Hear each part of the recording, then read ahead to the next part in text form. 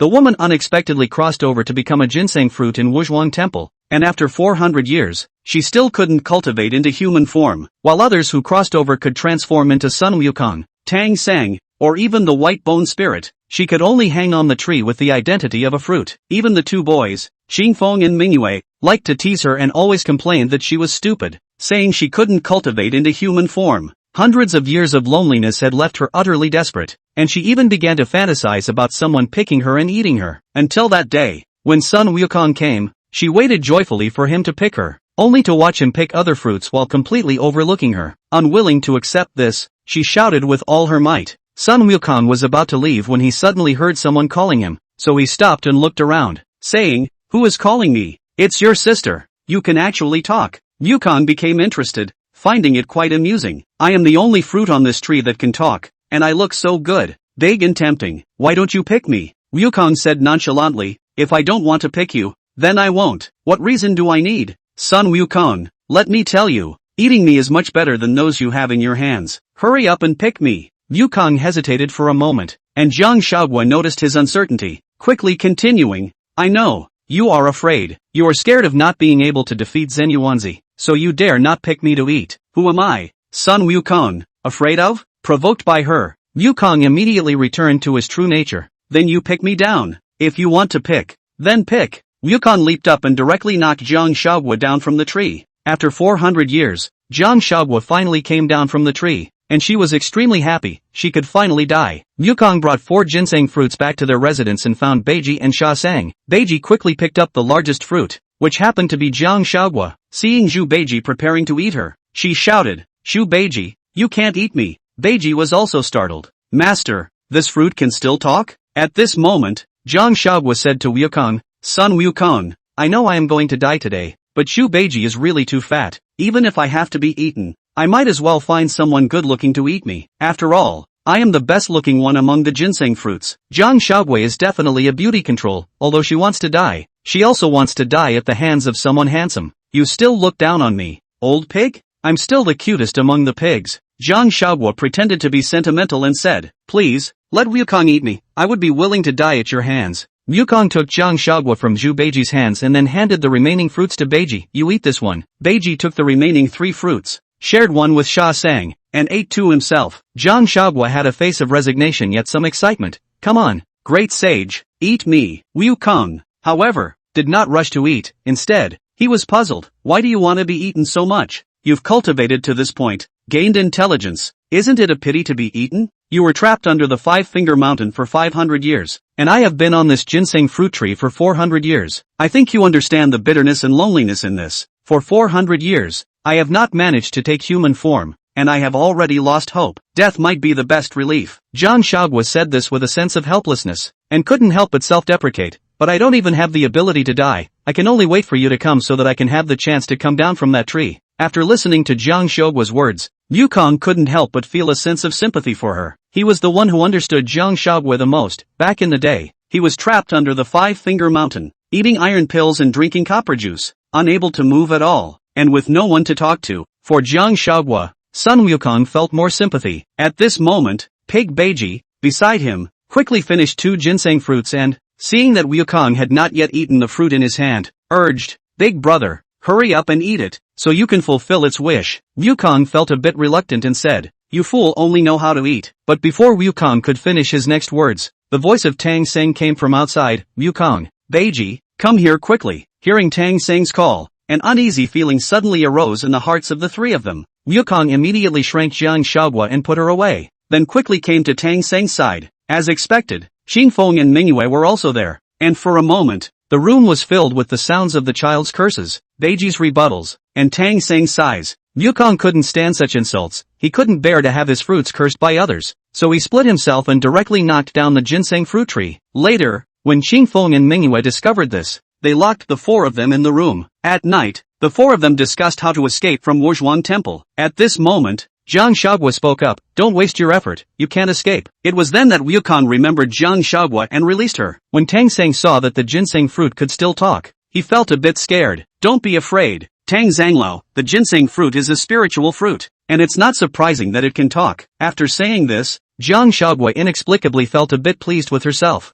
Ba. Tang Seng clasped his hands together and looked at Zhang Shaogua, seemingly without malice, and felt a little relieved. Zhang Shaogua slowly said, Wukong, Zhenyuanzi is the ancestor of the Earth Immortals, so don't underestimate him. He once listened to Hongjun Daozu's teachings in the Zhixiao Palace, and even the Jade Emperor and Buddha Tathagata are considered his juniors. Do you think that if you run away with Tang Seng, he won't be able to catch you? This made her feel like a very powerful person as she explained things to the four of them. Zhenyuanzi is actually so formidable. Wukong also didn't expect that such a powerful figure was hidden here. Wukong, I think we should wait here for the great immortal Zhenyuan to come back and then apologize properly. Yeah, so you guys shouldn't run away. It's better to save your energy and get a good sleep. Then we won't leave today, and we can see if this Zhenyuanzi is really as powerful as you say. At this moment, Wukong also decided to face it calmly. If Zhenyuanzi wasn't as formidable as they said, then what was there to fear? If he really was that powerful, running away would be useless. Thus, the four decided to stay at Wuzhuang Temple. Zhang Shaogua began to plead with Sun Wukong to eat her again, while Tang Seng hurriedly said from the side, Wukong,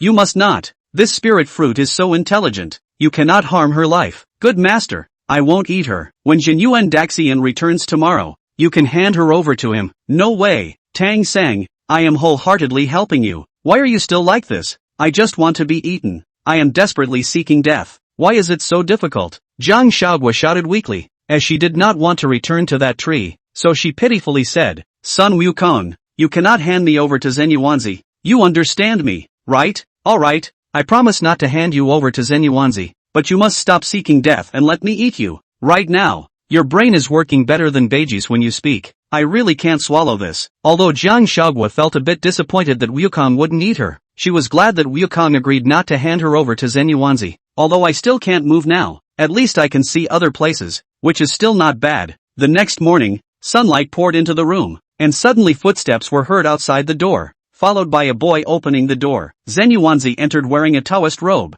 holding a whisk, and walked in with a fierce demeanor. Upon seeing Tang Seng and the others, he was very displeased. Arrest them! Wukong saw that Zhenyuanzi was unreasonable, and without saying a word, he wanted to capture him, which made him angry. He directly took out his golden staff. You old Taoist are really unreasonable. If that's the case, I, old son, am not made of dough. After saying that, he directly raised the golden staff and struck at Zhenyuanzi. But how could Wukong be a match for Zhenyuanzi? In just a few rounds, he was subdued by Zhenyuanzi. The four masters and disciples were thus tied to the stone pillar. Isn't it just a tree? I'll find a way to cure you. Wukong knew he couldn't win, so his attitude softened a bit. If you can heal this tree of mine, I will let you and your master go. Thus, Wukong left Wuzhuang Temple, sought out Pang Lai, and found the 3 stars of fortune. But unfortunately, the 3 were powerless. He then sought out the Eastern Emperor, but the Eastern Emperor also had no solution. Just then, Zhang Shaogua made a sound. Wukong, let me out quickly. Wukong was a bit confused, wondering why Zhang Shaogua wanted to come out, but he still let her out. Zhang Shaogua politely said, I have met the Eastern Emperor. The Eastern Emperor had white hair and a handsome face, and upon seeing him,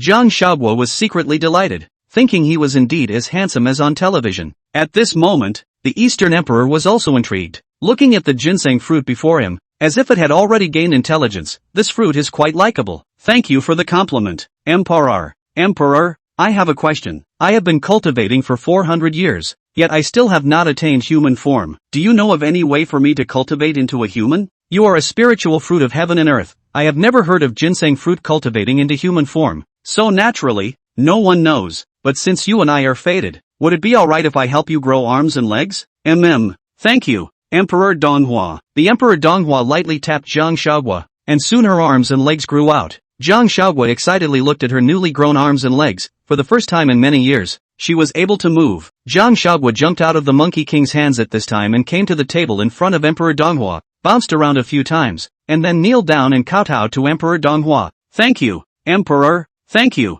Emperor. Zhang Shaogua thanked Emperor Donghua from the bottom of his heart, so he performed such a big salute to express his gratitude. In the future, when you have cultivated a human form, remember to come back and let me take a look. Emperor Donghua was very fond of this little fruit and was also curious about what she would become in the future. Aha, definitely. Zhang Shaogua hurriedly responded. After expressing their gratitude, Sun Wukong and Zhang Shaogua bid farewell to Emperor Donghua and once again set out to find a way to find the healing tree. Just a few more searches and still no luck. Sun Wukong hung his head in defeat, while Zhang Shaogua, who was on his shoulder, was in a state of splendor. Since Jiang Huaguo grew arms and legs, he could walk on Sun Wukong at will, and when he was tired, he ran into his clothes to sleep, and when he wanted to come out to play, he ran on Sun Wukong's shoulder. Don't be happy, hurry up and think about how to find a way to heal the tree. Suddenly Sun Wukong asked Jiang Huaguo as if he remembered something. Aren't you a ginseng fruit? You should know how to heal this tree. Of course I know,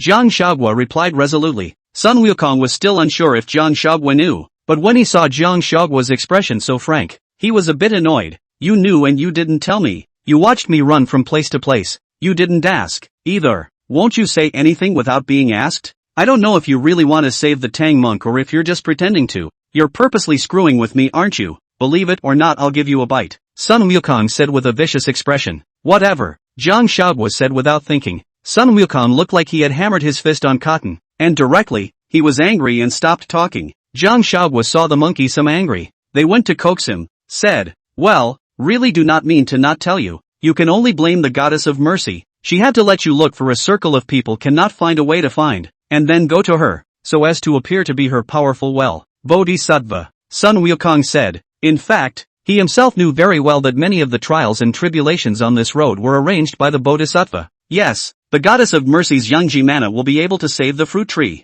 After hearing Jiang Huaguo's words, the Monkey King flew to the South China Sea on a cloud, and naturally, Jiang Huaguo coaxed Sun Wukong into a good mood within a few words, and besides, Sun Wukong wasn't some kind of careful monkey. The goddess of mercy came to the 5-village Guanyin and healed the ginseng fruit tree, and the Monkey King and his friends ended this calamity successfully. As the four left, Zhenyuanzi came out to see them off. At the door of the Taoist temple, Zhenyuanzi looked at Sun Wukong and told him, take good care of her. Sun Wukong was violently startled, and guessed in his heart, could it be that Zhenyuanzi knew that Jiang Huaguo was in his possession? And how could Jiang Huaguo not have thought of all this at this time? So he drilled out from the collar of Wukong's clothes, looked at Zhenyuanzi, and said with some guilt, Master, so you know all about it. As early as the first moment I saw the Monkey King, I knew that you were in him. Zhenyuanzi spoke slowly, he just never pointed it out. Then Master, I want to leave the 5-village view and go outside to have a look. Will you blame me? Jiang Huaguo stayed in the 5-village view for so many years. Zhenyuanzi had always treated her well, so she had feelings for Zhenyuanzi. Over the past few hundred years, Zhenyuanzi often looked at Jiang Huaguo blankly for several hours. Even though there were times when Jiang Huaguo spat at him, he didn't say anything, as if he was looking at her, wanting to see a certain person. No, if you want to go out, go out. If you suffer outside, just come back. Zhenyuanzi revealed his loving feelings towards Jiang Huaguo. Well, Master, then take care. When I cultivate my human form, I'll come back then. Jiang Huaguo saw that Zhenyuanzi wasn't angry, and was also much more refreshed in his heart. In this way, Jiang Huaguo followed the Monkey King and his group, and also embarked on the road to the west. In line with the idea of coming here, Jiang Huaguo is determined to visit the monsters on the road to the west. Anyway, these monsters are not really trying to kill them. There is no danger. Maybe someday they'll get a chance to cultivate into human form. Chapter 5, Driving Goku Away. But in a few days, they had arrived at the White Tiger Ridge. The trees here grew sparsely, their trunks twisted, and their leaves were yellow and withered, lifeless. A gust of wind whistled past, and the leaves made a rustling sound. The atmosphere was very depressing. The entire White Tiger Ridge was filled with a creepy aura of decay and death. Although several people felt the weird aura, but after all, the Tang monk is immortal, cannot endure the hunger brought about by the body's instincts. So he asked the Sun Wukong to go to melt the fasting rice. Jiang Huaguo, on the other hand, chose to stay where she was and didn't go with the Monkey King because she knew that the White Bone Demon was going to show up next. It didn't take long to see a woman appear with a basket, and the 8 rings greeted her with great joy. Jiang Huaguo looked at the beautiful woman in front of her, and her heart couldn't help but feel sad for her, because she knew that the White Bone Demon ended up being beaten to death by the Monkey King, just because she didn't have a backstage. At this time Jiang Huaguo saw that Piggy was still speaking to the White Bone Demon, so he said, Little white girl, come, I have a few words for you. The White Bone Spirit then froze, found that it is a talking fruit in the speech with himself, and how this fruit knows his surname White. Could it be that he sees his identity, but still resolutely forward? After all, he is a demon, and how will put such a fruit in the eyes? The White Bone Spirit walked up to Jiang Huaguo and opened her mouth to ask, What do you have to say to me? You bend down. Jiang Huaguo didn't want bystanders to hear. The White Bone Demon then leaned down, and Jiang Huaguo then whispered a few words in her ear. The White Bone Spirit frowned slightly after hearing this. She was a little confused as to what the fruit's words were actually meant to be. Just then, Jiang Huaguo even made a bold behavior. she snapped a piece of pulp from her body, and then handed it to the white bone demon, saying, I am the ginseng fruit, eat my pulp, there are many benefits. Oh, White Tiger Ridge is not far from the 5 Zhuangguan. How could she not know the benefits of this ginseng fruit, and hastily took the fruit. Thank you, White Bone Essence is very happy. A mouthful of that small piece of ginseng fruit. Just before you have time to feel it properly, the Monkey King will fall from the sky. A stick hit the body of the White Bone Essence. In one fell swoop, the White Bone Demon was killed straight away and fell to the ground. The Tang monk was angry when he saw Sun Wukong striking out to kill someone. You monkey, how can you kill someone? Master, she is a demon. Sun Wukong hurriedly explained. What demon? People are obviously a woman. Kindly come to give us food, but you beat them to death with a stick. Is this what the master teaches you on weekdays? Master, do I have to wait until she captures and eats you before I can beat her to death? You monkey, strong words. The Tang monk most taboo killing. Sun Wukong so will be a woman alive in front of their eyes. He cannot accept, so directly read the tight band incantation. When the Monkey King heard the tightrope curse, he immediately got a headache and rolled all over the ground. Jiang Huaguo saw how difficult it was for the Monkey King, so he quickly said, Don't recite, Monk Tang, don't recite. But where did the Tang monk listen to him? He still kept on reciting, until Sun Wukong was in too much pain to bear and begged for mercy. Master, don't read, I know I'm wrong. The dawn stopped then and sighed. AI, after following me for so long, you are still so stubborn. It seems that the master can't teach you. You and go. Master, you're driving me away. Sun Wukong was also speechless at this point with this pedantry of the Tang monk. Sun Wukong then let out a bitter smile and continued. That's just it. You're reciting the tight hoop incantation on me because of this demon, and I'm sad that you'd rather trust a demon than me. Since that's the case, I'll just be sensible and good. Jiang Huaguo on the side of the silly this should not be. The Tang monk rushed 3 times. This how also did not see the Monkey King begged the Tang monk. So it seems, they are not good relations. At this time, Jiang Huaguo hurriedly jumped onto the Monkey King and said, Great sage, don't drop me. With one somersault cloud, Sun Wukong left with Jiang Huaguo. On the way to ride the clouds, the Monkey King asked to Jiang Huaguo, Why are you missing a piece? I saw the demon was pitiful and deducted a piece for her, thinking to save her life. I guess. Jiang Huaguo replied, Why? There are many demons who want to eat the Tang monk, just because she doesn't have a powerful master, so she has to be killed by you. It's also a bit pitiful, but I don't know if she has really been killed by you,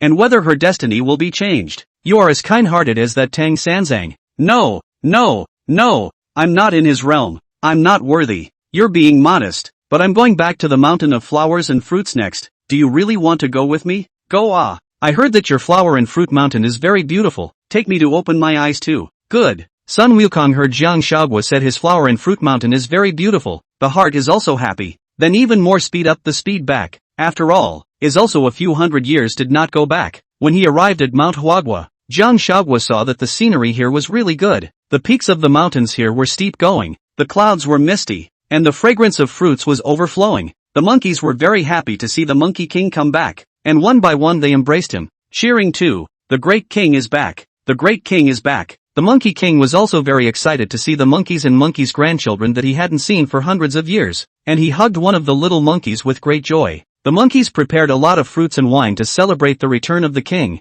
and drank with him. Jiang Huaguo loved to be lively the most and naturally played and drank with everyone. Sun Wukong looked at a small fruit with a missing piece drinking, also found it a bit comical and funny and asked, Can you drink? Who are you looking down on? I'm not drunk from 1,000 cups. Jiang Huaguo in modern times is loved to go out drinking with his roommate, perhaps because he feels too depressed in the weekdays. He loves to drink a little bit of small beer when he is not doing anything. Well, come on, drink. The biggest difference between this person, Sun Wukong, and the Tang monk is that he doesn't force others how to be happy. Jiang Huaguo, this was also the first time he drank after coming here for hundreds of years, and without realizing it, he drank a little too much. This person once if you drink too much is melancholy. Jiang Huaguo recalled everything that happened when he came here. The more he thought about it, the more sad he became, and then he walked outside. Looking at the night sky, he couldn't help but shed tears, just wobbling around. She accidentally fell down at the entrance of the hole in the waterfall cave, and the water was so fast and slow that it sent her whole body straight down. On the second day, the Monkey King woke up drunk and realized that Jiang Huaguo had disappeared, and hurriedly called the monkeys to look for her, but they couldn't find her in the whole water curtain cave. So the Monkey King will be in the flower and fruit mountain around the search for her. Although the two did not get along for a long time, but promised the Zhenyuanzi to take good care of the inevitable is to do. and Jiang Huaguo was by a stream at this time. Slowly waking up, she had a bit of a headache, then slowly got up. To her amazement, she realized that her hands, her legs, her body, had taken on a human form. Jiang Huaguo unbelievably pinched her arm. It hurt. So this was real. She had finally become human. Then again, he rushed to the water's edge to take a picture of his face, trying to see what he looked like now. Luckily, it's the same face as before. Jiang Huaguo is still very satisfied with her face, because the modern day she is very pretty and tall. Since childhood I do not know how many people have been complimented their own hand to send a selfie video. There are tens of thousands of likes. Chapter 6, Here Comes the System. After Jiang Huaguo finished being happy, she began to examine her surroundings. She didn't know if the place she was in now was the world of the Western journey or if she had returned to the modern era. Looking around at the green mountains surrounding her, she was guessing that she should still be in the mountain of flowers and fruits. While guessing, suddenly a little boy appeared in front of him. The kid looked like he was only about 10 years old and was blinking his two big eyes at himself. Oh yo, who are you? Jiang Huaguo was startled by the sudden arrival. The boy smiled slightly and replied, Hello, I'm the Timekeeper, Eric. What? There's actually this thing. Jiang Huaguo was surprised too. Of course. Then why did you show up after 400 years? Do you know how I've lived all these years? That's because I just realized you existed. Who made you cultivate so slowly? Eric spat. You kid, I won't bother with you. Jiang Huaguo was also so angry that she had no words. I've been here for tens of thousands of years, older than you. Then, you're quite powerful. Jiang Huaguo also didn't expect this child to have survived for so long, then continued to ask. Then, if you show up this time, are you going to give me the whole what's his name system? What's his name Goldfinger? We're most focused on the experience here. We don't do the whole thing, so we don't have it. What? Nothing. Everyone who came here wants to go back, but it's up to you. On our own. What would it take to get back? Become the strongest in this world in order to tear open the rift in time and space, and you'll be able to go back. Become the strongest and tear open the cracks in time and space. Jiang Huaguo repeated these words, then pondered. Who is the strongest person in this world? Rulai? You're going to pass him. Overtake him? Rulai is a quasi-saint. If I want to overtake him, wouldn't I have to become a saint? Congratulations, you got it right. You're not mistaken. No. I can't do it. Then you can't go back. But it's nice here. No, I still want to go back. Aren't you the Timekeeper? Surely you can go back. Why don't you take me with you? I've never been to your world. Ah, you haven't been there? Jiang Huaguo looked incredulous. Yeah, each of us administrators is responsible for our own time and space and never crosses the line. So how come you're called Eric? You don't have names like that in your time and space. This is the idol movie that the administrator of your time and space sent me.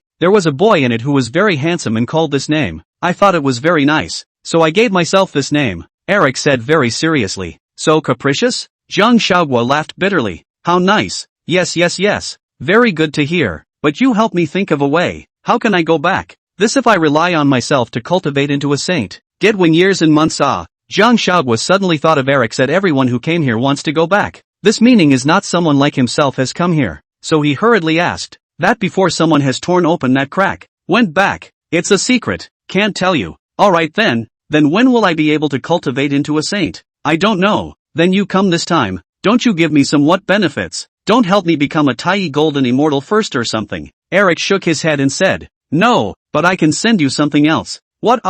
At this time, Eric snapped his fingers, and then what was just a simple white dress on Jiang Huaguo's body immediately turned into a light pink dress, and the hairstyle on her head became exquisite, along with a fine hairpin. Jiang Huaguo, who had finished her disguise, was cute with a hint of playfulness. Jiang Huaguo is a love of beautiful people. Looking at the new clothespan also is happy, is ready to say thank you to Eric, but found that people have disappeared, and quickly said, Hey, next time I have to look for you how to find I will appear when it is time for me to appear. A sentence floated in the air. Thanks, Jiang Huaguo said, only to not respond again. Once she was sure Eric had left, she decided to go back as well, back to Sun Wukong. After all, it was a spirit fruit, and now she had all the spiritual power of a true immortal cultivator, but she didn't know how to use it. Go back to the Monkey King, maybe he can help. Sun Wukong searched around the mountain of flowers and fruits, but could not find Jiang Huaguo, lost his mind and returned to the water curtain cave. Only just as he entered, he saw a beautiful woman sitting on the throne he usually sat on,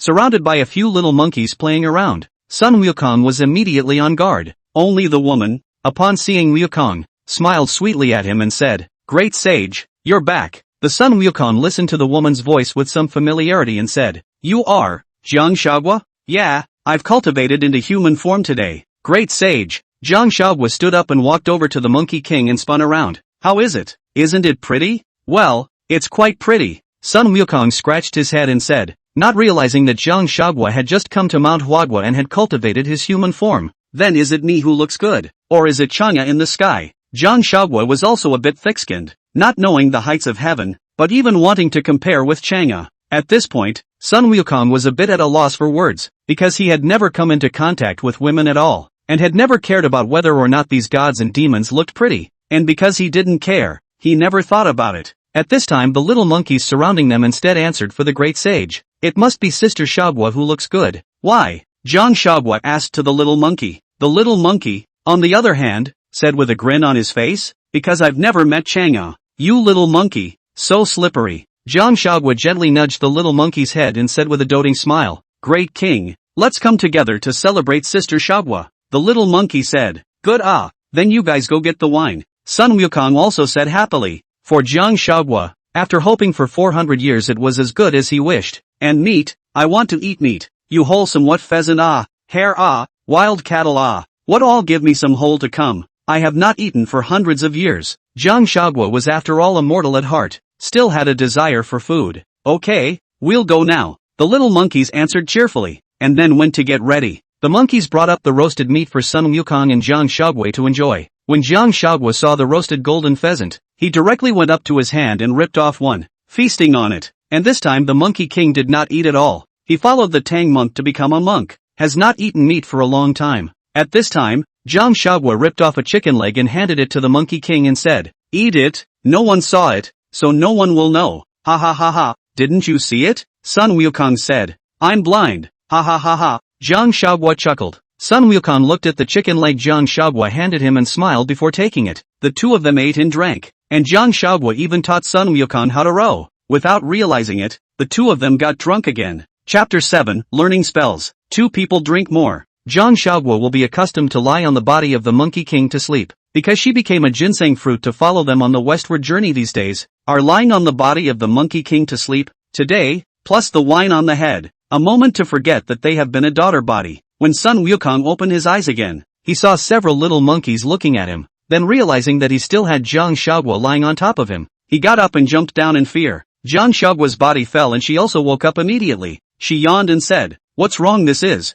Sister Huaguo and the Great King are sleeping together. You're going to have little monkeys." At this time Jiang Huaguo realized that yesterday this is and the Monkey King lying together to sleep, but the two of them did not do anything. How to give birth to a baby monkey. Sun Wukong immediately also chided the little monkeys. "No nonsense, go outside." A few little monkeys left resentfully like this, and the Monkey King said to Jiang Huaguo, "Don't take the words of the little monkeys seriously, they don't know anything, you have a good rest. I'll go out for a while." "Oh, good." Jiang Huaguo knew since she knew that the two of them weren't doing anything at all, so she wasn't too relieved, and the Monkey King turned around and left the waterfall cave. For the next whole day, the Monkey King had not returned, and Jiang Huaguo waited left and right without seeing him. She was blindly skulking in the mountain of flowers and fruits, thinking that Mo is not shy, embarrassed to see me so avoid me. After all, the Monkey King has always been not close to women. If Sun Wukong kept avoiding her, what would she do about her wanting Sun Wukong to teach her spells? The more I think about it, the more depressed I get, but it's getting late, so I'd better go back to the cave.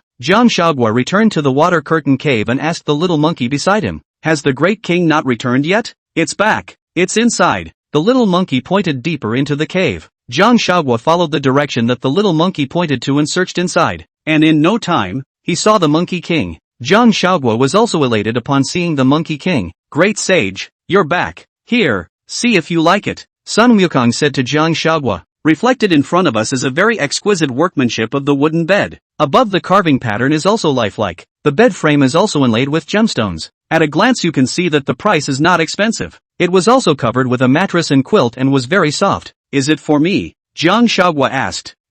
Sun Wukong said, "We can't let you sleep in a stone bed all the time. A girl still needs to be finely raised." Jiang Huaguo then realized that Sun Wukong disappeared for a day today originally was to buy a bed for himself. It seems that he still overthinks it, but she is still very happy. "I did not expect that this Sun Wukong is quite meticulous." Jiang Huaguo happily walked over, and then lay down, At once she felt a comfort that had not been felt for a long time. The bed was too soft. So comfortable, like lying on cotton. It's so soft, but it's really comfortable. Jiang Huaguo hadn't slept in a bed for a long time. She really missed the days of sleeping in a bed. Thank you, does Shang. I like it a lot. It's good that you like it. Then you sleep. I'm leaving.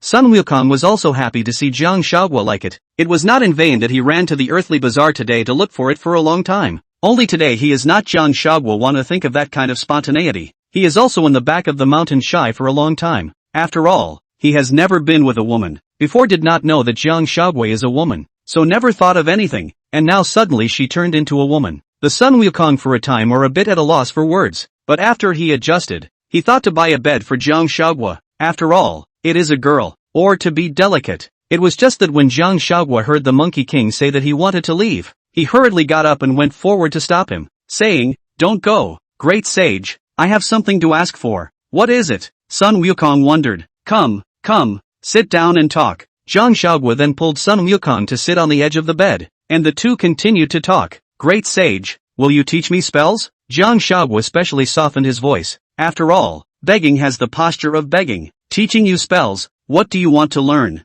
Although Sun Wukong was puzzled for a moment at the moment, but immediately thought again, that demon doesn't all want to become stronger and more powerful. Jiang Huaguo is no exception, so he didn't refuse. 72 changes. Somersault clouds, can you teach me all of them? Jiang Huaguo smiled her face off at the Monkey King, afraid that the Monkey King would reject her. "Teaching you is fine, but it's hard to learn all this. It's going to be hard work. Are you really sure you want to learn it?" "Aha! I'm not afraid of hard work. I'll study hard." "Good, then I will start teaching you tomorrow." "Thank you, great sage, I knew you were the best." Jiang Huaguo was very happy that the Monkey King was able to teach her spells, so she should be able to advance a realm soon. Returning to the modern era was just around the corner. The next morning, the Monkey King has not yet risen. Jiang Huaguo has long been excited to get up early, and then ran to the Monkey King's side and waited for the Monkey King. The Monkey King opened his eyes to see Jiang Huaguo's face is smiling at himself, and then also said, "The great sage, the sun is on his butt, it's time to get up."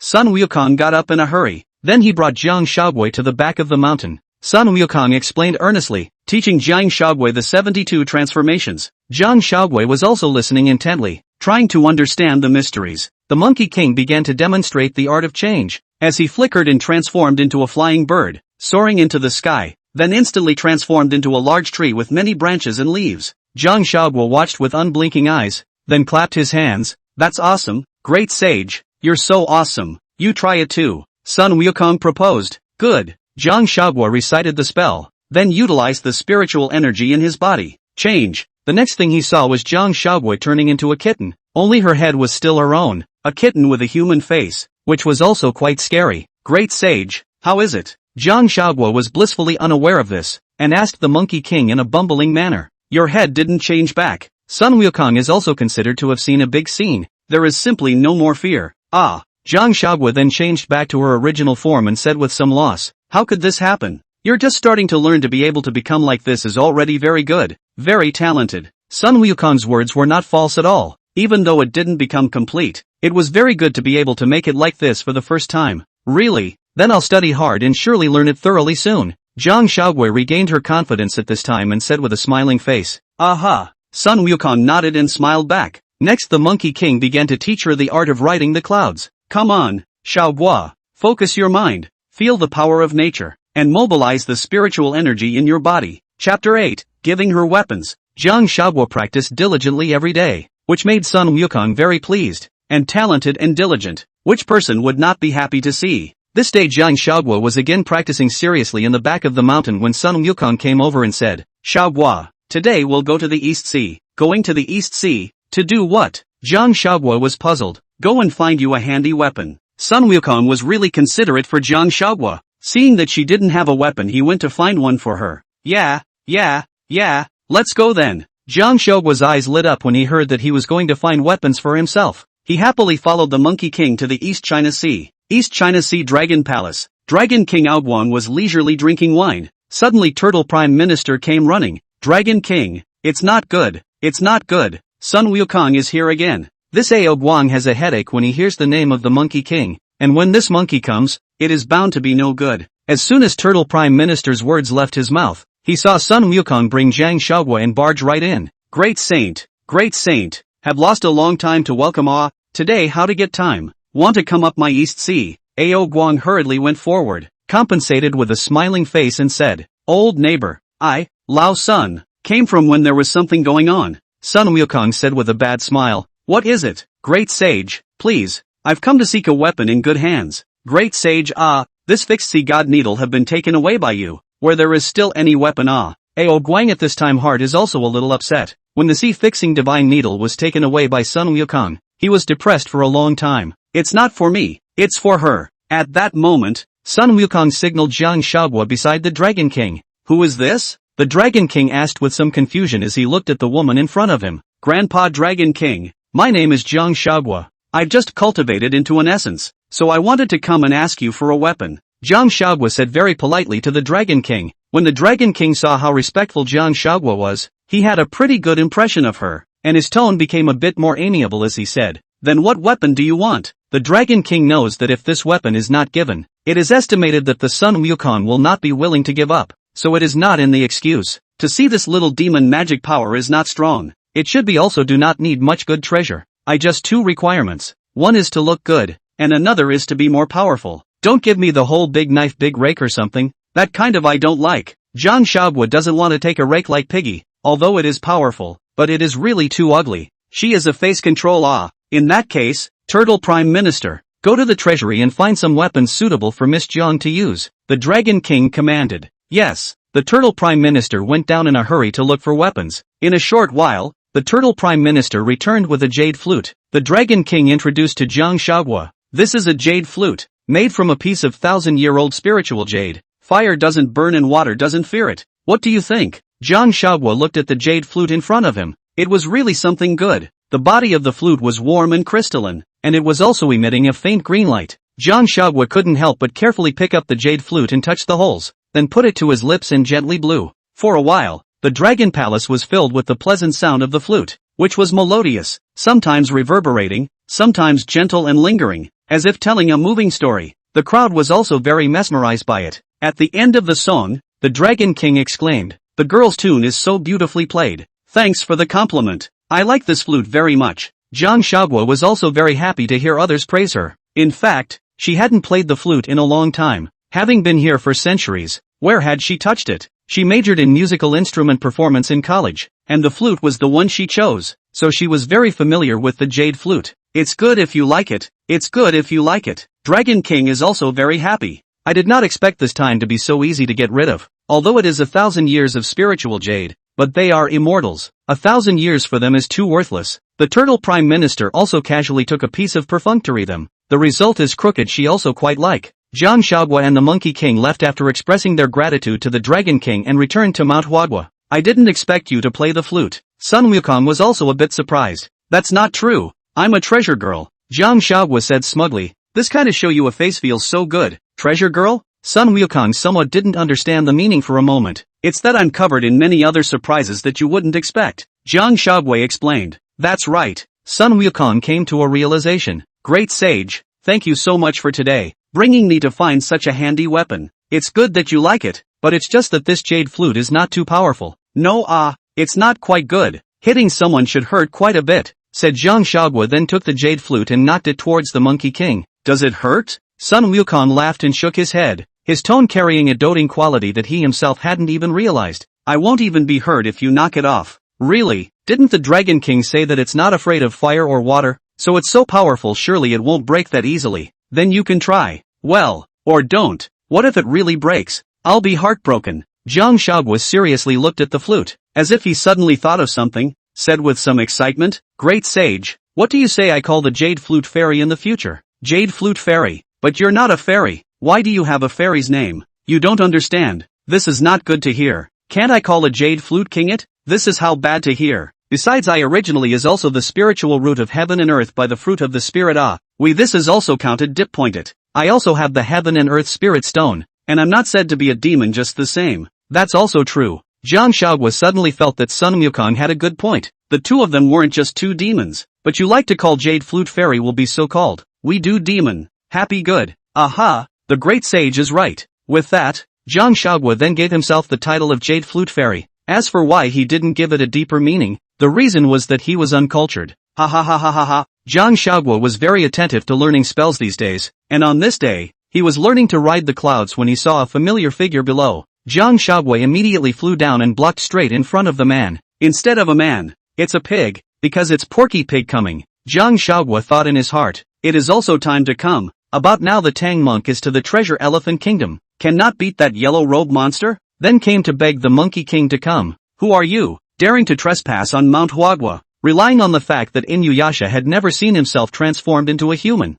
Jiang Huaguo stopped in front of him, pretending not to recognize him and deliberately teasing him. Meet you, sister. My name is Piggy. I came to Mount Huaguo to look for my big brother son Wukong. Piggy's Beiji was happy to see a pretty girl, pulling a big face and grinning. He said, Chapter 9, the 8 Preceptors are here. Who is your sister? I am the Jade Flute Fairy. Our great king does not see you. Get out of here quickly. Jiang Huaguo purposely didn't allow Piggy to enter. Fairy, do good. You see you so beautiful. Let me go in. That's my big brother. We are very familiar with. Piggy also pampered at this time. Jiang Huaguo this look is really some speechless, frowned, said, no means no. You quickly go back. Hey, monkey. Inuyasha shouted towards Jiang Huaguo's back. Jiang Huaguo thought that Sun Wukong had come over, so he turned to look back and found that there was no one. And at that moment, Piggy directly accelerated and ran in past Jiang Huaguo. This gave Jiang Huaguo so much anger that she stomped her feet. Dead pig head, how dare you lie to me? Piggy said as he ran.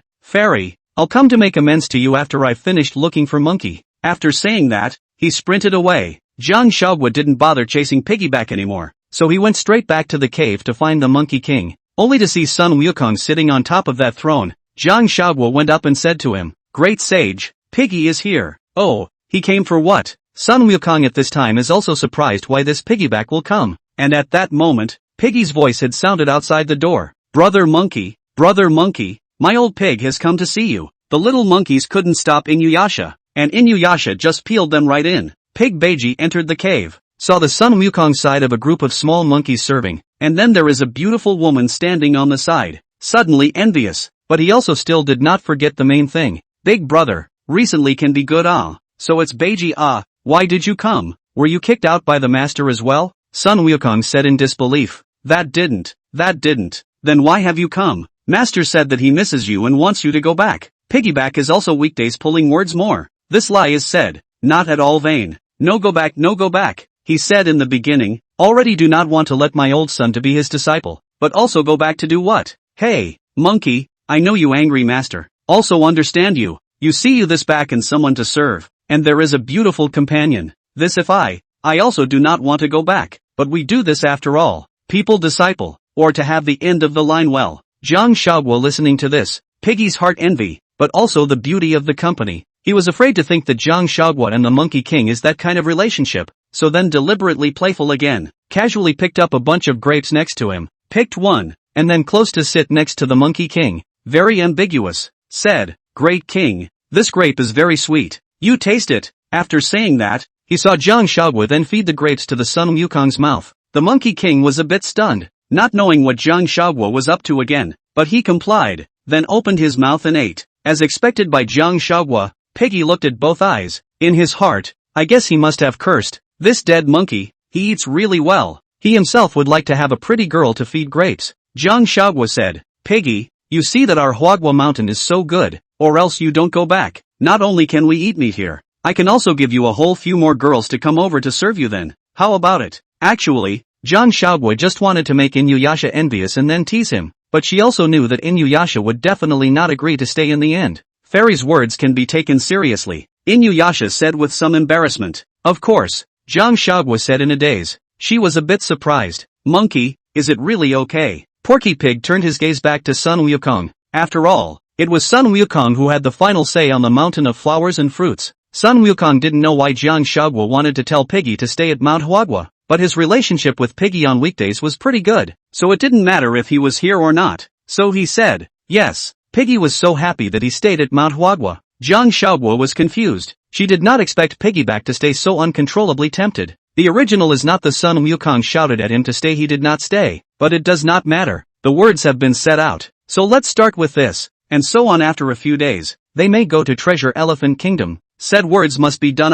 Jiang Huaguo where to find the girl. No way. Then let the Sun Wukong captured a few nearby female demons to serve piggyback, but she also let the Sun Wukong in their body under the ban. Piggyback as soon as they touched them will be spells of electricity. Although Inuyasha couldn't touch these demonesses, he was quite happy when these demonesses danced for him and poured wine for him. At night, Jiang Huaguo came to the Monkey King and asked to him, "Great sage, will you be unhappy if I make a private decision to keep Piggy here?" In fact, Jiang Huaguo was a little regretful of teasing Piggyback, and ended up playing a bad game by himself. He also left someone else here without the consent of the Monkey King, making it look like the mountain of flowers and fruits was his own, taking over the magpie's nest. Sun Wukong did not take it to heart. Originally Piggyback was also his own senior brother. Naturally it was no big deal. Of course not. You're overthinking it. Aha, that's good. If there's anything I did that made you feel uncomfortable, just tell me. I'm the kind of person who sometimes has no brain and speaks out of turn. Jiang Huaguo was the kind of person with big nerves. She was afraid that she would upset others if she was too capricious at times. Good. The two of them smiled at each other when they finished speaking. A month has passed. The Tang monk is still in the Treasure Elephant Kingdom, turned into a tiger and is imprisoned. The Sand monk is also imprisoned in the Demon Cave. And as for the injured little white dragon, it simply can't fly anymore, and can't ask for help. Spirit Mountain, mysterious and solemn. Buddha Rulai was seated high above the lotus throne, surrounded by the light of compassion and wisdom, and on the side of the goddess of mercy, with a kind face, stood quietly beside the Buddha. Buddha Rulai softly opened his mouth and asked, "Venerable goddess Guanyin, where has the Tang monk and his party traveled to now?" Guanyin Bodhisattva reported with folded arms. World-honored one, the longevity monk and his disciples have arrived in the Treasure Elephant Kingdom. How long have they been in Treasure Elephant Country? The goddess of mercy's eyes were slightly closed, and her hand pinched the magic spell as she began to project. A few moments later it said, "It's been more than a month. A change has occurred here, and the Bodhisattva doesn't even know about it. So it is really necessary for the Bodhisattva to travel to the mountain of flowers and fruits." Although Buddha Rulai said this very mildly, but it gives people a sense of oppression that cannot be refused. Yes, disciple leads the way. After Guanyin Bodhisattva finished speaking, she immediately disappeared into the Spirit Mountain. Out of the Spirit Mountain of Guanyin, face upset, the heart cannot help but curse. Damn, what a dog. Every day let me do this, let me do that, but also a little benefit does not give. Annoyed to death. Really, ing is loaded. If it is not to beat you, I am not subject to this gas. Feelings of that dead monkeys every day to come to find me to deal with the trouble. I want to be tired of death. Guanyin also only dare to curse so in the heart, cannot spit with others, otherwise the dog person such as come again to find things. Bear it, but she is too lazy to go to the mountain of flowers and fruits. A little thing only, but also let the old man personally run. She is too lazy to go. Then ordered the disciple around. Said, "Hui Bank, you go to the mountain of flowers and fruits, a trip to the Sun Wukong, immediately go to Treasure Elephant Kingdom to protect the Tang monk, to continue the journey to the west." Yes, Megumi accepted the order and left for the mountain of flowers and fruits. Chapter 10, Rejoining the team. Jiang Huaguo also did not expect this pig-8 ring actually really so has been in the flower and fruit mountain stay. The Tang monk is already forgotten to the clouds. Jiang Huaguo felt that this was not going to work, so he decided to find Piggy and the Monkey King to have a good chat and persuade them to go back and continue their journey to the west. 8 rings. You don't care about that master of yours. Don't want to go back to see it. Jiang Huaguo said in a serious tone. Fairy. It was you who let my old pig stay in the first place. My old pig's biggest advantage is to listen to people and eat well. Look, how full I am now, said Inuyasha as he stuffed food into his mouth again. Alas, Jiang Huaguo sighed helplessly, looked at Sun Wukong and said, "Wukong, you two really don't think about going back. That Tang monk is still in the Treasure Elephant Kingdom. Not back, not back. In the Flower and Fruit Mountain stay more comfortable." Sun Wukong also do not want to go back. When going to fetch the scriptures is also swindled by Rulai Guanyin them. There is a reason not to go that certainly do not go. Jiang Huaguo was at a loss for measures for a moment. He had really played a big game this time. Just then, Mejishi appeared. "Hui Bank, why are you here?" Sun Wukong had a bad feeling, and this time Jiang Huaguo is very happy, is worried about how to do it. This goddess of mercy sent disciples to come, must be urging the two of them to go back to the matter. "Great sage, the Bodhisattva has ordered you to go to the Treasure Elephant Kingdom to rescue the longevity monk and continue your journey westward." Hui Bank said gently. "It's not that I won't go, it's that Tang monk who kicked me out and won't let me go. I can't do anything about it." At this time Sun Wukong even pretended to be innocent. "The Tang monk has already repented, so I hope the great sage will hurry to go there." Hui Bank still spoke lightly. At this time the side of the Jiang Huaguo also echoed said, "Yes, the great saint. You do not and the Tang monk to calculate so much. He is immortal. Since some stupid, you hurry to protect him to continue westward, as early as possible to get the scriptures early and It was only then that Hui Bank noticed Jiang Huaguo.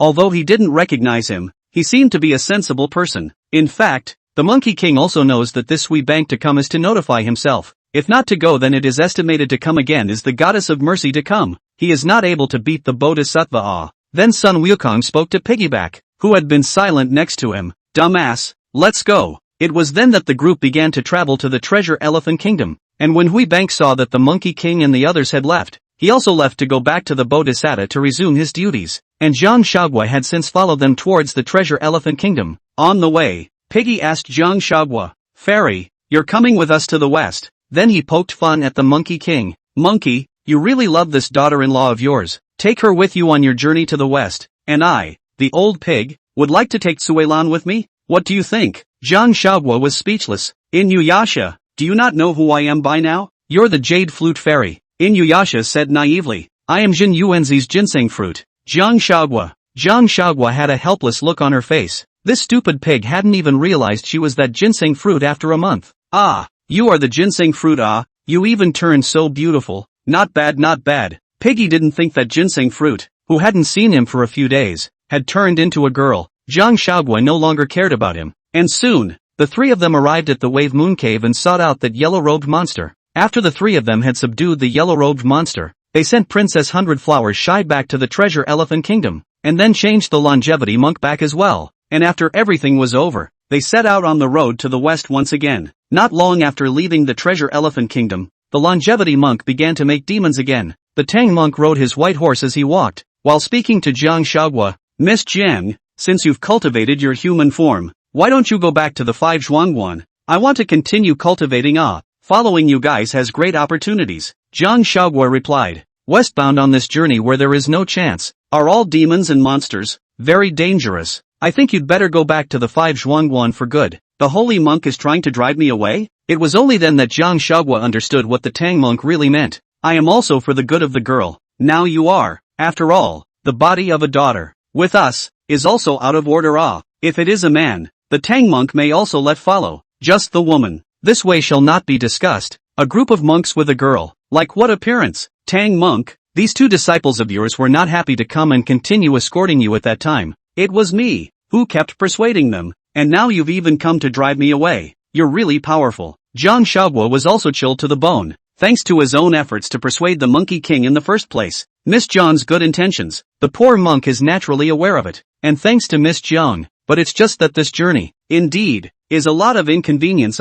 At this time, Sun Wukong also said to Jiang Huaguo, "If you don't want to go back to the 5 Zhuangguan, why don't you go back to the mountain of flowers and fruits? The monkeys there love you." Jiang Huaguo glanced at the Monkey King. "You also think I shouldn't go all the way with you guys? I am afraid of danger." Sun Wukong was genuinely worried that there would be danger on the road that would harm Jiang Huaguo. Jiang Huaguo was very angry, but then felt a bit aggrieved all of a sudden, and after glancing at them, he directly drove away in the clouds. "It's over. Miss Jiang is angry," Inuyasha said as he looked at the departing Jiang Huaguo. Sun Wukong glanced at him and didn't say anything as the four of them continued on their way. Sun Wukong's heart was actually very hard to bear. These days staying with Jiang Huaguo was really happy, but he couldn't be so selfish to keep her by his side all the time. So many demons along the way, letting the innocent her go through all these trials and tribulations, and Jiang Huaguo is also very aggrieved. This group of people are really flip-flopping, especially that Tang monk, but also drove himself away. The Sun Wukong is also,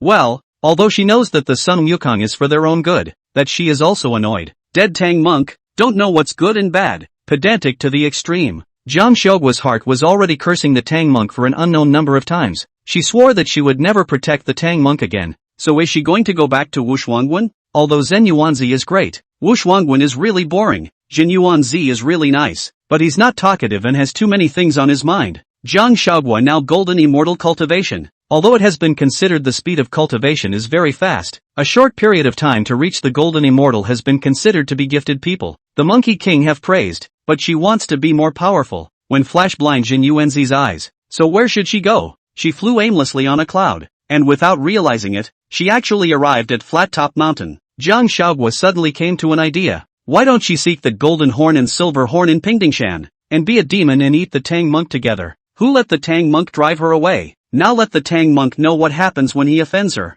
If she could really eat the Tang monk, she might be able to make a big step forward in her realm. And she also wanted to know what would happen if she ate the Tang monk's meat. Come what may. What are you afraid of? But she wasn't thinking of actually killing the Tang monk, just letting some blood out of him and tasting it. Young people should dare to think and do. Jiang Huaguo directly flew down the clouds, to seek that golden horn and silver horn. Chapter 11, Surrender to the Great King. Pinnacle Mountain, with its flat and broad hills, beautiful scenery and lush trees, is a delightful place to visit. This place is very big. After Jiang Huaguo came down, he unexpectedly failed to find the exact location for a while, only to see the river gurgling in front of them, and there was even a person sitting by the river fishing. Jiang Huaguo walked forward and spoke softly to the man. Brother, how are you? The man heard the voice and turned his head to look over, only to see that the man was born very clean-cut. His age looked small, about 20 years old. Jiang Huaguo couldn't help but sigh in her heart. Fishing can really be a man's lifelong pursuit.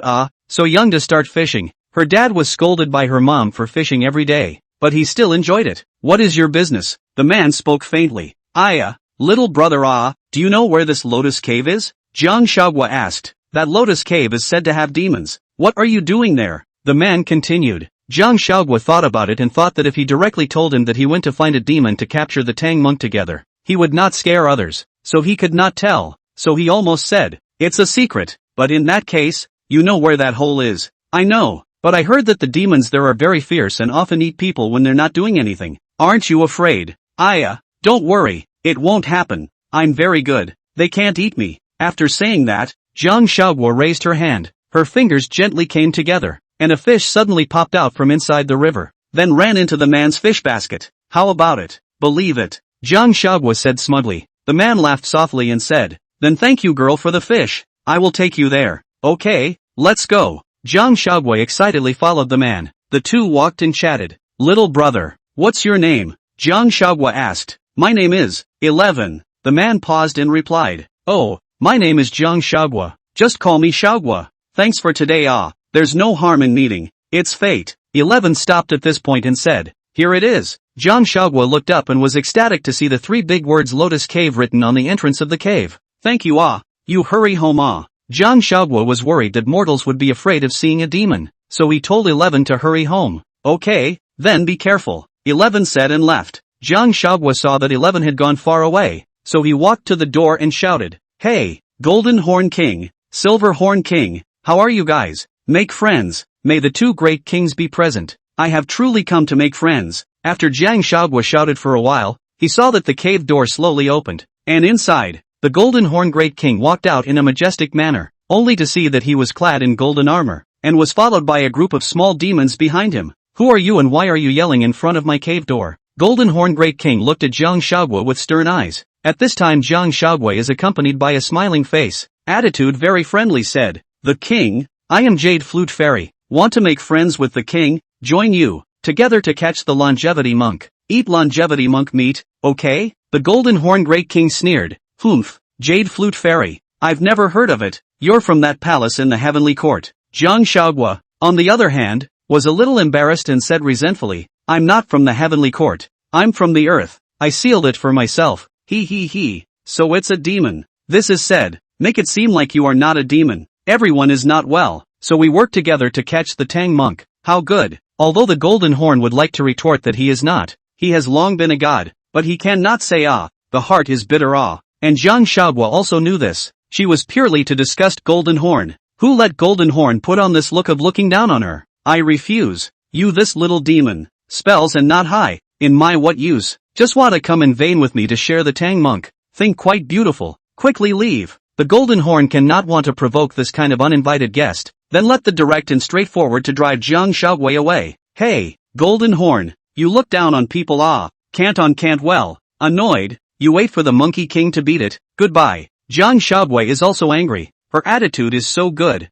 This dead Golden Horn still can't see him. No pull down. Jiang Huaguo got angry and left directly, leaving Jinjiao alone in a daze. This little demon. His temper is still quite big. Then he turned around and went back to the cave. Jiang Huaguo had just left the Lotus Cave when 11 appeared and spoke to her. Miss Huaguo. Hey, why didn't you go home? Jiang Huaguo also didn't expect 11 to not leave. Worried that something might happen to you. I have been watching behind you all. So that's how it is. You've really got a lot of heart. They walked and chatted as they headed back towards the river to fish. Why do you want to eat the Tang monk? That's a high monk who traveled west. I heard that his disciples are very powerful. 11 asked in disbelief. You know quite a lot. Jiang Huaguo also didn't expect that this teenager in front of him, who was clearly immortal, would know everything. Who does not know that the high priests of the eastern lands have gone to the western paradise to seek the true scriptures? Oh, well, then why did you eat the donkey? Raising my cultivation. I want to become stronger. I heard it's eating the meat of the Tang monk has quite a lot of benefits. There are many ways to raise your cultivation.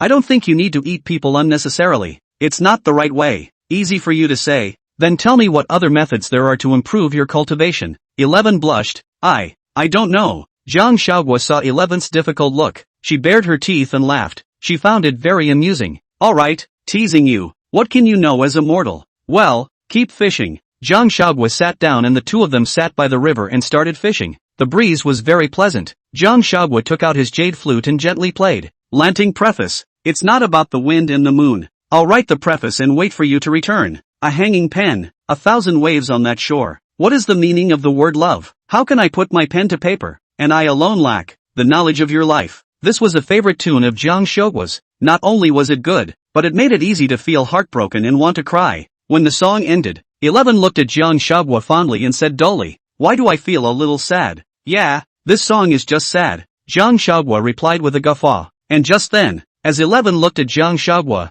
who was smiling at him, an indescribable emotion suddenly welled up, and he felt that the person in front of him seemed to be very moving. What's the name of this song? The Lanting Sequence. The Lanting Sequence. I've memorized it. 11 said earnestly. It's so beautiful. Yeah, I love that tune too. So you're a flutist? Of course not. Jiang Huaguo was instantly speechless, but she didn't blame 11. Who let her name herself Jade Flute Fairy? It was normal that others would misunderstand. Ever heard of Ginseng Fruit? Jiang Huaguo slowly said. 11 nodded. I've heard of it. It's the fruit of Zhenyuanzi. Only 30 of them are produced in 10,000 years, and you can live for 47,000 years if you eat one of them. Yes, I am the ginseng fruit. 11 was shocked. What? You're a ginseng fruit? Yeah, you look like you've never seen the world. What's the fuss about that? So excited. So excited. 11 said with embarrassment. You don't want to eat me, right? Jiang Huaguo suddenly woke up and realized that it seemed like she shouldn't have revealed her old self. No, don't worry. It's definitely not there. I've just never seen it before. 11 hurriedly defended too. He was afraid that Jiang Huaguo would misunderstand. But even if you want to eat me, you don't have that ability. I'm very powerful, said Jiang Huaguo, then took the jade flute and gently knocked 11's head. Aha, you're right. Alright, I'll believe you for now. Are you hungry? I'll go find some food. Are you hungry? Aha. Then wait, I'll go find it for you. 11 ran straight away after saying that. Chapter 12, continuing again. Soon, 11 came running back panting with a huge pile of stuff in his arms. Spread out and look at all kinds of fresh fruit inside, along with venison and fine wine. See if there's anything you like to eat. 11 gasped, but his face was joyful. Where did you get so many things to come here? Jiang Huaguo was puzzled. I picked these fruits, and the meat was given to me by a passing hunter. 11 replied. That's right. Jiang Huaguo picked up a piece of meat and stuffed it into his mouth. It's delicious. 11 did not think that Jiang Huaguo actually liked to eat meat. Fortunately,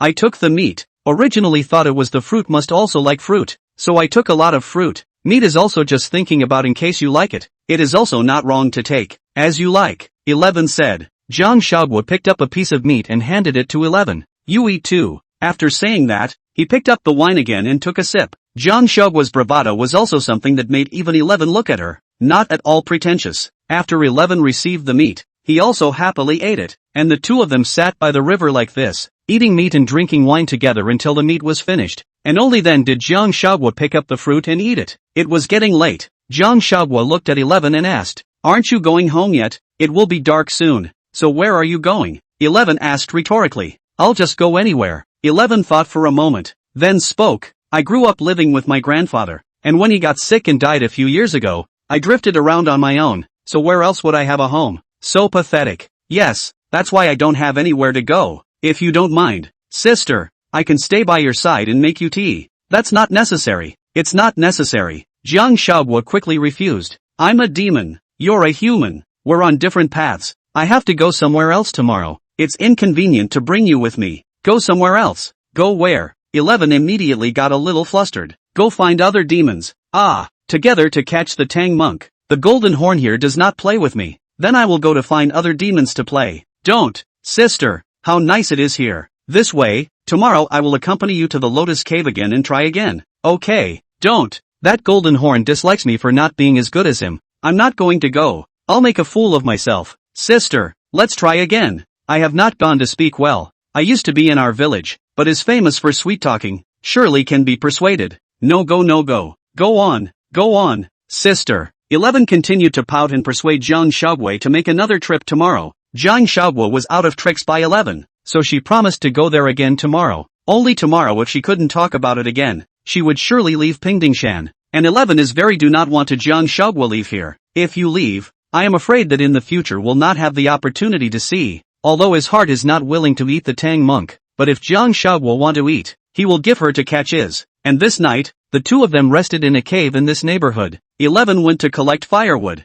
Jiang Huaguo directly flicked a finger, and the fire was up. 11 exclaimed in admiration. Jiang Huaguo loved this feeling of being worshipped. It made her feel good. And just on the other side, the Monkey King and his group found a household to rest, and inside the house, the Tang monk had already fallen asleep. The Monkey King, on the other hand, walked outside and looked at the moon, while in his mind he wondered if Jiang Huaguo had returned to the 5 Zhuangguan by now. These days were very happy with Jiang Huaguo, and the way she sat on the swing in the mountain of flowers and fruits and smiled at herself was still fresh in his mind. Great sage, push higher. Great sage, you lost, have another drink. Great sage, what are you gawking at again? Are you thinking about master? Great sage, recalling those times when the two of them spent time together, the son Wukong's heart was vaguely difficult to bear, as well as the aggrieved gaze when they left, all of which made the son Wukong feel heartbroken and self-condemned. Son Wukong instantly patted his head and said to himself, Son Wukong, what are you thinking nonsense? Don't think about it. Then he sat down cross-legged, exhaled his breath, and meditated on the Heart Sutra given to the Tang monk by Zen Master Wu Chao. Early in the morning, birds chirped and woke up Jiang Huaguo and 11. Jiang Huaguo picked 2 fruits and stuffed them to 11, and the two of them counted their meal in this way, and then they came to the Lotus Cave. Jiang Huaguo stood at the entrance of the Lotus Cave, looked at the cave door, and suddenly sang with his hands, the demon on the other side look over. The sister here is very powerful. Don't be scared by me to ignore. 11 watched Jiang Huaguo huffing and puffing from the side, very confused, but he was happy to accompany. Standing together at the door waiting for the demon to come out. Sure enough, not a moment later, the Golden Horn Great King came out from inside, and after seeing Jiang Huaguo, he said with some impatience, Why is it you again? The king Jiang Huaguo then revealed a crying voice, pretending to perform to, this brother, since childhood weak and sick, recently is more and more serious. The doctor said, not nearly a few days, I came again and again, is to ask the king to save us this bitter people. Jiang Huaguo looked at 11 with tears in her eyes. At this time, even 11 was confused. Jiang Huaguo this how to still pull on himself, but he quickly reacted, and then deliberately coughed a few times and said, Yes, we have always heard of the great king's reputation, so we came to join the great king. The Golden Horn Great King is also a kind-hearted demon. Seeing them like this, his attitude was also immediately much better, saying, I also do not know how to cure as long as we catch the longevity monk and eat some longevity monk meat, my brother, we'll be fine. Jiang Huaguo said vocally. In that case, the Golden Horn Great King thought deeply for a moment and said, In that case, fine. Jiang Huaguo was happy to hear that the Golden Horn Great King had agreed. The Great King is wise. In this way, Jiang Huaguo and 11 managed to enter the Lotus Cave and became friends with the Golden Horn Great King. The Golden Horn Great King prepared wine and meat and welcomed Jiang Huaguo with the young demons in the cave. Great King, come, I'll toast you. Jiang Huaguo held the wine cup and said to Golden Horn with great bravado. Golden Horn also picked up his glass and returned, here, and then took a drink. After drinking, Jiang Huaguo once again said, Great King, how do you not see Silver Horn Great King? Jiang Huaguo came to the cave and found that Injia was not there at all, and was also very curious. This kid of his, from time to time he loves to run to the earth to play. Don't mind him, Golden Horn said. Speaking of this younger brother, since he came to the Lotus Cave, the whole day is to be very interested in the things on earth. Everything wants to try to do. Oh, that's right. Jiang Huaguo still had some regret about not being able to meet Silver Horn, but this emotion didn't last more than 3 seconds before he happily said to 11 beside him again, 11, come, drink. Chapter 13 Exclusive Seal. Jiang Huaguo is the kind of person who is not good at drinking, but loves to drink. And he drank too much again as he drank. 11 carried Jiang Huaguo and went to the room where he was resting. 11 gently placed her on the bed. Then Jiang Huaguo sat up, looked at him with hazy eyes, raised her arm, and spoke to 11. Here's a bite for you, so you can live longer. 11 looked at Jiang Huaguo with some incredulity. Really? Then I really bit it. Well, only a small bite is allowed. Jiang Huaguo closed her eyes tightly. She was also afraid of pain. 11 picked up Jiang Huaguo's arm, then bit down. Jiang Huaguo, who had prepared herself to lose a piece of meat, realized that 11 had only pretended to bite gently and then let go. There weren't even teeth marks on his arm, so instead of a bite, it would have been closer to a kiss. After Jiang Huaguo opened his eyes, he looked at 11. His eyes filled with disbelief. 11 touched Jiang Huaguo's head, his eyes full of love, dotingly saying, I don't want to eat you, but you'll live a little longer this way. Then don't either. While Jiang Huaguo did not intend to let go of 11, she came close to 11 in front of him and stroked his face with her hand. The atmosphere was a little ambiguous for a moment, and 11 had never experienced this kind of situation, and his ears were directly red. Jiang Huaguo, on the other hand, teasingly said, since you don't want to eat me, then let me eat you. Who made this face so beautiful and tantalizing? Not waiting for 11 to refuse, Jiang Huaguo directly bit into 11's neck. 11 instantly pain hit him. This was something he didn't expect. Did Jiang Huaguo really want to eat himself? And while he was thinking about what to do, Jiang Huaguo had already released his mouth from his neck. Jiang Huaguo looked at his stagnant appearance, smiled and said, scared silly, young man, I'm just sparing a trace of my spiritual energy in your body just so that I can feel when you are injured. I will be able to come to your rescue in time. There are too many demons here. I'm afraid that you're in danger. Yes, that's right. Only then did 11 realize that Jiang Huaguo wasn't trying to harm herself at all. Well, go to sleep. Jiang Huaguo was really sleepy, and after saying that, he directly laid down and fell asleep. 11 just stared at her blankly, touching the place that had just been bitten by Jiang Huaguo, with some joy in his heart. When she woke up on the second day, Jiang Huaguo got out of bed and went to look for 11, just in time to meet 11 with food. How is it? Have you sobered up? 11 said with a smile, giving off a feeling like a spring breeze. It's fine. I'm not one of you mortals. A little bit of wine is just a little bit of wine. It doesn't have any effect on me. In fact, for people like Jiang Huaguo and the others who already had cultivation, wine no longer had any effect on them, and getting drunk was also something that could be forced out in minutes. It was just that she enjoyed the feeling of being drunk. One cannot live too sober. I boiled porridge for you. Come and taste it. 11 put the porridge on the table. Jiang Huaguo didn't push back, so she sat down, then scooped up a spoonful, tasted it, and realized that it was really good. It's very tasty. There's still sweet potatoes in it. Well, eat more if it's delicious. 11 was very happy to see that Jiang Huaguo liked to eat. This early morning was not considered a waste of time. Aha! Jiang Huaguo responded, at which point she saw 11's neck bandaged with a white cloth and asked, what's wrong with your neck? 11 was a little embarrassed at this point, and with his head down, he said, what happened last night? Have you forgotten? Last night? What was it? Last night, you bit my neck and it bled, so I bandaged it today. Actually bleeding? I didn't notice, but it's really drunk. I thought I just bit it gently. I didn't expect it to be so serious. It hurts, right? It's okay, it doesn't hurt. Sorry about that, I'll pay attention next time. Don't worry about it, eat it, it's going to get cold if you don't. Aha! Jiang Huaguo hurriedly picked up 2 mouthfuls, then asked, have you eaten? 11 shook his head. No, you little cutie, don't you know to eat first yourself? Then Jiang Huaguo put the remaining half bowl in front of 11. There's still this much left. You eat it. Aha! 11 didn't mind the rest of Jiang Huaguo's, and happily ate it. In fact, 11 simply didn't want to eat, nor was he hungry. He simply wanted to make it for Jiang Huaguo to eat. Only when Huaguo gave him the rest of his porridge, he very much wanted to eat the rest of Jiang Huaguo's food. After the two of them finished their meal, they went to look for the Golden Horn King, led by the little demon. The two of them arrived at the Golden Horn Great King's alchemy room. You guys are here? Come and witness the moment of miracle with me. The Golden Horn Great King greeted the duo warmly when he saw them coming. Great King, this is your alchemy furnace.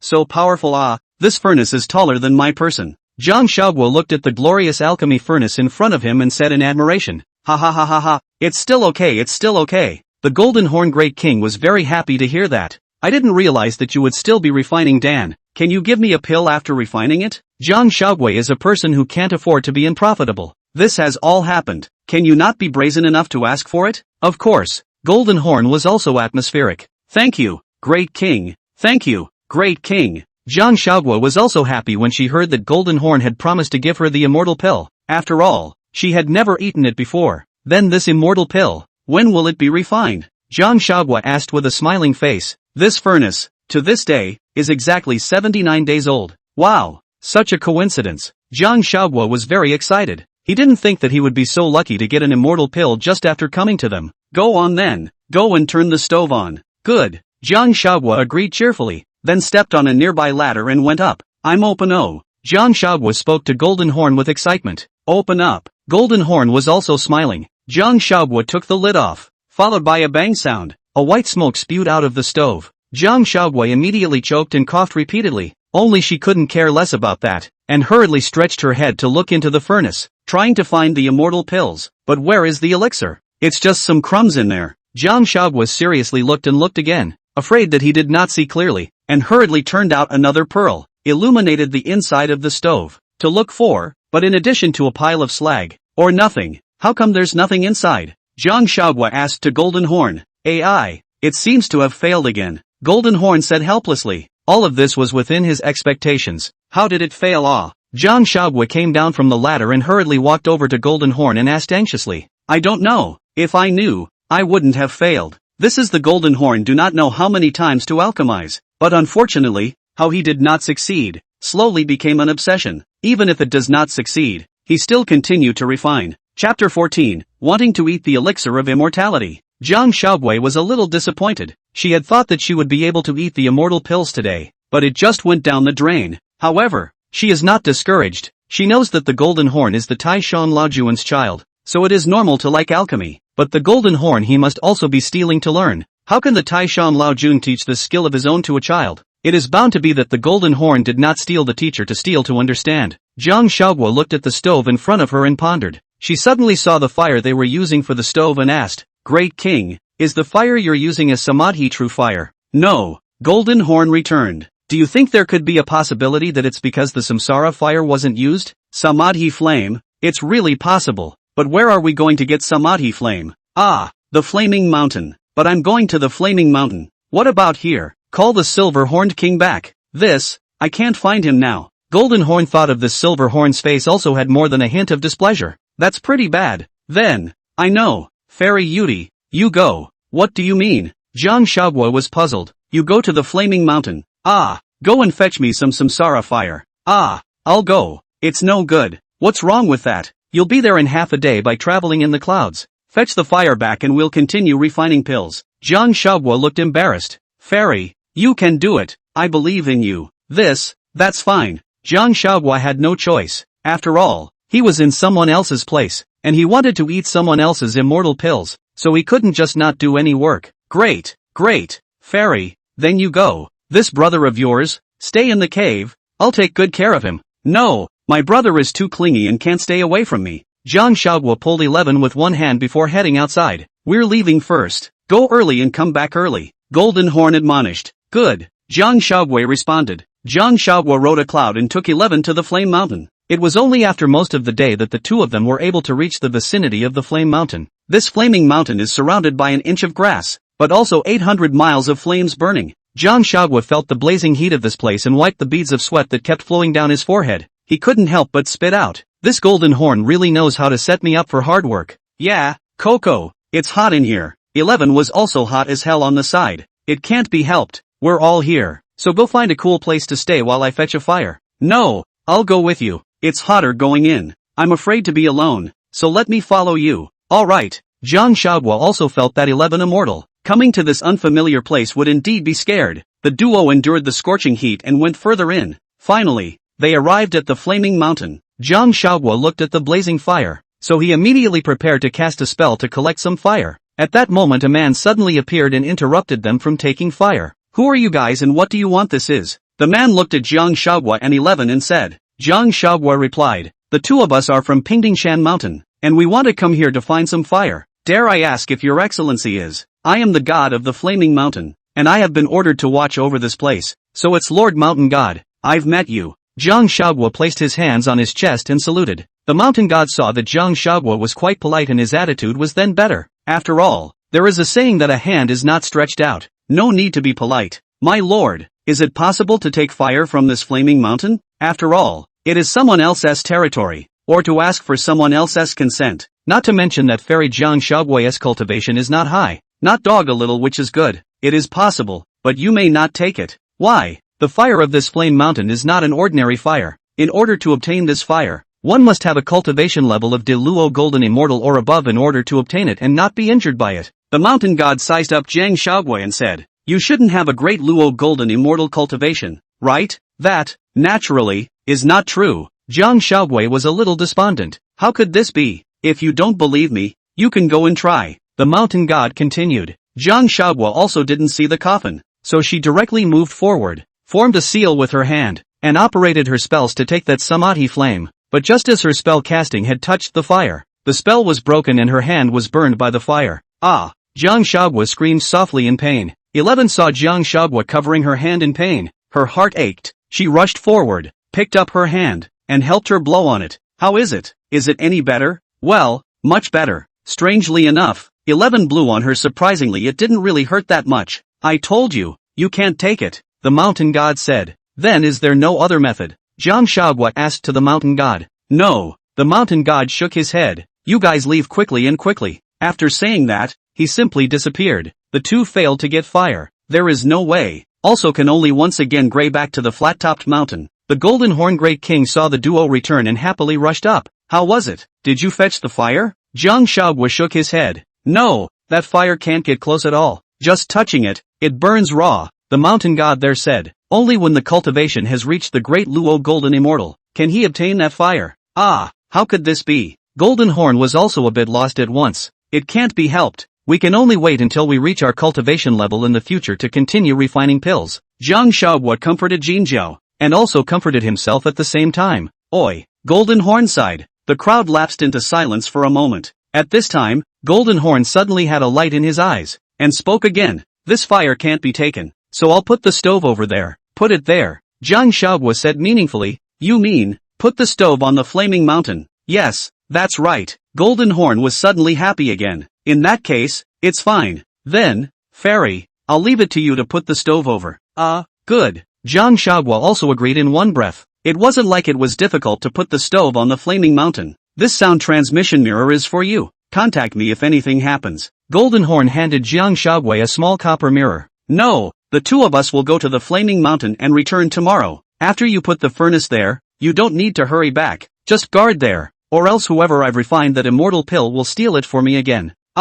Where else am I going to keep watch? Naturally, who else would watch the stove as it sits there? But I still have to catch the donkey. This you don't have to worry about. I'm not giving you a sound transmission mirror. Once the Tang monk and the others arrive, I'll notify you. Until then, you'll stay at the flame mountain and watch the furnace. Jiang Huaguo's entire head was directly blinded after hearing this. Falling backward, the entire person fainted. 11 caught it in a hurry. Coco, the Golden Horned King, on the other hand, spoke slowly from the sidelines. She's faking it. Chapter 15, Princess Jade Face. Although Jiang Huaguo was 100,000 times unwilling to come to the Flame Mountain, but there was no way. She had to end up holding a big stove and came to the Flame Mountain again. Oops, I said fate. Jiang Huaguo helplessly sang a song by a well-known modern rock godmother. Huaguo, don't be sad. Think about it. 11 saw Jiang Huaguo unhappy and comforted too. 11, I have to admire you. What a great mindset. Jiang Huaguo's face was raw.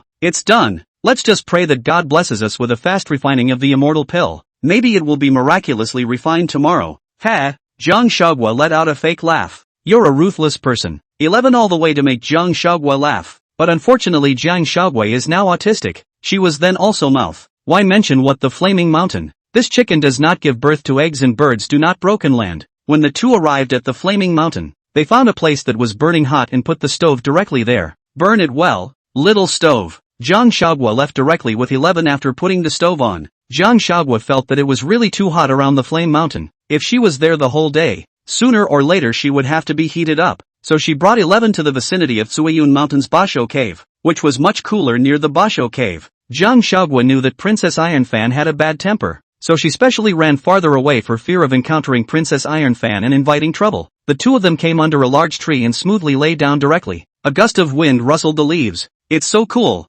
Jiang Shaoguo felt the cool temperature and couldn't help but feel comfortable. Yeah, it feels so good to get some sleep. 11 was also feeling cozy. Me too. The two of them closed their eyes as they talked and soon fell into sleep. In 11's dream, he was in the middle of a bush of flowers, and then a voice behind him whispered, 11. 11 twisted his head to see that the person was none other than Jiang Shaoguo. Jiang Shaoguo ran towards him, looking at him with tenderness and love in her eyes. Then Jiang Shaoguo stood on her tiptoes, wrapped her arms around his neck, and gently kissed him. 11 seemed as if he could feel Jiang Shaoguo's breath. Her kisses were so soft and deep that he couldn't help but respond to her kisses. His kisses grew stronger, full of love and possession. 11 was quite enamored with this sweet dream. Princess, why is he blushing? A girl's voice entered 11's mind and he slowly opened his eyes to see two women standing in front of him. Who are you guys? 11 realized that it was a stranger and quickly became alert, then patted Jiang Shaoguo next to him. Shaoguo, wake up. Jiang Shaoguo also slowly opened his eyes at this time,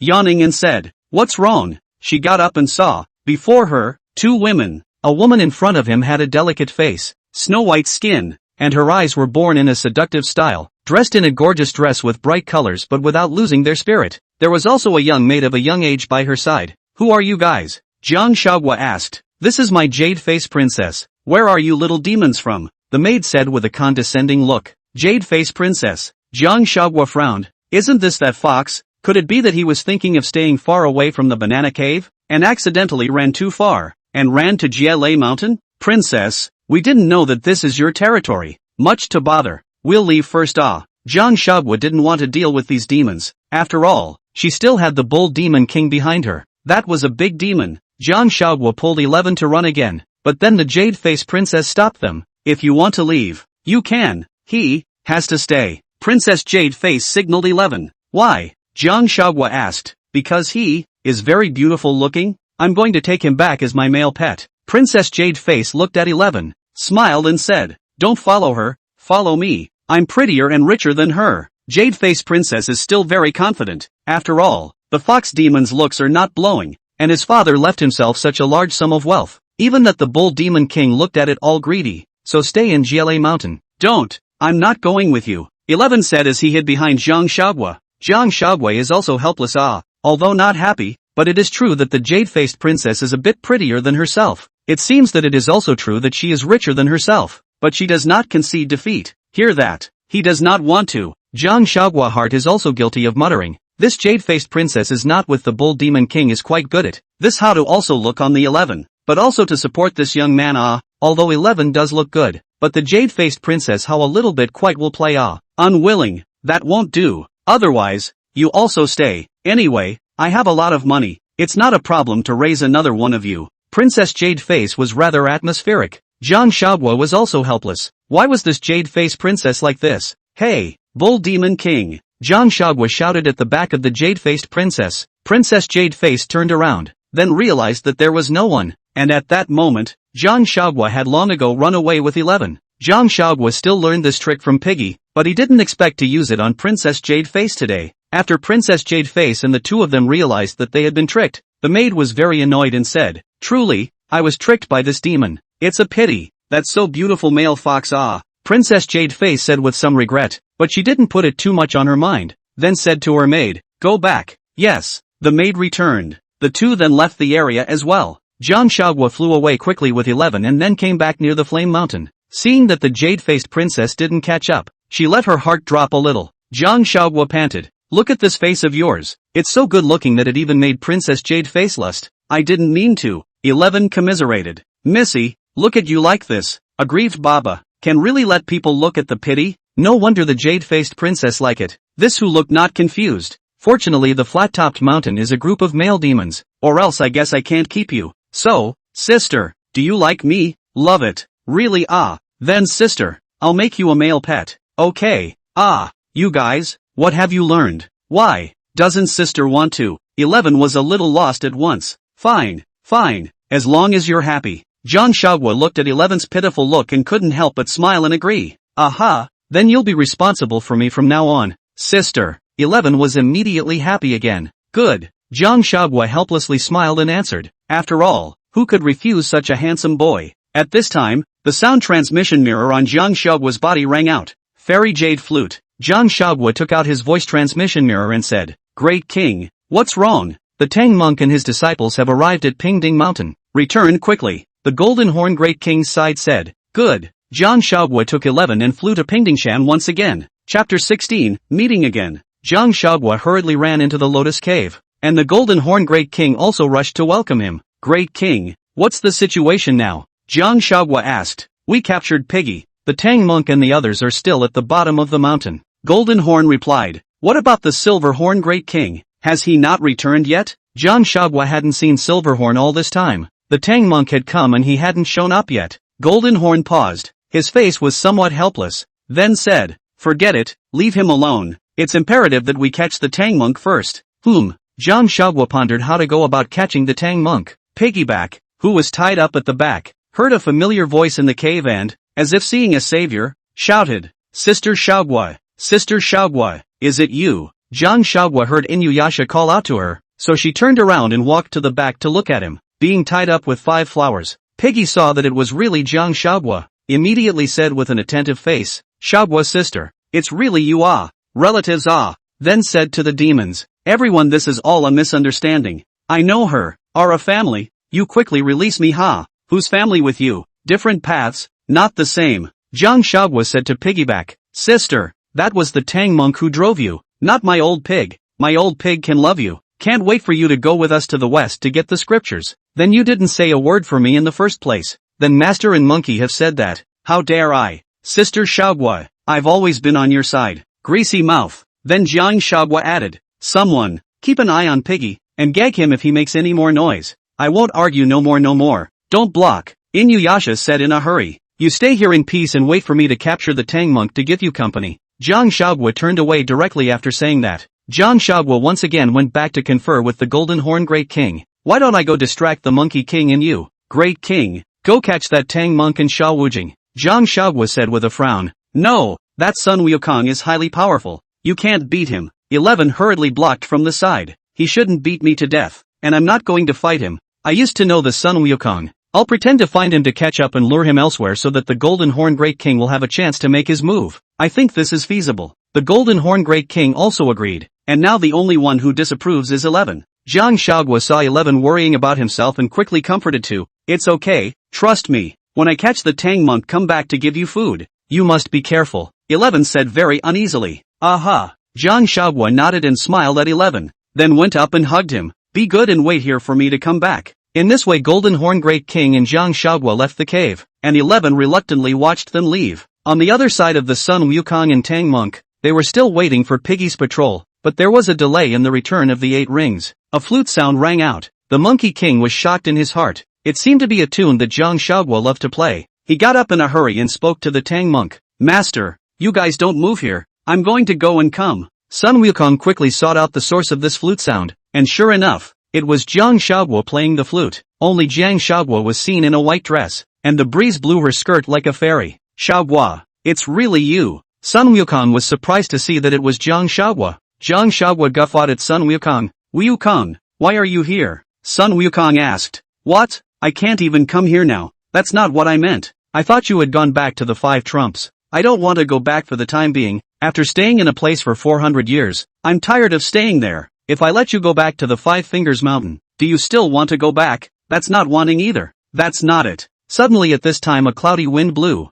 The Monkey King immediately felt bad, hastily ready to turn around to go to the Tang monk. At this time Jiang Huaguo pulled Sun Wukong said, Wukong, do not continue to listen to my tune. Huaguo, listen later. Sun Wukong pulled off Jiang Huaguo's hand that was pulling on his arm, then hurriedly ran to the Tang monk. Jiang Huaguo watched Sun Wukong leave with a smug smile on his face before turning around and leaving as well. When the Monkey King went back, he found that the Tang monk and the Sand monk were no longer there, and at this glance, he knew that they had been taken by the demons. At once he called to the land. Land, come out. A small and a handful of years old land god appeared. Greetings, great sage. No, let me ask you what kind of demon is here. Here on Flat Top Mountain, 60 miles from here there is a Lotus Cave. Inside there are 2 demons named Golden Horned King and Silver Horn King. They have 5 very powerful magic treasures. The disciple continued to speak slowly. Some time ago, they also took in a female demon named Fairy Jade Flute in their cave, which is also said to be very powerful.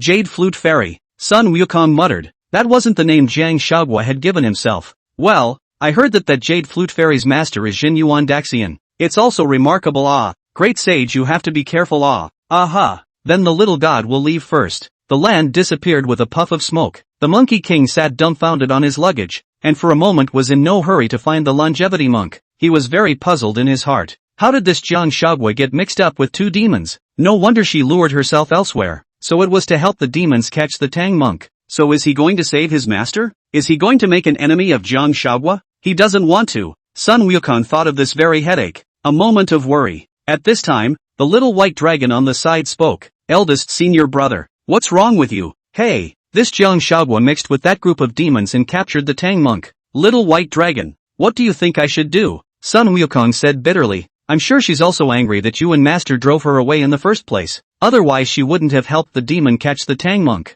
Yeah, I thought I was doing her a favor, but I ended up leading her astray. So you've softened your heart, senior brother, and don't want to be an enemy relative to her. Yes, but Master can't not save it. I really don't know what to do. Senior brother, you haven't spent much time with her. How dare you think so highly of her? Although we don't spend much time together, but I'm very happy to spend these days with her. No matter what I do, she will believe in me, and will unconditionally stand on my side. Sun Wukong let out a bitter smile and continued. Sometimes when Master said I was wrong, she argued with Master. Even if she couldn't argue, she still had to speak for me. Over the years, there has never been anyone who chose me this firmly, but when she needed me to stand by her side, I didn't. She may have really been disappointed in me, and only then went to be this demon in a moment of confusion. But it's quite good to be a demon. You can do whatever you want. She is indeed very good to senior brother. Little White Dragon did agree with Sun Wukong's words, and in all the time he had spent with Jiang Huaguo, he could clearly see how good Jiang Huaguo was to Sun Wukong from the bottom of his heart. In fact, Jiang Huaguo to the Monkey King like this, more is worship and dependence. Jiang Huaguo worshipped that she grew up to know the Monkey King, and the Monkey King has been taking care of her, and naturally more dependent on him. But if you don't go to save Master, in case Jiang Huaguo makes a big mistake and really eats the Tang monk, then it will be too late. Little White Dragon reminded. AI. Sun Wukong sighed, but there was nothing he could do. Little White Dragon was not unreasonable. Jiang Huaguo was a willful person. In case she really ate the Tang monk, Rulai would not spare her. Thinking of this, the Monkey King then had to go and save the Tang monk. Chapter 17, Eating Longevity Meat. In the Lotus Cave, when 11 saw Jiang Huaguo returning, he hurriedly greeted him. Huaguo, are you alright? I'm fine. How is the Tang monk? Have you captured him back? Jiang Huaguo asked. Captured and tied up in the back. 11 said. Okay, go, show me. Aha. 11 took Jiang Huaguo to look at the tied up Tang monk, and Golden Horn followed along. At this time, the Tang monk, the Sand monk, and Piggyback, each of the three were tied up. Piggyback spat out at this time. Master, this time we were caught. But it's all your fault. Blame me. Where do I start? Tang monk was a bit puzzled. You'll find out later. That's when Inuyasha heard Jiang Huaguo's voice. Someone's coming. Only to see Jiang Huaguo walk in, accompanied by a beautiful man in the golden-armored golden-horned Great King, and then followed by a crowd of lesser demons behind him. The Tang monk was also shocked to see Jiang Huaguo. Miss Jiang, what's going on with you? Why are you in the company of goblins? Goblin, what's wrong with goblins? Isn't Sun Wukong? Isn't Pigsy? Isn't Sandy monk? Who are you looking down on? Jiang Huaguo said to Tang monk with a mocking face. They have returned to the right path. Humph. What the heck? Just fooling these little cuties. Right. Selfish old monk. Jiang Huaguo said with disdain. When I wanted to protect you to get scriptures in the West, you refused. Now, I'll let you know what it means to offend a woman. Jiang Huaguo then changed into a dagger, bright and shiny, and spun it in front of the Tang monk. Afraid? The Tang monk closed his eyes and said with a look of defiance of life and death. And what fear? Someone come. Bring a bowl. Don't let Elder Tang's blood go to waste. Jiang Huaguo had displeasure in her voice. 11 stepped forward to stop it and said, Huaguo. No, his great disciple hasn't been caught yet. It's okay, I'll just drink some blood. It won't kill him. At this time the side of the Sand monk saw Jiang Huaguo want to drink the Tang monk's blood. Quickly said, Small fruit girl, if you need blood with my, do not hurt the master. His body is weak, cannot withstand it. Isn't he the reincarnation of the golden cicada? What's this? The Buddhists talk about cause and effect. This is the fruit that he drove me away that day. Jiang Huaguo for the Tang monk drove her away at the beginning of the matter has always been grudging. Don't. For the sake of our having traveled together, the girl must not. Shut up. It's noisy. At this time a small demon took something and stuffed the Sand monk's mouth. Jiang Huaguo took the dagger and looked at the Tang monk, waving his hand up, ready to slash directly on him. Only when her dagger was about to touch the Tang monk, a bolt of lightning struck straight down. This lightning struck Jiang Huaguo directly, causing the dagger in her hand to fall straight down. Jiang Huaguo also, because of this lightning, the whole person directly fell to the ground. 11 see this, rushed forward to help up. Coco, are you okay? 11 asked with concern.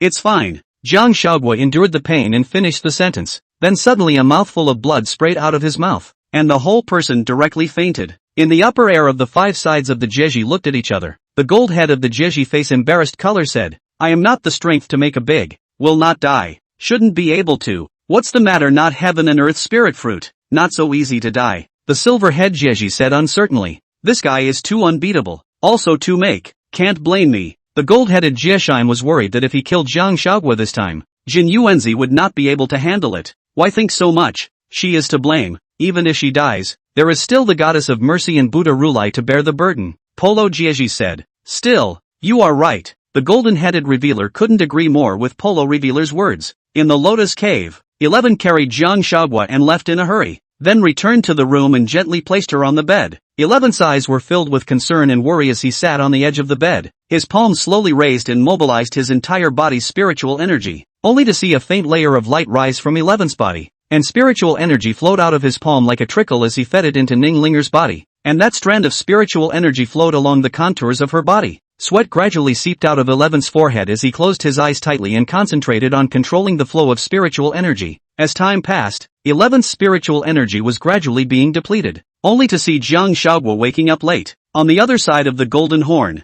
Seeing Jiang Huaguo being injured, he was also frightened. Fortunately he did not go to eat that Tang monk, or else he was the one who fell there. Think about Jiang Huaguo, after all, is also the realm of the golden immortal. All of a sudden was injured directly, half of the life is gone, but also let a person's heart ache. This Tang monk is really not so easy to eat. A small demon came running in a hurry and said, Great King, there is a shout outside the door called Sunwalker. The golden horn, on hearing this, knew that the Sun Wukong had come, but there was nothing he could do. Jiang Huaguo was unconscious, so he could only go by himself. He then picked up the purple gold gourd, and went out to meet the battle. Soon, the Golden Horn King took the Monkey King into the bottle. When the Monkey King had made his way out of the bottle, he transformed into a bee and flew around the cave to check it out. Sun Wukong first came to the Tang monk in his group, and when he saw that the Tang monk was fine, he put his heart down for the time being, and then went to look for Jiang Huaguo to see if she was in this cave. Sun Wukong searched for one place after another, and finally the emperor gave it a chance to find it. Only when he found Jiang Huaguo,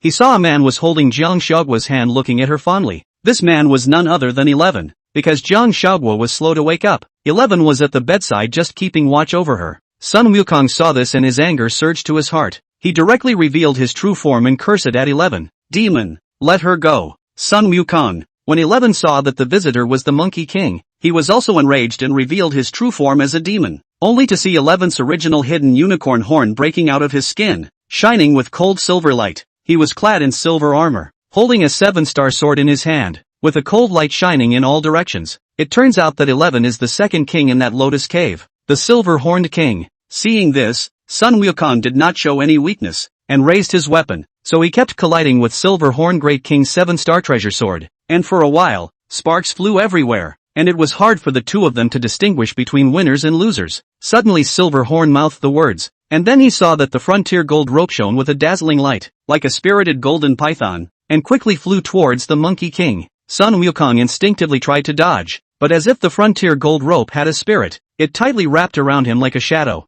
Sun Wukong struggled, but realized that his body gradually lost control and became stiff. The frontier gold rope became tighter and tighter, and a look of pain appeared on Sun Wukong's face, but he still gritted his teeth and tried to break free from this bond. However, Silver-Horn Great King's spell made the power of the frontier gold rope grow stronger and stronger, and in the end, Sun Wukong was unable to move, and could only look helplessly at Silver-Horn Great King, with unyieldingness flashing in his eyes. Men, take Sun Wukong down, the Silver-Horn Great King said to the lesser demons. Yes, the little demons carried the Monkey King down. The Silver-Horned King shifted into 11's form again, then returned the room to its original state. He gently walked to Jiang Huaguo's side, held her hand, and said, I won't let anyone else bother you. Chapter 18, Knowing the Identity. Pig Beiji saw Sun Wukong was also tied up to, the heart is cooled half a cut, said, Hey, Big brother, how you are also caught by the goblins. Finished ah. This time is finished ah. Hey, I want to subdue the demon. Who knows he made such a rope. Let me old grandson cannot move. Sun Wukong is also helpless. When the fuss in the palace of heaven so many people cannot stop him. Now come across a demon is not able to surrender. Difficult ah.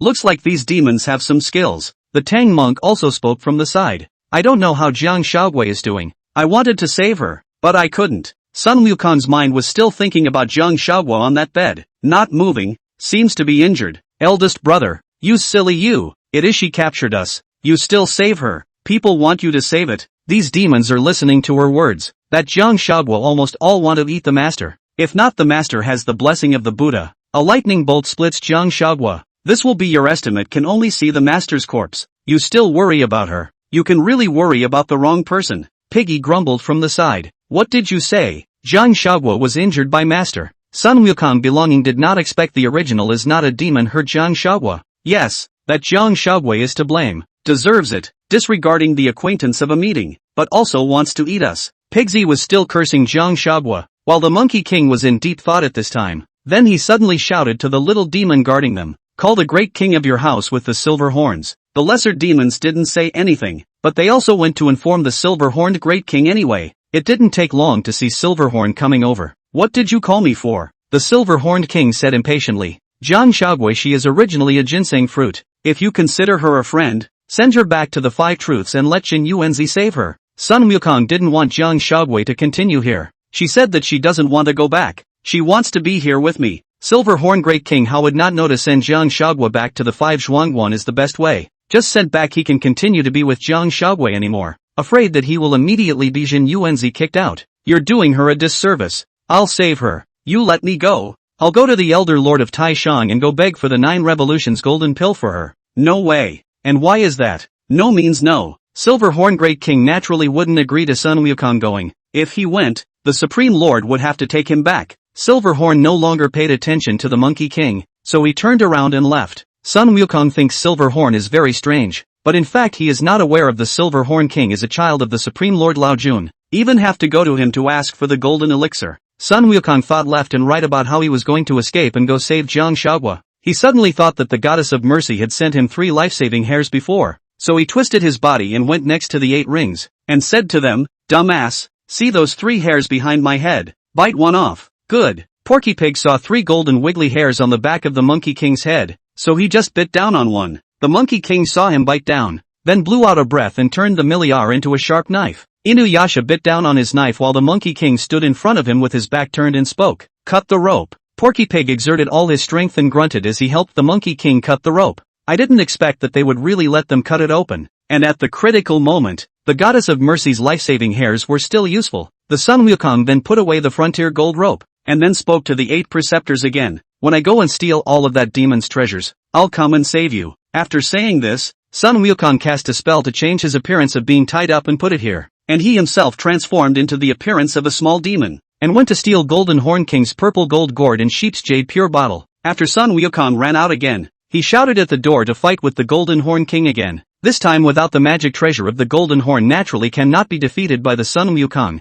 Directly by the Sun Wukong was collected into the purple gold gourd. 11 was still guarding Jiang Shaogui when a small demon hurriedly came to report. Great King, it's not good. The Golden Horn Great King has been defeated, and has been put into a treasure bottle by the Sun Wukong. 11 heard, immediately furious. He and the Golden Horn too since childhood together, feelings quite deep, immediately stood up. Go to save Big Brother. With that, he revealed his beast horn and became the appearance of the Silver Horn Great King. Silverhorn came to the outside of the cave, saw the Monkey King, immediately offered the 7-star sword, and fought with the Monkey King. Outside the cave, the two fought fiercely. Flying rocks filled the sky, while inside the cave, Jiang Shaogui slowly opened his eyes. She was still a little weak at this point, but seeing no one around, she got up and looked for 11. Jiang Shaogui walked out of the room and saw the little demons fleeing in all directions, so he pulled a little demon and asked, "Where's 11? Where is he?" "He's outside fighting the Monkey King." The little demon replied in a panic, "Take me." The little demon brought Jiang Shaogui to the outside of the cave and pointed to the duo in the sky and said, "The Great King is right there."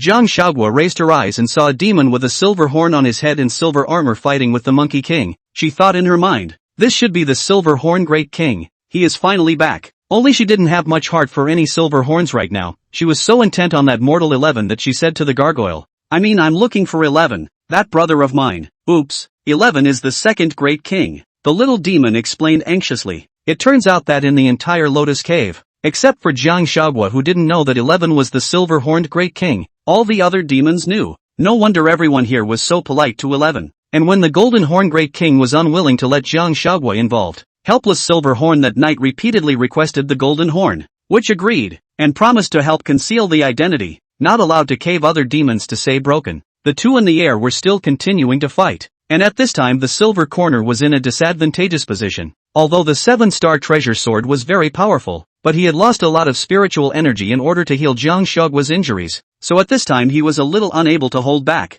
Jiang Huaguo was a bit shocked after hearing the little demon's words, and she looked over at Injiao, her heart filled with many questions, but without her thinking hard about it. Silverhorn fell out of the air at that moment and smashed right into the ground. Jiang Huaguo saw that Silverhorn was injured and dashed forward without thinking. Only when Sun Wukong's weapon was ready to hit Injiao again, Jiang Huaguo blocked Injiao's face and spoke to Sun Wukong. "Wukong, be merciful." When Sun Wukong saw that the visitor was Jiang Huaguo, he also hastily withdrew his hand. Silverhorn was also happy to see Jiang Huaguo appear. "Huaguo, you're awake." When Jiang Huaguo saw that Wukong had withdrawn his hand, she stepped forward to help up Ginkaku, who had collapsed on the ground, and then spoke. "You're 11? Her words were tentative. Silverhorn nodded a little shamefully. "Aha." Chapter 19, 11 Departures. "Great Sage," a low and muffled voice rang out. Taishan Laojun appeared in front of the trio clad in Taoist robes and holding a duster. "You old herdsman, how did you come here?" Sun Wukong opened his mouth and asked. "The two demons on this mountain are my children." The Supreme Lord then flicked his duster, and the treasures on Sun Wukong's body returned to him. "Good. You even let your child descend to the realm as a demon. This is the goddess of mercy asking me to borrow it 3 times before I sent the two of them here to become demons." Taishan Laojun poured out the golden horns from the purple gold gourd. Then Taishan Laojun cast a spell, and the golden horns and silver horns turned into the appearance of 2 children and came to his side. Silverhorn's hair and clothes weren't like 11's, but that face was still the same. The elder Lord Taishan was about to leave when 11 opened his mouth. "Master, can you let me have a few more words with Miss Jiang?" "Go." Taishan Laojun still loved his child, so he didn't stop him. 11 walked up to Jiang Huaguo and said to her sincerely, "Huaguo, I'm sorry I lied to you." Jiang Huaguo pulled up a smile and said, "It's okay." 11 saw that Jiang Huaguo didn't blame herself, and a smile appeared on her face. Only this smile carried some bitterness. "You must be happy and peaceful in the future. And also, don't forget about me, okay?" "Aha." Jiang Huaguo nodded and responded. The two looked at each other with a deep sense of reluctance and sadness, as if they still had a lot to say, but it was as if they didn't need to say anything because they understood each other. 11 followed Taishan Laojun away. Jiang Huaguo looked at the place where they disappeared and felt a little sad in her heart. "Goku, why do you think I want to cry?" Jiang Huaguo's eyes were red, tears welling up in them. "Cry if you want to." Sun Wukong stood next to her and didn't know how to comfort her. Jiang Huaguo tilted his head to keep the tears from falling, then tried his best to put on a smiling face and said to the Monkey King, "Just kidding, how could I cry? Well, I'm leaving, you go save your master." Sun Wukong pulled Jiang Huaguo, who was about to leave, and asked with a frown, "Where are you going? The world is so big, you can go anywhere. Didn't you want to travel west with us? So continue along." Jiang Huaguo sneered. "Sun Wukong, do you know what you're saying? Are you forgetting that I'm going to eat the Tang monk? You're just mad at Master and me. You don't really want to eat it, even if you want to take me with you. What about the Tang monk? What if he doesn't want to? I'll make it clear to him." While the two of them were talking, a sound of Umat Buddha drew their eyes over. It was the Tang monk who appeared, followed by Porky Pig and the Sand monk. After the golden horn and silver horn duo were subdued and the lesser demons fled, they all came out. The Tang monk folded his hands and walked over to Jiang Huaguo. "Miss Jiang, this matter started because of me. If I hadn't been stubborn in the beginning, I wouldn't have made the girl's heart resentful. If you can be of one heart and one mind, then you can continue to walk with us." "You, don't blame me?" Jiang Huaguo asked. Monk Tang shook his head. "No complaints. Seeing that Master has agreed, then you should continue traveling with us," Sun Wukong hurriedly said. Sun Wukong felt that if Jiang Huaguo left again to find some demonic spirit and eat the longevity monk's meat again, it was inevitable that there would be another accident, so it was better to stay by his side. Yeah. Jiang Huaguo agreed to do so, and they put aside their old grudges and continued on their journey to the west. Few days later, the Tang monk rode a white horse, and Jiang Huaguo absent-mindedly walked at the end following them. Pigsy slowed down and walked to Jiang Shaoguo's side. Shaogua, look at you. Don't be unhappy. It's not just a little white boy. As far as that goes, no, I'll take you up to the sky to go see him. Jiang Shaogua glared at him and didn't say anything. Piggy continued to say that the old man's child is the appearance of long handsome some, but he took a look at the stove. You see me when it is the canopy marshal. He saw me have to bow. Even that Pilma one. Pig Beiji said words also specially looked at the Monkey King. Are bigger than his official? What can be thought of? Inuyasha. That's enough. Jiang Shaogua said sternly. She was very upset that Piggyback said those words. In her heart, she never felt that there was anything wrong with 11 watching the stove. Seeing that Jiang Shaogua had gotten upset, Pigsy stopped talking to her and quickly walked up to the side of the Monkey King, still saying, eldest brother, you think I'm right too, don't you? Go go go. Sun Wukong also said impatiently when he saw Inuyasha's face. Sun Wukong glanced backward at Jiang Shaogua, who was not as lively and talkative as she used to be over these past few hours, thus worrying his heart. The Tang monk, who had been riding on his horse, then spoke faintly. Miss Jiang, the difficulty of Pingdingshan is also a calamity for you. Can you realize something from it? Jiang Shaogua couldn't answer for a moment. I still ask the holy monk to enlighten me. The word love is the word that most disturbs the heart. What is this saying? Jiang Shaogua didn't understand. You covet that demon into a mortal to spend time with you, the whole day distracted. Do you ever remember that your original intention was to cultivate? But now it is a long time to throw away the back of the mind. So how can you become strong? Jiang Shaogua heard is also suddenly realized. These days actually also really have not cultivated. It seems that 11 on their own influence is really not small. But after the Tang monks so say, they are also really wake up a lot. A little bit of small things only, cannot be in the waste of time,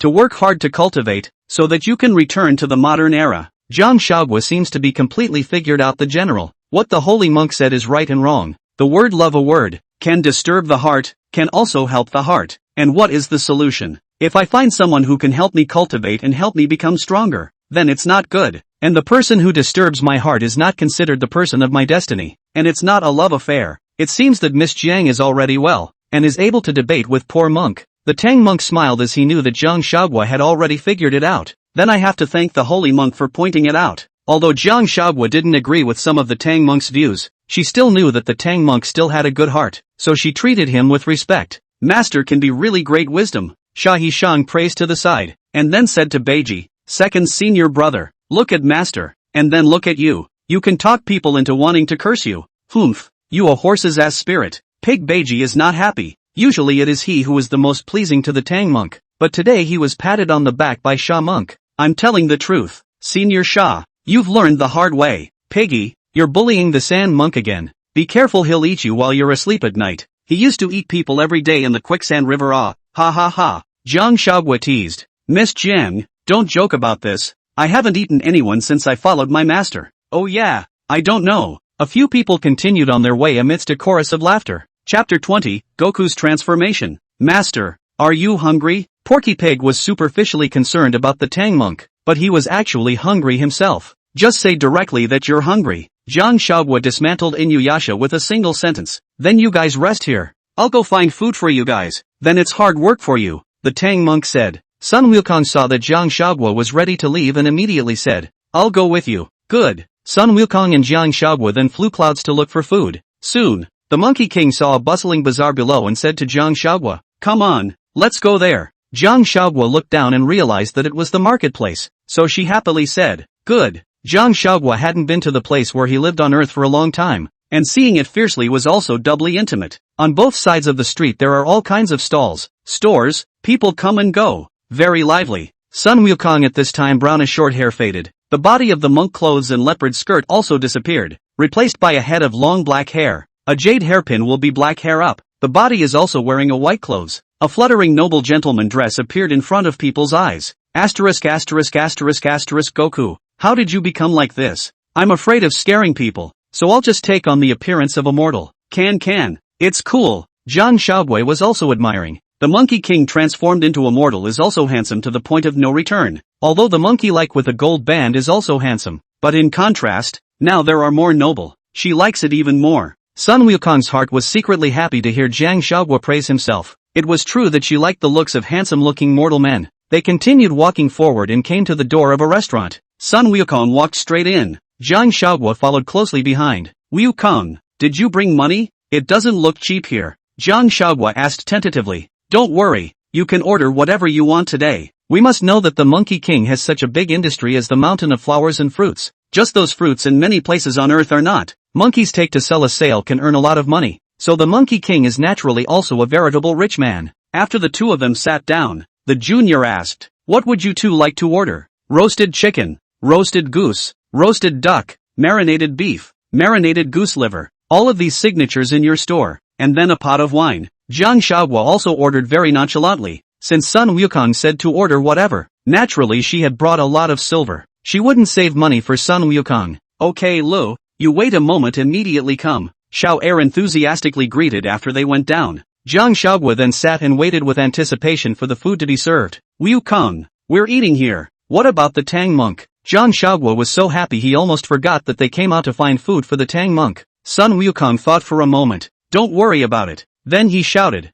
Xiao Er. Xiao Er heard someone shouting and rushed forward to greet him. Guest, what's wrong? Get me 20 buns and load them up. Okay. In no time, the junior brought 20 steamed buns and wrapped them in cloth. Guest, your steamed buns. Sun Wukong took the steamed buns and said to Jiang Shaogua, stay here and don't move. I'll go out for a bit. Good. Jiang Shaogua responded. Sun Wukong took the steamed buns and walked out of the inn. Then with a flash, he flew up into the sky. Seeing the Sun Wukong coming up, the 5 directions Jieji said, Great sage, what's the matter here? Sun Wukong handed the steamed buns to the golden head Jieji. You guys help me give these steamed buns to the Tang monk so they can eat them and continue on their way. I'll go back later. Good. Gold-headed Jieji took the steamed bun and agreed to it. After saying that, Sun Wukong flashed and disappeared, coming to Jiang Shaogua's side in an instant. Where have you been? Jiang Shaogua asked. I'm going to go and have the buns sent to the master by the 5 directions unveiled, so you can eat them slowly without worrying. Well, it's better that you thought it through.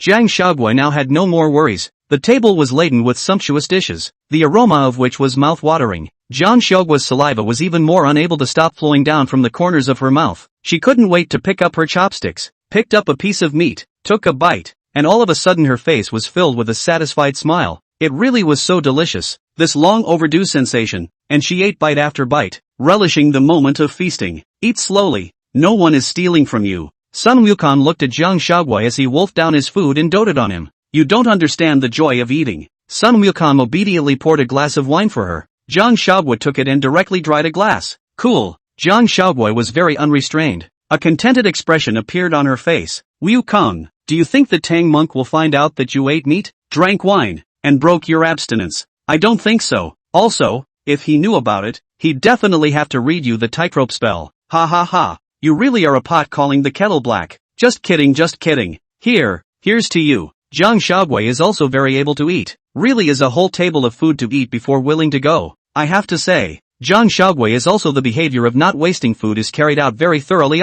After coming out of the restaurant, Jiang Shaogua was about to leave, but Sun Wukong said, there's no need to rush back. Look at what's there. Jiang Shaogua sniffed and looked over. It was a store with many beautiful clothes. Clothing store. Well, come on, go inside and see if there's anything you like. Good. Jiang Shaogua readily agreed. She wasn't a pretentious person. This Sun Wukong clearly wanted to buy clothes for himself, so how could he refuse someone's good intentions? Walking into the store, the owner was a chubby middle-aged man. Seeing someone come in, he was very enthusiastic and came forward to greet him. Girl, see if there's anything you like. As soon as Jiang Shaogua entered the door, he saw a set of clothes that were beautifully displayed in the center of the store. The color of the dress was like the clouds in the sky, gorgeous and elegant. The delicate silk texture is soft and smooth, sparkling with a faint luster. The bodice is beautifully embroidered with fine, lifelike stitching. The skirt is even like layers of petals, adding spirit and softness. When Jiang Shaogua saw this dress, her eyes glowed and she said to the boss, "Can I try on this dress?" Of course. The boss could see that the duo must be rich owners in their clothes, which was why he let Jiang Shaogua try them on. Jiang Shaogua was very happy and took the clothes and went to the room inside to change into them. She changed and came out, and the moment she came out, Sun Wukong's eyes were also looking straight. This set of clothes set off the already well-built Jiang Shaogua even more shapely, and the whole person exuded an extraordinary temperament. Does it look good? Wukong. Jiang Shaogua smiled, her eyes curving up to look at Sun Wukong. Sun Wukong also said from the bottom of his heart, "It's beautiful. Boss, it's going to be this one." Sun Wukong said to the boss, "Okay, This hangs in the center of the store is bound to be the most beautiful and expensive. This sold out is also earned a lot. The boss is very happy to receive the silver handed over by the Monkey King. Jiang Huaguo was also very happy and said to Sun Wukong, "Thank you Wukong, compare hearts." With that, she made the modern-day gesture of comparing hearts to the Sun Wukong. As the saying goes, love of shopping is a woman's nature. This Jiang Huaguo in ancient times also cannot put away the interest of shopping. The two left the clothing store, and then went to the dim sum store, jewelry store, bought many things. Chapter 21, Purely Lustful. Passing in front of a rouge store, Jiang Huaguo stopped once again and pulled Sun Wukong inside. Once inside, Jiang Huaguo saw all kinds of rouge and powder in the store. The boss is a 30 years old or so beautiful woman. Saw Jiang Huaguo, went up and warmly said, "Ah, this is where such a beautiful little lady. I hit far to see thought the fairy down to earth it. Boss lady, what a net of big words." Jiang Huaguo also teased. The boss's wife saw that Jiang Huaguo was also very cheerful, so she was happy to talk to her. After all, everyone likes to communicate with lively people. "Little lady, come, take a look at the pearl powder that our family has arrived today. This one has the effect of nourishing the face." Jiang Huaguo picked up the pearl powder and looked at it. She also knew that pearl powder was a good thing and that she had been using it in the modern era. Then she said, "Come one." Then she continued to look and picked up a box of rouge, while the boss lady continued, "The roses used in this rouge can all be this year's bloom. Especially good. Have one too." Jiang Huaguo couldn't refuse at all. "Ah, this little blush. How nice. Good yet." The owner's wife was also happy to recommend it. Women are all beauty lovers. They can't walk when they see cosmetics. And Jiang Huaguo simply didn't see enough. She picked up another lipstick. This mouth fat is just like modern lipstick, only the cream is different. In ancient times it was packed in a small box. Jiang Huaguo used his middle finger to tap on it, so that his finger was dipped in the mouth fat, and then gently wiped it onto his mouth. The boss's wife saw Jiang Huaguo after she finished applying it. "The girl looks really good with this lipstick.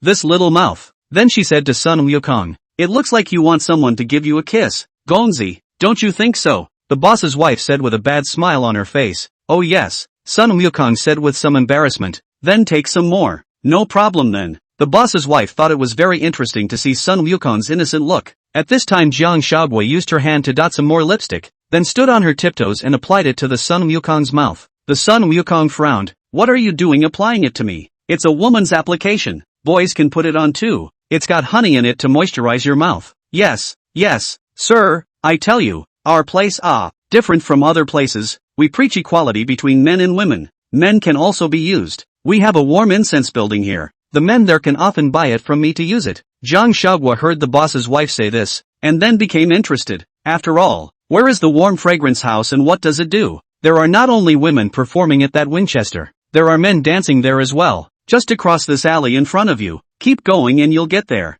"Okay, thanks no harm, no foul." The boss's wife pulled Jiang Huaguo mysteriously to the side, picked up the candles on the table, and said, "Girl, I see that this little male of yours has some pure love. Do you want to have one of these? To enhance the feelings of the two of you." "This candle, what's it for?" Jiang Huaguo wondered. "This candle has a spice from the west added to it, and when lit, it has an aphrodisiac effect. ********.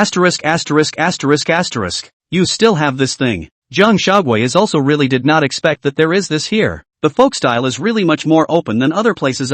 Don't be shy. We're all women and we understand. Aha, make that too. Jiang Huaguo want this candle is not to do something with the Monkey King. She is purely curious, not used. Also quite want to see this thing really useful. Jiang Huaguo bought a lot of things in this rouge store, and after he left, Sun Wukong cast a spell to make all the things he bought today smaller and put them away, because he just couldn't hold them anymore. "Let's go back then," Sun Wukong said to Jiang Huaguo. All out. Play again. Let's go to warm fragrance house." "Okay." Jiang Huaguo pampered Sun Wukong. Sun Wukong naturally couldn't stand it and could only obediently agree to follow Jiang Huaguo to the warm fragrant house. The two of them stepped into the warm fragrance house and were greeted by a bustling scene. It was packed with people, and the sounds of laughter and clamor were intertwined, creating a unique atmosphere. Looking carefully towards that stage, there was a woman with a beautiful body dancing. The woman wore gorgeous clothes and danced lightly, like a dream, attracting the attention of many people. Jiang Huaguo especially found a place to sit close to the stage, and then asked to the junior who brought them,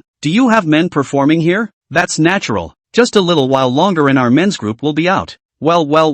Jiang Huaguo was looking forward to the next men's performance. "Would you two like to order something? A pot of peach blossom brew and some dried fruit." "Okay." In no time at all, someone came and served them wine and food. Jiang Huaguo saw a plate of walnuts among the dried fruits, so he casually grabbed two and peeled them. She was a big fan of walnuts as a child because people said they were good for the brain and she wanted to be smart. After Jiang Huaguo peeled a walnut, he didn't eat it himself, but put it in front of the Monkey King, his eyes signaling, "Eat more, you'll get smarter." Oh. Sun Wukong didn't expect Jiang Huaguo to peel walnuts for him. He was immediately delighted, but also resolutely arrogant. "I'm smart enough not to eat." But after saying that, he picked up a piece and put it in his mouth. Jiang Huaguo was also very cute looking at his stinky look. Soon the women on stage finished their performance and immediately the atmosphere was different. Immediately afterward, a group of extremely well-built men appeared on stage. Each of them had a handsome face and wore a layer of transparent veil on top, with their muscle lines hidden. With the sound of music,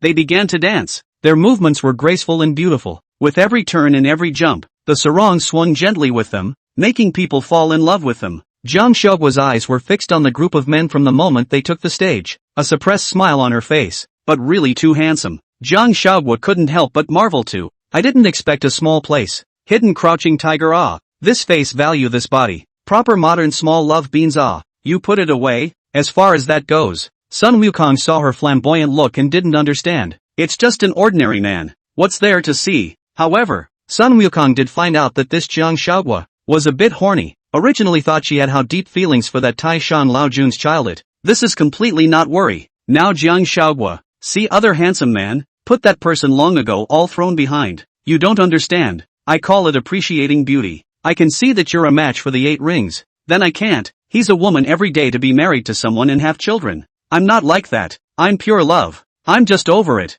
Modern Jiang Huaguo is because of the face control, like handsome male stars, like idol dramas. So the reality around which a few can be compared to the male stars, resulting in her lifelong fantasy to fall in love, but has not been able to find the right one. Chapter 22, the two were arrested. After the dance, just when Jiang Huaguo hadn't seen enough, someone behind her suddenly fell to the ground. Looking back, a woman was pushed to the ground, and in front of her there was a big, thick, expensively dressed man who was cursing her aggressively. "Stinking, pouring a bottle of wine, can't understand it, pouring it on the old man. Do you not want to live?" The woman was pitiful and tearful. "I didn't mean it." Seeing this, Jiang Huaguo went forward to help the woman up. "Are you alright?" "Thank you, girl. It's fine." Jiang Huaguo was most unable to see men bullying women, directly looked at the man angrily and scolded. "Can't you talk properly about anything? Don't you know you have to respect women?" "Respect? The old man paid for it. I can scold and beat him if I want to." The man had a brutal look on his face. "What a ing thing. I'm warning you, I'm not going to be polite if you hit anyone else." The man heard a laugh, very arrogant, said, "You are not polite. That a few brothers really have to see how to be polite law. A few brothers, come, today to give this little lady a lesson." After saying that, the people around the man swarmed at Jiang Huaguo. At this time, Jiang Huaguo became angry. "I didn't expect this group of people to be so excessive." Then he himself would no longer tolerate it. Jiang Huaguo cast a spell and a stool flew directly across the sky, smashing into their heads. These people saw that the stool could actually fly up out of thin air, and for a moment they were dumbfounded, but immediately they reacted and shouted, "Demon! Demon ah!" As soon as the crowd heard this, each of them were also terrified, and instantly began to flee in all directions. Even the girl that Jiang Huaguo had saved, also ran out of sight at once. Soon, the entire Wenxiang Lu was empty. Not a single person left. Jiang Huaguo looked at the crowd of scared all ran away, could not help but say, "There is so scary, I'm so beautiful like a demon." On the side, Sun Wukong sat calmly and finished a glass of wine, then put down the glass, got up and said, "Let's go, it's time for us to go back." Okay, Jiang Huaguo had enough fun this time out, so he was ready to go back to the longevity monk with the Monkey King. The two had just stepped out of the door of the warm fragrant house when they saw a Taoist priest standing in front of them, holding a mahogany sword and pointing it at them, shouting, "Bold demon." It turned out that this Taoist priest is the nearby Taoist temple, named Both Know, today to come here to buy. I did not expect to meet a lot of people fleeing in panic. He stopped a person to ask, "What happened?" "There's a demon. A demon. Demon. Where is it?" "Wenxiang Lu. Wenxiang Lu," the man said and ran away in a hurry. Neither was in a hurry to run towards the warm fragrant house, and when they arrived at the door, they happened to bump into Sun Wukong and Jiang Huaguo who were about to come out. "Who are you?" Jiang Huaguo was uncertain. "I am a Taoist priest of the Qingshu Quan." "You two demons, quickly bind your hands and surrender." "Nuts, Wukong, let's go." Jiang Huaguo was too lazy to care about this Taoist priest and pulled Wukong to leave. Seeing that they were ignoring them so much, this Taoist priest immediately took out 2 pieces of talisman paper, utilized his spells, and stuck them onto Sun Wukong and Jiang Shuguo's bodies. Sun Wukong saw Jiang Shuguo's body was pasted to the talisman paper, frowned, directly pulled it off, and then his own body was also uncovered. Very disgusted spit. "What the heck? Dirty to death," said he, even patted his clothes. You guys, don't be crazy." Both Wu was directly exasperated by Sun Wukong's words and actions. He was also not expecting his talisman paper to be useless to them at all. It seems that these 2 demons are not good to deal with. Sun Wukong gently raised his hand, and neither was directly knocked to the ground. "Good dogs don't get in the way." Jiang Shuguo lightly skimmed this sentence. After saying that the 2 were going to ride the clouds to leave, who knows, a burst of smoke, they too are fainting and fell down. Neither stood up and said fiercely, "I'll let you guys go wild." End of story. When Sun Wukong woke up again, he found that he and Jiang Shuguo were locked in a cage, while Jiang Shuguo was lying on top of him, still unconscious. At this time Jiang Shuguo, as if a well-behaved kitten, lying quietly in the chest of the Sun Wukong. Since Jiang Shuguo into human form, it is no longer like before that lie on their own body. At this time he misses some of the previous whole day Jiang Shuguo stick to their own time. He actually did not want to wake her up for a moment. With this thought, the Monkey King saw Jiang Shuguo's eyelids move a little, wanting to wake up, and hurriedly closed his eyes again, pretending that he hadn't awakened yet. After Jiang Shuguo opened his eyes and saw that the 2 were locked in a cage, he hastily patted Sun Wukong. "Wukong, wake up." Sun Wukong pretended to have just woken up at this time, opened his eyes and looked at Jiang Shuguo. "What's wrong?" Jiang Shuguo said anxiously. "Wukong, we're locked up. Look at this big cage." Sun Wukong looked around and slowly said, "It should be that Taoist priest who captured us." "Well, really underestimated that Taoist priest. There are 2 brushes, even confused us." "Wukong, do you have a way to get out?" At this time Jiang Shuguo even kicked the cage. "This cage even has a prohibition on it." Sun Wukong realized that this cage was not an ordinary cage. There were runes affixed to it having spells forbidden. At this time a burst of laughter came. 2 Taoist priests walked in. "Ha ha ha ha ha, you are smart enough to see the prohibition I have on this." At this moment, Jiang Shuguo looked at the 2 Taoist priests. One of them was the both without Taoist priest he met at the warm fragrance house, while the other one looked older, and was the both with his senior brother, the both with Taoist master. Jiang Shuguo looked at the duo and said, "You guys quickly release us." Neither one said, "You are demons. It was hard to catch you. How can I say that I will let you go?" Jiang Shuguo, "We didn't do any harm, so what gives you the right to arrest us?" "Neither. You are at this moment because you cannot harm people. Let you out, you go out to harm people and then arrest you. Is not it too late?" "Ah, shucks, you stinking Taoist, a bunch of nonsense." Jiang Shuguo angrily scolded angrily. "Do you know who my sister is? And you dare to catch me? Believe it or not, I'll beat you to death." With that, Jiang Shuguo cast a spell and prepared to force his way out. Jiang Shuguo closed his eyes and clenched his hand with a magic spell. Then, break, only to see that this iron cage did not move. Jiang Shuguo was demoralized. Bothless laughed out loud when he saw it and mocked to Jiang Shuguo. "My senior brother's prohibition is not something that a little demon like you can just break. That's all you guys know how to do is this kind of crooked stuff. If you're capable of releasing us for a proper competition, you little demon, you think I'm stupid, coaxing me to let you guys out so you can just run away. Don't even think about it." Jiang Shuguo was also helpless. This Taoist priest was quite smart, seeing through his own little mind at a glance. So annoying. Chapter 23, Let us go. "Let me tell you, we are not any demons. You see this one beside me? He is the great disciple of the Tang monk who went to the western heaven to fetch the scriptures, the great sage of Qi Tian, Sun Wukong. We are the people of the Buddhist sect. Where are we any demons?" Jiang Shuguo introduced Sun Wukong to them at this time, thinking that they might know the identity of Sun Wukong and let them go. Sun Wukong, both had the first words they said when they came in, but the way to the western paradise to get the scriptures won't pass us by at all. Both Wu also hurriedly said, that's right, this demon is just nonsense. And Sun Wukong, I also said that I'm the Tang monk. Jiang Shuguo saw that the two did not believe in themselves at all. There was no way out. Thought about it, and continued. Then Zhenyuanzi, you guys know each other, right? Elder Zhenyuan. Neither no said. That's natural to recognize. Hearing them say Zhenyuan old ancestor, Jiang Shuguo's heart snickered. It seems that Zhenyuanzi's name is still quite useful. Then confidently said, for your information, I am Zhenyuanzi's disciple. Zhenyuanzi's disciple? Really? Neither said in surprise. Jiang Shuguo was very stinky. That's naturally true. I don't believe it. Neither is skeptical. That old Taoist who looks quite powerful. Use your big eyes to see what Laozi's original body is. Jiang Shuguo spoke to neither. as she could tell that both were actually the talkers. Both there he heard both no said captured 2 very powerful demon. Then followed both no to come here. Has not been also did not go to see what they really is a demon. They are both mortal body cultivation, so to see the real body of the demon, but also need to run spells. At this time there were both running their powers and checking Jiang Shaoguo's main body. Look no further. At this time there was both a great change in color. You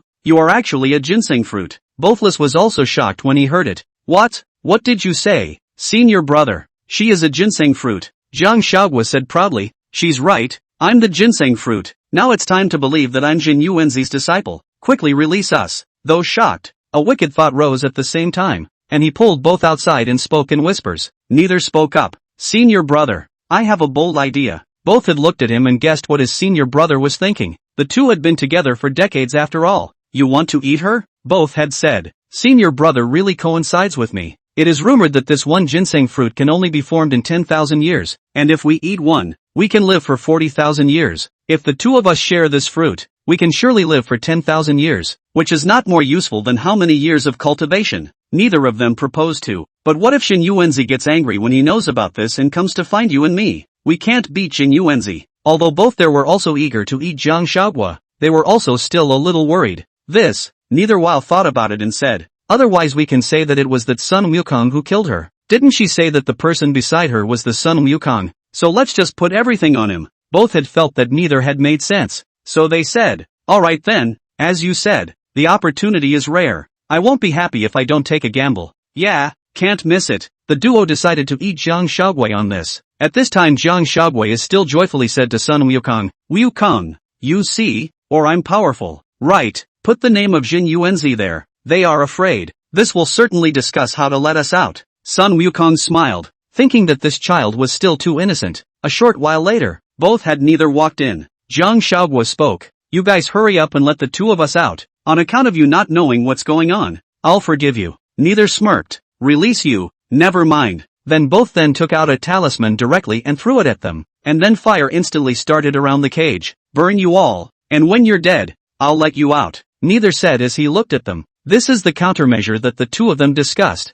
These two people's spells are high. If you let them out, you definitely can't beat them. So you will make them die in the iron cage, so that when Jiang Shaoguo dies you can just eat them. Jiang Shaoguo saw that the fire burned directly, and the scared whole person hurriedly leaned to son Wukong's side and said in panic, Ma, fire, Wukong, what about this? Son Wukong gently patted her shoulder and comforted. Don't be afraid, I'm here. Son Wukong used his hand to gently wave. The original burning flames instantly disappeared without a trace. However, what was even more unexpected was that the flames ran straight towards the body of both. Both had looked at the flames burning on their bodies in horror, and were suddenly thrown around in shock. The two panicked and ran out of the room and into the courtyard, dousing themselves with water to extinguish the fire. And at this point they were as woefully out of shape as a chicken in soup. Jiang Shaoguo's heart was relieved when he saw their wretched appearance. Then he laughed out loud. Ha ha ha ha ha, deserved it. Now there are both know that these two people are not oil lamp. They are ready to go back to discuss countermeasures. On the way out also added a few more runes to the iron cage, in case they escape.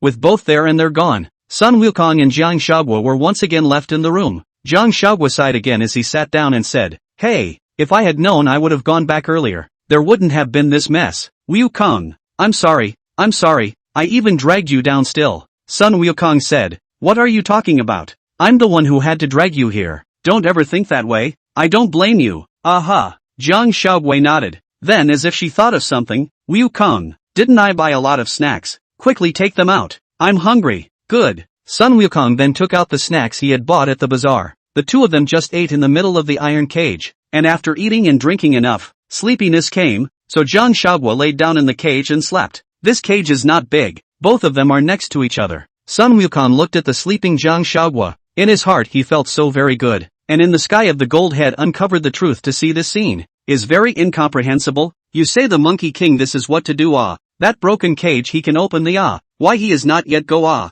Silverhead uncovered the bottom and said, Say you're stupid and you still don't believe me. Can't you see that Sun Wukong likes this ginseng fruit intentionally want to stay with her more? The golden-headed Jieji was shocked. What? The Monkey King has moved on. He's a stone monkey. He understands this. The silver-headed Gekatai gave him a blank look. You're the only one who understands if people don't. The gold head uncovered is very upset. Hey, you this person. looks down on who it is. Polo Jieji at this time came out to round off. Well, you two are let's say 2 sentences. This monkey really does not look too right, but there is no emotion is not you and I say. This matter also need to report to Guanyin Daisher. The golden-headed Gekatai expressed his approval. Yes, you're right. We have to tell the Bodhisattva to go. Paloji, you watch them here. I'll run to the South China Sea. When he had finished speaking, Palajiti flew to the South China Sea. Chapter 24, Unconscionability. Originally, Sun Wukong decided to wait for the next day when there was neither here. Find an opportunity, pretend to break open the iron cage, then take Jiang Huaguo out.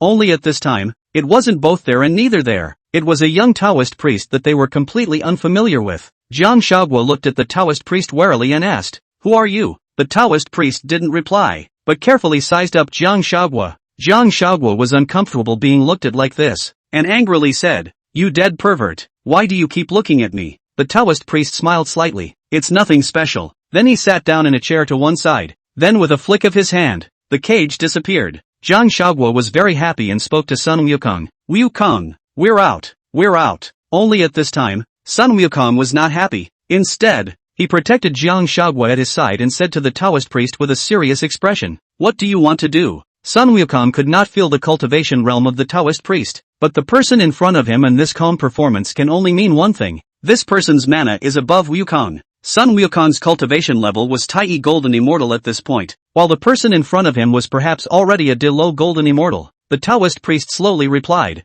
"Guess, Sun Wukong, cut the crap." Taoist priest, "Sun Wukong, I won't be hard on you. You can go." "She stays." "Me?" Jiang Huaguo was puzzled. "Dog, yes, that's right, you are." Sun Wukong refused outright. "No way." "Well, that's up to you." After the Taoist priest finished speaking, he directly swung out a palm, and Sun Wukong had no power to fight back and directly fell to the ground. Jiang Huaguo hurriedly ran over and helped Sun Wukong up. "Wukong, are you alright?" "It's okay." Sun Wukong didn't expect this person to be so powerful, and immediately sacrificed his weapon and struck the Taoist priest, only to see the Taoist priest take the duster in his hand and immediately block Sun Wukong's attack. Seeing this, Jiang Huaguo also offered his jade flute and struck the Taoist. It was just that the Taoist priest was too powerful, and even if the two of them used their full strength, they could not defeat him. Soon the duo both fell to the ground, and the Taoist priest walked up to them and spoke condescendingly. "Two guys who don't know what's good for them, and still want to fight me."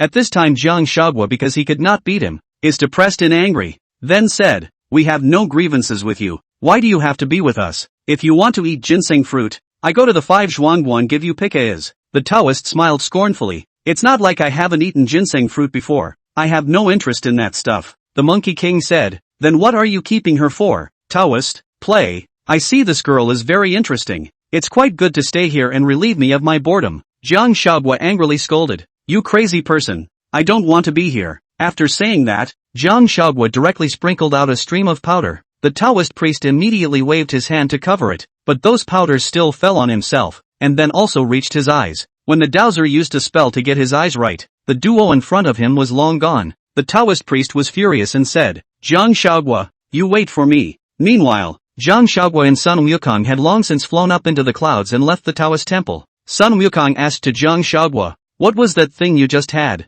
Jiang Huaguo replied, "Chili powder. I was thinking of using it for barbecue, but I didn't expect to use it for him." Chili powder. The Sun Wukong genuine did not expect it, then smiled slightly. "You are clever." It only bought them a few seconds, but it was enough for the two of them to escape. "You're welcome. This little brain of mine must be smart otherwise how could I catch the Tang monk in the first place? If not for the Tang monk is the man of heavenly destiny. It is estimated that it would have gone into my stomach." At this time Jiang Huaguo was still joking. Sun Wukong looked at her and smiled dotingly. He felt that Jiang Huaguo was really like himself back then, not afraid of the sky. The two of them just flew on, going in search of the longevity monk. Only before they could find him, the Taoist priest came after them. "Damn, how is this Taoist so fast?" Jiang Huaguo spoke indignantly, then pulled Sun Wukong to fly downward, wanting to find a place to hide. They came to a big tree and Jiang Huaguo said, "Goku, let's turn into grass and hide here." "Aha!" Sun Wukong responded. The duo then turned into 2 small grasses and hid here.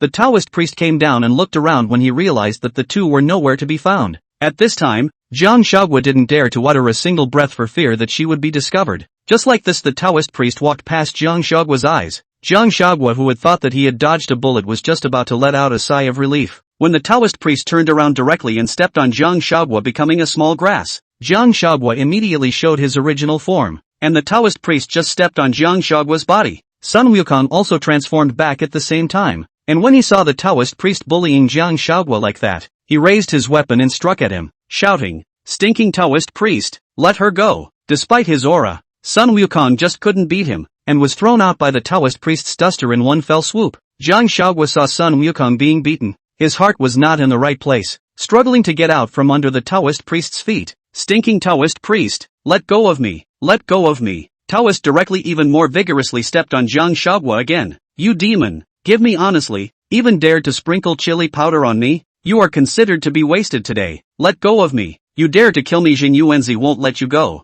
I won't let you go even if I become a ghost, then you go be a ghost." The Taoist priest directly kicked Jiang Huaguo away. Jiang Huaguo landed steadily in the distance at this time, spitting blood from his mouth. Sun Wukong hurriedly dragged his injured body and ran to Jiang Huaguo's side, picked her up and said, "Huaguo, Huaguo, are you alright?" Jiang Huaguo braced himself and said, I'm fine.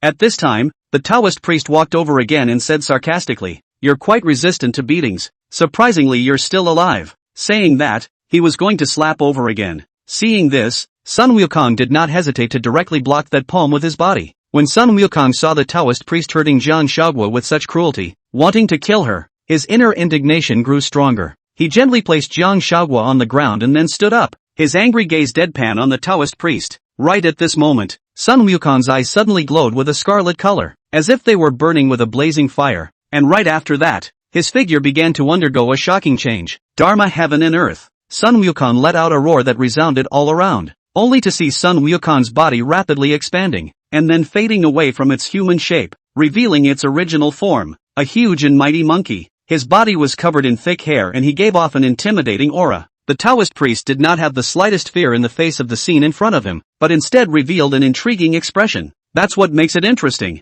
Chapter 25, Don't Die. Sun Wukong raised his fist and struck hard at the Taoist. At this point the Taoist no longer belittled Sun Wukong as he did before. His eyes glazed over and he quickly darted to avoid the blow. Sun Wukong although fell short, but he did not die. Still once again raised his fist. To the Taoist priest continued to smash heavily, and at this time, the Taoist priest's body suddenly emerged dazzling golden light, and then went out and Sun Wukong's fist collided head-on. With a loud bang, the collision of the two's powerful forces shattered the surrounding area, and each of them flew backwards before smashing down heavily on the ground, raising a cloud of dust. "You monkey, I really underestimated you," the Taoist priest said as he stabilized his stance. After the Taoist priest took this hit, he was obviously a bit displeased, and immediately after that, he made a seal with both hands, and a powerful mana surged out from his body, forming a huge mana seal that struck straight towards the Monkey King. Sun Wukong at this time is too big. Facing this kind of attack is not good to avoid, but the power above is enhanced a lot, directly hard to carry down this blow.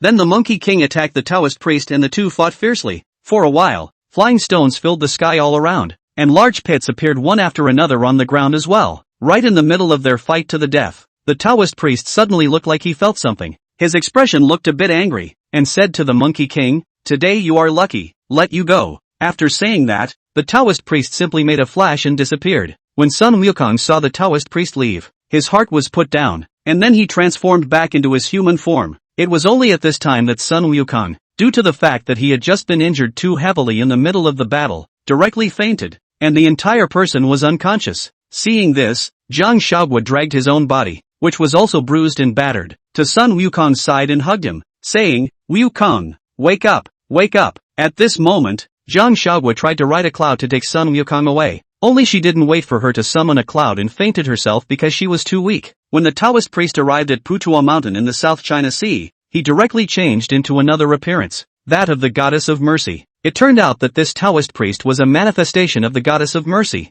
Guanyin walked to the purple bamboo forest, pushed open the door of the room in the Zen garden, and walked straight in. A man was seen picking at Guanyin's things inside. Then Guanyin got angry and kicked him straight away. The man fell to the ground and shouted to, "Senior brother, it's me, don't fight, don't fight." Guanyin said, "I know it's you, Tai, you're getting more and more bold. How dare you steal my wine to drink. It turned out that this beaten man was Tai Saving Bitterness Heavenly Father, also known as the former Tai realist, the Goddess of Mercy. Before joining Buddhism, was a Sihong Taoist, and the two had both worshipped under Yuan Shi Tianzuan, so they were called masters and brothers. Tai Yi stood up, patted the dust that wasn't there at all, and said, "Elder brother tell me about you. There are good things still hiding behind my back. This is too hurtful to elder brother's heart." Guanyin Bodhisattva speechless said, "You every day not in your that wonderful yin palace to stay, the whole day to my Putua mountain is very idle it. That's not true senior brother. Where have I been all day? I haven't been here for months. Has it been that long? Of course. Then you should have been longer. How come you're a man of honor now? What's the point of running to me all the time? That's not because I'm afraid you'll be bored. So I thought I'd come more often to keep you company, to relieve the boredom. You're afraid you either want to keep me company or you want to come and drink the wine I've made, a large portion of which you've drunk." He. Tai Yi laughed in embarrassment, then continued,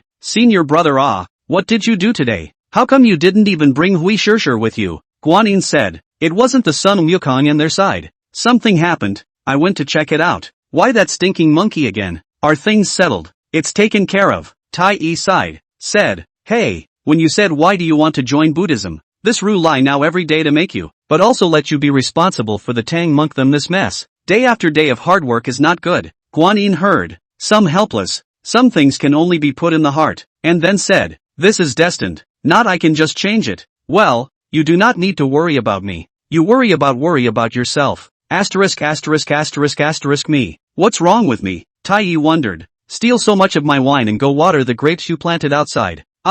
No, you're asking me to water. What are you asking Megumi Bank to do with this job? It's you who drank the wine I made, not Hui Bank. Let you do some work and still talk so much. Go quickly, said Guanyin and yanked Tai Yi by the collar and dragged him out. Well, I'll pour. Tai Yi hurriedly begged for mercy. With that, Tai Yi dutifully went and watered it, while Guanyin watched from the side just like that. For so many years, this is how they get along. Not that Tai Yi can't beat Guanyin, but he only reveals his childish side in front of Guanyin. So many brothers and sisters in the same door. Tai Yi and Sihong relationship is the best. Only later Sihong joined Buddhism. It is no longer like before that day in and day out. Tai Yi do not want to give up his brother. They have the cheek to often come to Putua mountain. Otherwise he does not come. Guanyin will not go to find him. He did not want to become estranged from his senior brother's relationship. The Tang monk rode a white horse and marched with Piggy and Sha monk. Piggy spit at this time. Master this is 3 days. Big brother has not come back. I see this big brother ate into has not come back. Surely left us back to the flower and fruit mountain getaway to go. Monk Tang said, don't be ridiculous. The Sand monk following behind also said, second senior brother, don't talk about eldest brother like that. He's not that kind of person. Inuyasha said, you guys, you're so naive. The Tang monk was a bit angry. 8 Ring, don't badmouth your eldest brother behind his back. You guys need to work together and trust each other. To trust each other. Piggy learned from the Tang monk's words and said again with a deliberate ghostly face, my old pig knows. Then master, you can wait slowly. The Tang monk looked at Piggy's face and didn't want to say anything more. Suddenly, the Tang monk saw what appeared to be someone lying on the ground in front of him. So he said to Piggyback, Beiji, there appears to be someone lying there in front of you. Go and see what's going on. Piggy took a look and said with some reluctance, why call me to go? This is in case it is a demon. A mouthful of me to eat what to do. The Tang monk was a bit speechless. You naive bastard. How can you be so lazy and slippery? At this time the Sand monk hastily said, Master, don't be angry. I'll go and see is. Piggy knew that he was a little wrong, so he said resentfully, I didn't say not to go. Shaw shitty, watch the master. I'll go and look around. No problem, you guys go forward again. Sandman. Yes. With that, Inuyasha ran forward. Chapter 26, Resurrection. Piggy ran to the front and realized that it was actually Sun Wukong and Jiang Huaguo, and hurriedly shouted to the Tang monk, Master, it's the eldest brother. Come quickly. When the Tang monk heard it was the Monkey King, he hurriedly walked over as well. At this moment, Sun Wukong and Jiang Huaguo were lying on the ground, their bodies still injured. Piggy patted Monkey and said, Monkey, wake up. Tang monk asked worriedly, Wukong, it won't be dead. Piggy said too, the big brother which will be so easy to die. Think of the year when the Supreme Lord that furnace burned him so long are not burned to death. Monk Tang, so what can we do now? Inuyasha thought about it, then went straight to pinch the Monkey King's nose. I did not expect this trick is quite useful. The Monkey King really slowly opened the eyes. Immediately see the pig's big face. Instantly the pig's hand directly shoot off. 8 rings, do not want to live. Master, look, it's not alive. Inuyasha said happily. The Tang monk was also happy. Wukong, you're finally awake. Master, Sun Wukong slowly got up. Why are you guys here? The Tang monk said. We happened to be passing by, so we saw you guys fainting here. This way. Sun Wukong rubbed his forehead and suddenly thought of Jiang Huaguo and immediately asked, Where's Huaguo? Where is she? Here it is, eldest brother. Sand monk said at this time, I've been yelling at her for half a day, and she hasn't woken up. Sun Wukong then saw Jiang Huaguo right behind him. Just now he was only focusing on talking to the Tang monk. He didn't see it for a moment. He hurriedly looked at Jiang Huaguo and called out a few words, Huaguo, Huaguo, only to see that Jiang Huaguo didn't have any reaction. At this time, Piggy was ready to continue to pinch Jiang Huaguo's nose, while the Monkey King simply slapped his hand away. Don't mess around. Only to see the Monkey King raise his hand. A golden light flashed in his hand, and then placed it on Jiang Huaguo's forehead. A spiritual energy then followed the forehead until the whole body. Piggy said at this time, Eldest brother, you are still weak. Let my old pig give her some spiritual power to heal her. Though Piggyback fights with the Monkey King from time to time on weekdays, when it really comes to the time of need, Piggyback is still very righteous. Sun Wukong said, No, I'm fine. As Sun Wukong's spiritual energy was channeled, Jiang Huaguo slowly opened her eyes at this time, and only then did Sun Wukong retract his spiritual energy. When Jiang Huaguo woke up, he forced himself to sit up, then asked to him, Wukong, are you alright? Sun Wukong returned, I'm fine, how are you? Jiang Huaguo rubbed her shoulders and said with some difficulty, other than the fact that her body still has some pain, the rest is fine. Then I'll just channel some more spiritual energy into you. Sun Wukong said. Jiang Huaguo hurriedly refused. It's fine, I'll just adjust myself. The Tang monk asked at this time, What's going on with you two? Why are you still injured? Jiang Huaguo returned, We met a Taoist priest. Taoist priest? What kind of Taoist priest is so powerful that he injured both you and Monkey? Piggy couldn't help but be curious.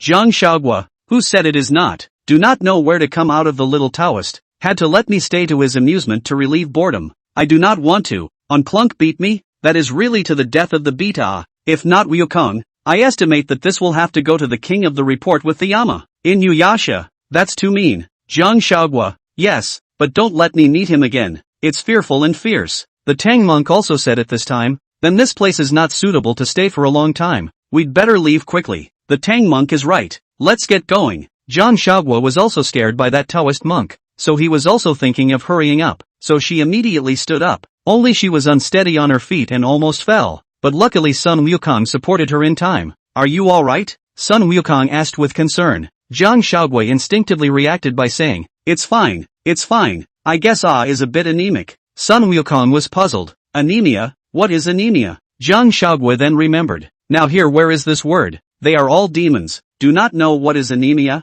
and she is only too thin because of the modern era. Often will be violently stand-up dizziness. This sentence is spoken more and more like a mantra to speak out. Realizing these, she hastened to say, It is a woman's weakness means, small thing, eat a little sugar will be fine. Oh, that's right. Sun Wukong silently memorized it. At this time, Sun Wukong looked at the white dragon horse and then said to the Tang monk, Master, let Jiang Huaguo ride the horse. She's not in good health right now. Tang monk, this kind-hearted person, surely agreed. Hastily said, Can. Then you let Miss Jiang get on the horse, for the teacher to walk just fine. Well, thank you master. Sun Wukong said. It was only at this time that the white dragon horse seemed as if it was a bit unhappy, and then it barked twice. Sun Wukong looked at him with an angry color and scolded, Little white dragon, be honest with me. This cannot be blamed on the small white dragon. This weekday only Tang Sanzang will go to ride him. Tang Sanzang after all is the golden cicada reincarnation, so let him ride, he can accept. But Jiang Huaguo, a fruit into a spirit, or female, and he, but the dragon, on the identity, he can be more honored than the Jiang Huaguo. How can she ride it? That's why the little white dragon roared in protest. Jiang Huaguo could also see how unhappy little white dragon was at this point, but she hadn't intended to ride. Although she was indeed injured, she wasn't vain enough to let a mortal get her. So she said, Wukong, I'm fine. You'd better let the Tang monk ride the horse. That way we'll travel faster. Sun Wukong said, Don't you care about the little white dragon? Just ride it though. No, I am really fine. Really don't need to. Jiang Huaguo smiled and said, Riding a horse is not necessary. Tang monk, if you guys have water, give me some water. I am a fruit. Maybe it's because I was exposed to the sun for the past 2 days. Now I am a bit wilted. Water. When Sun Wukong heard that Jiang Huaguo needed water, he hurriedly said to the 8 rings, Nerd, go get water. Good. Inuyasha hurriedly went to his luggage and rummaged through the water kettle, handing it to Jiang Huaguo. Jiang Huaguo took it. Thank you. 8 rings, then gulped it down. Jiang Huaguo didn't lie. She was really feeling a bit wilted. Who let herself be a fruit? Needing moisture too much. After drinking the water, Jiang Huaguo was really much more comfortable, but she still kept some and spoke to Sun Wukong. Wukong, do you want it? I'm not thirsty. You drink, Sun Wukong said. Jiang Huaguo, well, then I'm welcome. This wasn't a desert, and water sources weren't that scarce, so Jiang Huaguo didn't have to be polite, so he drank the rest of the water. In this way, a group of 5 people once again embarked on the road to the west. Chapter 27, Polin Monastery. A few people traveled into the night and arrived at the Polin Monastery. The monks of the Baolin Temple prepared vegetarian food for them, and then gave back 2 Zen rooms. The 4 masters and disciples lived in one, and Jiang Huaguo lived in one alone, although she was a demon, but after all, she was a woman. Or there was a difference. After Jiang Huaguo lay down in the room, he was thinking that this Baolin Temple had arrived, so now it was the difficult task of arriving at Wu Jigua. As soon as I talk about this Wu Jigua, how can I still kind of want to eat Wu Ji soup? I kind of miss the Wu Ji soup in Shaxian Hotel. Ha ha ha ha ha. Thoughts run a little far. Recalling the plot of the TV at that time, that is, the king looking for the Tang monk in the middle of the night, the Wukong out to subdue the demon, and that demon is Manjushri Bodhisattva's mount, the green-haired lion monster. To summarize this difficulty, there's no danger. It's mostly for the king yet. With that thought, there was a sudden knock at the door. Who is it? Jiang Huaguo asked. It's me, Sun Wukong replied. Jiang Huaguo heard Sun Wukong's voice and hurriedly opened the door, inviting Sun Wukong in. After the two sat down, the Monkey King took out a box and handed it to Jiang Huaguo. For you. What's this? Jiang Huaguo picked it up. Sun Wukong, open it and see. Jiang Huaguo then opened the box and was a little delighted to find that it was filled with ganache. It's crispy candy. Where did you get it? Jiang Huaguo smiled with arched eyebrows and looked at the Monkey King and asked. Sun Wukong saw Jiang Huaguo happy. Not in vain he flew quite far to buy it. So he said, just go outside and buy it randomly. You quickly taste it. Is it good or not? Aha. Jiang Huaguo nodded and responded, then took a piece and put it in her mouth. It was so sweet, so delicious. It had been a really long time since she had eaten candy, and it felt so happy to have it all at once. It was true that sweets made people happy. So delicious. Wukong, thank you. Jiang Huaguo expressed his heartfelt gratitude to Sun Wukong from the bottom of his heart at this moment. Sun Wukong also smiled gratefully and said, that's good. Eat as much as you like. Then, you taste it too. Jiang Huaguo took a piece of crispy candy and was about to feed it to the Monkey King, but his hand suddenly stopped for a moment. Feeding it to him didn't seem too good. The last time he fed the Monkey King something, it was still because he deliberately teased Inuyasha, so he didn't think that much about it, and at the moment there were just the two of them in the room, so it was more or less ambiguous. Seeing that Jiang Huaguo was a bit embarrassed, Sun Wukong took the crispy candy from her halting hand and stuffed it into his mouth before saying, it's really delicious. Well, it's time for you to sleep, so I won't bother you anymore. I'll go first. If there's anything you call me, I can hear you. Sun Wukong admonished. Jiang Huaguo, okay, good night. Good night? Sun Wukong was a bit puzzled. He often heard words from Jiang Huaguo's mouth that he had never heard before, so he was actually a bit used to them now. Then asked, what does that mean again? Jiang Huaguo smiled faintly and said, the meaning of a good night's sleep and a good dream. Sun Wukong nodded. Good night. Then, with that, he left the room. After Sun Wukong left, Jiang Huaguo sat dumbfounded in her room, her heart suddenly thumping a little as she thought back to the embarrassing moment just now. When faced with the Monkey King, she actually has a heart. After all, he's really nice and handsome to her, and she has a filter for him. Ask anyone who as a child did not watch TV every day during the summer vacation, in which Qi Tian de Shang, a character that every child adores, and it's hard not to be moved by the fact that this man is now by his side, that he faces him day in and day out, and that he's even better in person than he is on TV. It's just that the Monkey King was born out of a rock, and he doesn't seem to understand love, and their own, just wishful thinking, not to mention, they are not worthy of people. He is the great sage of Qi Tian, is the Buddha, and their own surface is now a ginseng fruit into the spirit, but the heart is simply a female beggar. When she thought of this, she hurriedly made herself dismiss this thought. She said to herself, Jiang Huaguo, don't make a fool of yourself, don't think wildly, don't fall in love with your brain, be calm, okay? You're a sober big heroine. Yes, a big heroine. Go for it, try your best to practice, that's what you have to do. Go for it, go for it, go for it, go for it. Jiang Huaguo had been brainwashing herself just like that, but fortunately she was still sensible and quickly talked herself out of it, so she lay down and fell asleep. on Sun Wukong's side. When he went back, the Tang monk told him about the king's search for him in his dream just now, and Sun Wukong then agreed to help them as well. On the second day, when the prince was out hunting, the Monkey King transformed into a small rabbit and pretended to be shot by the prince with an arrow,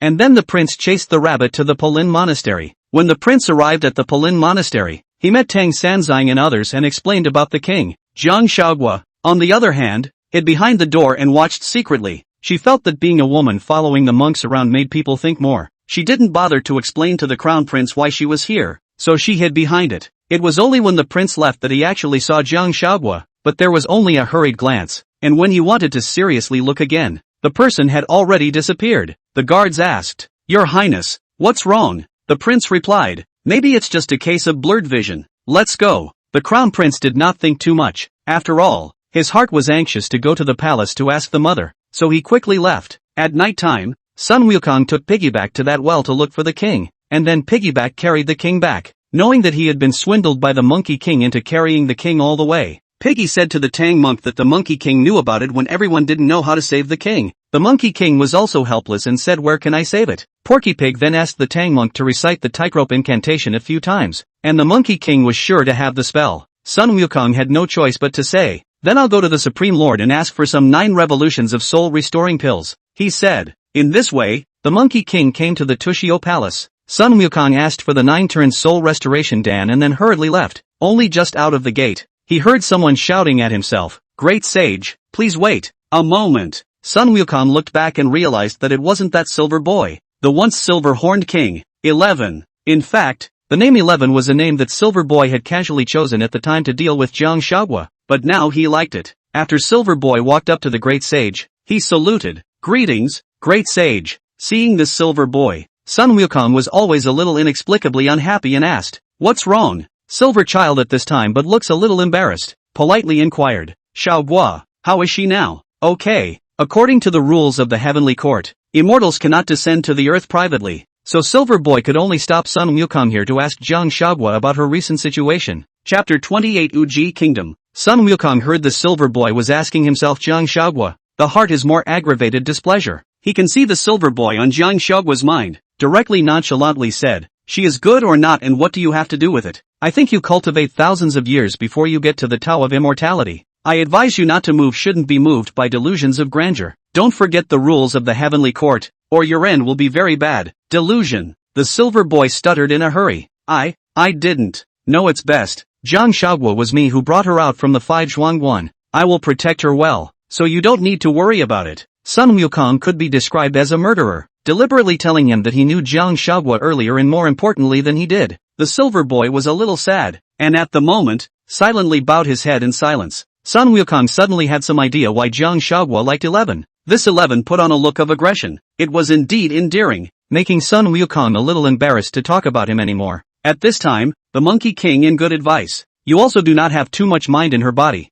You are not a class of people. Think when I was in the 5 Zhuangguan time, that Zhenyuanzi on the Jiang Huaguo is very favorite. She is this Ginseng Fruit tree 10,000 years in the first cultivation of the fruit of the spirit. Very spiritual. In the future, if she wants to become a fairy or become a Buddha, is not a problem. The achievement is bound to be above you. And you, a 9-tailed fox only. Under the heavens like you are too many 9-tailed fox. Just you are more lucky, so you too are not worthy of the end. A 9-tailed fox only. Under the sky, like you like the 9-tailed fox is too much. Just you are more fortunate. So, you two are ultimately not match. While you that sentiment has not yet borne a lot of it. Hurry up to put away. Don't make a mistake. Sun Wukong actually hated it when people said something about the difference in status and position, but now he was speaking like this, and he just didn't want the Silver Boy to have too many more unorthodox thoughts about Jiang Huaguo. The Silver Boy nodded, lost in thought. I know, Silver Boy, for these he will not know. Just these days, he always will not be able to control to miss Jiang Huaguo,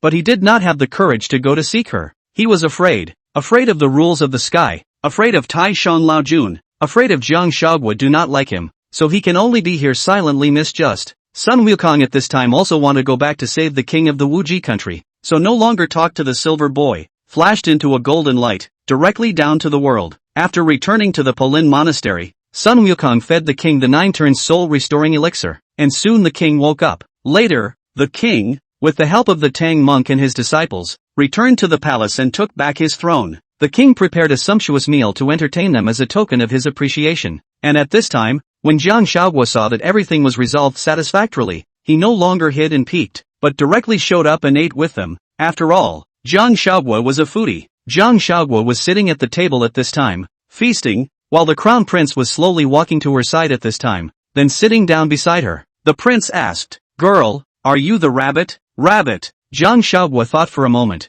then realized that the crown prince was afraid that he wasn't talking about the rabbit that the Monkey King had turned into, so he replied, "I'm not. That's what the Monkey King has become." "Oh, that's right, I thought that was you. So girl, are you also a monk like Elder Tang and the others?" Jiang Huaguo sniffed, so shocked that the food in her mouth almost spewed out, and hurriedly said, "Of course I'm not which has a female as a monk female that is called a nun. So, are you a nun?" "Definitely not." Hearing Jiang Huaguo say no, the crown prince was obviously a bit happy. "That's really great." "Great. What's great? Then will you stay and be my crown princess?" The crown prince looked at Jiang Huaguo with an expectant face. "What?" Jiang Huaguo was shocked. "The first time I saw you in Baolin Temple, I couldn't stop thinking about you. I was thinking about my father's business, so I didn't go to look for you. But these days, your appearance always appeared in front of my eyes from time to time. Originally I thought that day was my eyesight. I didn't think you really appeared. Do you know how happy I am?" The crown prince looked at Jiang Huaguo with a face of deep emotion and spoke.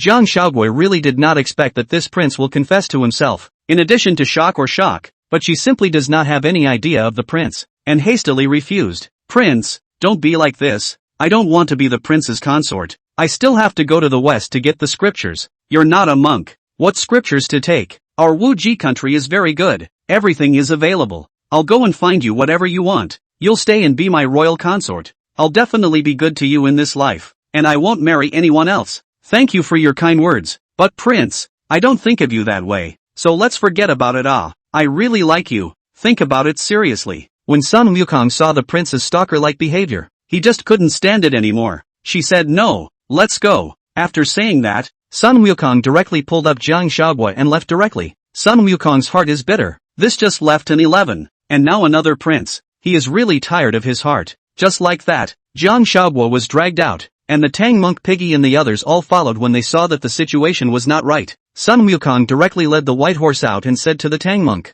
"Master, we should be on our way." Monk Tang nodded. "Well, let's go." The Tang monk was also afraid that something else would happen next, so he also agreed to leave now. Just Pig ate ring at this time. Some grumbling said, "This to the king busy half a day. The meal is not finished it. Go Sun Wukong said, "Then you can just eat here slowly." Piggy, "Hey, you all go. I still eat what go. After saying that, the group of people directly took their things and prepared to leave. Just then, the king and queen hurried to say goodbye, and the prince was even more distraught. The crown prince looked at Jiang Huaguo, his eyes filled with longing and reluctance. "You can't go." Seeing this, the Sun Wukong directly cast a stern gaze, which the crown prince converged on and turned to say, "If you really want to leave, then take me with you." When the king heard this, he stamped his feet in a hurry. "My son, what nonsense are you talking?" But the prince was stubborn. "I don't care. It's rare for me to meet someone I like. How can I give up so easily?" The crowd was all helpless, not knowing what to do. After all, it couldn't be that the Monkey King could beat the crown prince to death with a single stick. Although it was true that the Monkey King had killed quite a few people, those were bad people who had done a lot of evil.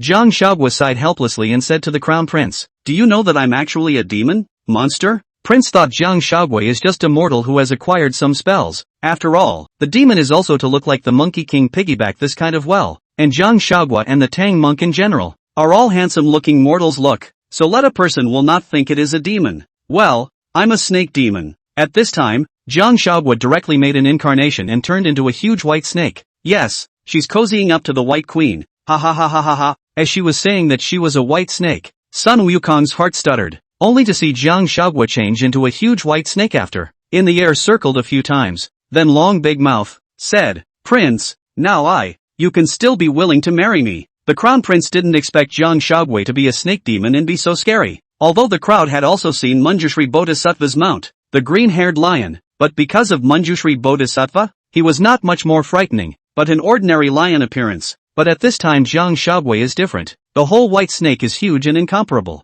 Open mouth a bite can eat a person. Any which mortals look at the heart of the fear. This was all done on purpose by Jiang Huaguo, so as to break this prince's thoughts. At this point, the prince seemed to be genuinely frightened, his face full of horror, unable to speak. When Jiang Huaguo saw this, he seemed to be satisfied, then transformed into a human form and said to the prince, "We human and demon have a parting, so I will see you again." Then hurriedly pulling Sun Wukong and the others, they ran away in a puff of smoke. Chapter 29, A Strange Encounter. Jiang Huaguo continues to embark on the westward journey with the Tang monk and his disciples, and the 5 of them are getting along better and better. Traveling into the night, several people had to rest in the wild before they reached a place where there were people. On the fall night, the temperature was a bit cooler, so they picked up some firewood to burn for warmth, and then ate the dry food after casually roasting it on the fire just like that. After eating, the Tang monk picked up the scriptures, so he was ready to read them for a while longer. Seeing this, Jiang Huaguo also picked up a scripture from those bags carried by the Sand monk as well, ready to read it. "I didn't realize you even loved reading," Inuyasha joked to Jiang Huaguo.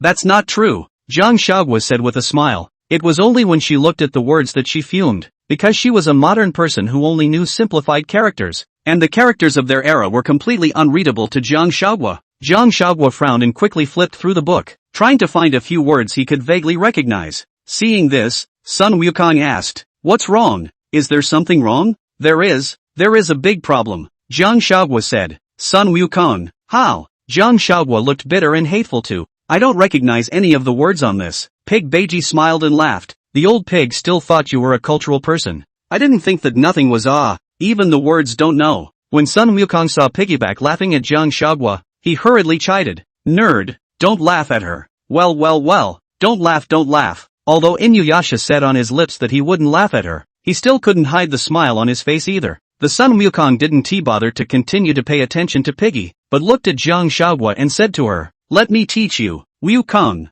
You still recognize words." In Jiang Huaguo's mind, he couldn't really remember that Sun Wukong had ever read a book. Sun Wukong was a little embarrassed. "Of course I recognize words." "Well, then read it to me," Jiang Huaguo said and handed the book to the Monkey King. After Sun Wukong received the book, he sat next to Jiang Huaguo and read to him. Guanyin Zai Bodhisattva, when practicing deep prajnaparamita, sees that the 5 skandhas are all empty, and eliminates all suffering. Shariputra, color is not different from emptiness. Emptiness is not different from color. Color is emptiness. Emptiness is color, and the same is true of thought, action, and consciousness. Shariputra, it is the emptiness of all dharmas, unborn and undefeated, unsullied and undefiled, unincreasing and undiminished. Sun Wukong just chanted and realized that the person next to him hadn't been making much noise, so he turned his head to look and saw that Jiang Huaguo was already sleepy at this point, and his eyes were closed without being able to open them. Piggy spat in a low voice to the Sand monk. "This Jiang Huaguo is just like my old pig. He dozes off when he reads a book. Ha ha ha."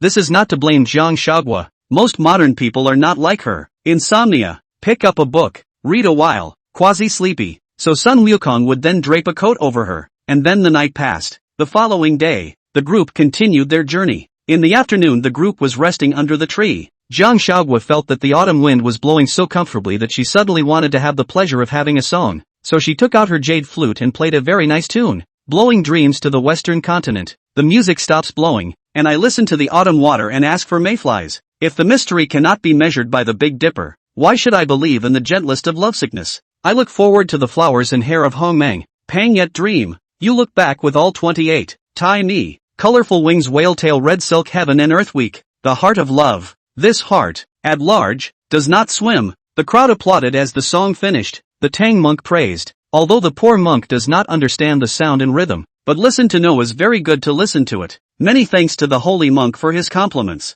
Jiang Huaguo was also happy to hear others praising him, but just as everyone was in a lively atmosphere, one person suddenly appeared. This person was immortal and wore a plain coat. Everyone was wary in the face of this stranger. Only Inuyasha, on the other hand, took a closer look and then said, "Zhenyuanzi, why are you here?" Zhenyuanzi, this name appeared in Jiang Huaguo's mind. She was familiar with this character. After all, she had not only seen Journey to the West, but also Fengshen. Zhenyuanzi walked up. "Tianpong Marshal, it's been a long time, are you alright?" Inuyasha returned, It's good. Then Beiji introduced to Tang monk and the others, "Master, this is Zhenyuanzi, a disciple of Yuan Shi Tianzun, and I used to be friends." Zhenyuanzi bowed to the crowd, "Greetings to all of you, I am Zhenyuanzi." The people present also bowed back one by one and said, "See you, immortal master." Once everyone knew the identity of Zhenyuanzi, They were no longer wary of him. Why are you here? Here Inuyasha was most familiar with Zhenyuanzi, so Yasha asked directly. Zhenyuanzi returned, I party in the clouds, heard someone playing a tune. This tune I have never heard before, the heart curious, so I thought to come down to find that tune out. Piggyback sniffed with joy. You're looking in the right place. Then he pointed at Jiang Huaguo. She's the one who blew it. Zhenyuanzi followed the direction that Inuyasha was pointing and looked at Jiang Huaguo. That tune, did you play it? Jiang Huaguo nodded. It's me. Zhenyuanzi was very happy and said, Girl, what is the name of that tune of yours? Blowing dreams to the western states, blowing dreams to the western continent. Zhenyuanzi repeated it again, then said with some excitement, Good, excellent. You like this song a lot. Yes, I am a person who likes music. Today I can meet a person like the girl who knows music. The poor Taoist is very happy. Well, I like it too, and if you want to learn that song, I can teach you. Good, I'm obliged to the girl. So-called like-minded people are always quick to trust each other. After Jiang Huaguo taught this song to Zhenyuanzi, the two were already good friends. Zhenyuanzi asked, Who did you learn this tune from, and who is your master? My master is Zhenyuanzi, but he has taught me nothing. Jiang Huaguo couldn't learn anything when he was not yet in human form at the 5 Zhuangguan. Jiang Huaguo continued, This tune of mine, I learned it from watching people in the mortal world play it. Jiang Huaguo didn't want to lie, but she couldn't say that she was a modern learner. It was too much of a stretch, so she casually lied. Cloudy,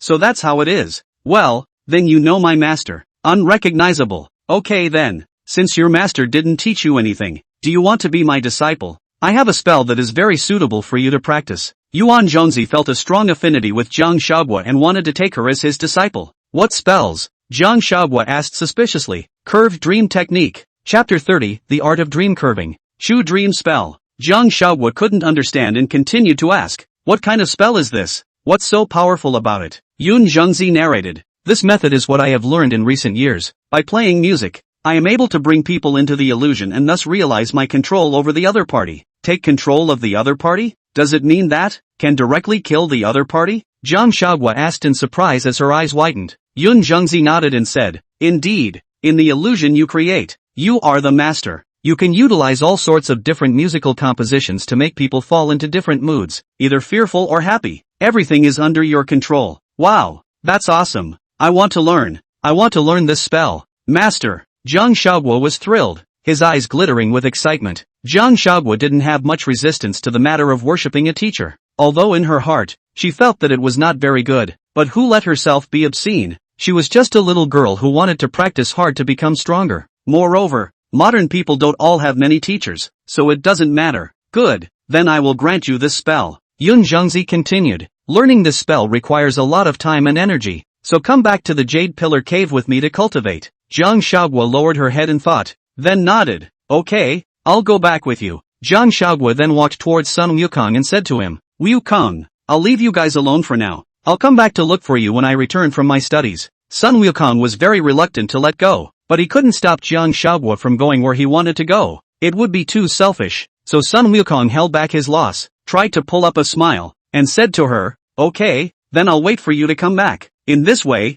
Jiang Huaguo followed Zhenyuanzi to the Jade Pillar Cave of Terminal Mountain. Inside the Jade Pillar Cave, Jiang Huaguo listened carefully to Zhenyuanzi's teaching, and then practiced the spells. Only a month had passed, and she was still unable to completely learn, and could only say that she had learned 5 or 6 points. Zhenyuanzi saw her frown, so he relieved. You must not be anxious. A short period of time, comprehend this, has been very good. The road of cultivation and long. Do not be in a hurry to achieve. Jiang Huaguo, yes, disciple knows, it's because I was in a hurry. Right in the middle of their conversation, voices rang out from outside the cave. Taoist Zhenyuanzi, are you there? Jiang Huaguo heard this voice and found it somewhat familiar, so he got up and followed Zhenyuanzi outside. Upon arriving outside the cave, Jiang Huaguo instantly recognized that the person was none other than 11. Jiang Huaguo instantly shouted in surprise, 11. When 11 saw that Zhenyuanzi was followed by Jiang Huaguo, he was also instantly happy. Huaguo, why are you here? Jiang Huaguo asked. 11 replied,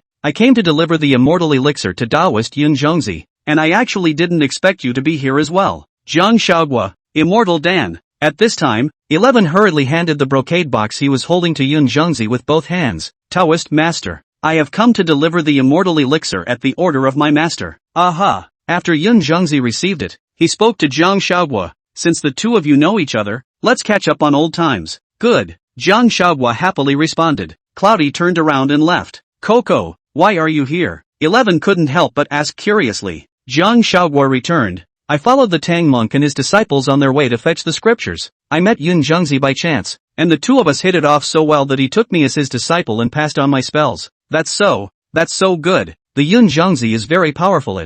You can definitely be even more powerful by following him. 11 couldn't help but feel happy for Jiang Huaguo when she heard that she had gotten this opportunity. 11 had thought that this time out he was going to sneak away to take a look at Jiang Huaguo, but he didn't expect to meet him directly here. They were really destined to be together. 11 secretly celebrated in his heart. He looked at Jiang Huaguo and a hint of a smile appeared on his face. That's natural. I'll definitely be great in the future, Jiang Huaguo said confidently. Then, Jiang Huaguo suddenly turned his words around. You kid, you cheated me so badly last time. You even stayed by my side for so long without telling me your identity, making me look like a little cutie.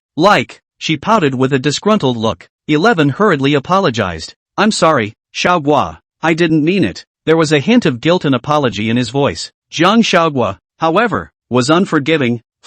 Big liar. 11 spoke anxiously. Forgive me, will you? I promise I will never cheat you of anything again. Really? 11 immediately raised his hand and swore. Really? I swear. Don't. Sad. Don't believe you. At this moment, Jiang Huaguo was completely pretending to be angry with 11 and deliberately teasing him. She knew that 11 wasn't intentionally deceiving her. She just wanted to see his reaction. 11, however, was very nervous and kept explaining, afraid that Jiang Huaguo would really get angry and ignore him. Huaguo, then you say, how can you forgive me? 11 said in a pitiful tone. Unless, Jiang Huaguo deliberately dragged out her voice, whetting his appetite. Unless what? 11 couldn't wait to follow up. At this time, Jiang Huaguo looked at 11's serious expression, and the corner of her mouth rose slightly. Then suddenly her hand lifted and directly popped a brain pop into 11's head. Ouch! 11 screamed out in pain as he covered his forehead directly. Jiang Huaguo laughed at the situation and said triumphantly, alright, you're forgiven. It was only then that 11 reacted to the fact that Jiang Huaguo wasn't really angry at all, and was completely teasing herself. You're bullying me again, 11 said accusingly, with a hint of petulance on his face. I'm going to flick you too, 11 said defiantly, reaching for Jiang Huaguo as he spoke. Jiang Huaguo flexibly dodged him and said mischievously, No, just a little bit, you feel it too. 11 chased after her and continued to try to catch her. So the two of them were out chasing and having a good time. They were laughing, joking and energized. At this time, Jiang Huaguo was suddenly interested in trying to see if he had made any progress in his cultivation over the past few days, and also wanted to see if he could beat 11. He then offered his jade flute and struck directly at 11. Seeing this, 11 stepped back and asked, Huaguo, what are you doing? Cut and run, Jiang Huaguo said as he attacked 11. Only then did 11 realize that Jiang Huaguo wanted to compete with herself, and readily agreed. Good, then I'll be polite. Then 11 went straight from defense to attack, but he didn't really use his full strength. After all, he didn't even use his weapon.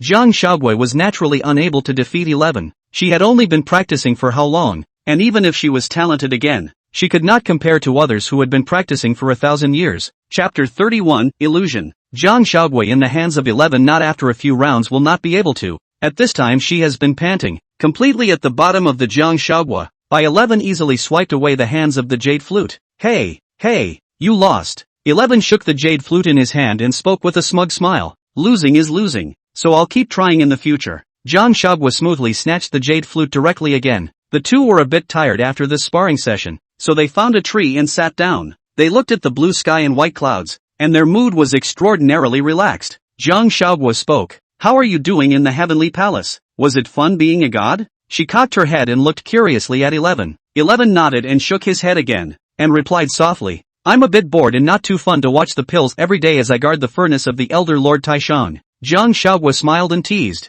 Then it seems that the heavenly palace is nothing more than that. Not as dashing as when we were in Flat Top Mountain, is it? 11 smiled slightly and nodded. Yeah, I miss that time for us. His eyes revealed a hint of emotion. Jiang Huaguo comfortingly said, well, don't be despondent. How about I blow you a tune to listen to? 11 immediately got excited and clapped his hands. Yes.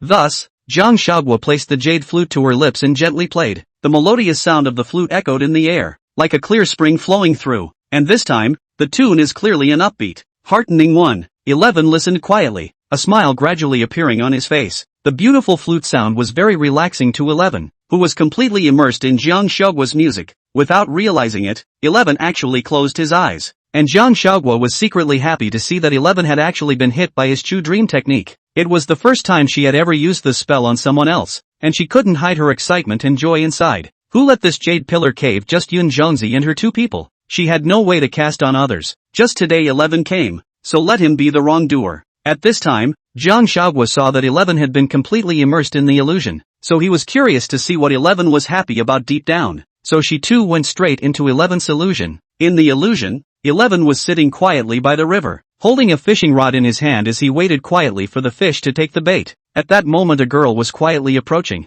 and that girl was none other than Jiang Xiaoguo. Jiang Xiaoguo picked up a stone on the ground and threw it into the water, only to hear a plop sound. The water surface suddenly stirred up a splash. 11 was startled by the movement, but after turning around and seeing that it was Jiang Xiaoguo, her eyes immediately became very gentle and she said, "You're here." Jiang Xiaoguo smiled mischievously and said, "Well, you've caught a few fish." 11 shook his head helplessly and replied, "Not a single one. Looks like I won't be able to drink the fish soup tonight." Jiang Xiaoguo pretended to be disappointed. "Don't be discouraged. I'll try to catch it. It better be. No one is allowed to go home without catching one," Jiang Xiaoguo deliberately said. 11 smiled slightly after hearing this, a happy expression on her face. Immediately afterward, the illusion changed again. This time it was a simple thatched hut, and 11 carefully carried the steaming fish soup out of the kitchen, gently placing it on the rough wooden table before looking at Jiang Xiaoguo on the side and tenderly saying, "This is the fish soup I just cooked. Come and try it?" Jiang Xiaoguo picked up a spoon and scooped up a spoonful of fish soup, slowly bringing it into her mouth while 11 watched her reaction somewhat nervously. After finishing the fish soup, Jiang Xiaoguo happily gave 11 a thumbs up and said with a smile, "Delicious. It tastes really good." 11 was finally relieved to hear Jiang Xiaoguo's praise, a satisfied smile blooming on her face as she responded softly, "That's great. Drink more if you like it. Wow. Your craftsmanship is simply outstanding. You can consider opening a restaurant outside," Jiang Xiaoguo said jokingly. However, 11 shook his head and firmly stated, "No, I will only cook for you alone." Jiang Xiaoguo smiled helplessly and had to say, Okay, it's my honor to get your exclusive treatment." Then the two happily ate the delicious fish soup and tender fish together. Just then, Jiang Xiaoguo suddenly felt a wave of discomfort. 11 sensed the difference and asked with concern, "What's wrong? Is there something wrong?" Jiang Xiaoguo pointed to his throat and said with difficulty, "Fishbone." It turned out that Jiang Xiaoguo was pinched by a fishbone. "Quickly go get the vinegar," Jiang Xiaoguo said to 11. 11 hurriedly brought vinegar, and then Jiang Xiaoguo directly dried herself against a bowl of vinegar. All of this was an illusion, created according to the consciousness of the person who had been hit by the spell, and the only person awake here was the person who had cast the spell, Jiang Xiaoguo. If Jiang Xiaoguo didn't wake 11 up, then 11 would be immersed here forever, and the real Jiang Xiaoguo in the distance witnessed all this. She also was not expecting that the thing that 11 felt happy and joyful was actually related to herself. It's just that the self in the illusion was too stupid, and got stuck by a fish splinter. "I'm a demon. How could I get stuck by a tiny fish splinter?" Immediately afterward, she gently waved her hand, and Jiang Xiaoguo in the illusion disappeared. 11 saw Jiang Xiaoguo disappear and was anxious, shouting, "Xiaoguo, Xiaoguo." At this time, Jiang Xiaoguo spoke, "11, I'm here." At this time, when 11 saw Jiang Xiaoguo, she hurriedly ran over and hugged her tightly. "Scared me to death. I thought you had disappeared." Jiang Xiaoguo gently patted his back. 11, it's time to wake up. Instantly the illusion disappeared and the two returned to the real world. 11 came back to his senses at this point and covered his head and said, "What the hell just happened to me?" "Jiang Xiaoguo, you were just hit by my Chu dream technique. How about it? How does it feel?" The art of curved dreams. 11 frowned as he spoke. "I actually fell for this illusion without God realizing it." "Yeah, what did you encounter in your illusionary realm?" Jiang Xiaoguo pretended not to know at this point. 11 hastened to hide his embarrassment by saying, "Nothing. Don't say it yet." "Really? What? Is it something inappropriate for children?" Jiang Xiaoguo teased. "What the hell? No, don't tell me about it. I'm not interested in hearing about it yet. Just don't tell you." In fact, 11 knew that Jiang Xiaoguo had entered into an illusion, and also knew that the last person to embrace was the real her. At the very beginning he was indeed hit by the Chu dream technique and entered the illusion, but unfortunately Jiang Xiaoguo's mana wasn't enough, allowing 11 to notice it at the first opportunity. Only 11 did not want to dismantle. As long as she wanted to, then he would willingly enter this maze. 11 let the story of the illusion unfold. He enjoyed the fact that it was his, even if it was fake, and he reveled in it. His heart was to live with Jiang Shaoguo and be immortal. And that was fine. That's why she got stuck with a splinter and he took a long time to catch a fish. It's all in the mind of 11. Of course, Jiang Shaoguo wouldn't know about all this. Chapter 32, Descent. 11. I remember Golden Horn said that you like things on Earth the most. Is it okay if we go down the mountain to play on Earth? Jiang Shaoguo asked to 11. During this period of time, she had been cultivating in the Jade Pillar Cave day in and day out, and it was indeed a bit boring, so she also wanted to just go out for a stroll, and 11 stayed in the alchemy room all year round, so it was just as well that she could go out this time to have a bit of fun as well. 11 was naturally happy to do so, nodding his head and saying, yes, yes. With that, the two left the terminal mountain and came to the nearby Earth, although it is nearby, but here on Earth from the terminal South Mountain are also more than 1,000 miles, but for will spells of them, not much a moment, then also arrived. When the two arrived at the earthly market, they realized that there were some oddities in the men on the street, because few young men are seen here, and some of them wear veils. Jiang Shaoguo secretly speculated in his heart, here is really rare, with the woman completely reversed, before it is a woman with a veil, here instead of becoming a man wearing a veil. But the world is so big that every place has its own traditions and customs, which we have to respect. So she didn't think too much about it, so she just found a restaurant and walked in with 11. The first thing she did when she came to Earth had to be eating well. She was a food lover. After walking into the restaurant and the two of them sitting down and ordering, she realized that there were people peeking at them from time to time in the restaurant. This made Jiang Shaoguo a little uncomfortable and spoke to 11. Do you feel like everyone here is looking at the two of us? 11 also felt the stares and nodded in response. Yes. Jiang Shaoguo, what's going on? This is, even if I'm pretty, it's not so bad. 11 was a little speechless for a moment, but thought it was cute. After all, Jiang Shaoguo was always like that. At this time just as Xiao Er served a pot of wine, Jiang Shaoguo asked, Xiao Er, what's going on here? Why are they always looking at us? Xiao Er sniffed and hurriedly explained, customer need not panic, they are not malicious. Jiang Shaoguo, what's going on? We are here. In recent days there is a female demon. This female demon most like to eat young handsome men, so we are here where all good-looking men are seldom go out, even if they go out, but also with a veil. Xiao Er looked at 11 and signaled, so everyone is just a little worried when they see this gentleman without a veil. I see. Jiang Shaoguo couldn't help but feel that this demoness was rather a face reader, and that this world was a giant card face bureau. If you look too good, you will be eaten. Xiao Er, I see that the two of you are from out of town, so a word of good advice. Don't let the young gentleman go out at night time, it's very dangerous. Jiang Shaoguo smiled and said, really? Thanks you are welcome, then you two enjoy your meal. Xiao Er withdrew after saying that. Jiang Shaoguo looked at 11 and teasingly said, it seems like I'll have to buy you a veil to wear later as well, or else you'll be captured by a female demon later on. Coco, you're doing it again. Ha ha ha ha ha, okay, I won't tease you. Eat. The two of them then happily enjoyed the food in the restaurant, and as for the demon, they didn't really care about it. After all, they also knew spells. When they left the restaurant, it was already dark outside, although Xiao Er reminded them, but they are immortals, afraid of demons. Joke, besides Jiang Shaoguo has not come out for a long time. It is not easy to come out to play. She does not want to go back so quickly, so the two of them wandered the streets.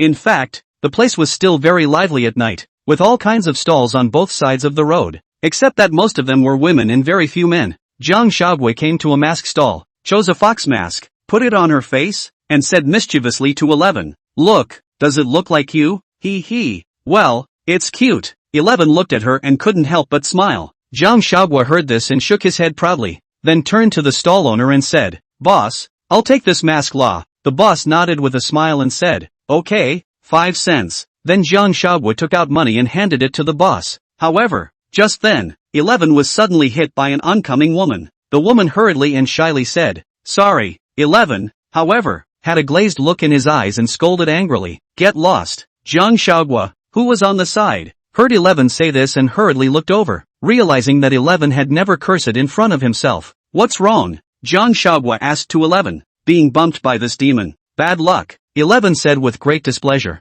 At this moment, Jiang Shaoguo's sight looked towards this delicate woman, only to see the woman hastily waving her hand in denial. I'm not a demon. Don't talk nonsense, Your Excellency. After that the woman simply walked away. Jiang Shaoguo looked at 11 and asked with a serious face, is this demon powerful? 11 shook his head and replied lightly, not as good as you. Jiang Shaoguo couldn't help but feel a wave of sweat after hearing this, thinking to herself just how bad she was that she was being used to make such a comparison. but in this way, she felt as if she was capable of capturing this demon and ridding the people of its evil. After all, if the demon was too powerful, she wouldn't dare to capture it. It was still her own dog's life that mattered. So, without hesitation, she and 11 chased after the woman. Seeing that the two men were chasing after her, the woman knew that she could not continue to hide her identity, so she stopped disguising herself and directly flew up, quickly fleeing the scene. She flew, while the heart chagrined. She did not read the yellow calendar out today. Unlucky to meet these two people.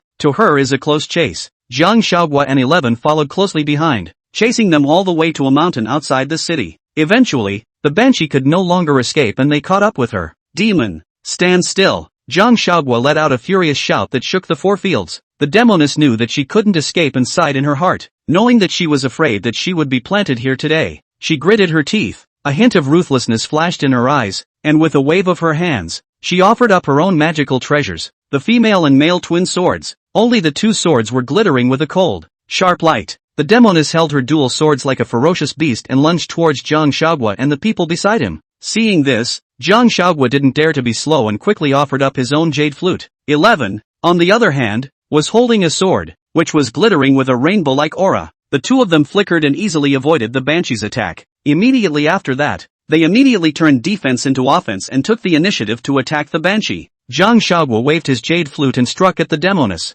Although it was a musical instrument, this jade flute would not break easily. The banshee had to respond with her full strength. Each sword was incredibly powerful. However, Jiang Huaguo's strength was superior to hers, not to mention the addition of 11, and she soon fell behind. Chapter 33, The Banshee. The demoness, who was beaten and fell to the ground, spat out blood from her mouth, but her eyes were still filled with indignation and unwillingness as she cried out, "I have no grievances with you. Why are you trying to kill me?" Jiang Huaguo condescendingly and indifferently looked at the demoness and said, "It's true that you have no grudges or enmity with us, but what about those people you brutally killed? They likewise have no grudges against you, so why did you kill them again?" The female demon raised her head, a trace of disdain flashed in her eyes, and she sneered, "It's normal for goblins to eat people. It's our nature. If we don't eat people, do we go vegetarian and become a monk? You're being completely forceful." The female demon sneered and continued to argue, "People eat livestock. Demons eat people. The weak eat the strong. Aren't they all the same? Just like when you guys saw me. Didn't you also want to kill me? By your logic, should I really just kill you today?" At this time, the female demon looked at Jiang Huaguo's stern expression, fearing that she would really kill herself, so she pretended to be pitiful and said, "It can't all be blamed on me. It's those mortals, who are all horny and saw that I was willing to follow me, so I ate them up. Human nature can't stand up to testing. If it's like what you said, all the men in the world are probably going to be eaten by you." Human nature. The banshee suddenly laughed. "Yeah, human nature can't stand up to being tested." At this time, the female demon looked at 11 and sneered, "Look at this little white boy of yours. Be careful that he will eat you dry one day as well." 11 was furious. "What are you talking about? Looking for death, aren't you?" The demoness looked at Jiang Huaguo and said, "Remember my words. Never trust a man or you'll end up miserable." At this time, Jiang Huaguo looked at the demoness with somewhat different eyes. She felt that there seemed to be some kind of story about the demoness. She was a bit curious and continued to ask, "Why do you say that?" The demoness straightened her clothes, adjusted a comfortable sitting position, and spoke to Jiang Huaguo, "Even though you want to kill me, I feel destined to have a relationship with you, so I'll tell you a little bit about why I've turned into this inhuman and ghostly appearance." "Good." At this time, Jiang Huaguo also put down his weapon and sat down. The female demon slowly opened her mouth and said, "I was not a demon before. I am the daughter of a rich merchant in Jiangnan, named Bai Yi. Jiangnan is famous for silk since ancient times. The White family is also doing silk business, and also quite famous in the southern region. The Bai family master had 2 wives before and after. The first wife gave birth to a daughter. When she died in childbirth, in order to commemorate her, they named the daughter Bai Yi. Later, the Bai family's master renewed his marriage and married a lady into the family, giving birth to a son named Bai Chang. Despite having a son, the Bai family's lord also still loves his daughter and considers her the jewel in his heart. On a spring day, when the sun is shining, Master Bai decides to take his daughter to the temple to pray for blessings. The father and daughter rode in a carriage and slowly traveled along the mountain path, and along the way, the birds and flowers were pleasant to the mind. Suddenly the carriage stopped. The horseman spoke, "Master, there is a man lying on the ground in front of us. Lai Fu, go see what's going on." Master Bai said as he ordered the boy at home. Yes, Lai Fu ran over, and after some examination, spoke to the master. "Master, it seems that he has fainted." "Fainted?" Master White mused. People in business are most fond of believing in Buddha and doing good deeds to accumulate virtue and goodness so that they can be blessed to make more money. Immediately, Master Bai decided to help this man and said to Lai Fu, "This is not far from the temple. Carry him to the car and save him at the temple." "Yes," Rai Fu answered. With that, the man was taken to the temple by the White family. The man slowly woke up after some medical attention. Seeing Master Bai and his daughter in front of him, as well as the monks in the temple, he asked suspiciously, "Where is this?" Master Bai smiled and replied, "I saw you fainting on the road and brought you here, so that's how it is." At this time, the man arched his hand and thanked, "My name is Xin Chang. Thank you for saving my life. No harm, no foul. It's good that you're fine." Elder Bai then asked, "How did you faint on the side of the road?" Xin Ching's face said, "Hey, I went to the capital to participate in the examination. Just fell out of the list. The money on the body has been used up. A long time did not eat, so fainted. Can be really no face to see people again." Xin Chang bitterly smiled. "In fact, to really die like this is also quite good. Do not be so presumptuous. You are still young. Money is gone can continue to earn. The science examination can also continue to take the examination in the next year. To believe in yourself." Master Bai comforted to Xin Chang. Many thanks to Wukong for his relief. Master Bai saw Xin Chang although some disillusionment, but still extraordinary temperament, very appreciated. So said, "If you are willing, you can come to my home to my son to be a companion. Then you can go together again to participate in the examination." Xin Chang heard but no surprise, just shook his head. "Many thanks to benefactor kindly, but I already don't want to take the test again. I have already taken the test 3 times. I didn't win. It should be because I'm not talented enough to learn." Master Bai saw Xin Chang has no intention of studying again, then no longer due to force. He can do all do. If the young man is not uplifted, he cannot do anything. Then, he left with Bai Yi. However, Master Bai saw that Xin Chang is a poor family, or would not have starved on the side of the road. This reader has no money and disillusioned, very afraid of him again. So he let the subordinate said to Xin Chang, "If there is no place to go, you can come to work in the White House." At night Xin Chang wanted to leave here directly, but thought that if he went back, his mother's lost eyes when she saw that he had not passed the exam again. He had no face-to-face. Thinking about it, he thought that if he couldn't, he would go to the White House to work first, and just make do for the time being. With that, he made his way to the White House. This Bai mansion was much more grandiose than he had imagined. It was indeed a big family. Master Bai likes readers, but his son is a master who doesn't like to read, so he arranged Xin Chang to be a servant at Bai Chang's side, mainly because he wanted his son to have more contact with readers. On this day, Bai Yi came to look for Bai Chang, but saw Xin Chang holding a chicken feather duster in one hand and reading a book in the other,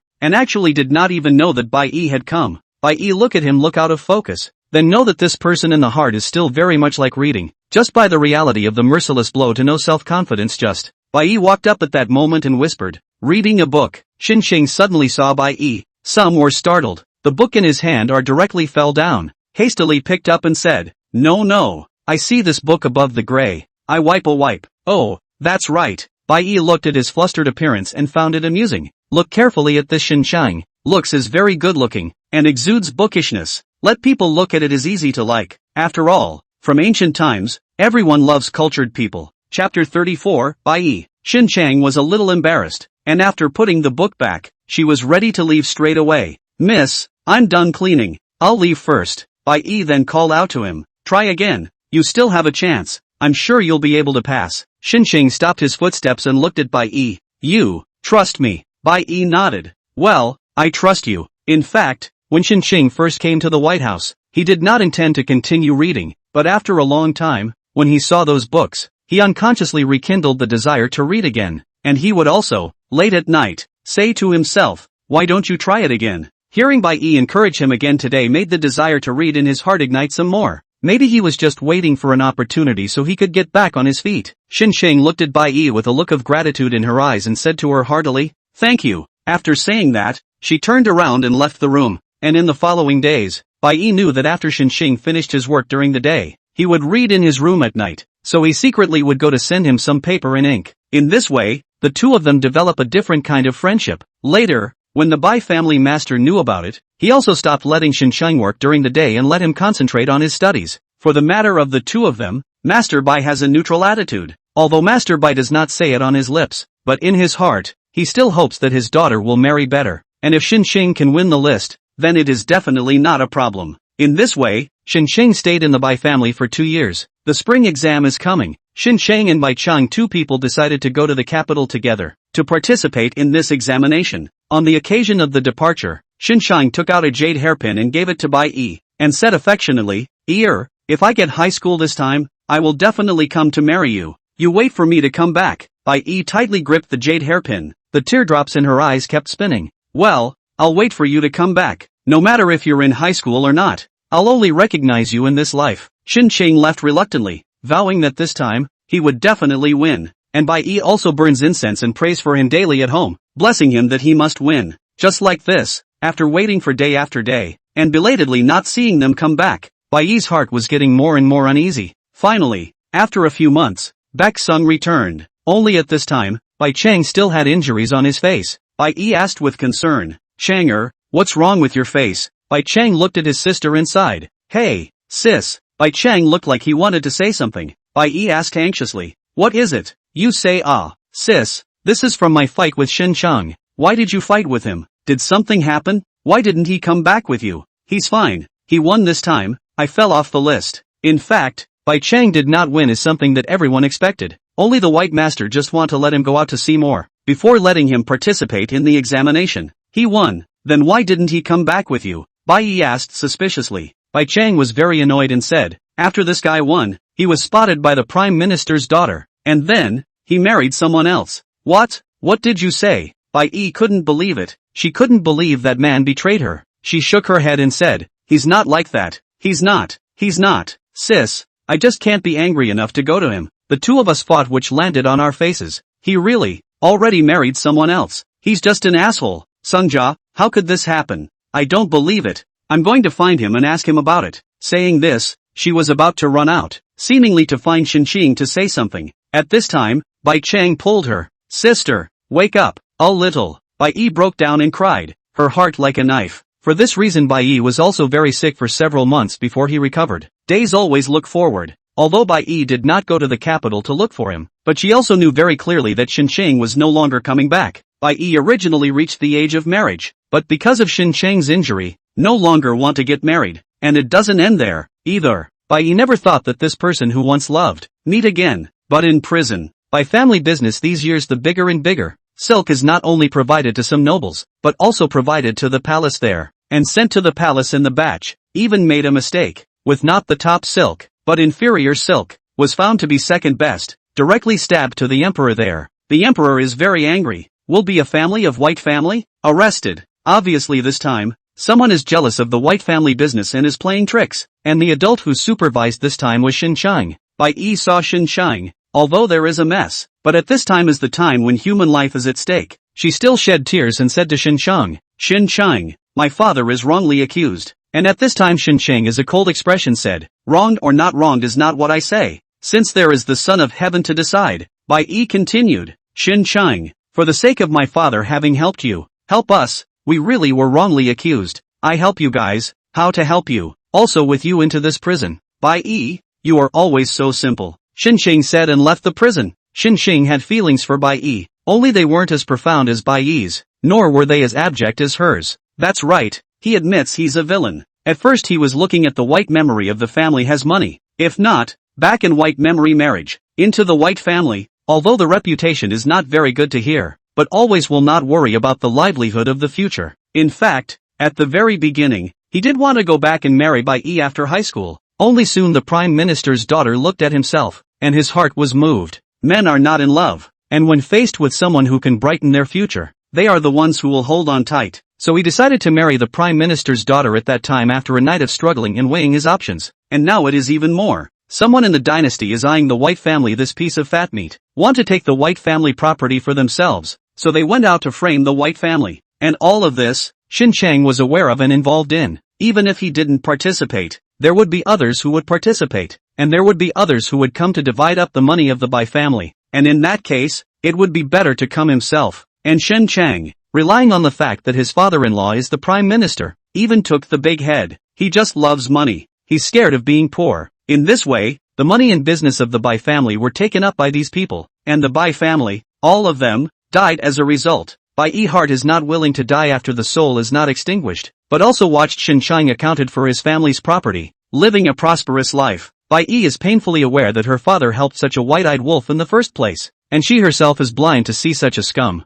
She wanted to take revenge, but her soul was too weak to do anything, and just like that, soon she was going to break up even her soul. Just as her soul was about to dissipate, she encountered a white bone in a mass grave, which actually had a kind of power. Perhaps it was the white bone of that demon after its death, so there was still a trace of demonic energy left. Bai Yi then possessed a white bone. I did not expect to succeed, and thus, she became a white bone spirit. Chapter 35, The White Bone Demon. This is my story. That's why I hate readers. I hate good-looking people, and I hate double-minded people. Endless hatred flashed in the demoness eyes. Are you the white bone demon? Jiang Huaguo also really did not think that this demon in front of him was actually the white bone demon. Yeah, what's up? White Bone said. It's okay, it just seems like such a small world. What do you mean? Do you remember when you met the longevity monk? A ginseng fruit gave you a piece of pulp. Remember, I am the ginseng fruit. White Bone Spirit was shocked. What? You're that ginseng fruit? Yeah, you've actually cultivated into human form and are still so powerful. Jiang Huaguo said with embarrassment. Hey,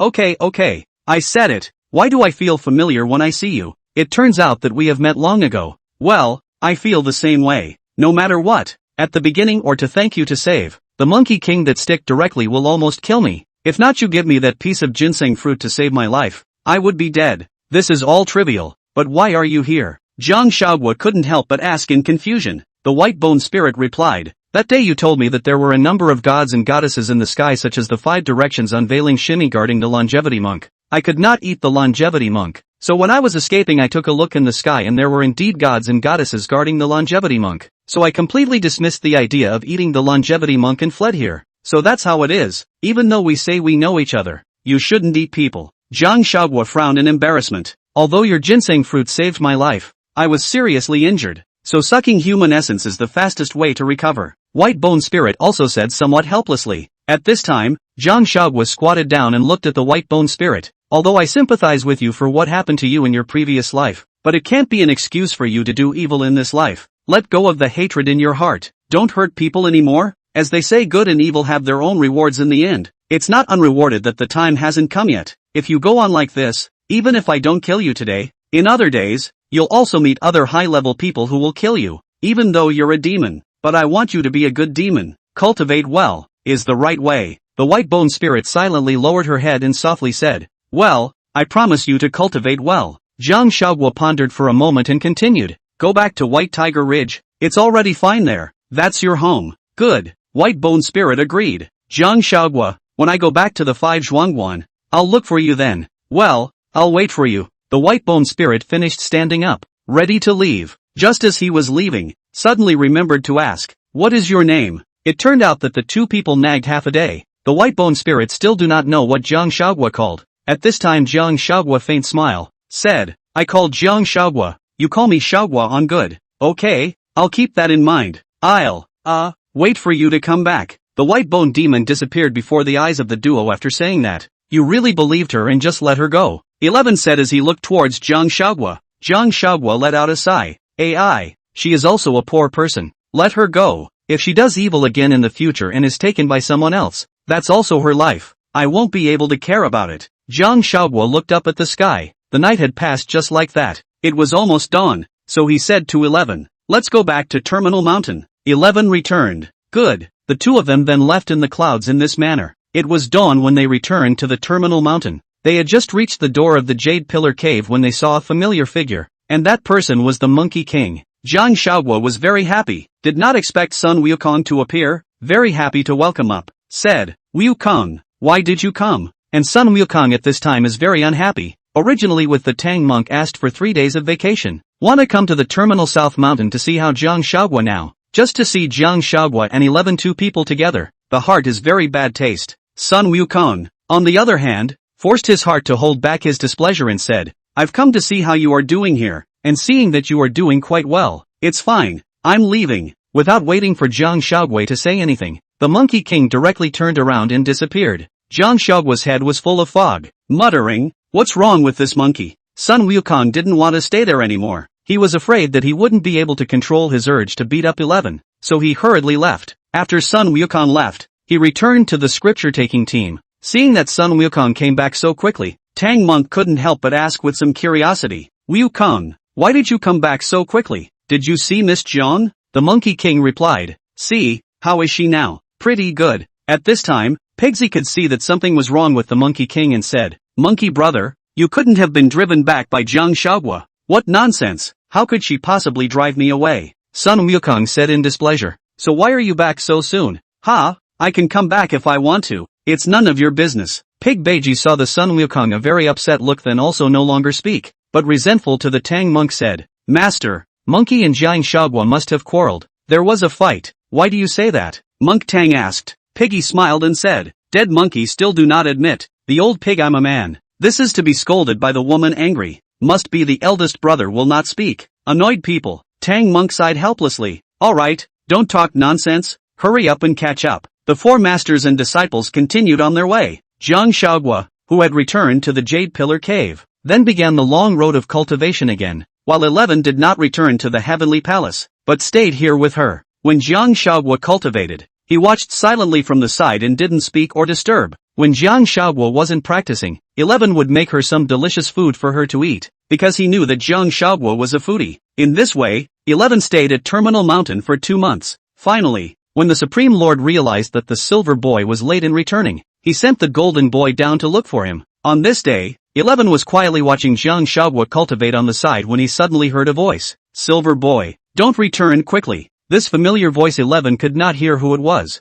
so he immediately went out, and then he saw that it was his brother, Golden Boy, outside. At this moment, Jiang Huaguo also came out with him. The Golden Boy saw that there was even Jiang Huaguo beside 11, and then he realized why the Silver Boy had never gone back, and in his heart, he could not help but sigh. This stupid younger brother Silver Boy, Master has already found out that you are late. Come back with me to receive your punishment, Golden Boy said. 11 returned. Yes, this was something that 11 had long anticipated. The moment he decided to stay at the Terminal Mountain, he knew that he would be discovered and punished, but he still chose to stay. 11 looked at Jiang Huaguo and reluctantly said, Huaguo, I'm leaving. Jiang Huaguo asked with a face full of worry, what will the Elder Lord Taishang punish you for? 11 gently laughed and comforted. It's fine, Master won't punish me. It's just a few scoldings. Don't worry, you cultivate well. I hope that the next time I see you, it becomes very powerful. Jiang Huaguo nodded. Well, I'll try my best. With that,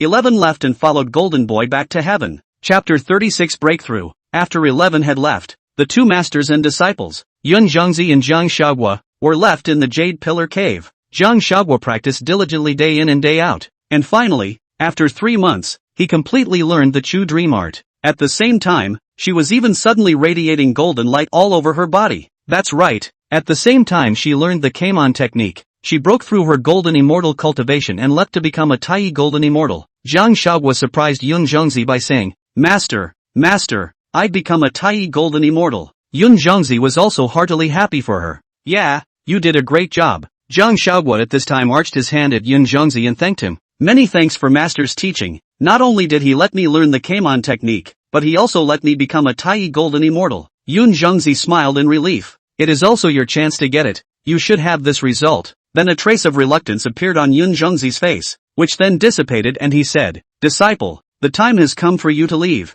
Go, Master. Jiang Huaguo naturally knew what Zhenyuanzi meant. Zhenyuanzi is a fairy who has lived for tens of thousands of years. How would he not know what Jiang Huaguo thinks in his heart? Her purpose here is only to learn that dreaming technique. After learning, her heart is still in the westbound place, and he is not a person who makes things difficult for the people, and will certainly let her go. Everyone had their own path to walk, whether it was him, Zhenyuanzi, or Jiang Huaguo, both had their own piece of heaven and earth. Go where you want to go, do what you want to do. If you are aggrieved, you can come back to the master to do it for you. Zhenyuanzi liked Jiang Huaguo as a disciple. Smart, cute and hardworking, Jiang Huaguo looked at his master, reluctant to part with him, so he went forward and directly hugged Zhenyuanzi, saying, Master, thank you, take care. Zhenyuanzi were to receive this kind of expression all of a sudden were a little shocked, but this again is very consistent with this little disciple's always acting habits, always so warm and direct. Zhenyuanzi watched Jiang Huaguo leave and couldn't help but sigh.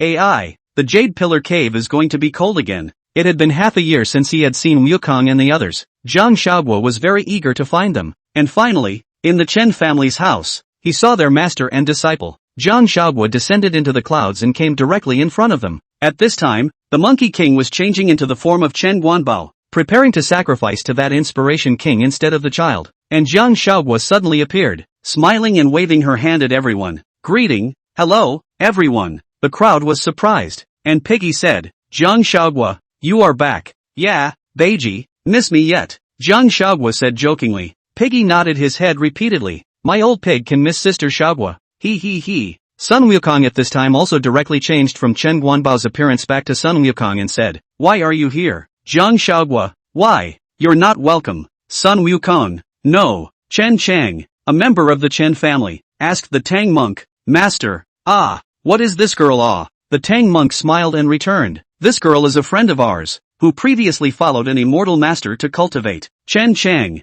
that's right, then it must be a deity with high magical power as well. Jiang Shaoguo heard others praising herself so much, that heart must be very pleased, directly said, I love what you said, seeing as you're so good at talking, I'll help you out for once. Jiang Shaoguo then looked to the little girl on one side, leaned down, touched her little face, and said, you're a scale of gold, aren't you? At this time Chen Chang is more convinced of the idea that Jiang Shaoguo is a fairy. This or just arrived, know who a scale of gold, can be really powerful and hastened to say, yes, this is my child. A scale of gold. Jiang Shaoguo shifted at this time, immediately transformed into the same appearance as a scale of gold, and asked Chen Chang, Master Chen, how is it? Does it look like your daughter? Like. Chen Chang was instantly surprised. In this way, his daughter is also saved. Well, then I'll change into a scale of gold to meet this great king of inspiration. Jiang Shaoguo said. Chen Chang immediately knelt down. Many thanks to the fairy for saving me. Many thanks to the fairy. Okay, get up. It's okay, you just prepare more food for me. Jiang Shaoguo was in a hurry to get here. She didn't eat along the way, although it's fine if she doesn't eat, but she's greedy. Chen Chang hurriedly said, good, I will immediately go and prepare. And at that moment, the Monkey King said, Shaoguo, there are demons this time. Let the 8 precepts go. Don't take the risk. It's okay, I'm already a Taiyi golden immortal. I'm not afraid, okay? Said Jiang Shaoguo confidently. Jiang Shaoguo said confidently, what's more, there's still you, Anla. Sun Wukong had no choice but to agree. Then don't take the lead. I'll do it. Jiang Shaoguo nodded. Aha. In this way, Sun Wukong and Jiang Shaoguo were sent to the Temple of Inspiration in the guise of Chen Guanbao and one scale of gold, waiting for the arrival of the great king of inspiration. At this moment,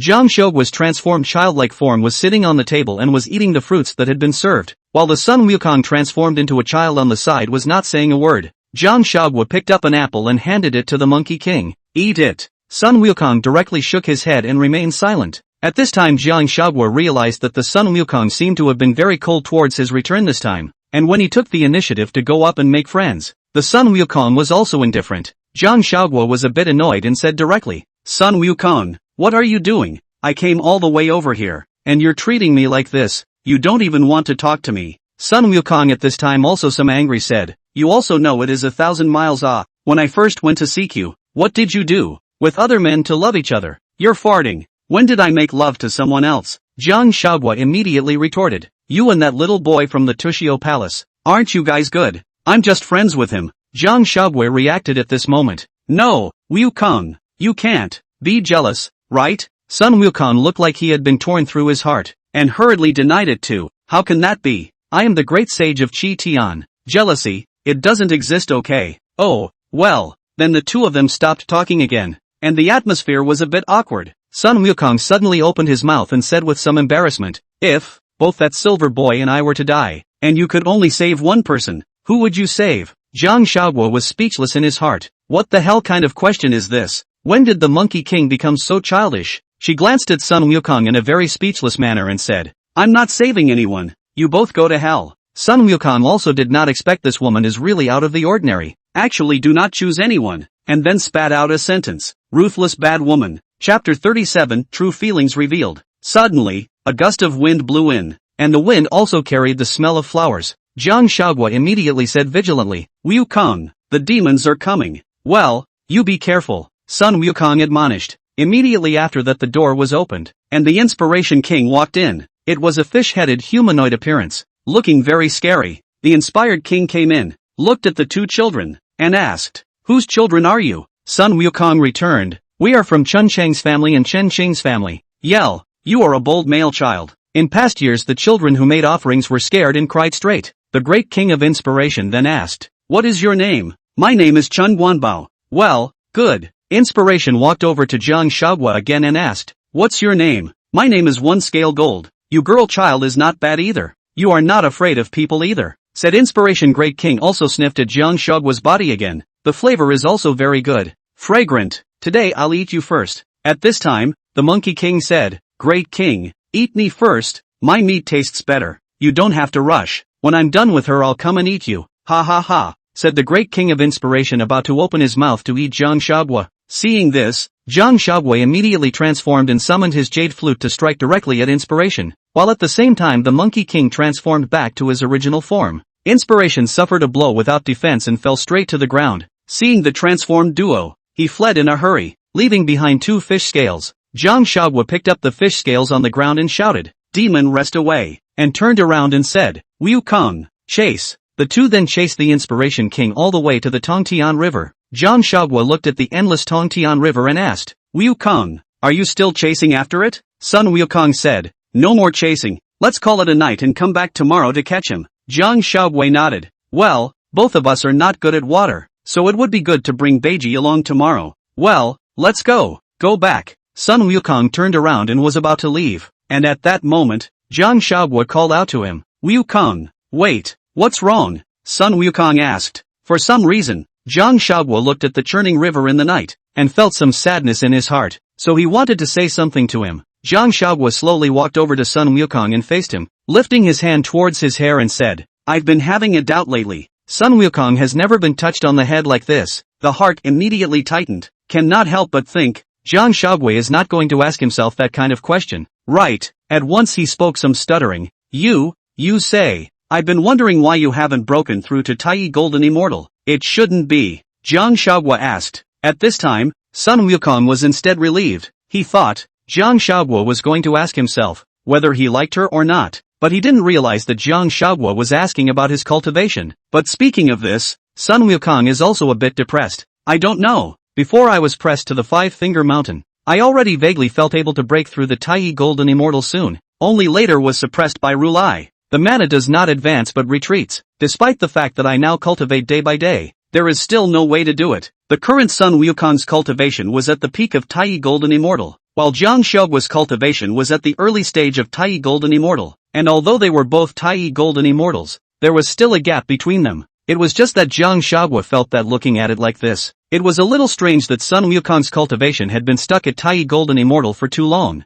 You say, could it be because of this gold band? Jiang Huaguo said as he seriously looked at the golden hoop on the Monkey King's head. And just now, Jiang Huaguo wasn't trying to touch the Monkey King's hair, but was actually touching the gold band on the Monkey King's head. Golden band. The Monkey King hesitated. How can it be it? I'm not sure. Just a wild guess. If it's because of the golden hoop, then what exactly is the reason for them to do this? This person of the West, whether it's that Guanyin or Rulai, I'm not a match for them. Why would they do this to me? This I do not know. Many things, may still need time to explain everything, perhaps only to the Spirit Mountain. Fetch the true scriptures. Your gold hoop unloaded. All the questions will be answered. Right. At this time, Sun Wukong turned his head to look at the river, fell into bewilderment and helplessness, and said, perhaps. Jiang Huaguo also looked towards the river at this time, feeling the breeze of the river, very cozy, and said, Wukong, do you like me? When Sun Wukong had thought that Jiang Huaguo wouldn't ask this kind of question, he suddenly asked it again, and was momentarily a bit at a loss.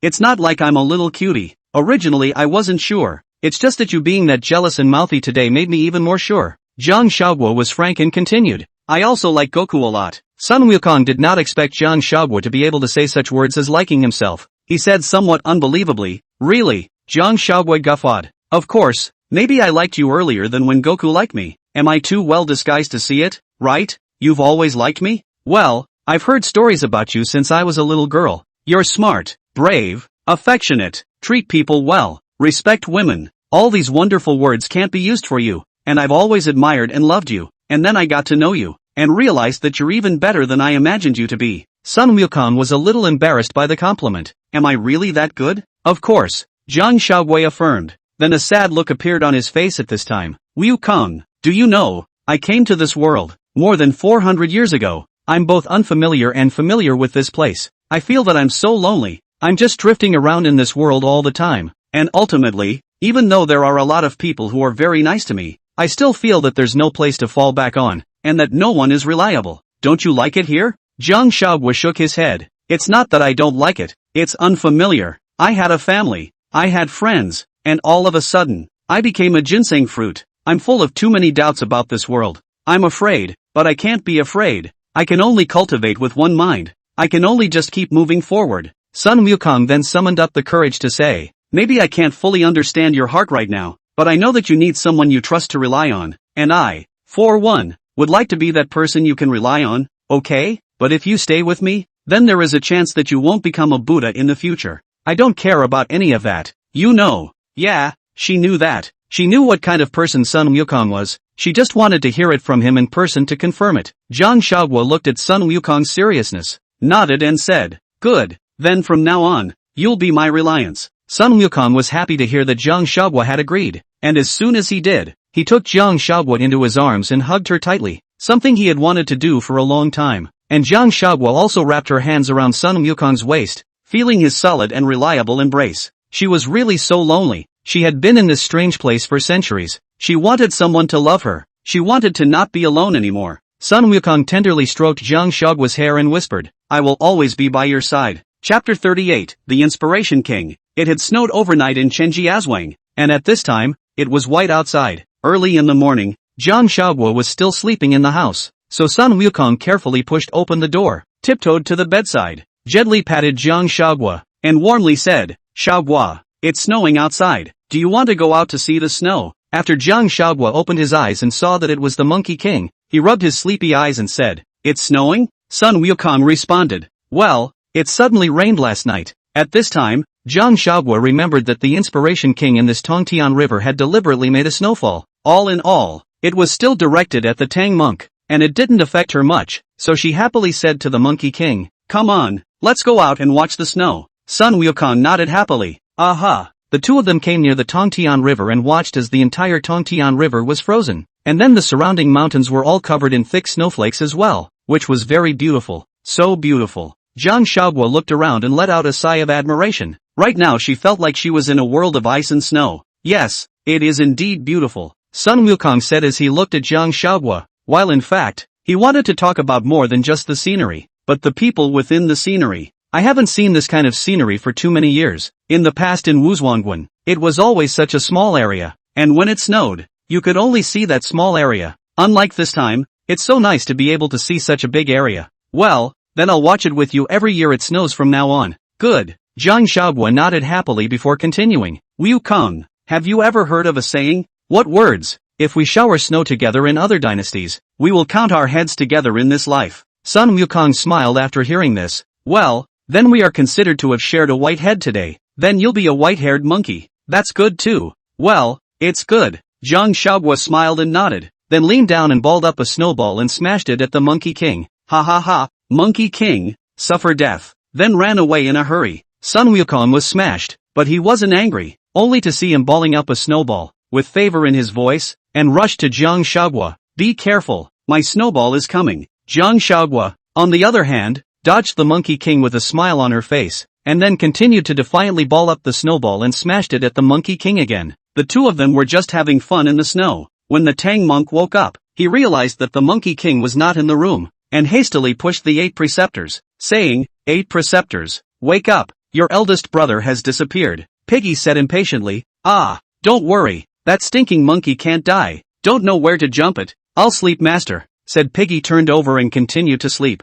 The Tang monk, on the other hand, was all but sleepless and got up, dressed and walked out. Looking at the snow outside the sky, he was a little worried. This good August, how come it snowed? This snow once, the river and how to cross it. Chen Shang came over at this time, saw the Tang monk, excitedly said, Master, good things ah. The Tang monk then asked in disbelief, what happened? Chen Chang returned, the holy monk you do not know, that through the sky river was frozen. Now many passers-by are walking on it. The Tang monk was delighted at his words. Very good, so he rushed back to the house and woke up the 8 rings. 8 rings, don't sleep, the Tongtian River is frozen. You can now walk on it. Go and call your elder brother back. We should be on our way. Inuyasha had no choice but to get up reluctantly. Soon, Porky Pig came to find Sun Wukong near the Tongtian River, and at this moment, he saw that Sun Wukong was building a snowman with Jiang Shaogui there, so he ran over and said, "Eldest brother, you guys are having so much fun. I want to play too. Come on,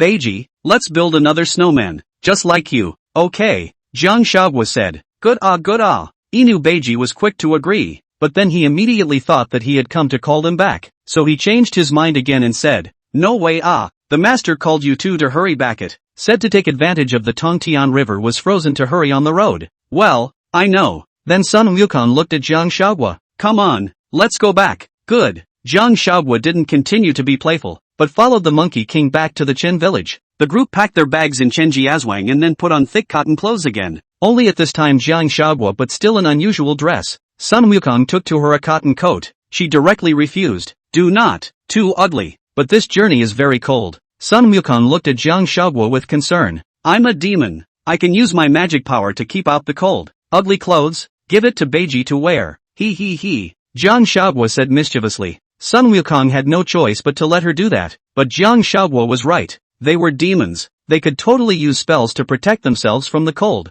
Only the whole day because they stayed with the Tang monk, a mortal. They couldn't help but all follow his habits. With that, the group arrived at the Tongtian River. Sure enough, the river surface was frozen hard. Piggyback a rake down the river surface did not crack. The crowd will be very relieved to go up. Pig Beiji led the horse. Sand Monk carried the luggage, while Sun Wukong protected Jiang Shaogui, fearing that she would slip and fall, because at the moment, Jiang Shaogui, skating on the ice, was having a great time. Jiang Shaogui wasn't worried at all about what happened next. After all, it was the Tang monk that the Inspiration King broke the ice to catch later and not her, so she didn't care at all right now. "Goku, take out your weapon," Jiang Shaogui said. Sun Wukong didn't know what she was going to do, but took it anyway and asked, "What are you doing?" "Here, you hold the end of the weapon. I'll tug on this end, and you pull me along." Then Jiang Shaogui directly squatted down. Although Sun Wukong felt that it was a bit childish, he also still obediently did as he was told, and just pulled Jiang Shaogui to slide.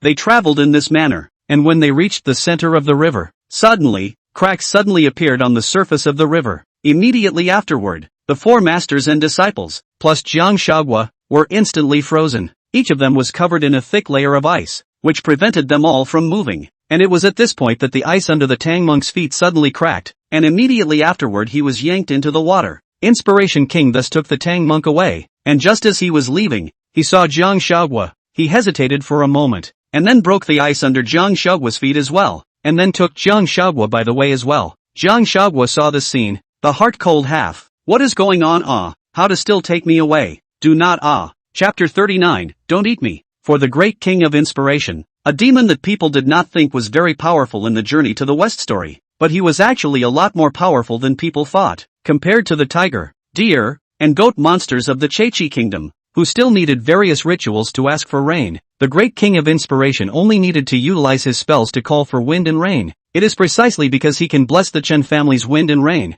so the Chen family's talent to open a temple for him to worship, and every year also sacrifice children.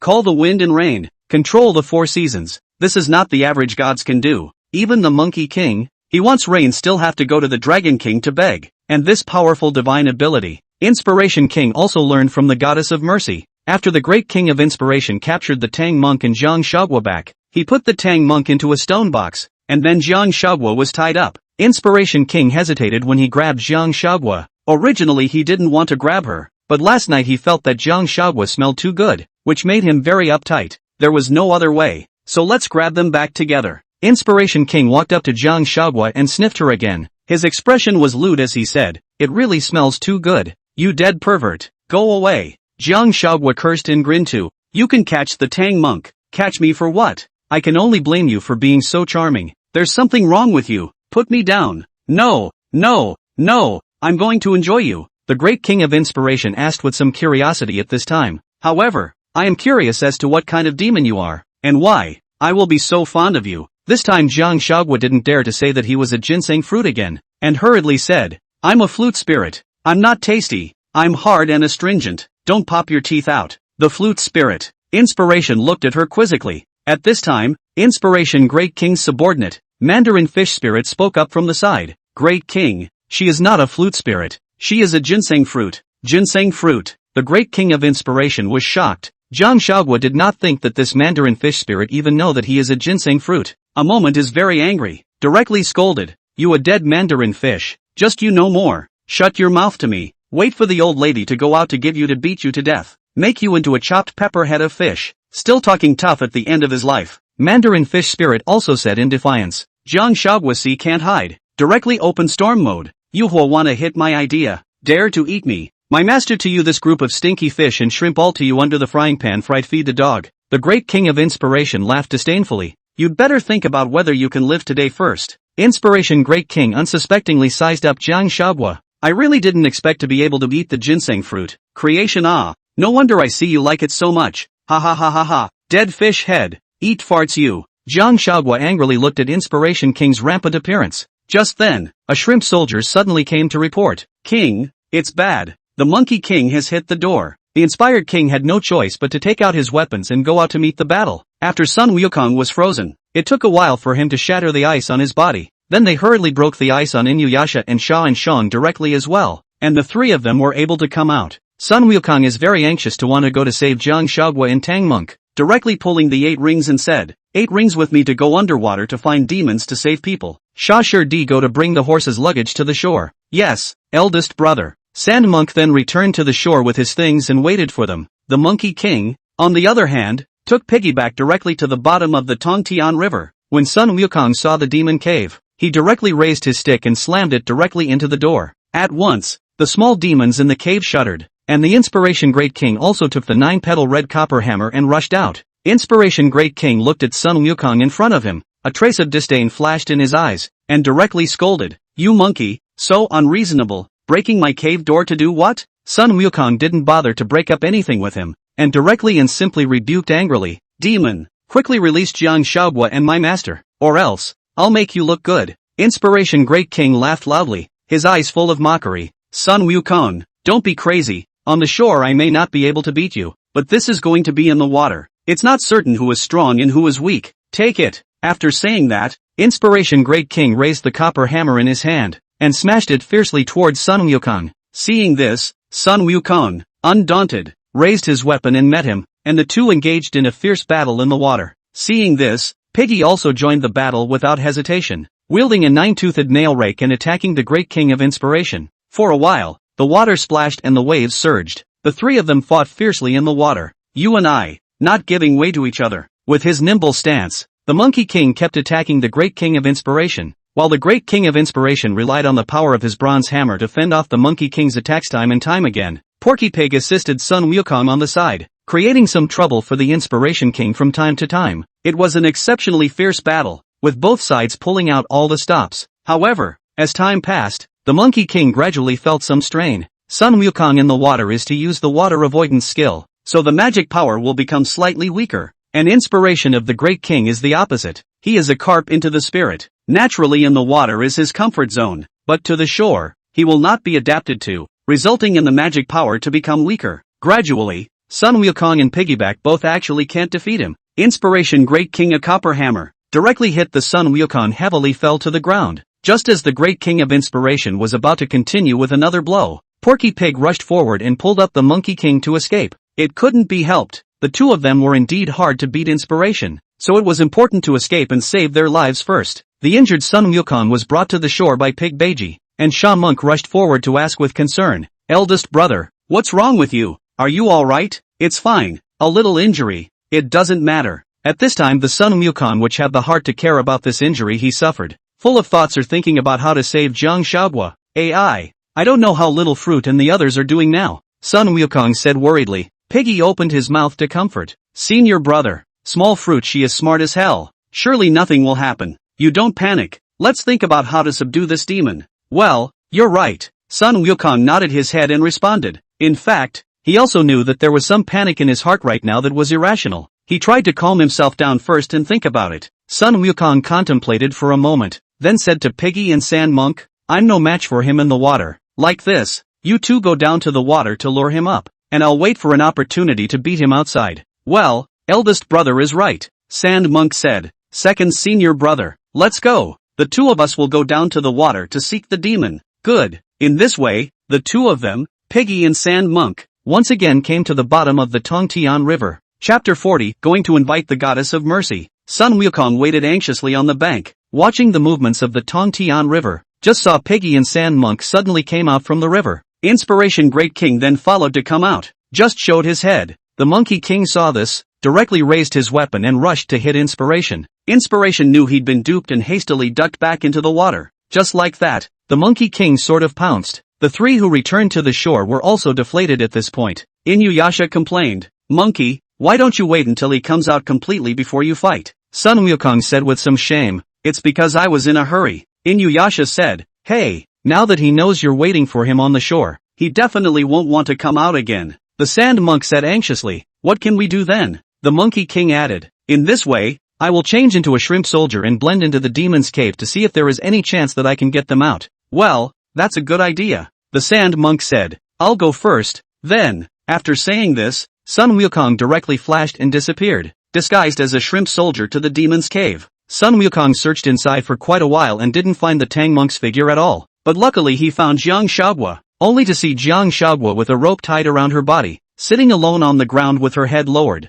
Sun Wukong directly went up to reveal his original form and whispered to Jiang Huaguo. Huaguo. Jiang Huaguo heard a familiar voice, looked up and realized that it was Wukong, and couldn't help but be very happy. Wukong, you're here. Well, come on, I'll untie you. Let's get out of here. Good. Just before Sun Wukong untied the rope, Inspiration Great King came directly and saw Sun Wukong here, shouting, Stinking monkey, looking for death. Seeing this, Sun Wukong directly raised his weapon and prepared to fight again. When Jiang Huaguo saw this, she knew that at this time, Wukong's magic power was bound, so she was very worried that Sun Wukong would suffer a loss. So she shouted at Sun Wukong, Wukong, don't fight, quickly go to find the Goddess of Mercy. At that moment both of them heard the words and then they both stopped. Sun Wukong glanced at Jiang Huaguo, then directly flashed and disappeared. After all, he really can't beat it by himself hard. He might as well listen to Jiang Huaguo's words to go and ask for Guanyin's help. And Inspiration Great King heard Jiang Huaguo this.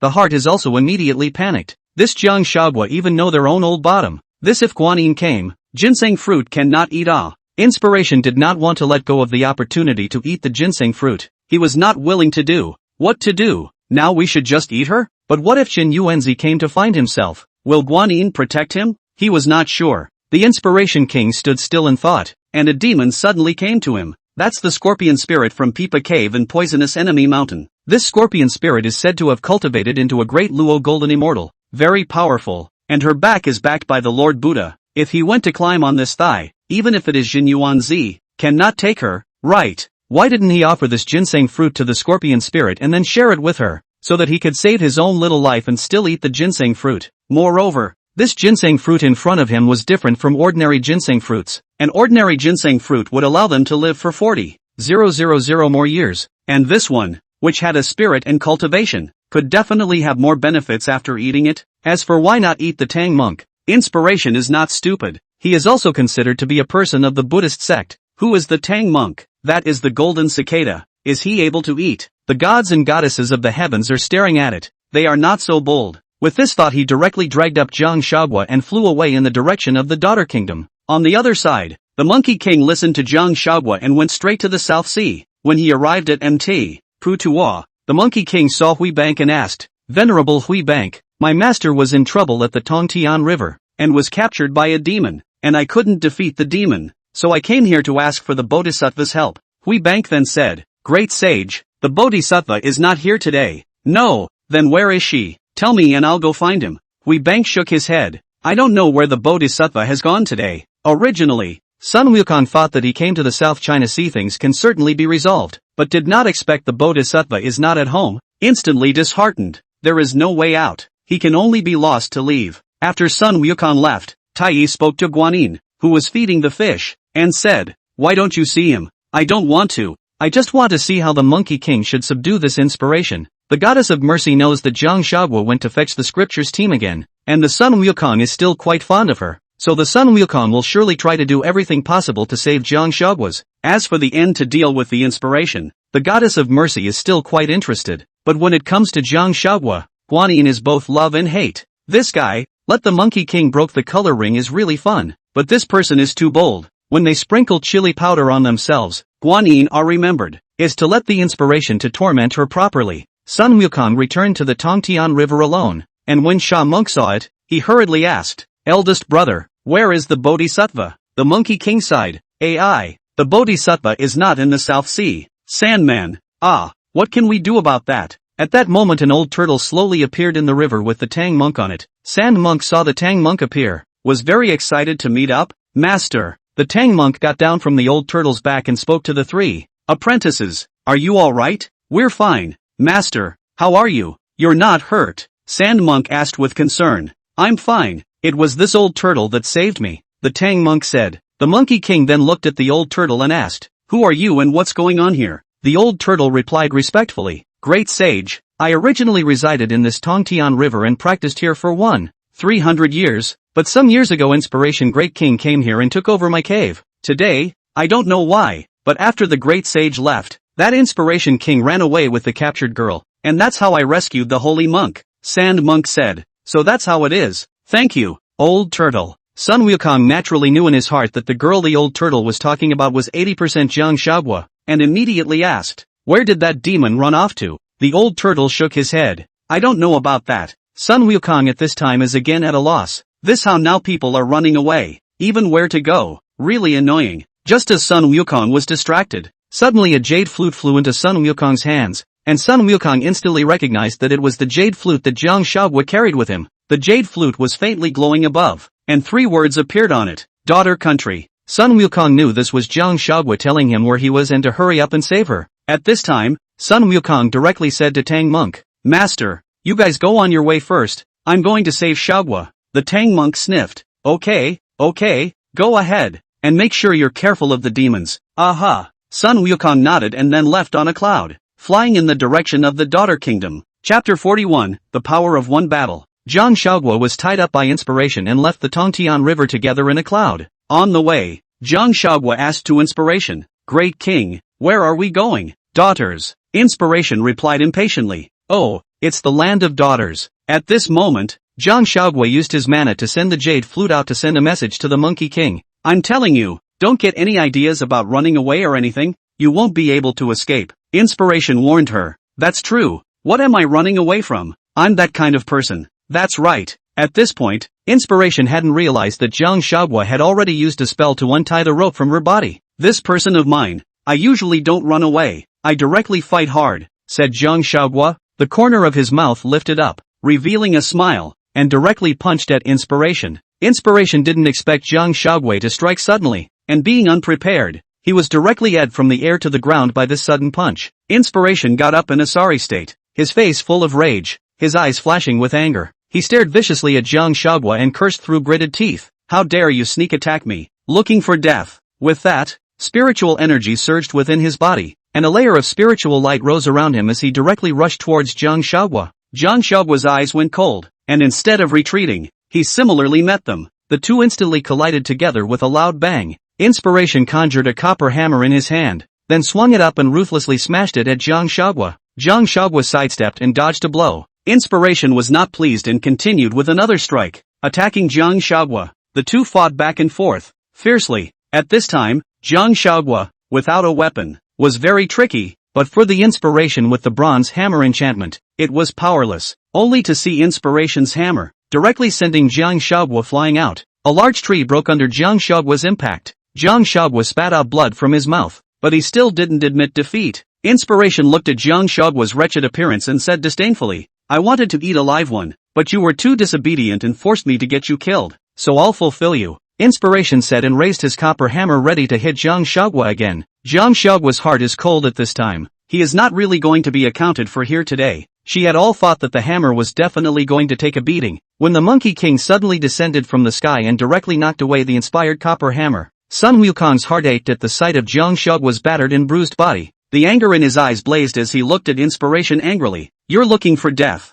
Inspiration knew he couldn't beat the Monkey King, so he tried to escape. But how could the Monkey King give him a chance to escape? Only to see the Monkey King raise his weapon and directly hit Inspiration with a stick. Inspiration felt the pressure from the weapon and he tried to escape, but it was too late. Sun Wukong's speed was extremely fast, and he arrived in front of him in an instant. Inspiration could only parry the blow with all his might. However, he was not as strong as the Monkey King on land, and despite his efforts to fight back, it was to no avail. With just this one blow, he was seriously injured. Inspiration fell to the ground, blood spilling from the corner of his mouth. Realizing that he could not escape, he began to beg for mercy. Great sage, please let me go. I am a carp in the lotus pond of the goddess of mercy. For the sake of the Bodhisattva, don't kill me. Hearing this, the Monkey King let out a cold snort and said, I don't care who you are. If you dare to harm little fruit, you're going to die. With that, the Monkey King raised his weapon once again and struck towards his head. Inspiration looked at the baton swung by the Monkey King with despair and fear in his eyes.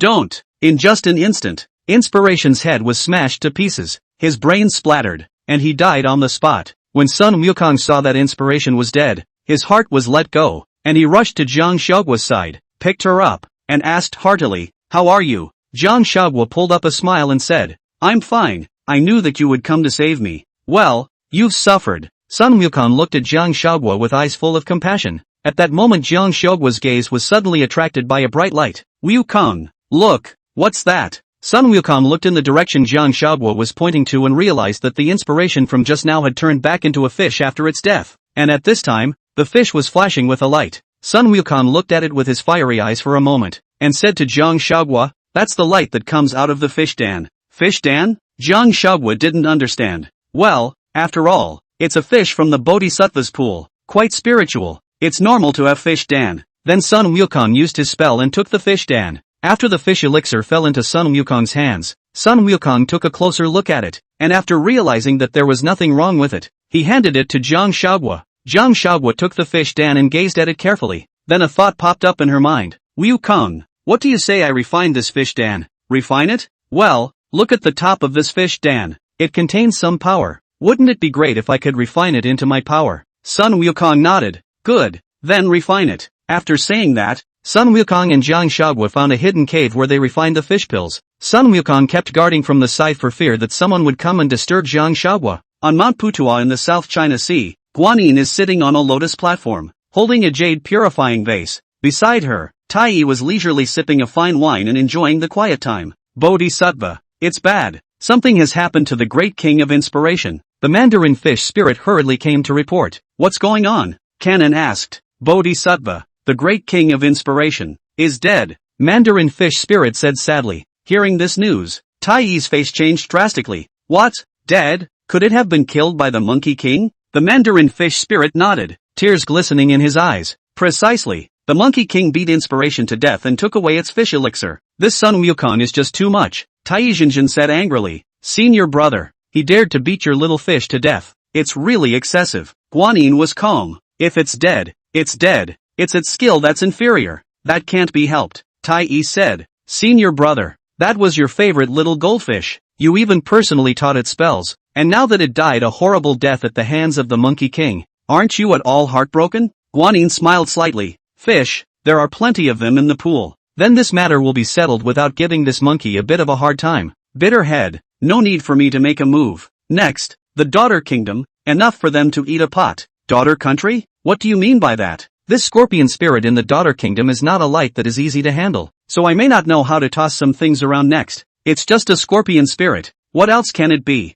It's a Dala golden immortal. There really aren't many demons of the great Luo golden immortals. Tai smiled faintly and picked up a cup of wine to continue drinking. Chapter 42, What are you shy about? Jiang Xiaoguo sat cross-legged in the cave, and after 3 days and 3 nights of unremitting efforts, he finally refined that fish dan. The spiritual energy remaining on top of the fish dan was also absorbed by Jiang Xiaoguo as much as she could, which made her feel that her mana had improved again. Jiang Xiaoguo happily spoke to Sun Wukong. Wukong, I did it. Sun Wukong was also happy for Jiang Xiaoguo. Well, awesome. Then the Monkey King took the jade flute out of his ear and handed it to Jiang Xiaoguo. Your flute. Jiang Xiaoguo took the flute and looked at it and said, Thanks to you this time. Luckily you found Wukong in time. Thank you. At this time, the jade flute seemed to sense Jiang Xiaoguo's praise for it, and immediately emitted light from its body, as if responding to Jiang Xiaoguo. When the Sun Wukong saw it, he also smiled and said, This jade flute is quite spiritual. Knowing that you are praising it, Jiang Xiaoguo nodded. Yeah, it's really great. Then Jiang Xiaoguo looked up at Sun Wukong and said, Thank you very much this time as well. After saying that, He rushed to give Sun Wukong a kiss on the cheek. The Sun Wukong man was dumbfounded. This was the first time he had ever been kissed by a girl. The last time we were by the Tongtian River, there was only a hug, nothing else. Today, Jiang Huaguo even kissed himself, which made him suddenly a little excited. His eyes suddenly lit up, and his face instantly turned red. When Jiang Huaguo saw Sun Wukong's shy appearance, he couldn't help but tease, "Wukong, why are you blushing?" Only then did Sun Wukong realize that his face had become red and hot, and immediately used a spell to return his face to normal. He didn't want to lose his temper in front of Jiang Huaguo. "I didn't. You're looking at it wrong." Sun Wukong spoke with a stiff upper lip. Jiang Huaguo smiled faintly, took Sun Wukong's hand, stood up, and said, "Let's go. It's time for us to go find the Tang monk." "Aha." Sun Wukong got up and then walked outside with Jiang Huaguo. Without taking 2 steps, Sun Wukong suddenly stopped and said, "Huaguo, why don't we not go looking for them first?" Sun Wukong is selfish. He likes to be alone with Jiang Huaguo. This feeling is very good, but if he returned to the scripture team, he definitely can't be like this with Jiang Huaguo kissing and hugging and lifting high. So they go back a few days later. "It's okay, right?" Jiang Huaguo at this point where he knew what the Monkey King was thinking and asked, "Why, don't you want to go to the Daughter Kingdom to play? I heard that there's a lot of delicious food in there." Sun Wukong immediately made up a random excuse. Jiang Huaguo was a person who couldn't withstand temptation, and then agreed to, "Okay, then let's go to the Daughter's Kingdom to play around a bit." Sun Wukong was happy to see Jiang Huaguo agreeing. "Well, let's go. Let's go now." "Wait, the Daughter Kingdom is full of women. Goku, will it not be too convenient for you to look like this? So what to do?" A bad smile appeared on Jiang Huaguo's face. "You become a woman so that no one will notice you when we go in." "Woman?" Sun Wukong scratched his head with some difficulty. "Hey Yell, change. Jiang Huaguo pouted. Sun Wukong had no choice but to respond. "Alright then." Then the Monkey King transformed into a beautiful woman, but he was still taller than Jiang Huaguo. Jiang Huaguo looked at Sun Wukong with satisfaction and said, "Not bad, let's go, sister." With that, Jiang Huaguo took the Monkey King's hand and left the cave, heading for the city of the Daughter Kingdom. With the help of the old turtle, the Tang monk and the others successfully crossed the Tongtian River. The Tang monk rode his white horse, with Sun Wukong on his mind, and spoke to Piggy and Sha monk. "I don't know how Wukong is doing now." Inuyasha sniffed and said, "Master don't worry about it, eldest brother, he's definitely fine. I don't know if Goku has saved Miss Jiang. That's not necessarily true. Maybe this will be a fight with a demon. Amit Ba Buddha. Buddha must bless my disciple and Miss Jiang to be safe." Piggy snickered. "Hey, Master, Buddha saw that eldest brother's brain hurts, so I guess he can't bless it." The Tang monk's face sank and glanced at Piggy's face with a displeased expression. "You simpleton, don't talk nonsense." Piggyback hurriedly lowered his head and responded repeatedly, Yes, Master, disciple knows that I'm wrong." The master and disciples continued to move forward. At this time, Piggy suddenly saw a dead fish lying on the roadside not far in front of him. Without saying anything, he directly flew up and kicked it away, and his mouth muttered, "This fish has been dried by the sun into a fish." Seeing this, the Tang monk hastened to stop him. "Eight Precepts, you must not be so rude. This fish is dead and pitiful. You should release it back into the river as soon as possible so that it can rest in peace." Piggy, however, responded in disbelief, "Master, this fish is dead, so it can't live if you put it in the water again." The Tang monk shook his head helplessly, only to dismount and slowly walk over to the dead fish, carefully picking it up and then gently placing it into the nearby river and reciting the mantra of the afterlife for it. Sun Wukong and Jiang Huaguo came to the land of daughters, where the soldiers who watched over the city and the bosses who did business were all women. Everything in the city was thriving, lively and prosperous, and it could be seen that under the governance of the king of the Daughter Kingdom, the Daughter Kingdom was very good. The architecture and dress of the daughter's country is different from other places, and the people here are more open and free. While women in other places dress without revealing their skin and wrap their bodies tightly, women in the daughter country can directly reveal their arms, thighs, and even wear low-cut breasts, and no one will point their fingers at you on the street. Jiang Huaguo looked at the clothes on her body, compared to the daughter countries, immediately felt too conservative. No, she had to go to the whole set of daughter country local characteristics of the clothes. So he went straight into a store that sold clothes and got a very cool outfit to wear. Jiang Huaguo was very happy. Sun Wukong, walking on the road, while walking, said, "Wukong, I let you also a set of this kind. You do not come. You see, is not it very beautiful?" After saying that, Jiang Huaguo also intentionally shook the small bells jingling around her waist. Sun Wukong looked at Jiang Huaguo's stinking beauty and thought it was very cute. He smiled and said, "Well, it's very pretty, but I'm a man. It's too weird to wear this. I don't want it." Ha ha ha ha ha, I can't imagine that Goku's idol baggage is quite heavy. Jiang Huaguo couldn't help but tease. Iconic baggage. What does it mean? Sun Wukong looked puzzled. It means image. Image, that you care about your outward appearance. Jiang Huaguo explained. Oh, that's right. At this time Jiang Huaguo saw that there were candy paintings for sale not far in front of him and said excitedly, Wukong, there are candy paintings. Come on, let's go buy that and eat it. After saying that, she couldn't wait to pull up Sun Wukong and walk quickly to the stall. Chapter 43, One Room. Coming to the stall, Jiang Huaguo looked at the sugar paintings placed outside and realized that there was no pattern he wanted, so he asked to the boss, Boss, are these the only ones? The owner goes back to, Well, isn't there anything here that you want? Jiang Huaguo shook his head. No, so what kind do you want? I can make it for you now. When Jiang Huaguo heard that it could be made ready-made, she immediately said happily, I want the monkey pattern one. No problem. Then wait a bit, I'll make it for you now. Good. Jiang Huaguo nodded and responded. I just saw the owner take out the boiled syrup and started to operate it. The duo waited on the sidelines. Jiang Huaguo looked at the Monkey King and said mischievously, I'm going to eat you later. Sun Wukong looked at Jiang Huaguo with a smile on his face, petted her head, and said, Yes, please enjoy. At this time, the boss of the painting saw the intimate behavior of the two of them. His face showed a smile and said, Listening to you guys talk, you are from outside, right? Let me tell you, the two of you came to our daughter country really came to the right place. Jiang Huaguo was puzzled. How so? The boss smiled and said, This other place is our men and women are matched together to form a family, but our daughter country is different. Women and women can also form a family to live together. This is in our daughter country are able to be certified. It was then that Jiang Huaguo realized that in the eyes of the boss, they were two women, and that was why he spoke those words. But Jiang Huaguo thought this was great. Love was a feeling, regardless of gender. Then Jiang Huaguo smiled faintly at the boss and said, It does suit both of us. At this time, the boss had also finished the sugar painting and handed it to Jiang Huaguo. Jiang Huaguo took the sugar painting and paid for it, then left holding hands with Sun Wukong. The duo continued to happily roam around the city, which had many interesting places to visit, and without realizing it, they played until dark. The two came to an inn ready to rest, and the Monkey King spoke to the owner. Come to 2 rooms. The owner then said, You two, I'm sorry, there's only 1 room left today, and then forget it, Huaguo. Let's go look somewhere else. Sun Wukong said as he was about to take Jiang Huaguo away. At this time, the innkeeper rushed forward to stop and said, We have a big bed in this room. It's no problem for 2 people to sleep. This, Sun Wukong was suddenly a bit embarrassed, then looked at Jiang Huaguo. Is it okay? Jiang Huaguo smiled and nodded. That's fine. The owner saw that the duo agreed and hurriedly led them up the road to the room. The boss opened the room and introduced it to them enthusiastically. Look,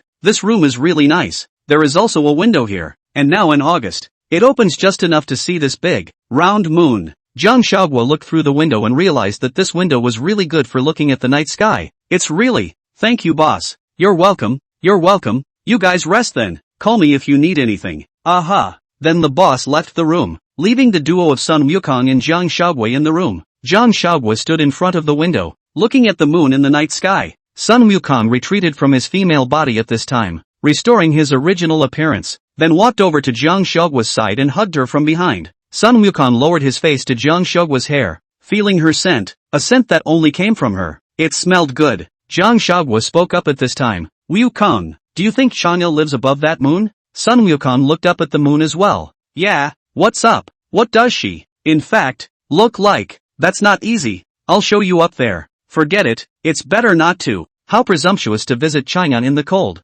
Well, then I'll take you there anytime you want to go. Good. Jiang Huaguo responded. The two of them stood on the windowsill for a while longer before going to wash up and get ready for bed. Jiang Huaguo changed into comfortable clothes and came to the bed. It's just that Sun Wukong, at this time, went to the couch on one side, and then said to Jiang Huaguo, You sleep on the bed. I'll just sleep up here. Jiang Huaguo got right off the bed at this point, walked over to the Monkey King, took his hand and walked away to the bed, saying, You're sleeping in the bed with me today. Sun Wukong, a little sheepish, but with a little secret pleasure in his heart, nodded. Aha. Sun Wukong was very respectful of Jiang Huaguo, and must have Jiang Huaguo's wishes as his main priority in everything. Then Jiang Huaguo laid down with the Monkey King, and with a wave of her hand, the candles instantly went out. It wasn't very dark in the house on a late August night, with a hint of moonlight filtering through. Jiang Huaguo lay obediently in Sun Wukong's arms, then kissed Sun Wukong's mouth and tenderly said, good night. It was only a slapdash kiss, but Sun Wukong was satisfied, and he whispered,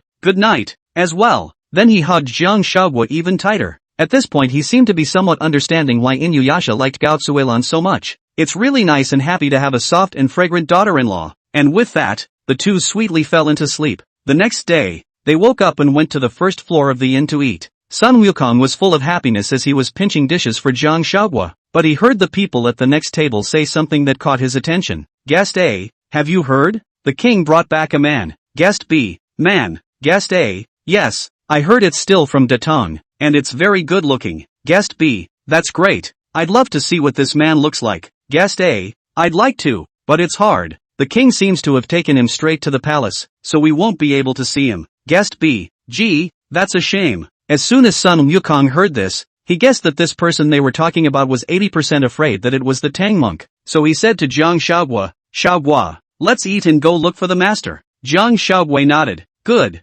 So after the two of them ate, they went inside the palace. They found Porky Pig and Sandy Monk, but not the Tang monk. Porky Pig saw the Sun Wukong coming and hurriedly said, oh eldest brother, you're finally back. At this moment, Inuyasha was lying with a big belly and a hard face. Beiji, what's going on with you? Sun Wukong asked with concern. Piggy said, eldest brother, my old pig is pregnant with a child. Child, how did you conceive a child as a male? Sun Wukong wondered. Inuyasha, hey, who says otherwise? Sand Monk also spoke up at this time. Eldest brother, let me tell you what happened. Chapter 44, Submidian River. When the Tang monk and his party reached the border of the Daughter Kingdom, they saw a river with unbelievably clear water. Traveled all the way is also thirsty. Pig directly to the river to hold up the water to drink. Sand Monk, on the other hand, took out his purple gold mantle and filled it with water and brought it to Tang Monk. Master, drink some water. Good. The Tang Monk was also thirsty at this time, so he just drank it. The Tang Monk was just sipping his water when he heard someone behind him shouting,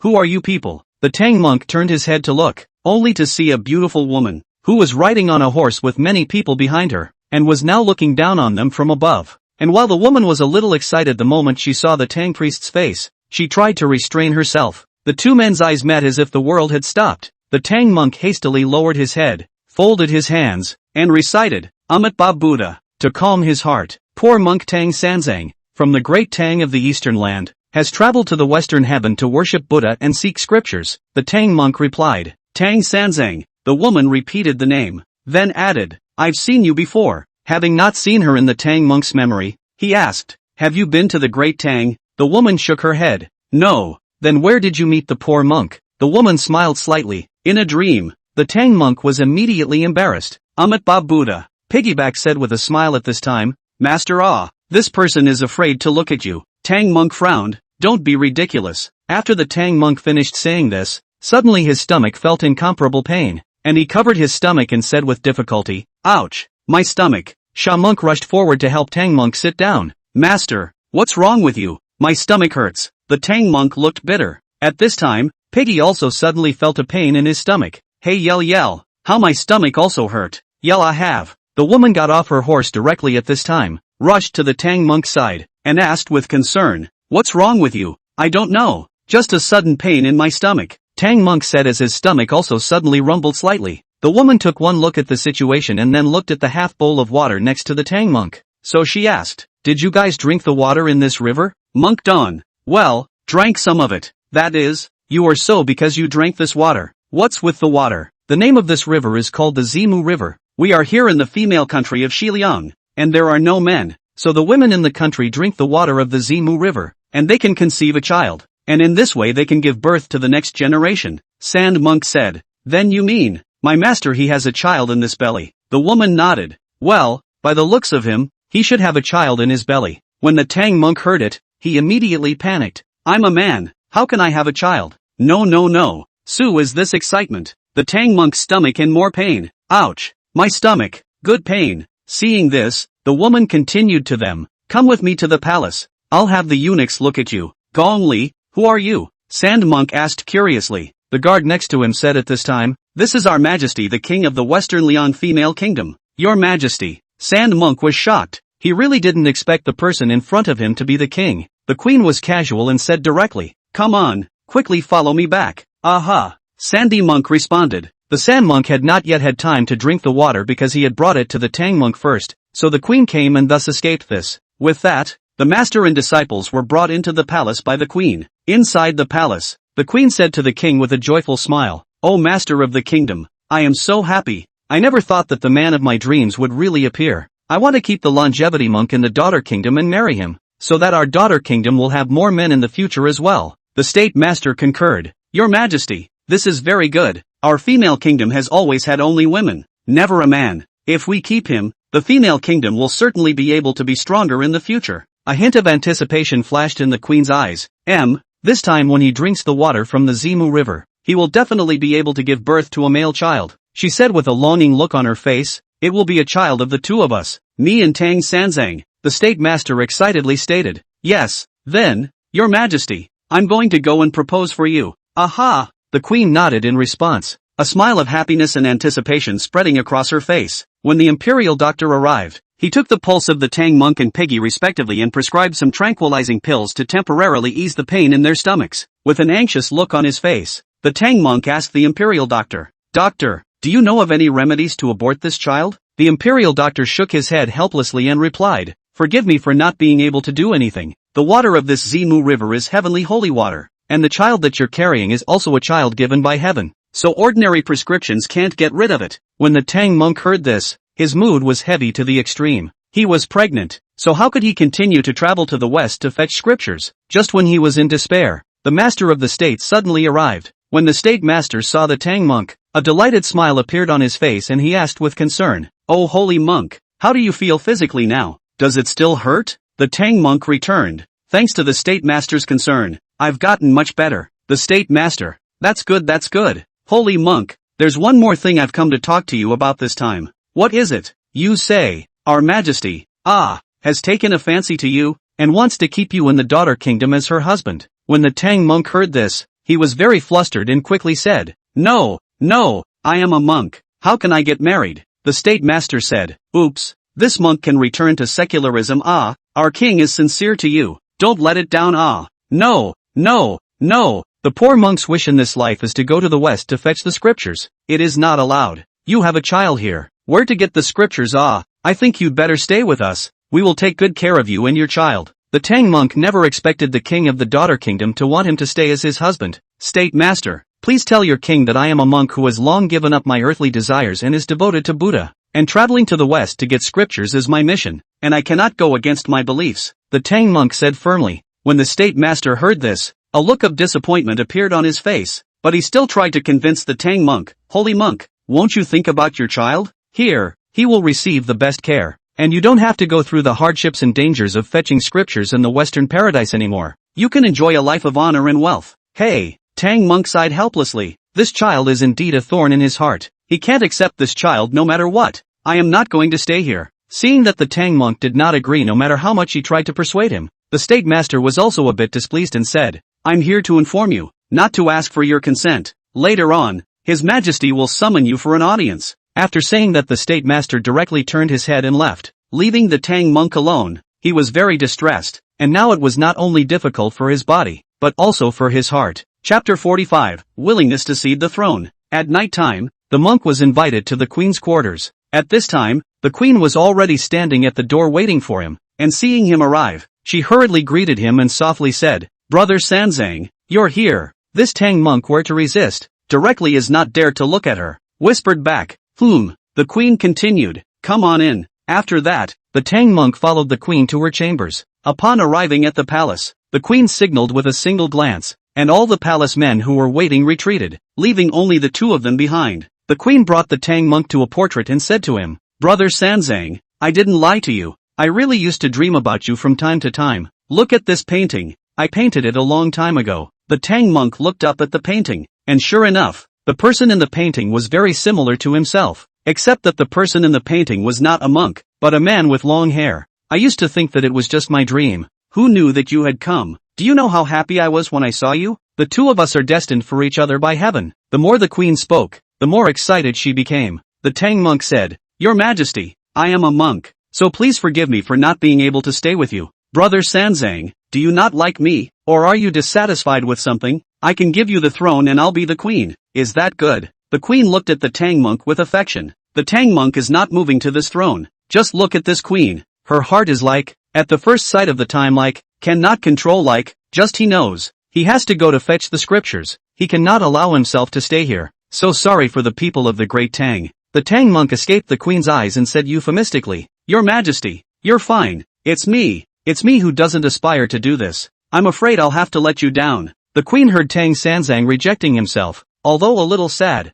but not discouraged, rushed to the Tang monk guffawed and continued, It's okay, there's no rush. We've got plenty of time to get along. You'll surely fall in love with me. Amit Ba Buddha. The Tang monk chanted again, as a way to maintain his mind. If the queen continued like this, he was afraid that his Buddha's mind would not be strong enough. At this time, the Tang monk's stomach was in untimely pain again, and he looked puzzled. When the queen saw it, she spoke anxiously, Is it another stomach ache? Monk nodded. Aha, come, I'll help you to rest on the bed first. The queen then stepped forward to help the Tang monk, and then spoke to the people outside the door. Quickly ask the imperial doctor. Yes, the guards received the order and rushed off to get the imperial doctor. Inside the hall, the Tang monk couldn't care less because of his stomach pains, so he let the queen lead him and lay down on the queen's bed. The queen held the Tang monk's hand tightly and comforted him gently. Don't be afraid. It's all right. The imperial doctor will be here soon.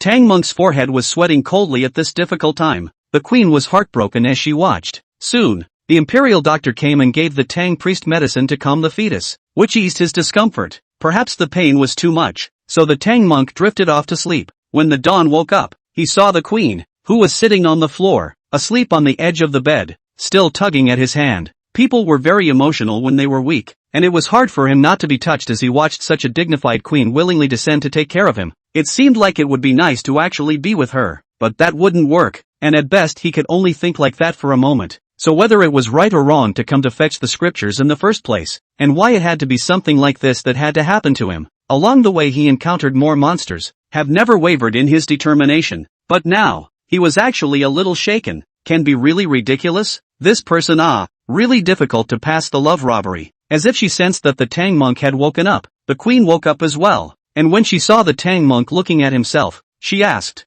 Brother Sanzang, you're awake, how do you feel now? Monk returned, It's okay, that's good. Then the queen looked at the Tang monk's stomach, gently touched it, and tenderly said, This is our child. It must be a boy to be so rowdy. I will treat him well in the future. The Dawn looked at his bulging belly, a little embarrassed for a moment, but now trying to be accepting. Then the queen let the Tang priest stay in her palace, wanting to take good care of him, while she stayed in the next side palace. Tang Sanzang was still some time away from giving birth. She wasn't in a hurry and would make sure that Tang Sanzang would love herself for staying here in the meantime. After Sun Wukong and the others heard the story from Sha Monk, they realized that it was the drinking of the water from the Zimu River that caused the Tang monk and Piggy to become pregnant. So the two of them rushed to the queen's temple to find the Tang monk. The two made an invisibility spell, so they searched for the Tang monk in the palace, and soon found it, revealing their true selves directly in front of the Tang monk. At this time the Tang monk is being the queen end of the medicine, bite by bite to feed it. Originally the Tang monk is refused,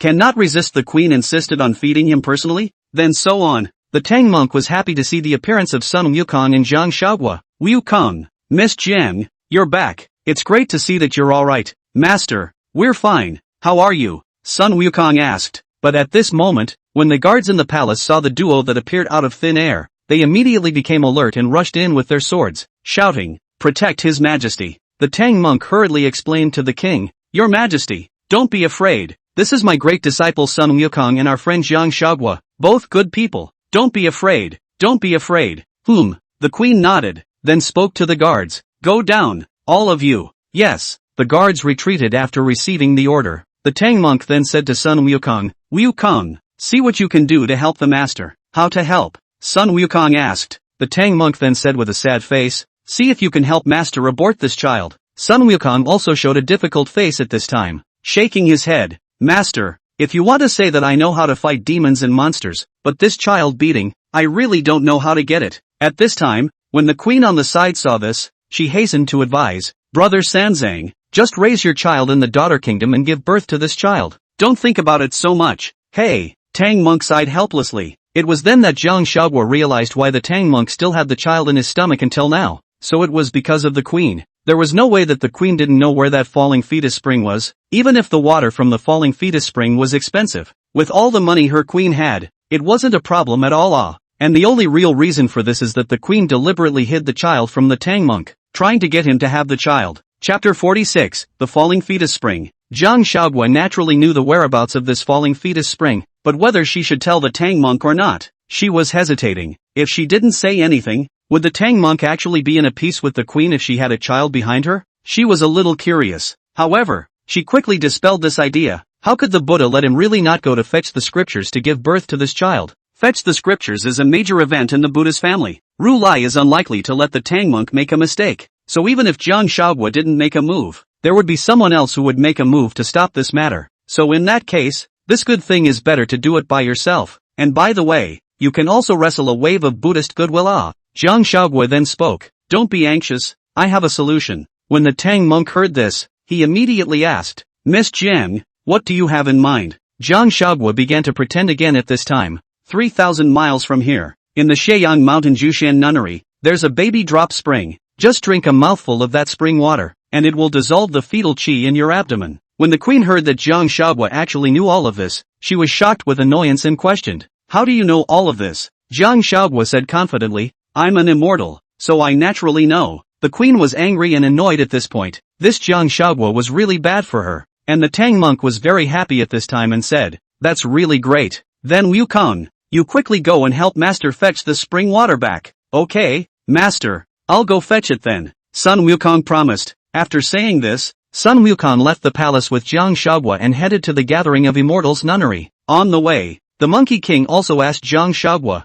How do you know where that falling tire spring is? Jiang Huaguo if the truth, that he is crossing over, that is too much. So it said, I used to be in the 5 Zhuangguan old let Qingfeng tell me this world's strange news and strange things. At first there was a talk about this daughter country. Which no, so it is. Well, I know a lot about it, and I also know that the Tang monk is attracted to this king of the female kingdom. Really? Sun Wukong was shocked. Why didn't he see it? Of course it's true. Look at the little eyes of the Tang monk. It's different. Well, not paying attention. You're not even paying attention to the master this day. What have you been paying attention to? Pay attention to you. You are in front of me. Where can I pay attention to him? He can live just as long as I do not care about anything else. When Jiang Huaguo heard this, she was very flattered and said with a sweet smile, You are quite good at talking today. I speak from the heart. Really? Let's hear if it's true then. With that, Jiang Huaguo lowered himself to attach his ear to the front of Sun Wukong's chest to listen to his heartbeat. Sun Wukong looked at her favorably and smiled. So did you hear it yet? Jiang Huaguo spoke. Well, I can hear it. My heart is beating a little fast. Quick. Okay, then I'll make you quicker too. Then Sun Wukong then directly hugged her tightly with one hand, and then the speed of the speed-driving cloud suddenly accelerated and flew forward. Jiang Huaguo sensed that Sun Wukong's speed in driving the cloud accelerated, and hurriedly wrapped her hands around Sun Wukong, fearing that she would fall off the cloud. Soon, the two arrived at the Gathering of Immortals. Jiang Huaguo looked at the plaque hanging on the doorway and read, Gathering Immortal Nunnery, Wukong. We're here. This is it. Well, come on, let's go in. Sun Wukong pushed open the door and walked straight in. At this time the courtyard Rui True Immortal is drinking wine. See someone barged in, very unhappy scolded. Where to come the demon? So do not know the rules. Hearing this, Sun Wukong was about to dislike back, but was stopped by Jiang Huaguo, who spoke. Daoist, we're here to seek some falling fetus spring water, so I hope you'll give us some convenience. 1,000 taels a pot, Rui True Immortal said. At this time, the Sun Wukong could no longer endure. Directly scolded, why don't you go to Rabah, but also 1,000 taels, crazy, no hurry up and get out. Rui True Immortal impatiently drove people away. Jiang Huaguo could do all, at first also very polite inquiry, helpless Rui True Immortal had to be this obnoxious look, no way, then take the stick of the Monkey King. At this time, Sun Wukong directly sacrificed his weapon against Rui True Immortal and threatened, if you don't hand over the falling fetus spring water, I won't blame this weapon of mine for accidentally killing you. Weapon. Rui True Immortal's face suddenly became stern as he asked, You are the Monkey King. It's your grandfather. Good. You monkey even came to my door. Today I will avenge my nephew. Nephew? Who is your nephew? Red Child. I am Ox Demon King is a brother. Today I have to settle this account with you. Sun Wukong was stunned at this time. This man was actually the brother of King Bull Demon. Just without waiting for Sun Wukong to think more, Rui True Immortal directly hit Sun Wukong. Perhaps it was because of King Bull Demon. At first Sun Wukong didn't put down a death blow, but kept guarding the fight. It was just that this Rui True Immortal on the other hand was attacking harder and harder. which forced the Monkey King to use his full strength. Soon, Rui True Immortal was knocked to the ground by the Monkey King. At that moment Jiang Huaguo, who was watching the fight from the side, got up and said, Wukong, go inside and look for spring water. I'll watch him here. Good. Sun Wukong then handed Rui Zhenxian over to Jiang Huaguo and turned around to go in and look for the spring himself. Jiang Huaguo said slowly to Rui Zhenxian, I just told you well, don't want you to be beaten. You are not like eating dynamite. Well, this is beaten comfortably. Hey, why bother? Demon, don't be so fake here. Rui True Immortal still scolded unconvincingly. Hey, you're just obsessed. Well, we'll leave after we get the spring later. We won't kill you. Don't worry about it. Poof, you old Taoist, bullish, change a bit. At this time, Sun Wukong then ran over from inside and said to Jiang Huaguo, I can't find that falling tire spring. Jiang Huaguo's face sank at this time, looking at Rui True Immortal and asking seriously, where is the falling fetus spring? True Immortal Rui then laughed triumphantly. Ha ha ha ha ha, I won't tell you guys. Sun Wukong was anxious at this point. Did you think I wouldn't dare to kill you? Go ahead, kill me and you'll never find it. Sun Wukong heard this and was very angry. Then Jiang Huaguo on the side comforted to Sun Wukong, don't be anxious, watch me. Then Jiang Huaguo changed into a knife. That knife was very sharp, with a cold light flashing on it. She held the knife and looked at it meaningfully, then looked at Rui True Immortal again, with viciousness in her smile, and said, it seems like you're not going to do this until you're done with the wine. What do you want? Rui True Immortal said with some fear. Guess, I'll tell you if you do. Don't scare me here, just kill me if you want to. I'm not afraid. Rui True Immortal shows a look of not fearing life and death. But how many in this world can really not fear life and death, but are all strong just? Chapter 47, Ruthlessness. Kill you for what? A wry smile appeared at the corner of Jiang Huaguo's mouth. I told you, we won't kill you. We're very kind. Oh. There were a few hints of teasing and playfulness in her tone. Rui True Immortal's eyes widened. How could he believe such nonsense? Bull asterisk asterisk asterisk asterisk. He roared. You demons, don't think I don't know your true colors. However, Jiang Huaguo didn't pay any attention to his rant, but instead leaned down and violently grabbed Rui True Immortal's hand. Rui True Immortal struggled to break free, but he was injured and couldn't break free at all. At that moment, the knife in Jiang Huaguo's hand suddenly swung, and the sharp blade instantly chopped off Rui True Immortal's entire palm. Blood splattered everywhere, and Rui True Immortal screamed in pain. Ah! Rui True Immortal's face turned pale, his eyes filled with fear and despair. He never expected Jiang Huaguo to treat him so cruelly. At this moment, Jiang Huaguo once again turned her gaze to Rui True Immortal, her eyes cold and unfeeling. Now, I'm going to give you one more chance to tell me where the falling fetus spring is, or else. She raised the knife in her hand and shook it threateningly. I will not hesitate to chop off your other hand. Rui True Immortal was scared. He was afraid that Jiang Huaguo would chop off his other hand again. Then how would he meet people in the future? People could accept death, but they couldn't accept being tortured and humiliated. And right now Jiang Huaguo was undoubtedly torturing his body and inspiring fear in his heart. It was too painful. Saying that, Jiang Huaguo pulled up his other hand again and swung the knife directly, ready to slash down again. Stop, I said. At this point, Rui Zhenxian couldn't stand it anymore. For the sake of a friend's child, forget about it. It's not worth losing two of his own hands. But this revenge, he will definitely avenge again in the coming days.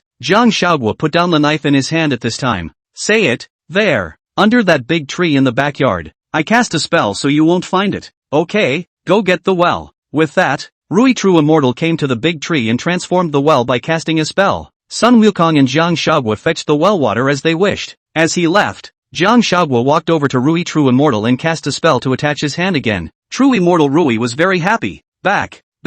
Jiang Huaguo smiled faintly, then spoke to the Monkey King. Go back. Then the two of them left the gathering of immortals and returned to the palace. The Tang monk was happy to see them fetch the spring water and hurriedly took the water. The queen then said with a sad face, Are you sure you don't want our child? The Tang monk paused and said, Your Majesty, the poor monk should not have this child. After saying this, he directly drank it in one gulp. The queen was so saddened by this that she ran straight out in anger. And when the Tang monk had finished his drink, he left the queen's chambers and returned to his quarters with the 8 rings and the others. At this point the Monkey King handed the rest of the water to the 8 preceptors, who drank it and the child disappeared with it. That's when they kind of finally got back to normal. The Monkey King said to the Tang monk, Master, I think we better leave this daughter country quickly. The Tang monk nodded and responded, Wukong, you're right, we can't delay. At this time, although the Tang monk has sentiments born, but also still remember their mission, they thought of leaving in a hurry, for fear that something will happen again. At this time the Sand monk spoke up, But master, what about our pass ultimatum? The queen hasn't put her seal on it yet. The Tang monk actually forgot about this for a moment and couldn't help but look sad again.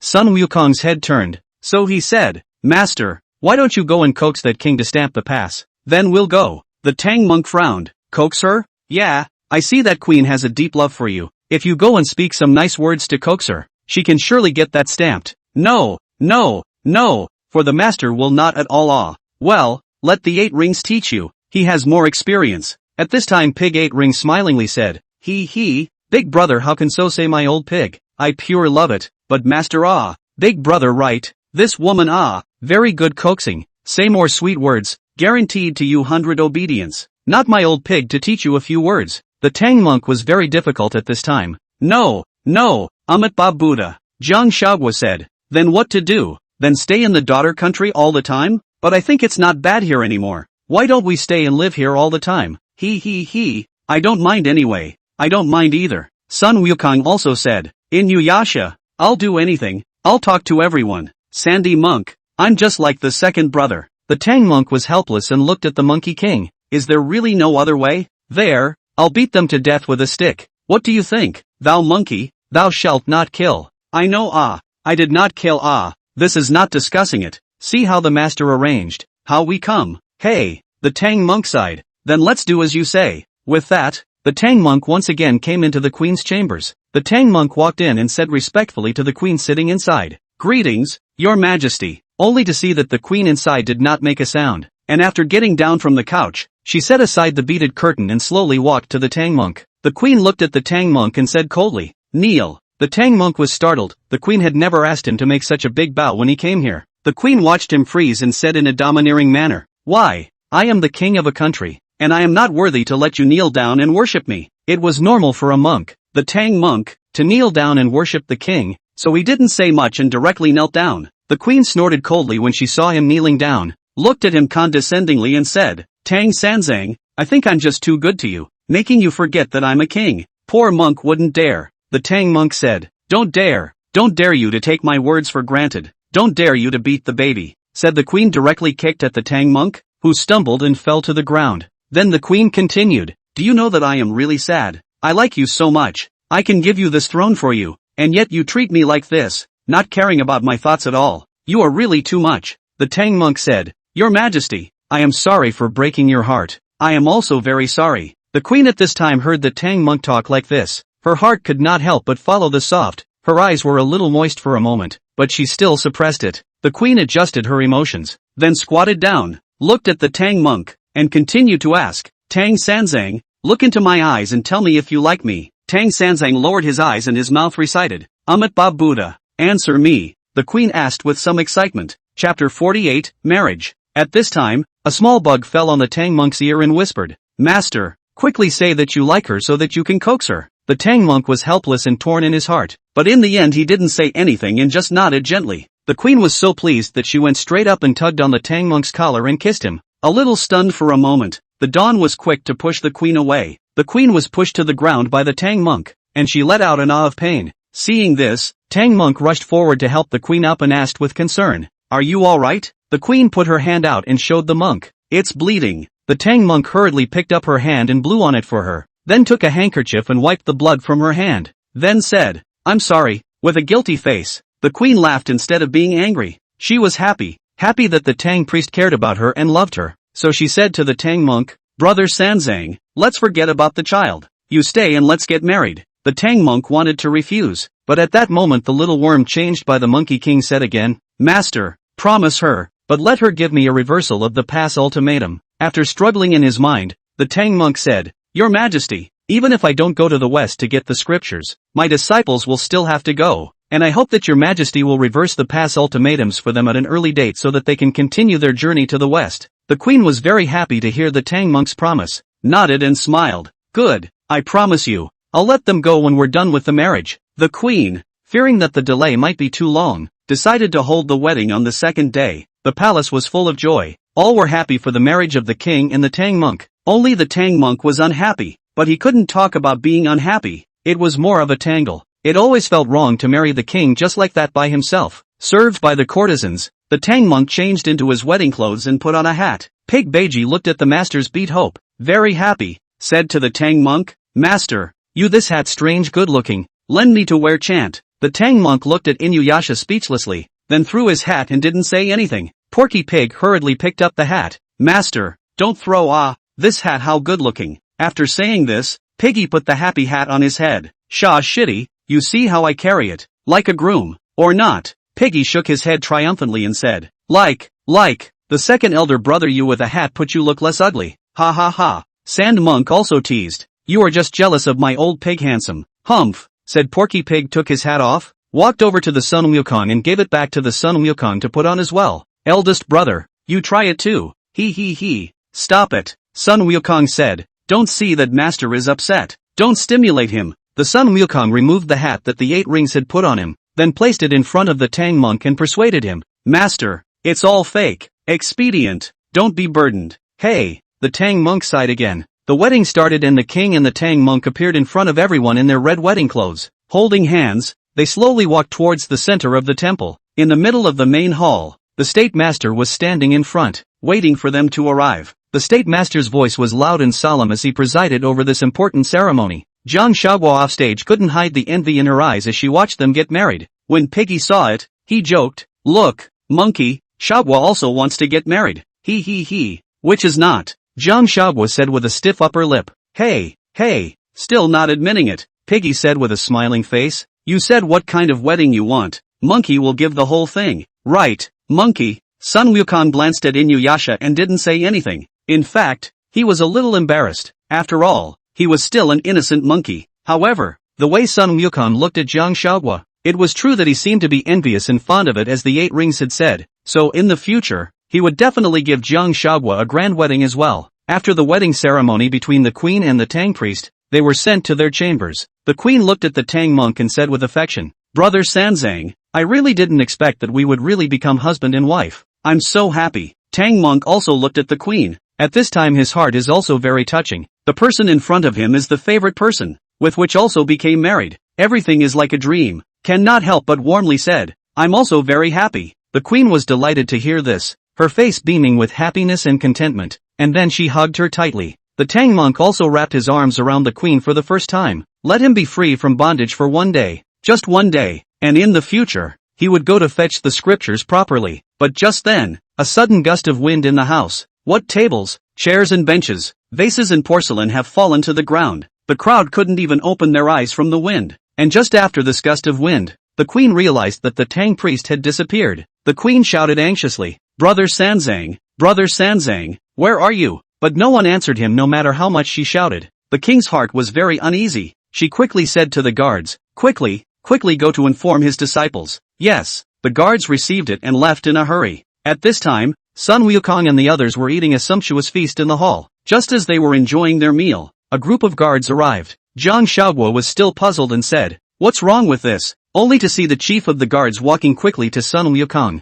saying anxiously, Elders, it's bad. Your master has disappeared. Upon hearing this news, Sun Wukong's face changed drastically, and he asked in a shocked voice, What exactly happened? The guards hurriedly replied, There was a sudden gust of wind in the bedchamber, and when it passed, the Tang monk was nowhere to be seen. The king was very worried, so he asked us to hurry and come to inform you. Sun Wukong frowned, thinking in his heart, it seems that there is something wrong with this wind. Maybe it's just some abominable demon that is causing the ghost. He just didn't know what the origin of this demon was that it dared to capture the Tang monk so boldly. He decided to find out the situation first, so he summoned his weapon and struck the ground with force. Instantly, a white smoke rose from the ground, and then an aged woman appeared. She respectfully bowed to the Monkey King and said, Greetings, great sage. The Monkey King said, Landlady, I ask you where the demon that took my master is, and what it is from. The landlady replied, Great sage, the demon that captured your master is none other than the scorpion spirit in the Peepa cave on Poisonous Enemy Mountain. She's been here for some years, but I don't know much else. The Monkey King listened and nodded his head in understanding. Afterwards, Sun Wukong and the others flew together towards Poisonous Enemy Mountain. Chapter 49, The Scorpion Spirit. When the Tang monk woke up, he found himself in a cave, and then a very sexy and alluring woman appeared in front of him. The Tang monk said in horror, Who are you? The scorpion spirit looked at the Tang monk and said with a cold smile, What? Don't even recognize me anymore? Do we know each other? Of course, we knew each other when you were once the golden cicada. I didn't expect that your appearance would remain unchanged when you were reincarnated as a human being. Amitabha Buddha. The poor monk is now just Tang Sanzang, a mere mortal, since he can't remember the events of his last life. So you just forgot about me and went to be sweet and loving with that king, did you? I'm going to be sad when you do that. The Tang monk hastily denied it. Poor monk didn't. Oh yeah, I can see it clearly. Scorpion Jing walked to the Tang monk at this time, with his hand gently crossed his cheeks, said, your last life but said only love me alone, told me this life must wait for you, how now is in love with someone else, you are so, but it is not right. Amitabha Buddha. Female cultivator, the affairs of the previous life are unknown to the poor monk, but in this life, the poor monk has only one wish in his heart to fetch the scriptures. Scorpion spirit shook his head. I don't believe. I've been waiting for you here for many years. I just want to come to be husband and wife with you. As for that what broken scripture, nothing to take. If you really want, I go to the spirit mountain to give you to take the past is. A few broken scriptures only. Also now you as a treasure like. I don't need to trouble you. The poor monk will personally go to Spirit Mountain to seek the true scriptures. The Tang monk thought about it and continued. I advise you to let me go. I have 3 disciples that are very powerful. If they find you, I'm afraid they will hurt your life. The scorpion spirit smiled contemptuously. Sun Wukong, a monkey that popped out of the cracks of a stone. What's so great about it? I'm not afraid of it. The Tang monk was helpless. Hey, you mustn't be obsessed. Obsessed? I'm really obsessed. I just want to renew my relationship with you. At this time, the Tang monk closed his eyes and silently chanted the sutra with his mouth. When the scorpion spirit saw this, he didn't get angry and blew a mouthful of poisonous smoke directly at him, then said meaningfully, let me know when you figure it out. After the scorpion spirit left, the Tang monk soon felt discomfort. His body was on fire at the moment, his lust instantly surging out of him, he was so hard. Images of being with the queen also gradually appeared in his mind, the 2 of them naked together, fiercely entwined. The images lingered in his mind, and he had no choice but to restrain his inner desires by chanting. The scorpion spirit was sleeping when his maid hurriedly ran to report. Master, it's bad. There's a monk with a thunderbolt mouth outside who is yelling and cursing loudly. When the scorpion spirit heard this, wasn't this properly the Monkey King? So he just got up and went out. When she arrived outside the cave, she saw at a glance that Sun Wukong was standing there with a weapon in his hand in an imposing manner. The scorpion spirit frowned and said unhappily, you monkey, disturbing my mother's sleep in the middle of the night. There is something wrong with you. You won't come in the daytime. The Monkey King spoke. I don't care when you go to bed. Hand over my master. The scorpion spirit sneered and said mockingly, your master? Ah, he has promised me to be a husband and wife with me. You guys? Ah, it is better to go quickly. You demon, don't talk nonsense. After hearing this, the Monkey King directly raised his rod and struck the scorpion spirit. Seeing this, the scorpion spirit did not show any weakness and immediately offered his own 3-stranded fork to meet the Monkey King. The scorpion spirit did not expect the Sun Wukong to come down with this stick, so heavy, causing himself to almost fall down. Very unhappy said, do not know how to be compassionate at all. Really? Immediately after that, the scorpion spirit stopped reserving its strength and went all out to strike at the Monkey King. Sun Wukong was also not weak, and the 2 of them went back and forth in an unusually intense scene. Originally Pig and Sand Monk did not join the fight. Thought relying on the Monkey King is bound to be able to subdue the demoness, but the more they look at the more they realize that it is not right. The Monkey King played more and more strenuous. Seeing this, Sand Monk anxiously said to Piggy, second senior brother, let's go and help eldest brother. Inuyasha nodded. Good. After saying that, the 2 rushed forward together and fought alongside the Monkey King. Jiang Huaguo on the side is to continue to watch the battle. The heart secretly marveled. This scorpion spirit's strength is far beyond imagination. With the strength of 1 person against the 3, but did not lose the wind. Really powerful.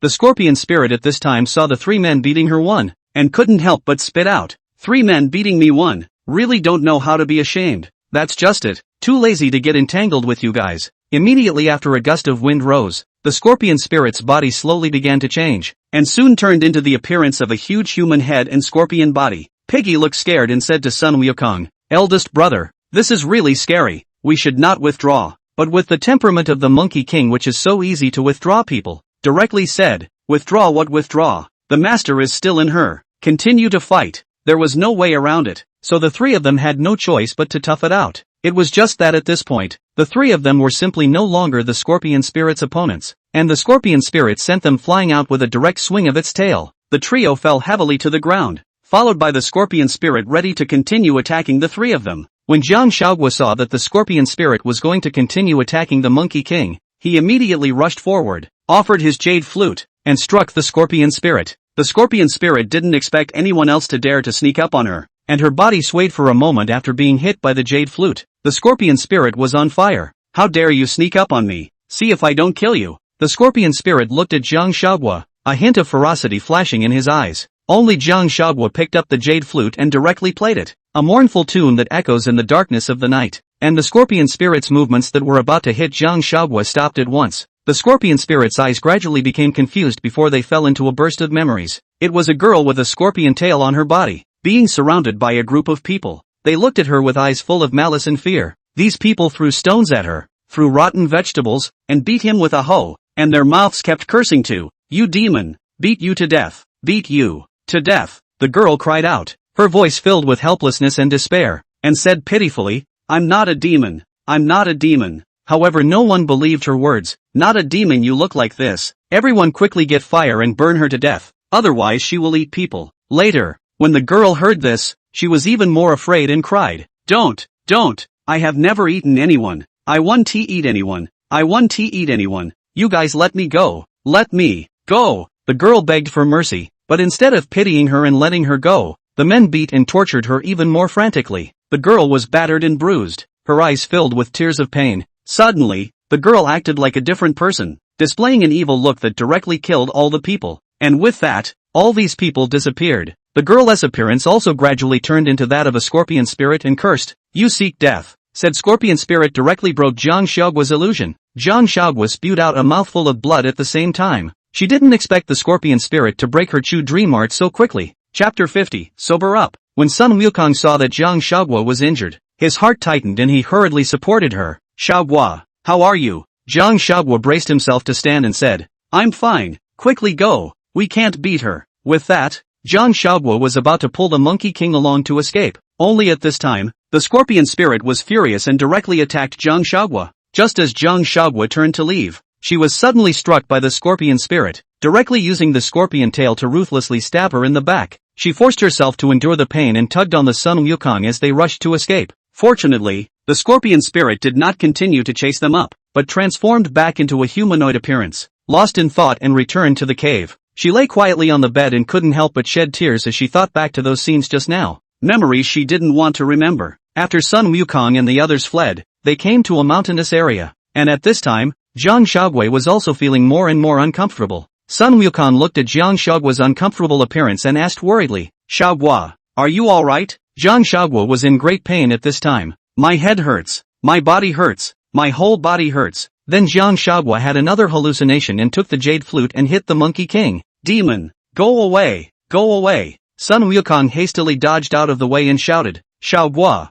I'm Wukong." And Jiang Huaguo, as if he could not hear the general, still holding the jade flute to beat people, not only to the Monkey King, and Piggy and Sand Monk. The three people are not spared. The mouth also cursed, "You monsters, get out of the way." They dodged around. Pigsy said to Sun Wukong, "Eldest brother, I think she is poisoned by that scorpion spirit. Her consciousness is not clear. Let's knock her out, or else at this rate, if we don't make a move, she's going to beat us to death." No striking out. Sun Wukong hurriedly rebuked and stopped. He couldn't bear to hurt Jiang Huaguo. Sun Wukong, who was hardened by Jiang Huaguo's beating at this point, stepped forward to hold her hand that was hitting him and said, "Huaguo, wake up, I'm Wukong." At this time Jiang Huaguo paused, as if he had regained a trace of consciousness, and then looked at Sun Wukong with misty eyes and said, "Wukong, Wukong." Then her head continued to hurt a lot again. Covering her head with both hands, she said, "You guys go, I'm poisoned. I can't control myself right now.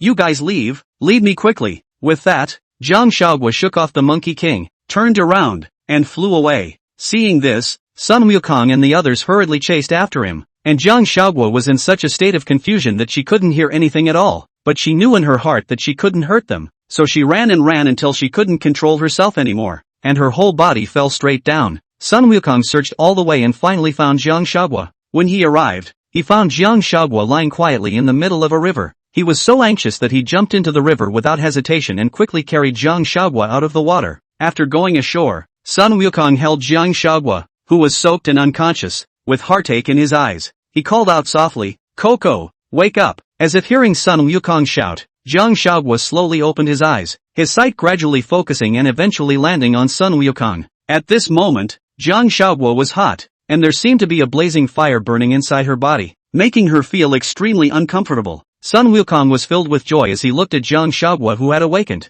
but immediately afterward he heard her say, "Wukong, I'm so hot, so hot." While saying this, Jiang Huaguo began to tug at her clothes, instantly revealing half of her shoulders. Seeing this, Sun Wukong hastily reached out his hand to stop it, while yelling to Porky Pig and Sand Monk behind him, "No looking." He then waved his hand and sent Porky Pig and Sand Monk flying directly to 10 miles away. The duo was so suddenly attacked by the Monkey King to the distance. Piggy said indignantly, "Not killed by the goblins will also be killed by the dead monkeys." "Really? As for it, the old pig is the kind of peeping at other people's people?" Sand Monk also got up slowly from the side. "Second senior brother, you old Sha, how do you say it? You want to get beaten up again, don't you?" Inu Beiji glared angrily at Sha Monk. Jiang Huaguo tugged again, and the Sun Wukong again rushed to put the clothes on her, while wearing it while also saying anxiously, "Huaguo, don't take it off." Jiang Huaguo at this time were to listen to it. At this time she not only went to take off her own clothes, but also directly reached out to pull Sun Wukong's clothes. Sun Wukong's eyes widened in shock as he tugged at his clothes and said,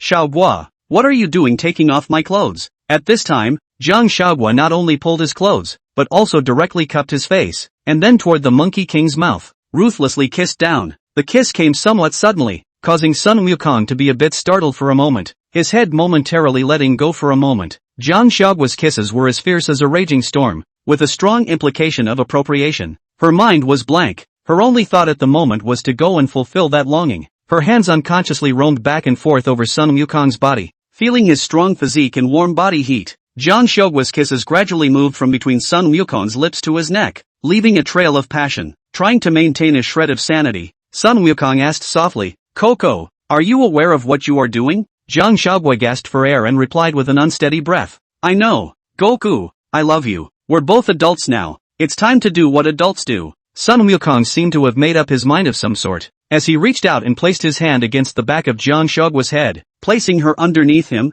looking into her mesmerized eyes before kissing her deeply. The two kissed to their heart's content, their lips close together as if they were trying to incorporate each other into their bodies. Their breaths intertwined, their hearts raced, and their emotions were released in this moment in the truest sense of the word. The kiss was so full of passion and longing that they couldn't stop themselves from indulging in it. Sun Wukong cast a spell and covered the surrounding area with a boundary, so those outside wouldn't be able to see what they were doing. Gradually, the clothes of the two were removed one by one. The moment their bodies mingled with each other, Sun Wukong felt a wonderful sensation he had never felt before, and Jiang Huaguo also succeeded in releasing the suppressed lust in her heart, feeling incomparably comfortable. After they tossed and turned for a long time, Jiang Huaguo was finally satisfied and stopped, perhaps tired, directly then lay down on the body of Sun Wukong and fell asleep. Sun Wukong, on the other hand, cast a spell to put on all their clothes at this time, and then just hugged her and slept on the ground for the rest of the night. The next day, dawn broke, and Jiang Huaguo slowly woke up.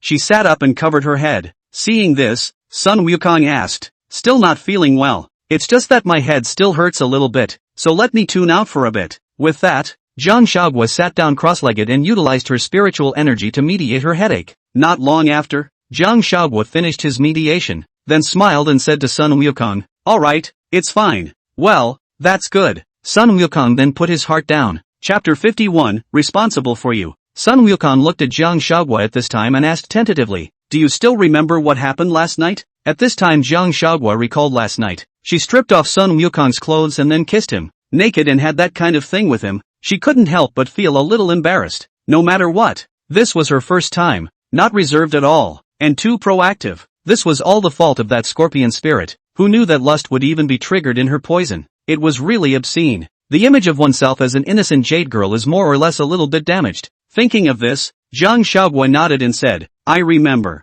Then she was a bit shy and stammered, "That, I will be responsible for you." Sun Wukong was first shocked, then he looked at her favorably and said with a smile, "Good, then you have to be responsible for me." "Aha." Jiang Huaguo nodded, then stepped forward and wrapped her arms around Sun Wukong, gently snuggling her head into his chest and saying in a petulant manner, "Fighting demons is really tiring." Sun Wukong tenderly reached out his hand and gently stroked her hair, saying, "Let me send you back to the city. Don't worry about that demon." However, Jiang Huaguo shook her head in rejection, saying, "No, I just want to stay by your side." "Then promise me that you won't rush forward next time, okay? You have to protect yourself." Jiang Huaguo nodded obediently and said, I promise you. When she finished, she closed her eyes contentedly and hugged Sun Wukong like a kitten for a while. She then opened her eyes, a bright smile on her face, and said happily, alright, the charge is complete. Let's go find the 8 rings and the sand monks. Sun Wukong smiled and answered, and the two of them got up and left. On the other hand,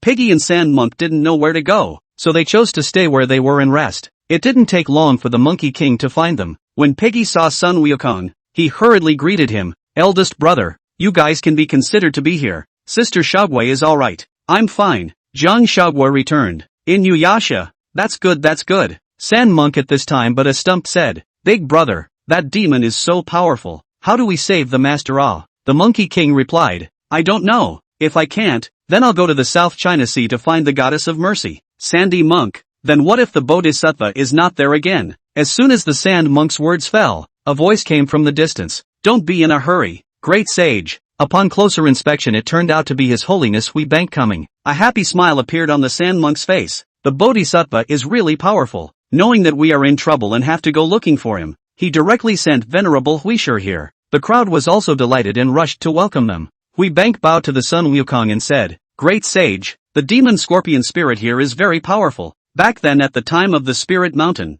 Buddha Rulai just gently pushed her, and she stung Buddha a little. The Sand Monk stared in amazement and couldn't help but marvel. This scorpion spirit even dared to sting the Buddha. Huibank nodded. In order to subdue this demon, we need to ask the Dawn Star official to come and help us. Sun Wukong, Star official of the Dawn of the Sun? Yes, great sage, I have brought the Bodhisattva's words, so I will take my leave first. After Huishur finished speaking, he took off again on his auspicious clouds and left. At this time the Sun Wukong looked at Piggy and Sand Monk said, Instructed, you two well protect the small fruit. Wait for me to go to the sky to seek the Daoji Star official to come. Porky Pig and Sand Monk replied in unison. Yes, don't worry about going, eldest brother. After Sun Wukong finished his explanation, his figure flickered and he simply disappeared, leaving the three of them to continue in the same place. And at this moment, Jiang Huaguo was sitting down again with her legs crossed, continuing to regulate her breathing, because her headache had started again. I should say that it had actually been hurting all along.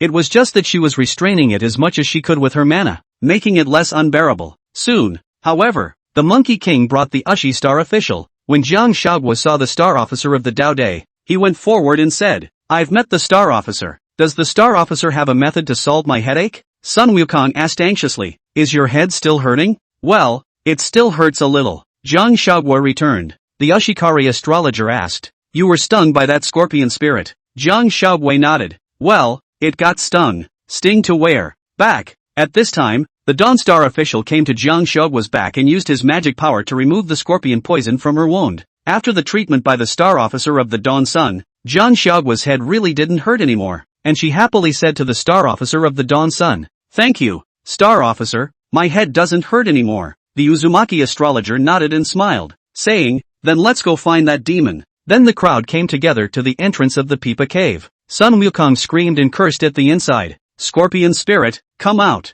Soon the scorpion spirit in the cave came out. The scorpion spirit didn't have any fear on his face when he saw the upright Star official. Instead he even flirted. Yell, where did this big rooster come from? After hearing this, Star Officer Uzi's face changed slightly, and he righteously said, You demon, don't tie your hands and surrender. Humph, dead rooster, wait until you can beat me, said the scorpion spirit. Directly picking up the three-stranded fork, he struck at the Uzumaki Star official. Seeing this, Star Officer Dory quickly struck out, directly confronting her head-on, the two of them going back and forth. The scene was very intense. Later on, when the Uzumaki Stargazer felt a bit overwhelmed, he simply transformed into a large rooster and fought her, and the scorpion spirit transformed right into a large scorpion. Just see, the big rooster wants to go up to catch the big scorpion. Who thought this scorpion spirit directly flew to the body of the big rooster, but also directly on the body of the rooster. Hairs on his body are plucked. For a moment all around them flew the rooster feathers of the Star Officer of the Dawning Sun,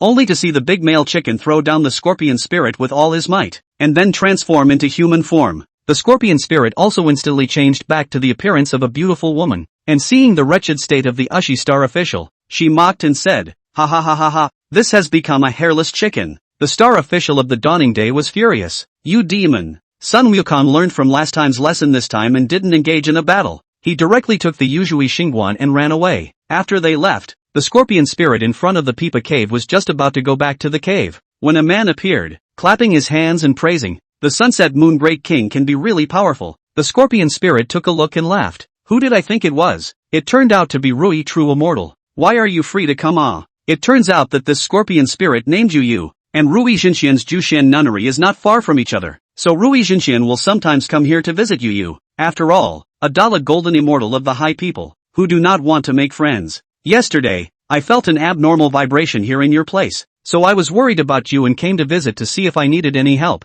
but I didn't expect to see you beat those people to death as soon as I arrived, or else, you think everyone is as weak as you are. Well, did you bring the wine? Bring it, said Rui True Immortal lifting up the 2 altars of wine and shaking them. "Come on, go inside and drink." Yuki then invited Rui True Immortal to join him in the cave for a drink. Chapter 52, Defeat. Star Officer Uzi woefully spoke to the Monkey King. "Great sage, I'm afraid the little god can't help you this time." Sun Wukong looked at the gorgeous chicken hairs that were originally on the head of the Yuzhui Xingguan, now not a single one of them was left, and said helplessly, "You did your best this time, thank you, AI." The Uzumaki astrologer sighed, "Then the little god will leave first. Go back and get well." Sun Wukong understood how Star Officer Uzumaki was feeling at the moment. With that, the Urantia Star Officer left and returned to the heavens. In turn, they are once again at a loss, and this time Jiang Huaguo. The heart cannot help but doubt. She remembered the original Daozixing official as subdued scorpion spirit.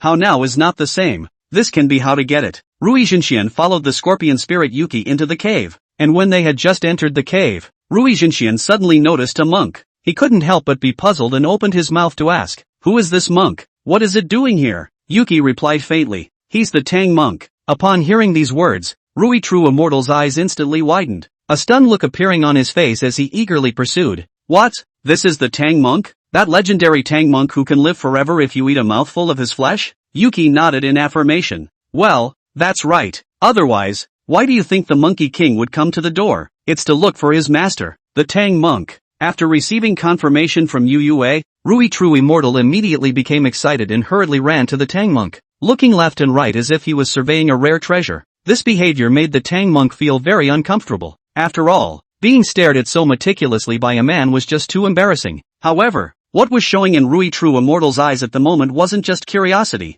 but more than that, it was drooling over the Tang monk. After Rui True Immortal finished looking at the longevity monk, he ran to Shiyu with a fawning face and said curtly, "Your Majesty, when you eat the longevity monk's meat, can you share a bite with me? Why would I want to eat a donkey? It's not like I like eating human flesh." Upon hearing this, Rui True Immortal revealed a surprised expression and said regretfully, Then wouldn't it be a waste if you captured him but didn't eat him? Oh, could it be that you want to eat the meat of the Tang monk?" Yuki looked at Rui True Immortal with a smile. Rui True Immortal nodded her head repeatedly. "Aha, I want to eat it, very much." The corners of Yuki's mouth rose slightly as she let out a light smile and said, "Alright then, go eat, you're rewarded." Rui True Immortal stared with wide eyes, full of astonishment, and asked incredulously, "Really?" Yuki nodded affirmatively. "Well, make yourself at home." After saying that, she walked to a side table and sat down, picking up the fine wine brought by Rui True Immortal and leisurely savoring it. Rui True Immortal was also nonchalant,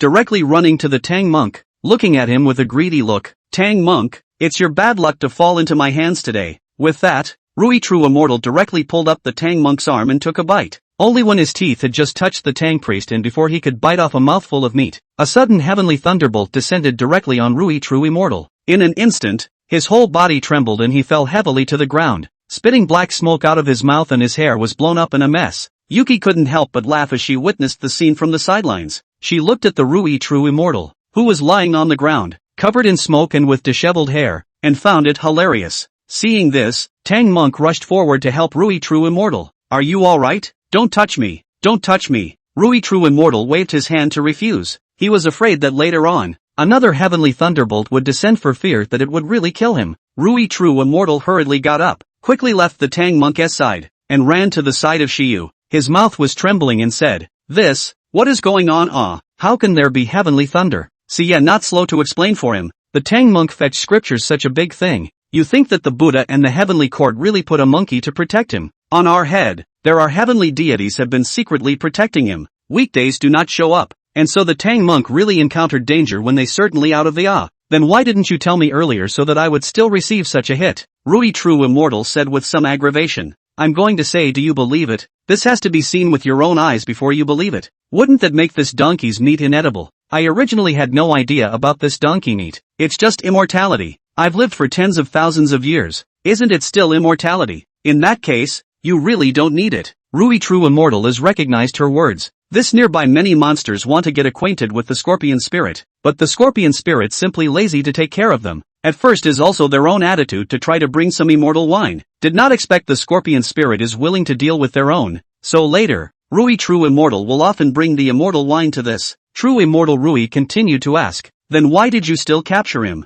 Don't you think he's pretty good looking? So I'm going to marry him. Married? Yeah, the days are so boring. Find a man to relieve your boredom. It's a good looking guy, but I don't think he's good enough for you. And if you're just looking for good looking, there aren't many of them. Indeed, there's nothing wrong with what you said. Wait for a few days. I'll go grab a few good looking men to come over and serve me as male pets is not bad, He. The great king is truly a man of straightforward nature. Rui True Immortal said with a smile, then a hint of cunning flashed in his eyes as he reminded to the scorpion spirit, Great king, if you want to keep the Tang monk here, you still have to be careful of the son Wukong. What's there to fear from him? He's just a defeated man. The great king must not take this lightly. After all, he was the one who made a scene in the heavenly palace and beat up 100,000 heavenly soldiers back in the day. The greatest havoc in heavenly palace. Scorpion spirit sneered, when he caused havoc in the palace of heaven when I went to take a look. The talent is indeed good. Only too simple. Simply cannot see through that is the gods arranged a good show only. The area of a Tai golden immortal monkeys,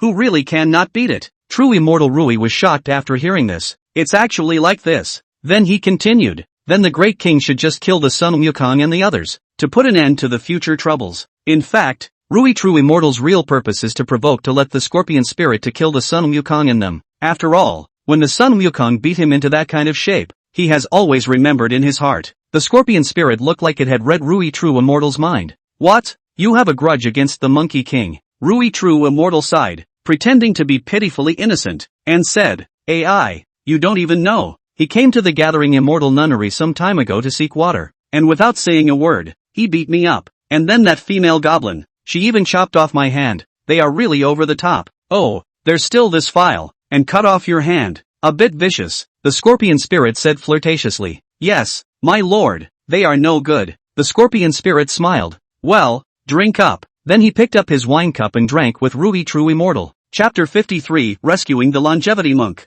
The four monkey king were thinking of ways to save the longevity monk, when the king of the daughter kingdom appeared, and she hurriedly came with a group of generals. Seeing the queen here, son Wukong asked, what brings you here? The queen replied, I was worried when I saw that you were delayed in returning, so I came here to help. Son Wukong, it's useless for you to come. We can't even beat that demon. Do you think you guys can? Then what to do? The queen said anxiously. These 2 days she was worried anxious in the palace. Never saw Tang Sanzang come back, so she brought people directly. The crowd was again in a state of contemplation. Sun Wukong suddenly said, or else only I can go to distract that scorpion spirit. The 8 rings and Sand Monk take the opportunity to go to the cave to save the master. But that scorpion spirit is too powerful. You can't beat her on your own. Jiang Huaguo was very worried about Sun Wukong's safety and continued, why don't you 3 go and distract the scorpion spirit, and I'll take the opportunity to sneak into the demon's cave. The queen hurriedly said to Jiang Huaguo at this time, there's me. I'll go with you to save him in the demon's cave. No, it's too dangerous. Sun Wukong didn't agree. Jiang Huaguo said, you don't worry about it. I don't see any other demons in that hole. Just that scorpion spirit one. No matter what. I am also Tai Golden Immortal. General small demons have no problem. At that time, in case of really encountering any dangers, I will directly run. The queen chimed in at this point. That works, I agree. Seeing that Jiang Huaguo was so insistent, Sun Wukong was also helpless, so he answered, okay, then you must be careful. If you encounter danger, just run away. You can't try to be strong, okay? Don't worry, I can run faster than anyone. Jiang Huaguo promised with conviction. With that, they then decided that the 3 of them, Sun Wukong piggyback Sha Monk, would go to fight the scorpion spirit, while Jiang Huaguo and the queen would go to rescue the Tang monk. The queen actually knows martial arts, although it is not as good as Jiang Huaguo, but it is still better than ordinary people. The emperor is to cultivate both literature and martial arts. The scorpion spirit was so drunk with Rui Zhenxian in the cave that he just fell asleep on the table. At this time, the little maid ran over and reported, Master, that monkey is here again. When the scorpion spirit heard this, it slowly raised its head, rubbed its eyes, and yawned as it said, "Got it, go down." Saying that, he got up and prepared to go outside. Rui True Immortal heard that said Sun Wukong had come, so he also got up and said, "I'll go with you." The scorpion spirit waved his hand. "No, go ahead and squint some more. I'll be done with it soon." "Alright then, go early and come back early." After saying that, Rui True Immortal sat down again and continued to sleep on his back. The scorpion spirit lazily walked out, and when he saw Sun Wukong, he spat, "You're really energetic, and you don't take a break. Demon, watch the fight." After saying that, Sun Wukong directly raised his weapon to hit the scorpion spirit, and the scorpion spirit immediately greeted her. Before the Monkey King variously lured her into the distance, the scorpion spirit didn't think much about it, only that Sun Wukong wasn't as aggressive today as he was before. Just as they were fighting, Jiang Huaguo also saw the right moment to sneak into the demon cave with the queen. When they went in, they found that there were no other young demons in the cave at all, and the ones who served them were all mortal women, so they just knocked them out from the back. And so it was, and soon they reached the innermost part and saw the Tang priest. The queen was thrilled to see the Tang monk and rushed forward. Brother Sanzang, hearing the sound, Tang Sanzang looked up and realized that it was the queen and Jiang Huaguo, and was very happy, saying, "Your Majesty, Miss Jiang, you're here." Jiang Huaguo nodded. "Well, we're here to save you. Let's hurry and get out of here." "Aha," Monk Tang responded. Just as they turned to leave, the queen suddenly saw a scorpion at her feet and couldn't help but cry out in terror. "Ah!" The scream instantly startled the Rui True Immortal who was sleeping on the side. True Immortal Rui awoke with a jolt, rubbing his eyes as he said, "What's wrong? What happened?" He looked up and saw that Jiang Huaguo, the Tang monk and the queen were preparing to leave, and immediately shouted, "Stop!" Immediately afterward, a dazzling golden light shot out from Rui True Immortal's hand and flew straight towards the front of the three. Jiang Huaguo's quick eyes and hands hurriedly pulled both the Tang monk and the queen away from each other, thrillingly avoiding the golden light. Jiang Huaguo then said to the queen and Tang monk, "Quickly go." However, Rui True Immortal refused to give up and roared through gritted teeth, "Want to leave? It's not that easy." Only to see him raise a sharp sword and quickly charge towards Jiang Huaguo.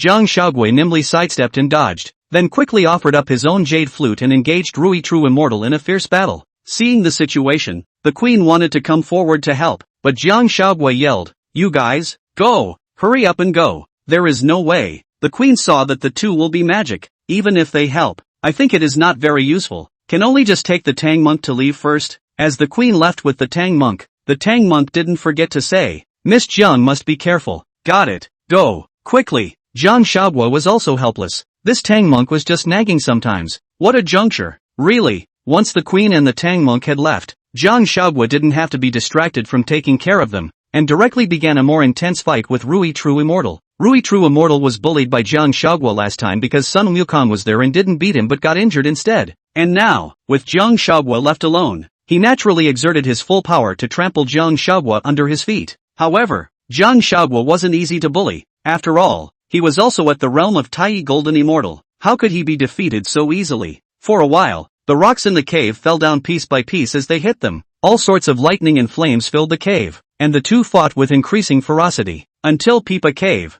The whole thing collapsed, and the scorpion spirit suddenly heard a deafening sound, and when he raised his eyes, he saw the entirety of his cave collapsing, so he no longer continued to fight with the Monkey King, and flew directly to the cave. Sun Wukong was also inexplicably panicked. He had a bad feeling, so he also flew directly to Pipa Cave. When the crowd arrived in front of the collapsed Pipa Cave, they saw two figures gradually appearing from amidst the ruins, and upon closer inspection, they were Jiang Huaguo and Rui True Immortal. When Rui True Immortal saw the scorpion spirit, he hurriedly said, "Great king, they took the Tang monk away and destroyed your cave." The scorpion spirit was furious. Her eyes glazed over as she looked at Jiang Huaguo. "You woman, how dare you destroy my cave? I'll kill you." After saying that, she raised her three-stranded fork and stabbed directly at Jiang Huaguo, and when Sun Wukong saw this, he rushed over to block her attack. Chapter 54, By My Power. The scorpion spirit and the Monkey King continued to fight again, while Jiang Huaguo, who was on the sidelines, saw the situation and picked up his jade flute, ready to play the tune again to lure the scorpion spirit into the illusion and give her a blow.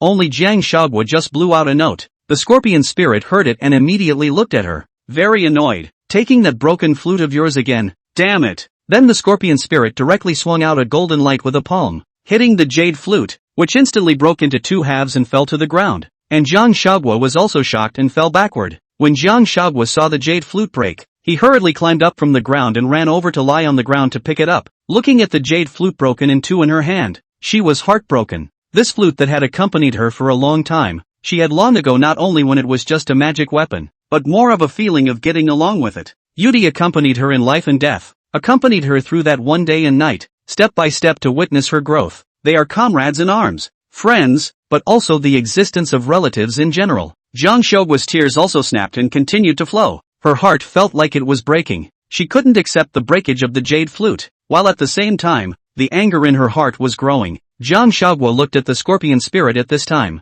his eyes flashing with deep hatred. Immediately afterward, her entire body emitted dazzling golden light, and her body slowly rose into midair. For a moment, everyone looked at her. Only Jiang Shaoguo closed his eyes, clenched his hands and recited, "Sacrifice my body to heaven and earth." Then there was a sudden burst of light from heaven and earth that rushed straight to Jiang Shaoguo's body. Everyone felt the powerful force at once. She was sacrificing her own power to the heaven and earth, and then the heaven and earth would grant her a powerful force. Only in that case, it was too great a loss for herself, and she could easily be devoured by the heaven and earth and thus lose her life. Only she couldn't care less, and she was bent on avenging the jade flute. Only Jiang Shaoguo suddenly opened his eyes, then directly swung up a fist to quickly strike towards the scorpion spirit. This punch came too quickly, causing her to not even be able to react before Jiang Shaoguo punched her so hard that the ground was suddenly dented. After Jiang Shaoguo swung this punch with all his strength, he fell straight down without consciousness. Sun Wukong hurriedly flew over and caught Jiang Shaoguo, and under the weight of this punch, the scorpion spirit didn't die, but it was seriously injured,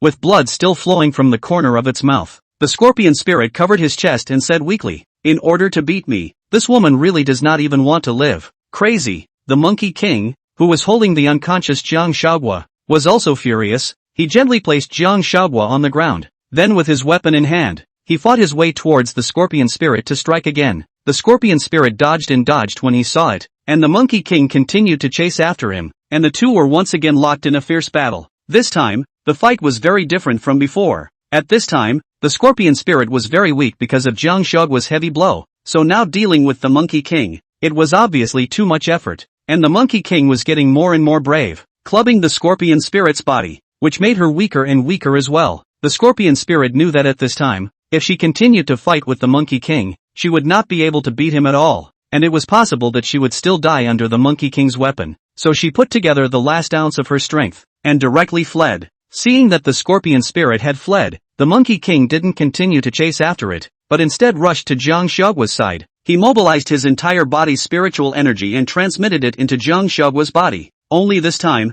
Jiang Shaoguo didn't wake up like before, but stayed unconscious. When Piggy saw this, he said, "Eldest brother, it seems that this time Shaoguo is too seriously injured. We can't save her, or else we should send her back to the 5 Zhuangguan, and see if Zhenyuanzi has any solutions." Sun Wukong heard. Yes, Piggy was right. He was in a hurry and even ignored this place. That 5 Zhuangguan is the place where Jiang Shaoguo was born. Zhenyuanzi must know how to save Jiang Shaoguo. Beiji, I'll take Shaoguo back to the 5 village Guan first, and I'll leave the master to you. Sun Wukong said to Piggyback. Inuyasha, okay, don't worry about it monkey, just go. Sun Wukong picked Jiang Shaoguo up from the ground, and then he flew in the clouds towards the 5 Zhuangguan. When Sun Wukong arrived at the 5 Zhuangguan, Qingfeng came out to greet him and asked, "Why are you here?" Sun Wukong also did not answer Qingfeng's question, but directly asked anxiously, "Where is Zhenyuanzi? Where is he? What do you want with the master? Quickly tell me where he is and tell him to save Jiang Shaoguo quickly."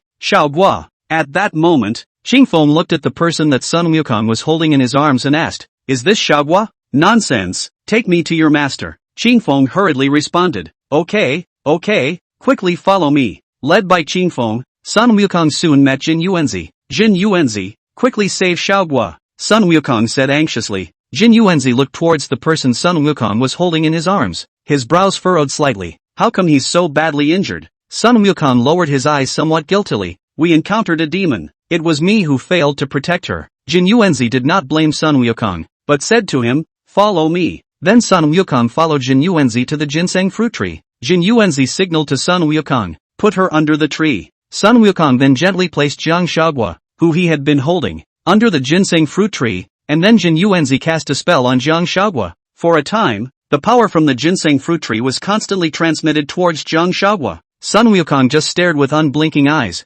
Only, when Zhenyuanzi's spell ended, Sun Wukong realized that Jiang Huaguo was still unconscious. Sun Wukong asked with great concern, "Why isn't she awake yet?" Zhenyuanzi returned, "Her body and mind are damaged, and she needs to be slowly nourished by this ginseng fruit tree before she can wake up." Sun Wukong followed up with, "Then how long before she wakes up?" Zhenyuanzi, "A few months in the short term, a few years in the long term, I guess." Sun Wukong looked at Jiang Huaguo at this time, and silently said in his heart, "No matter how long it takes, I'll be here with you." In this way, Sun Wukong then guarded in the 5 Zhuangguan day after day, accompanying Jiang Huaguo under the tree, without leaving a step. The scorpion spirit dragged his battered body back to the spirit mountain, just in time to meet Ananda. Ananda stepped forward and asked, "Yuki, why are you so badly injured here? What's going on?" Feeling that it was disgraceful to be beaten up like this by 2 Tai golden immortal demons, CS said in a rude manner, "None of your business." After saying that, she walked towards her residence.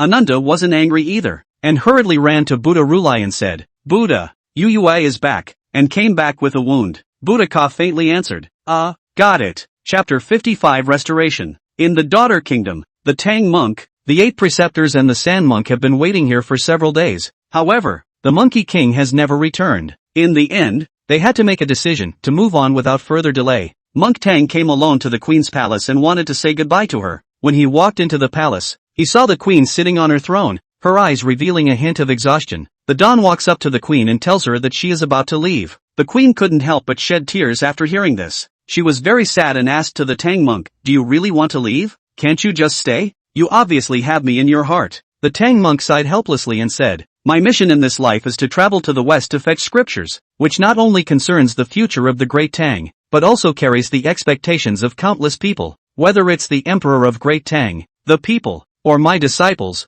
or even that Jiang girl." At the mention of Jiang Huaguo, a trace of sadness flashed across the Tang monk's face. "In order to save me, she is now alive or dead, so how can I live up to their expectations of me? But what about me? Do you fail me so easily?" the Queen asked him with a shaky voice. The Tang monk was silent for a moment, then slowly spoke, "Your Majesty, in this life it is I who have failed you, if there is a future life." When the words came to his mouth, Tang monk suddenly stopped, seemingly wanting to say something, but then held back. Finally, he gently shook his head. "That's all. If there is a next life, I hope you won't meet me." After saying that, he turned to leave, and in the moment of turning around, a tear also flowed from the corner of the Tang monk's eye. In this way, the Tang monk and Porky Pig they continued their journey to the Western Paradise to get scriptures. A month had passed, and in the 5 Zhuangguan, Sun Wukong was still guarding Jiang Huaguo and refusing to leave. Sun Wukong took out Jiang Huaguo's jade flute and looked at it quietly. He thought back to the time when Jiang Huaguo played a tune for him. It was so beautiful and touching. It was just a pity that the jade flute was broken now. It just so happened that at this time, Zhenyuanzi came over to check on Jiang Huaguo's physical recovery. So Sun Wukong rushed forward, took out his jade flute, and asked Zhenyuanzi, "Immortal Zhenyuan, do you have any method to restore this jade flute to be as good as it was in the first place?" Zhenyuanzi took a closer look, then shook his head. "I can't fix it." "Okay." Sun Wukong is a little lost. This flute is Jiang Huaguo's favorite thing, usually never leave the body, so see the jade flute broken is so painful. If he can fix the jade flute, then Jiang Huaguo woke up will be very happy. Just Zhenyuanzi had no way to repair it, so he was a bit depressed, but he thought of Ao Guang, the Dragon King of the East China Sea, from whom he got the stuff, so maybe he had a way to do it. Thinking like this, Sun Wukong said to Zhenyuanzi, "Zhenyuanzi, I'll go out for a few days to find a way to fix this jade flute, so help me take care of little Goa. There's no need for you to say it. I'll take care of her. She's my disciple." Zhenyuanzi was a bit speechless. Clearly Jiang Huaguo had known him for a much longer time alright. Sun Wukong smiled awkwardly. He also knew that Zhenyuanzi was also very good to Jiang Huaguo, and he was also very relieved. So he flew up his somersault clouds and flew to the East Sea. Coming to the East China Sea, the Monkey King rushed straight to the Dragon Palace, shouting to Ao Guang, Ao Guang. Ao Guang heard the Sun Wukong came, rushed forward to welcome to, smilingly said, "The great sage, I'm there. In it, how did you come here today?" Sun Wukong did not say anything, then took out the jade flute. "Ao Guang, I ask you, this jade flute is taken from you. Do you have a method to fix this jade flute?" Ao Guang looked at the jade flute that was broken into 2 halves, remembering that it was a magic weapon given to that demoness at the beginning. He said, "How did this break?" The Monkey King replied, "It was broken in a fight with a demon, so don't ask so many questions. Just tell me if you have a way to fix it." The Dragon King frowned and shook his head. "I can't repair it, but I still have jade of this material, so you can build another jade flute instead. I want this jade flute, and then exactly the same jade to build. It is not the original. Sun Wukong was a little displeased. This was the jade flute that Jiang Huaguo used, and even though it wasn't that precious, it was unique and irreplaceable to Jiang Huaguo. Sun Wukong turned around at this point and wanted to leave, but just 2 steps out, he stopped and turned around and spoke to the Dragon King again. Give me that jade stone. The Dragon King nodded his head in a hurry. Good, good. Then he said to the Turtle Prime Minister, quickly go and get the jade. Soon after Turtle Prime Minister brought the jade, Sun Wukong took it as soon as he could and said to Wukong, thanks. Then he left. Sun Wukong held the piece of jade in his hand thinking that he couldn't really do anything about it. He would have to make a new one for her. Next, the Monkey King flew towards the terminal mountain. He was prepared to search for Jiang Huaguo's other master, Zhenyuanzi. This time, when he came to the front of the Jade Pillar Cave, the Monkey King shouted from the doorway, can the son of the cloud be here? In no time, Zhenyuanzi slowly came out from inside, and seeing that the visitor was Sun Wukong, he couldn't help but ask in confusion, Sun Wukong, why are you here? I have come here to ask for something. Sun Wukong replied. What is it? Cloud asked curiously. Then Sun Wukong took out the broken jade flute and handed it to Zhenyuanzi. When Zhenyuanzi saw it, he frowned. This is my disciple's jade flute. Sun Wukong nodded. Well, this is Huaguo's. Some time ago, we fought with a demon. The jade flute was not quite interrupted by the demon. Dare to ask the immortal, can there be a method to fix this jade flute? Demon. Where is my disciple? Her jade flute is broken. How is it that you came? Zhenyuanzi looked at Sun Wukong with a grave expression and questioned. Was she injured? Now still unconscious. In the 5 Zhuangguan, Zhenyuanzi is still repairing the body for her. Surprisingly injured so badly. How did you protect her? Zhenyuanzi reprimanded. Sun Wukong said with some self-blame. It's my problem. It's me who didn't protect her. Then he continued. This jade flute is usually treated like a treasure by Huaguo. Can you fix it? Otherwise, Huaguo will be sad. Zhenyuanzi took the flute, looked at it carefully, sighed, and said, I'll give it a shot. Sun Wukong was very happy. It meant that the jade flute could possibly be repaired. But he also still gave the piece of jade he got from the Dragon King to Zhenyuanzi. This is the piece of jade with the same material as the jade flute. Let's give it to you along with it. It might be useful. Aha. Zhenyuanzi nodded and picked up the jade as well. After bidding farewell to Zhenyuanzi, Sun Wukong once again returned to Wuzhuangguan. Chapter 56. Don't remember. When the Monkey King returned to the 5 truths again, he came to the Ginseng Fruit tree, only to find that Jiang Huaguo was actually gone. Just as he was getting very anxious, a voice came from the trees above his head. Where did the monkey come from? How dare you steal the fruit? At this moment a woman in a Taoist costume slowly fell from the tree and came in front of the Monkey King. Coco. Sun Wukong looked at her in surprise. You're awake. The woman is Jiang Huaguo. Different from the past is that she is now wearing the same clothes as the Guanyin brothers. Hair is also simply combed up, and not like before that all kinds of jingling bells and banging gorgeous decorations. Jiang Huaguo surveyed Sun Wukong with a very unfamiliar look, then said fiercely, You little thief! How dare you come to the 5 Zhuangguan to steal fruits? I see that you're living out of patience. It was only then that Sun Wukong sensed that something was wrong with Jiang Huaguo, and was so confused that he couldn't help but ask, Huaguo, I'm Wukong. Don't you recognize me? And how could I have stolen the fruit? Wukong, who is it? Don't recognize it. Jiang Huaguo shook his head and continued. Then since you're not a fruit stealer, hurry up and leave, so I won't bother with you. Sun Wukong's eyes were filled with sadness and grief at the moment. Jiang Huaguo unexpectedly did not recognize himself, and at this time, Qingfeng ran over from outside holding a bunch of peaches, cheerfully came to Jiang Huaguo's side and said to her, Huaguo, the peaches outside the Taoist temple are ripe. I picked a lot of them. You try them. Good. Jiang Huaguo happily picked up the peach held by Qingfeng, casually wiped it with her clothes, and directly bit into it before praising, It's so delicious. When Sun Wukong saw Qingfeng, he hurriedly asked him, Qingfeng, what's going on with Huaguo? What's wrong with her? Qingfeng ate the peaches and said, What's going on? It's fine. It's not fine. Sun Wukong was even more anxious. She doesn't remember me. She doesn't recognize me now. Don't recognize you. Qingfeng looked at Jiang Huaguo in confusion. Huaguo, don't you recognize the Monkey King? Jiang Huaguo shook his head. I don't recognize it. This person is strange and weird. I don't know what he's talking about. Ah, how come? Qingfeng scratched his head in confusion and spoke to Sun Wukong. It seems like she just doesn't recognize you. She recognizes both Master and I. Alright, Qingfeng, let's go. Go and take the peaches to Master to taste as well. After saying that, Jiang Huaguo pulled Qingfeng and turned to leave. Sun Wukong looked at the back of Jiang Shouguo's departure, very despondent, and secretly thought in his heart, how could she not remember me? She remembers everyone but herself. Why is it like this?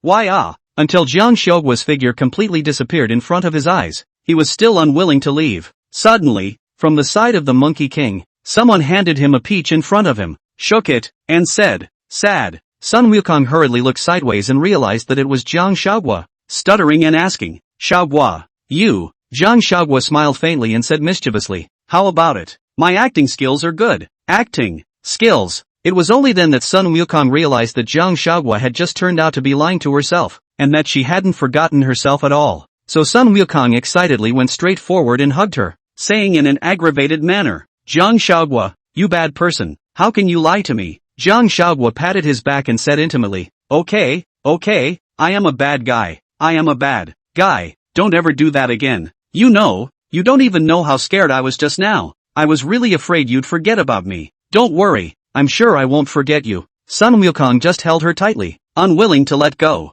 In the next few days, Sun Wukong accompanied her under the Ginseng Fruit tree every day to run the spells to recuperate, because Jiang Shouguo's body hadn't completely recovered yet, so she had to run the spells under the Ginseng Fruit tree for 3 hours every day, as a way to draw on the tree's power to nourish her body. On this day, Jiang Shouguo spoke with the Monkey King after he had finished transporting his magic under the tree. Wukong, when are you going to return to the scripture-taking team? Jiang Shouguo asked. Sun Wukong replied, whenever you recover your body, we'll go back. But, Wukong, my body, it's not something that can be recovered overnight. If you keep delaying going back, who will protect the Tang monk to get scriptures in the West? But I don't want to go without you. Jiang Shouguo gently persuaded. Wukong, fetching scriptures is a big event, not less than you. You and earlier escort the Tang monk to obtain the true scriptures, but also early to be able to regain the free body. Sun Wukong said sadly, but, I can't let you go. I also can't let go of you. But if I never recovered well, then you never go? In fact, the Tang monk and their scriptures are very fast. In a few more years they will be there. We are demons. The district is just a few years. It's very fast for us. Sun Wukong also knows that staying in the 5-village Guan all the time won't work, but he can't bear to leave Jiang Shouguo right now. But like Jiang Shouguo said, if he gets the true scriptures earlier, he can be free earlier, and he can also marry Jiang Shouguo earlier. With this thought, Sun Wukong nodded and said, okay, then I'll go back. Take good care of yourself. I'll come back to see you often. Jiang Shouguo smiled gently and agreed. Good. In this way, the Monkey King left the Wujuangwen and returned to the procession of fetching scriptures. The Tang monk was very happy to see Sun Wukong back and asked, Wukong, how is Miss Jiang? Why didn't she come back with you? She's fine, only she hasn't completely recovered. She's still recuperating in the 5 Zhuangguan. Sun Wukong replied, it's good that it's okay. It's good that it's okay. Tang monk heard the news that Jiang Shouguo is still alive. The big stone in his heart is also considered to have fallen. If it is because of saving himself to let Jiang Shouguo lost his life, then he can really want to die of guilt. Sun Wukong at this time emotionally high said, Master, we can speed up again faster. Quickly take the true scriptures. Immediately after that, Sun Wukong directly hit the white dragon horse's buttocks with his weapon, and the white dragon horse let out a shriek and hurriedly ran away into the distance. Riding on the horse, the Tang monk was immediately somewhat unable to control the horse, very embarrassed. Just let the horse run wild. When Piggy saw it, he laughed and said, ha ha ha ha ha ha ha, look at the master's wimpy face. Sun Wukong, on the other hand, also directly picked up the stick, knocked Piggy, said, Dull, you are also faster. Catch up with the master, said directly ran forward. You monkey hit me again. Stop. For me. Inuyasha shouted at the Monkey King and chased after him. The 4 masters and disciples just laughed and continued to walk towards the western heaven. Chapter 57, Trying to Get Out. Jiang Shouguo in the Ginseng Fruit tree under the operation of the law to recuperate. Zhenyuanzi also came at this time. See Jiang Shouguo, everything is normal, then is also relieved. Then he raised his head to look at the tree again. Ginseng fruit. He just watched, quietly, for a long time.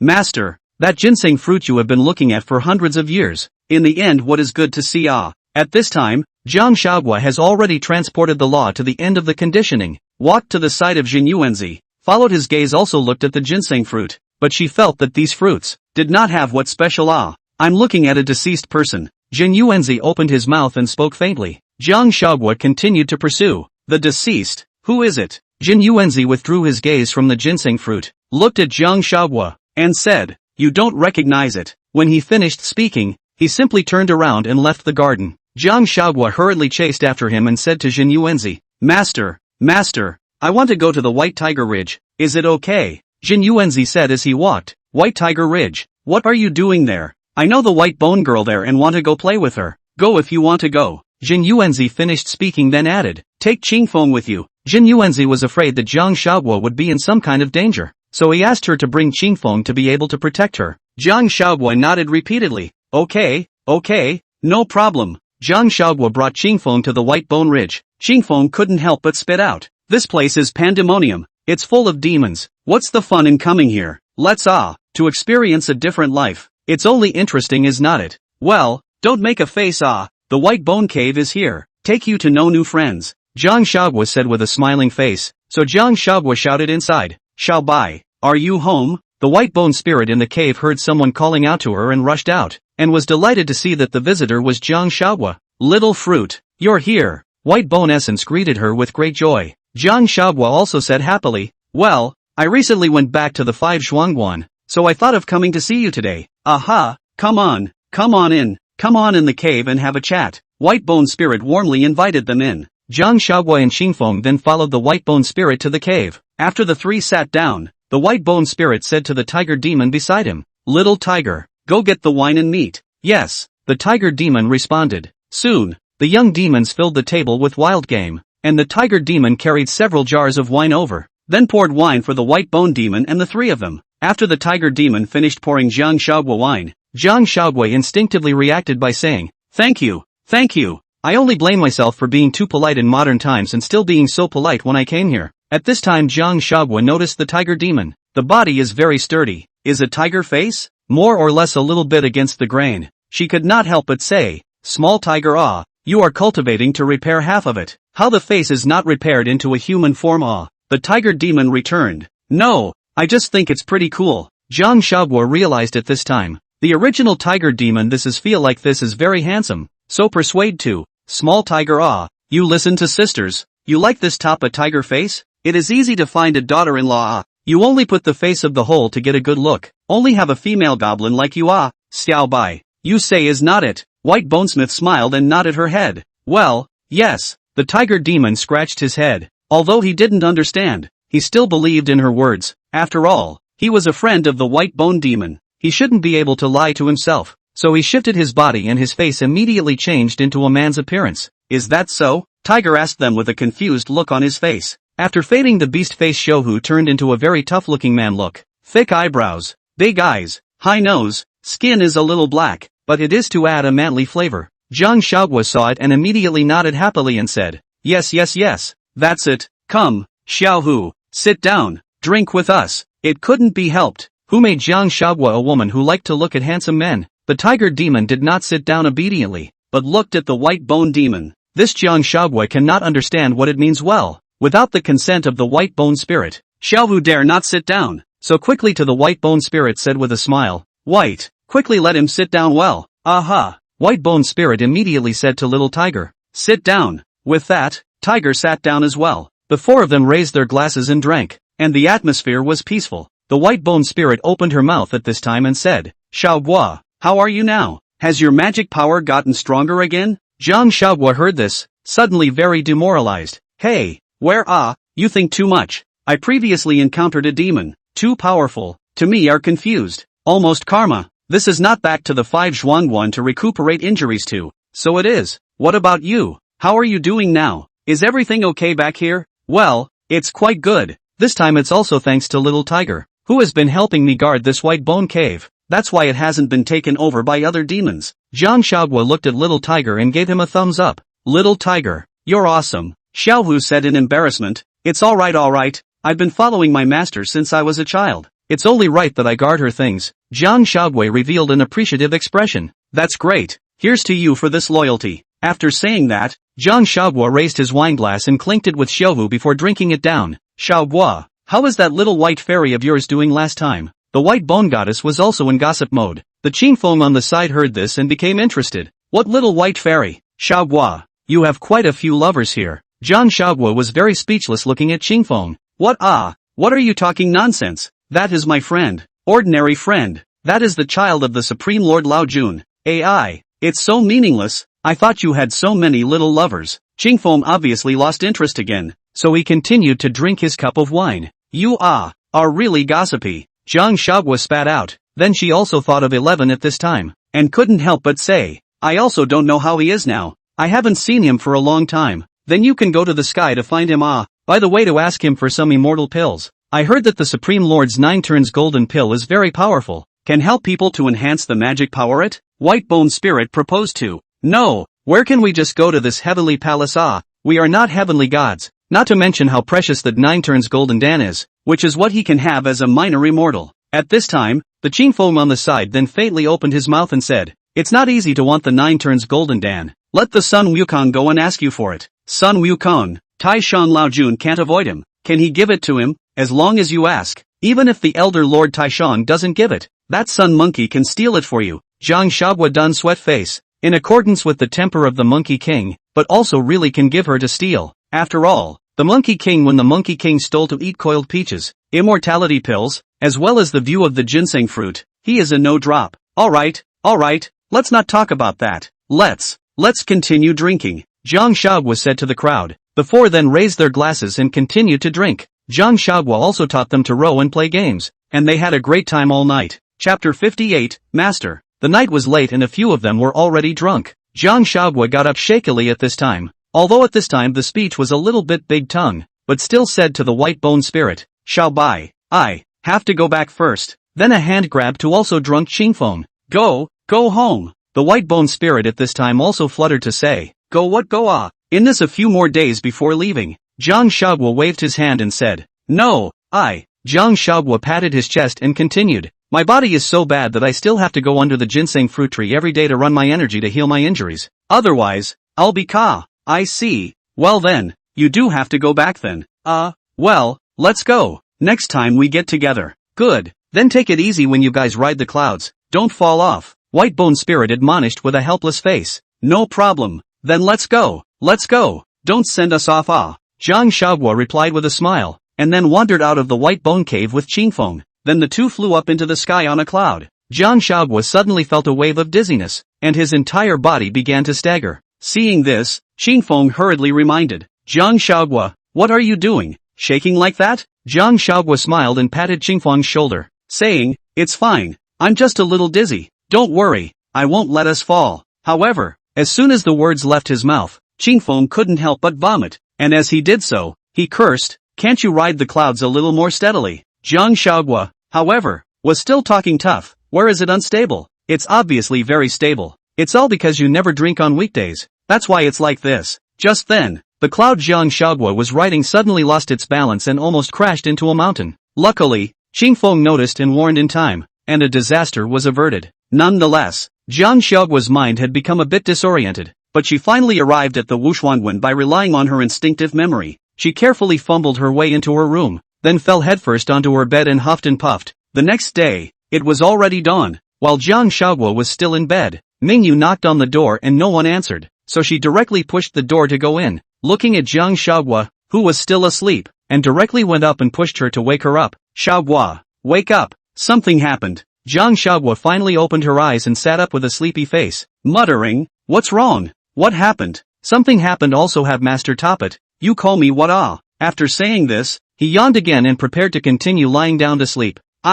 It's you. There's a person coming outside, saying that he's looking for you. Manhwa said anxiously, get up and go. Looking for me? Jiang Huaguo still had a puzzled look on his face before he was directly yanked off the bed by Manhwa. When Jiang Huaguo arrived, she realized why Manhwa was in such a hurry to pull her over. The person who came to find Jiang Huaguo was no other than her master Zhenyuanzi. Zhenyuanzi was very happy to see Jiang Huaguo's appearance and hurriedly said, Huaguo, you're alright. Jiang Huaguo has not seen Zhenyuanzi for a long time. Fiercely see him, shocked but also with happiness, smiling to Zhenyuanzi said, Master, I'm fine, why did you come? Zhenyuanzi took out his jade flute and handed it to Jiang Huaguo. I'm here to give you a jade flute. Is this the jade flute of mine? Jiang Huaguo incredulously took the jade flute and realized that the broken one had been repaired. Zhenyuanzi nodded. Well, before the Sun Wukong gave the broken jade flute to me, let me help to repair it. Now that it is repaired I thought to bring it to you. I also reinforced it a bit this time. This time it shouldn't be so easy to break it again. Jiang Huaguo realized that the original is the son of Wukong begged Zhenyuanzi to help repair the jade flute. He even did not tell himself. However, if you think about it carefully, you can also understand. According to the Monkey King's nature, I guess he forgot about it. In fact, Sun Wukong did not forget, just he was afraid to tell Jiang Huaguo, in case it is not repaired. It is not empty joy, then thought of waiting for the cloud and the sun really repaired, and then give her a surprise. Who into the phase? The cloud and the sun of their own to come to the 5 Zhuangguan to find Jiang Huaguo. This lost and found mood made Jiang Huaguo very happy. She excitedly said to Zhenyuanzi, "Thank you, master, you are really too good." And just in the scene full of joy between master and disciple, a person next to them was very unhappy. That is Zhenyuanzi. Zhenyuanzi had been there the whole time. Looking at the two of them like this, he couldn't help but feel some anger inside and questioned. "He's your master. Then who am I?" Jiang Huaguo. Jiang Huaguo looked at Zhenyuanzi at this time and replied, "You are also my master." How can a person have two masters? Zhenyuanzi looked at Zhenyuanzi with a displeased face, and at this moment, his eyes were filled with disgust for Zhenyuanzi. Zhenyuanzi then said, "What's wrong with that? I taught her spells. She called me a master. It's normal, right? It's you. As someone's master, you haven't taught anything. You still have the nerve to say that. You." Zhenyuanzi was obviously somewhat exasperated. "It's not that I don't teach her. It's that she hadn't yet cultivated her human form at that time, so she didn't have the means to learn, and it was me who brought her up." "Oops. I know. That's why I didn't care that much." What's wrong with her having two masters? "I don't care." "What do you care?" Zhenyuanzi said in disbelief. "You person, robbing my disciple and still being so righteous." Zhenyuanzi spoke angrily, realizing that he couldn't speak to Zhenyuanzi at all. At this time Jiang Huaguo saw Zhenyuanzi angry, hastened to persuade, Master don't be like this, don't be angry. Aren't you almost to the time to meditate?" "That Mingyue, quickly go to accompany the master to meditate." Akatsuki was at a loss for words when she was suddenly named, and only nodded her head obediently and said, "Oh, okay." Zhenyuanzi didn't bother to continue arguing with Zhenyuanzi, so he directly turned around and left. Zhenyuanzi also looked at Zhenyuanzi with a helpless face and said, "But it's really a bull's temper." Jiang Huaguo quickly smiled and went forward, currying favor and said, "Oops, master you said yes. Zhenyuanzi he usually do not love to talk. Straight nature. You this again to him out of a good or bad can be how to deal with it. You do not stimulate him." Jiang Huaguo felt that this place is not suitable for Zhenyuanzi to continue to stay, so as not to wait for Zhenyuanzi to come out and see the two people and then quarrel on, then said, "Let's go, master. I will take you to the orchard to stroll around. That is the place where I was born. The old beautiful."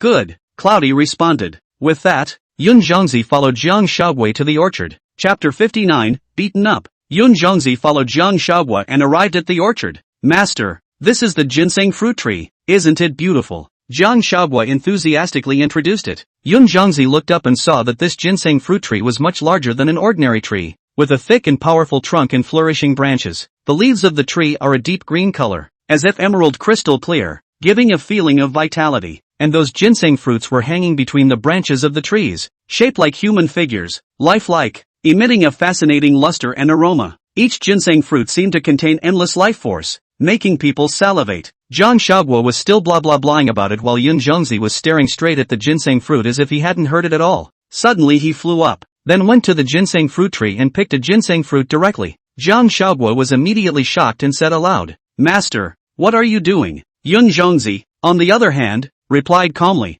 "I saw this fruit growing delightfully, so I wanted to pick one and taste it." Jiang Huaguo's heart was half cold. "Master this ginseng fruit is Zhenyuanzi's treasure. You just picked it and ate it. Hey, he will be unhappy. This fruit was planted to be eaten by people. Don't worry, it's fine. I'll just eat one. There are so many. Zhenyuanzi definitely won't find out." Zhenyuanzi comforted Jiang Huaguo, then directly bit down a mouthful of ginseng fruit and praised, "The flavor is really good, not worse than peach." Jiang Huaguo's heart completely cold. Just eat one, just eat one. The cloud and the sun are so good to her. Let him eat one is not too much. But it is Zhenyuanzi. Surely will be angry. And what to do? Can only pray that Zhenyuanzi generous. Jiang Huaguo let out a helpless sigh. This time she didn't dare to let Zhenyuanzi stay in the orchard. Otherwise she would really be finished if she ate another one later. "Master, you've had a hard journey. Let me take you to rest." Jiang Huaguo said to Zhenyuanzi. "Good, it just so happens that I do get a little tired. So let's go."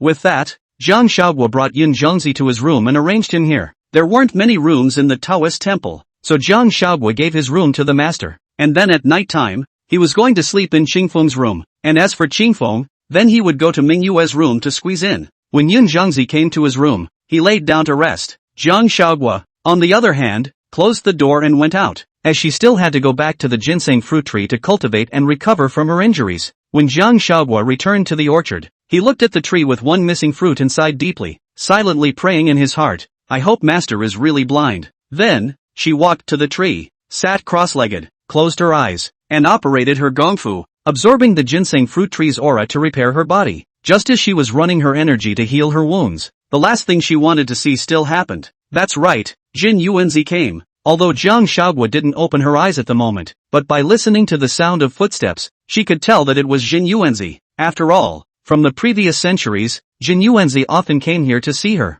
Although Jiang Shaoguo knew that he had come, he still had to continue to run his energy to heal his wounds. Just at the moment thinking about what to do when it was over later, it could be really difficult. When Jiang Shaoguo finished, she opened her eyes and saw Zhenyuanzi looking at her with a frown. Jiang Shaoguo walked over resentfully and said with a face full of currying favor, Master, you're here. Zhenyuanzi's face sank, and his tone was stern as he questioned, why is one of these fruits missing? Jiang Shaoguo at this moment directly on the performance of her poor acting skills, put on a pitiful expression, said, Master, I think the body is very weak. It is really difficult to support. Just think of eating a ginseng fruit to make up for the body. Your old man, surely will not be blamed on the apprentice of the right. Zhenyuanzi snorted coldly, his expression became very serious, and said to Jiang Shaoguo, you stole the ginseng fruit? Don't you know that all spiritually intelligent people in the world don't eat their own kind? With your character, you wouldn't even bother to eat it. Hearing Zhenyuanzi's words, Jiang Shaoguo froze. She really hadn't thought of this layer. However, after Zhenyuanzi reminded her of this, she suddenly realized that it seemed like everyone around her was full of love for the ginseng fruit, and all of them very much wanted to taste it, while she herself was the only one who had never entertained the idea of wanting to eat the ginseng fruit. Zhenyuanzi continued to pursue, quickly give me an honest explanation. What is going on? Jiang Shaoguo carefully looked at Zhenyuanzi and tentatively asked, then don't be angry if I say so. Zhenyuanzi nodded and replied, okay, I'm not angry, so hurry up and talk. Jiang Shaoguo then breathed a sigh of relief and slowly spoke. Actually, it was Yun Zhangzi who wanted to eat the ginseng fruit, so he picked one. It's him again. Zhenyuanzi roared angrily, then turned around and prepared to leave, intending to go and settle the score with Yun Zhangzi. Jiang Shaoguo saw the situation, hurriedly followed up, while running and shouting, Master, you just promised me not to be angry. Adults can count on what they say, cannot deceive the little children. However, at this time, Zhenyuanzi had completely lost his ability to listen to anything Jiang Shaoguo said, and there was only one thought in his mind, which was to immediately find Yun Zhangzi. Room door was Zhenyuanzi kicked open. Originally sleeping Cloud directly woke up by the sound, impatiently said, what this is? Demolition of home. Zhenyuanzi stepped forward and directly yanked Yun Zhangzi's collar, saying angrily, how dare you steal my ginseng fruit? Yun Zhangzi peeled off Zhenyuanzi's hand, said, oops, what to say steal? How hard to hear. I just see that the fruit is quite good looking. Pick a taste of the chant. You say it lightly. Do you know that this fruit only grows 30 in 10,000 years? And it's been taken over by such a light sentence from you. I know this fruit is precious. No, that I go to the Supreme Lord that takes some 9 turns of the golden dan offset to you. Can it? Yun Zhangzi knew that he was in the wrong. He wanted to take the golden dan to offset the exchange, but the Supreme Lord's 9 turns of the golden dan is also very powerful. Right, the efficacy is not worse than the ginseng fruit. I don't care about that golden elixir. I just want my fruit. You stole my fruit. You have to pay for it. So what do you say to pay for it? Pay for it with your life. After saying that, Zhenyuanzi directly struck Yun Zhangzi with a palm. Fortunately, Yun Zhangzi reacted quickly and dodged in time. Jiang Shaoguo also rushed forward to persuade to, Master, just forgive Yun Zhangzi this time. Okay, he didn't do it on purpose. It's all my fault. Zhenyuanzi simply ignored Jiang Shaoguo's words and continued to hit Yun Zhangzi. Yun Zhangzi was also annoyed. When did he himself receive this kind of anger again? And directly scolded, don't think that because you are older than me, I am afraid of you. After saying that Yun Zhangzi directly frontal hit rushed to Zhenyuanzi, the two big brothers so war. Chapter 60, what a heavy hand, only to see the two of them, Yun Zhangzi and Zhenyuanzi, fighting fiercely. However, unfortunately, even though Yun Zhangzi had already reached the cultivation realm of the peak of the Great Luo Golden Immortal, he was still powerless against the quasi-saint cultivation of Zhenyuanzi. It didn't take long for Cloudy to be beaten and bruised. eventually falling heavily to the ground. Immediately afterward, Zhenyuanzi ordered his disciples to bind Zhenyuanzi on top of a stone pillar, and personally took out the 7-star whip, ready to punish Zhenyuanzi even more cruelly. After all, it was infuriating that Zhenyuanzi was so arrogant and domineering in front of him. Although Zhenyuanzi was usually polite to everyone, he was by no means a weak person who let people bully him. Holding the 7-star whip, he stared viciously at Zhenyuanzi and said disdainfully, "This 7-star whip is meticulously made from dragon skin,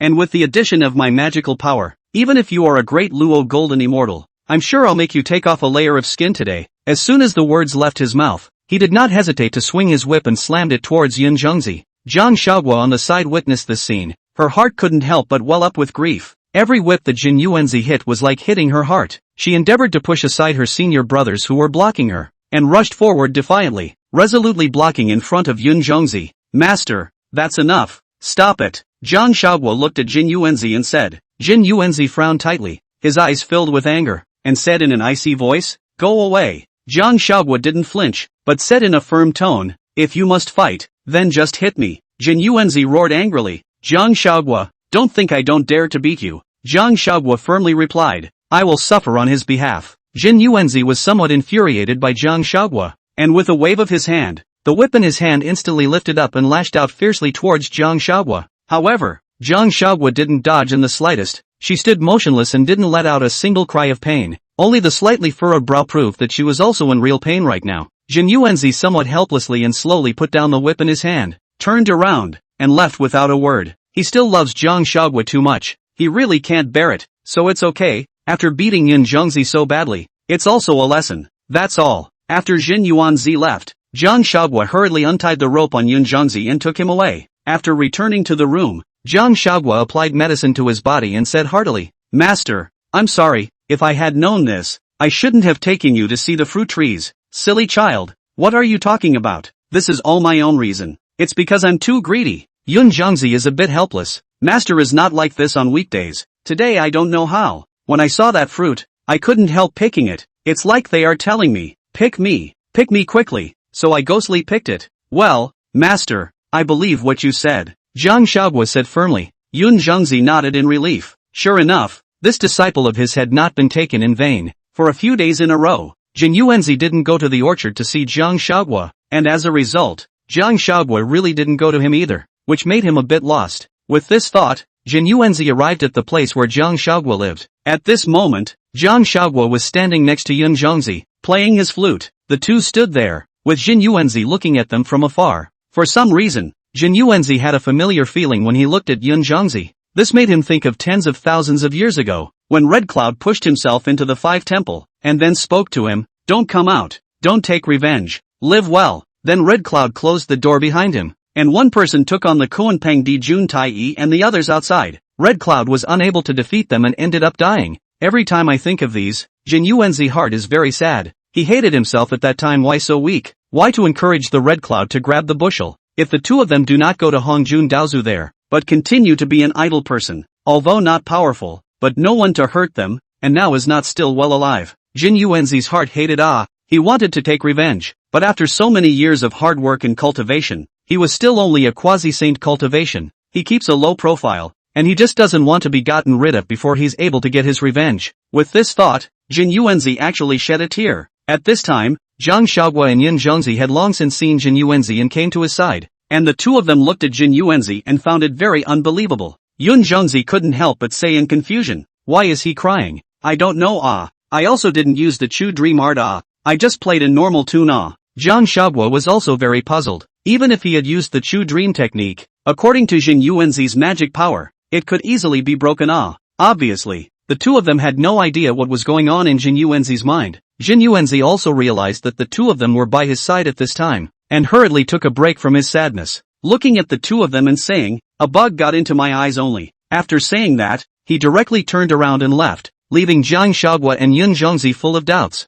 The next day, Jiang Huaguo and Zhenyuanzi, the master and disciple, were lazily basking in the sun in the courtyard when Qingfeng hurriedly came running. Arriving in front of the two of them, Qingfeng spoke to them, "Senior Zhenyuanzi, Huaguo, master invites you to join him for dinner. Have a meal." Jiang Huaguo was shocked. How could she not have imagined that Zhenyuanzi had invited the two of them to go? It was inevitable that something else would go wrong if they went. So, Jiang Huaguo immediately refused. Forget it, Xingfeng, the two of us won't go. Zhenyuanzi, however, was unimpressed and said, why don't you go? Master, are you forgetting? He almost all but killed you a few days ago. He now invites you to dinner. You still go. You're not afraid of being beaten again. Huaguo, you just think too much. He never wanted to put me to death. Just want to give me some lessons. Who let me eat his fruit without saying hello? Well, let's go. Don't let down your master's good intentions. After saying that, Zhenyuanzi followed Xingfeng and left, while Jiang Huaguo also immediately caught up and said with 1,000 instructions,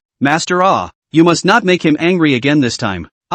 You must not stimulate him. You must endure. Okay, I know. You little nag. Cloud chuckled. And today, why Zhenyuanzi want to call the two of them to eat together? That is because yesterday in the cloud and the son of trance like to see the red cloud. Suddenly on the cloud and the son of not so annoying, though cloudy doesn't look the same as red cloud, and he finds it a bit absurd. But what did that matter? As long as it was about him, he wanted to cherish it. Chapter 61, Leaving. When Zhenyuanzi and Jiang Huaguo arrived, they saw that Zhenyuanzi had prepared a large table of dishes and was waiting for them. Zhenyuanzi looked at Jiang Huaguo and smiled. See, if you didn't come today, you would have missed such a big table. Jiang Huaguo also nodded. Aha, also, it's rare to see master eat so sumptuously. Zhenyuanzi spoke to the two. Take your seats. Zhenyuanzi and Jiang Huaguo hurriedly sat down in a well-behaved manner. After the three of them sat down, Zhenyuanzi first gave Jiang Huaguo an affectionate bite of food and put it in her bowl, then said to her, eat more. Yes, master.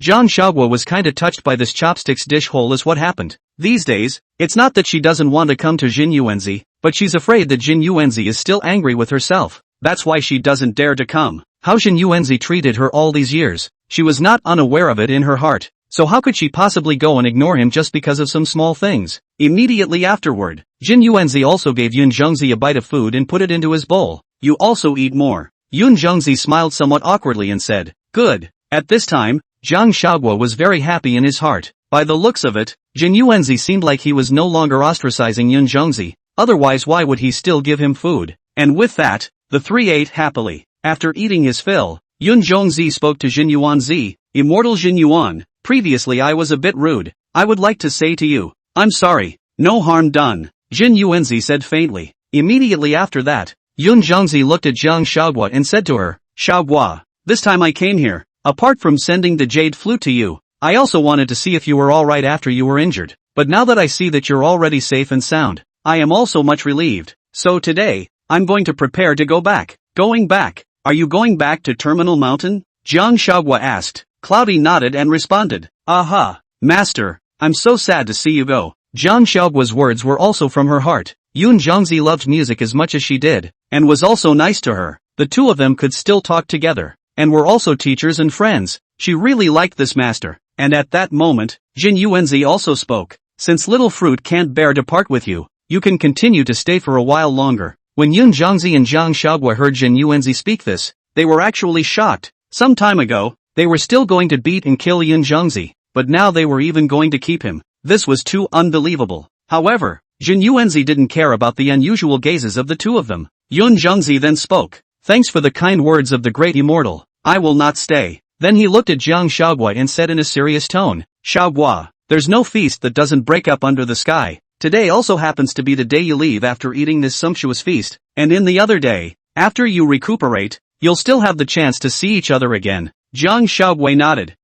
Master, I know. Just like that, Zhenyuanzi left Wuzhuangwan. During the night, Zhenyuanzi had a dream. Inside the dream, he saw Red Cloud. This was the first time in tens of thousands of years that he had dreamt of him. Zhenyuanzi was so excited that he shed tears. He flew forward and hugged Red Cloud, crying, Red Cloud, I miss you so much. Red Cloud hugged him back and said comfortingly, I missed you too. I should have known that I should have worked harder and gotten stronger in the first place so that I could help you. Zhenyuanzi was still haunted by what happened back then. You've done a great job already, Zhenyuanzi. Look forward and stop living in the memories of the past. Well, I'm looking forward. I'm listening to you, and I really, really miss you so much. Don't ever leave me again. Red Cloud gently patted his back and comforted Zhenyuanzi. Good. Immediately after the Red Cloud's back gradually disappeared, Zhenyuanzi cried out in pain. Red Cloud! Red Cloud! Zhenyuanzi woke up from his dream while his face was already covered in tears. His heart ached so much. he saw the red cloud.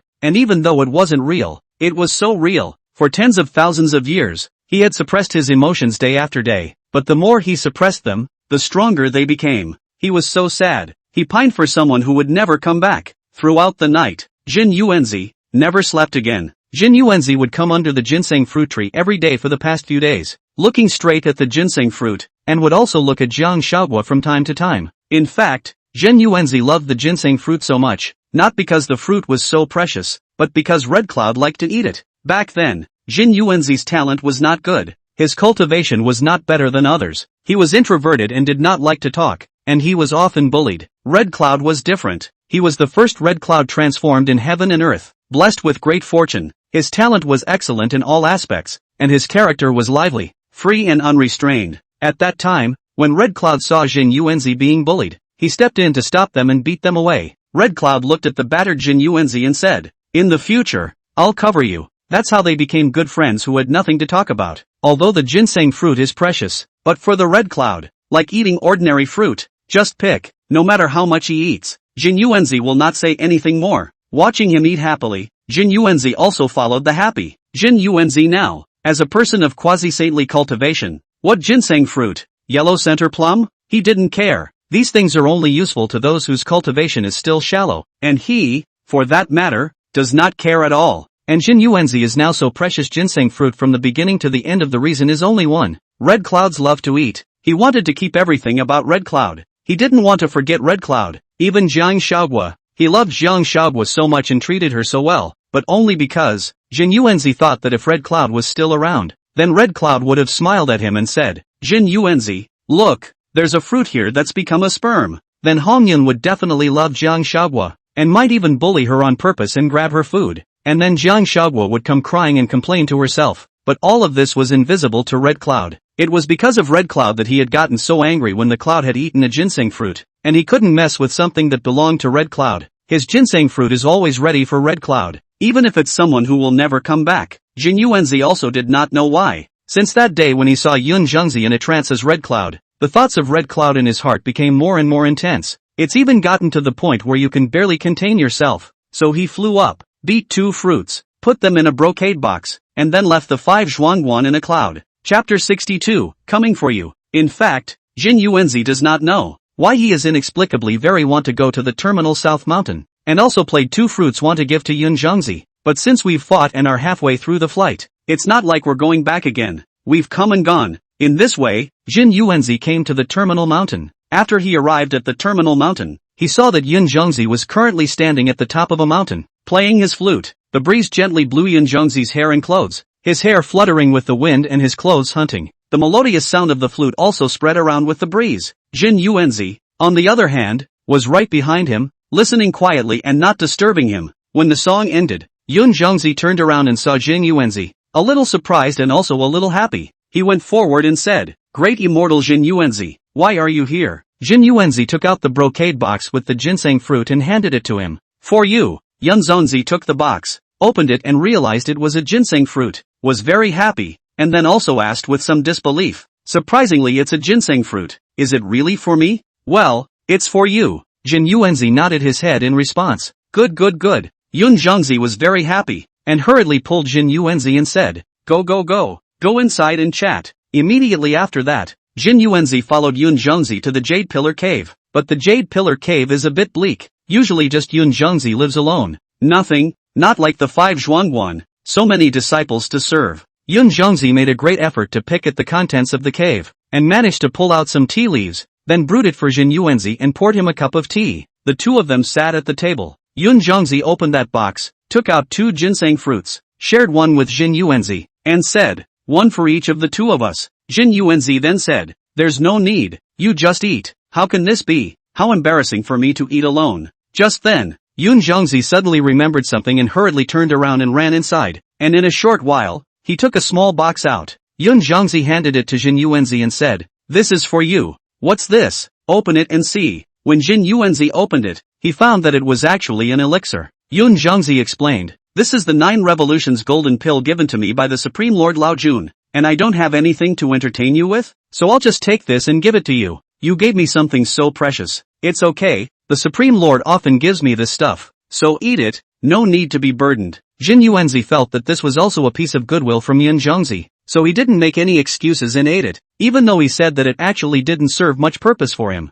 Zhenyuanzi see Zhenyuanzi ate the gold, then also without the burden of starting to eat ginseng fruit. After all, has been old to eat other people's more embarrassed. They also have to return others something is not, as the saying goes, come but not go is not a gift. It was only after Zhenyuanzi ate this golden elixir that he realized something different. This golden elixir is indeed the 9 revolutions golden elixir, which has the effect of being able to bring people back from the dead, as well as prolonging one's life, and it can also allow immortals to increase their realm of mana. Zhenyuanzi had eaten it before. After all, he had lived for so many years, and this golden elixir was not rare for him. However, there was still a trace of imperceptible suppression power in the Jindan. Taishan Lajuan's Dao was so profound that a great Luo golden immortal like Zhenyuanzi really couldn't detect it, while he, with his quasi-saint cultivation, could feel this trace of mana even though it was weak. This hint of suppressive force, however, did not harm the body. Thus, Zhenyuanzi tentatively asked Zhenyuanzi, do you have a good relationship with old Lord Taishang?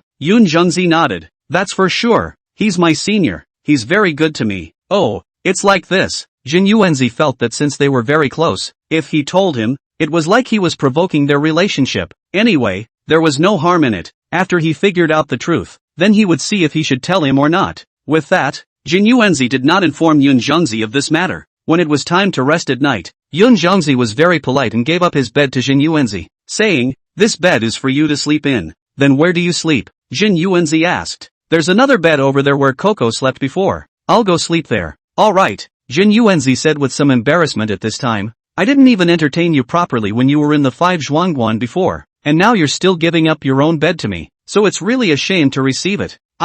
Don't be so melodramatic. I didn't care at all. Okay, go to sleep. Zhenyuanzi turned around and left to go to bed. After saying that, Zhenyuanzi also lay down on the bed, only he was somewhat unable to sleep. He had been thinking about that golden elixir. What exactly was the old Lord Taishan trying to suppress in Zhenyuanzi's body, and what other secrets he had, which made him very curious. He lay in bed tossing and turning until late at night, when he finally got up and walked over to Zhenyuanzi's bedside. Zhenyuanzi looked at the sleeping Zhenyuanzi, thought for a moment, and then directly entered Zhenyuanzi's sea of consciousness. He wanted to see what exactly Zhenyuanzi had that Taishan Laojun didn't want Zhenyuanzi to know himself. Zhenyuanzi entered his sea of consciousness and didn't find anything different, mostly some of Zhenyuanzi's previous life experiences, something memorable to him, nothing too useful. Just when he thought he couldn't find the answer, he found a place where a wisp of aura was sealed. That aura floated there under the heavy pressure of mana. Zhenyuanzi instantly felt that it was him, waving his hand and directly breaking through the layer of mana suppression, and then the wisp of aura floated out. The moment the aura floated out, he was stunned, because he was familiar with it, and this familiar feeling was red clouds. Before Zhenyuanzi had time to think about it, he was forced out of his sea of consciousness by Zhenyuanzi, because the wisp of aura dispersed in Zhenyuanzi's body all of a sudden. Zhenyuanzi was abruptly awakened. When Zhenyuanzi woke up, he was gasping for air and was very uncomfortable. What's going on? Why does his body feel so heavy all of a sudden? At this time, Zhenyuanzi even realized that there was Zhenyuanzi sitting in front of the bed, and asked, Zhenyuanzi, why are you here? At this moment, Zhenyuanzi looked at him with warm eyes. Zhenyuanzi understood what was going on. He then said why the two faces, which were obviously not the same, made him feel like Red Cloud in a trance, because Cloud's son was the reincarnation of Red Cloud. The old Lord Taishan even deliberately suppressed the breath of the Red Cloud in Zhenyuanzi's body, perhaps because he wanted to protect Zhenyuanzi from being discovered by others, or perhaps because he wanted the Red Cloud to be undiscovered,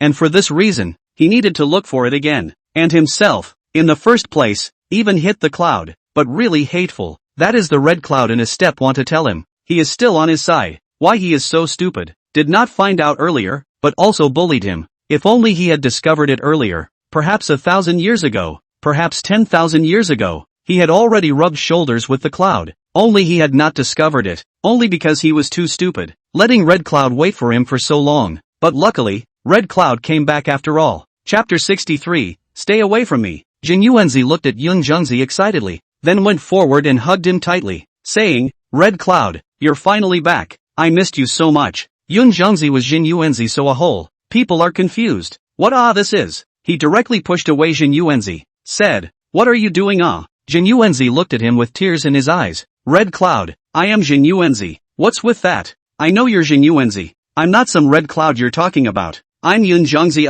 Are you out of your mind? Yun Zhengzi looked Zhenyuanzi up and down. He suspected that Zhenyuanzi was crazy. Zhenyuanzi hurriedly explained, I know that you're the son of the clouds, but you're also the red cloud, and you have the same power as the red cloud, so you're his reincarnation. Yun Zhengzi's eyes widened in disbelief. I did hear that you and old ancestor Red Cloud seem to be very good friends, but I'm sure it's not. No, it's too much of a stretch. Yun Zhengzi felt that he could not be at all, because Red Cloud that was blessed with deep fortune and was supposed to become a saint, while he himself was one who had managed to become a Dala Jingxian with the help of his master, Yuan Shi Tianzun, and his uncle, Taishan Lao Jun, and he was not worthy of being his reincarnation at all. You're his. I should have thought of that. I was too stupid. I'm sorry, Red Cloud, said Zhenyuanzi as he tried to rush over and hug Yun Zhengzi again, and Yun Zhengzi kicked him away. Zhenyuanzi, you stay away from me. Two big men. What are you hugging for? What is the decency? And don't call me Red Cloud. My name is Yun Zhengzi. If this were to be put in the past, Zhenyuanzi would have long been angry and would have beaten up Yun Zhengzi, but at this time, Zhenyuanzi was not angry at all, but stood up from the ground by himself, and said in a well-behaved manner, well, I know, Yun Zhengzi, I believe in you, and will surely think of our previous events. What? I'm not at all. What do I think? You really have gone crazy, right? Yun Zhengzi somewhat collapsed and roared. He felt that whatever he said to Zhenyuanzi right now, he wouldn't be able to listen to it. Seeing that Yun Zhengzi was a bit annoyed, Zhenyuanzi hurriedly went up to comfort him. Don't be angry. If it's not, it's not. I know it. You're Yun Zhengzi, and I'm not going to call you Red Cloud anymore. Although Zhenyuanzi said so on his mouth, but in his heart is not so think. He is the cloud in the sun as red clouds. Just he thinks the cloud in the sun may not be able to accept it at once. Then it's okay. He will let him slowly think of who he is. Yun Zhengzi saw that Zhenyuanzi could be considered somewhat back to normal, and then said, you quickly go back to sleep. In the middle of the night to stop. Sleepy. Good. Zhenyuanzi responded with a good-natured nod. Hurry back to your bed. Yun Zhengzi saw that although Zhenyuanzi agreed, his feet were not moving at all. Now full of heart and eyes are cloud in the sun of him. Where to leave? Just do not go words. The cloud in the sun later to be angry again. So Zhenyuanzi was very reluctant to return to their own bed. But after Yun Zhengzi fell asleep, Zhenyuanzi quietly slipped over again and sat on the edge of his bed, quietly watching him. The next day, when Yun Zhengzi woke up, he saw Zhenyuanzi asleep leaning against his bedside. Yun Zhengzi was also speechless. Just for one night, he didn't know what kind of demon Zhenyuanzi was possessed by, like he had changed into a different person. Yun Zhengzi also didn't wake him up, while he himself carefully got out of bed and then went to prepare some food. After all, Zhenyuanzi ran so far to send himself ginseng fruit, even if some of the behavior is too crazy, that cannot forget people's good or to take care of the guests well. After Yun Zhengzi prepared the food, he tapped Zhenyuanzi and woke him up to eat together. After the two of them had their meal, Yun Zhengzi asked to him, Zhenyuanzi, when are you going to go back? Zhenyuanzi said with a bashful face, I'm not going back. You're not going back, so you're going to stay with me all the time? Yeah. Yun Zhengzi quickly refused. No, I live a hard life here. You won't get used to it here. Then you can come back with me to the 5 temple, where you will be served, and I can give you whatever you want. Don't. I don't want anything. I think I'm pretty good here. Although the Jade Pillar Cave is not very prosperous, but this is also the place where Yun Zhengzi has lived for a long time. He is emotionally well. Well, I'll accompany you wherever you go, Zhenyuanzi said with a serious face. Yun Zhengzi man numb, this guy seems to be relying on himself. These months Jiang Shogua's body has already recovered, but this master of his has been gone for 2 months and has not yet returned. Zhenyuanzi did not tell anyone before leaving, only explained to the eldest senior brother a good look after the Taoist temple, and then left. Everyone thought that they would be back in just a few days, but who would have thought that they would not be back for such a long time? And after Jiang Shogua's body recuperated, he began to be foolish again, wanting to run out, to find Sun Wukong and the others, and he didn't know where they had gotten to by now. Before the Sun Wukong told her, will often come to the 5 villages to watch him. The results of half a year passed. The Sun Wukong actually did not come once, so his heart is also a little unhappy. So it is even more want to go out and properly go to reprimand a few sentences. The performance is too bad. Jiang Shaogua found Xingfeng and spoke to him. Xingfeng, I'm ready to go out. Xingfeng asked suspiciously, where are you going? Jiang Shaogua replied confidently, go find the Monkey King. And help them fight the demons. Xingfeng said with some concern, you're going out when your body has only just recovered. You're really forgetting the pain after a good injury. That's true. Jiang Shaogua scratched his head a little embarrassed. Xingfeng was right. he really was this kind of person. Then continued with a smile, I'll be careful this time out. I won't let myself get hurt again, and when I see a powerful demon, I'll be the first to run. Qingfeng was still a bit uneasy. Then wait for Master to come back. Tell him before you go. But Master has been gone for so long, and I don't know when he'll be back. Otherwise, when he comes back, you can tell him for me, please. This is not good. Qingfeng was a bit embarrassed. What's wrong with that? It's just decided.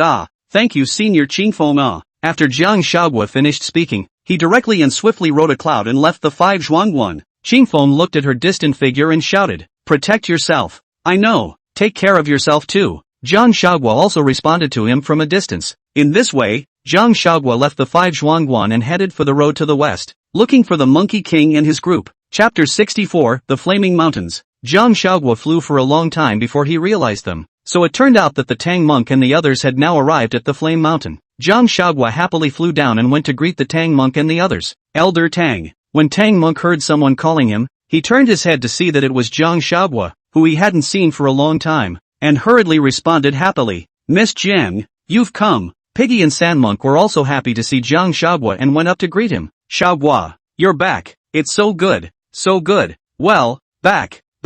Did you guys miss me? Jiang Huaguo deliberately asked to Inuyasha. My old pig misses you. I knew the 8 ring was the best. At this time, the Tang monk asked to Jiang Huaguo, Miss Jiang, is your body alright now? I'm sorry for the holy monk's concern. I'm already fine. That's good. Jiang Huaguo realized that Sun Wukong was not there, so he asked to piggyback, where is Wukong? Where did he go? Inu Beiji replied, he has gone to Mount Jiele to find the Bull Demon King, to borrow a banana fan. Oh, that's right. Jiang Huaguo then realized where Sun Wukong was right now, and then said to them, then I'll go find Wukong first and help him out. Well, then you must be careful. The Tang monk admonished. Good. Jiang Huaguo finished speaking and then flew away in the clouds again. And just as Jiang Huaguo was flying in the clouds towards Mount Jiele, he ran into an unexpected person, the jade-faced princess. The two met in the air, and the jade-faced princess saw that Jiang Huaguo looked familiar, so she stopped and looked at Jiang Huaguo. Jiang Huaguo was now in the Tai Golden Immortal Realm, and facing this kind of small fox, she wasn't at all as fearful as she would have been before, so she stopped as well. Princess Jade-Face didn't remember where she had met Jiang Huaguo for a moment, so she asked, have I seen you somewhere before? Jiang Huaguo replied quite frankly, well, it was in Jiale Mountain. You were about to take a beautiful male fox as your male pet. Oh, I remember.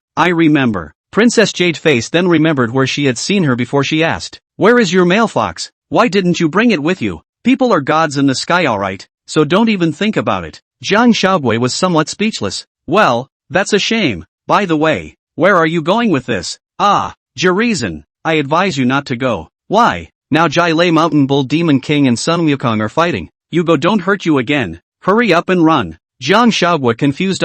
What is the situation? The original Jade Princess is not with the Bull Demon King, feelings quite good, and finally died in the hands of Piggy. This now Princess Jade-Face is just going to run away when she sees the Bull Demon King fighting? Jiang Huaguo asked, full of doubts. Aren't you the Ox Demon King's beloved concubine? You just left him behind and didn't help him? What's the point of helping him? It's best if the Monkey King beats him to death. Princess Jade-Face said with an indignant face. Why? You see, even you think I'm his, but not at all. He's just corrupting my reputation. What?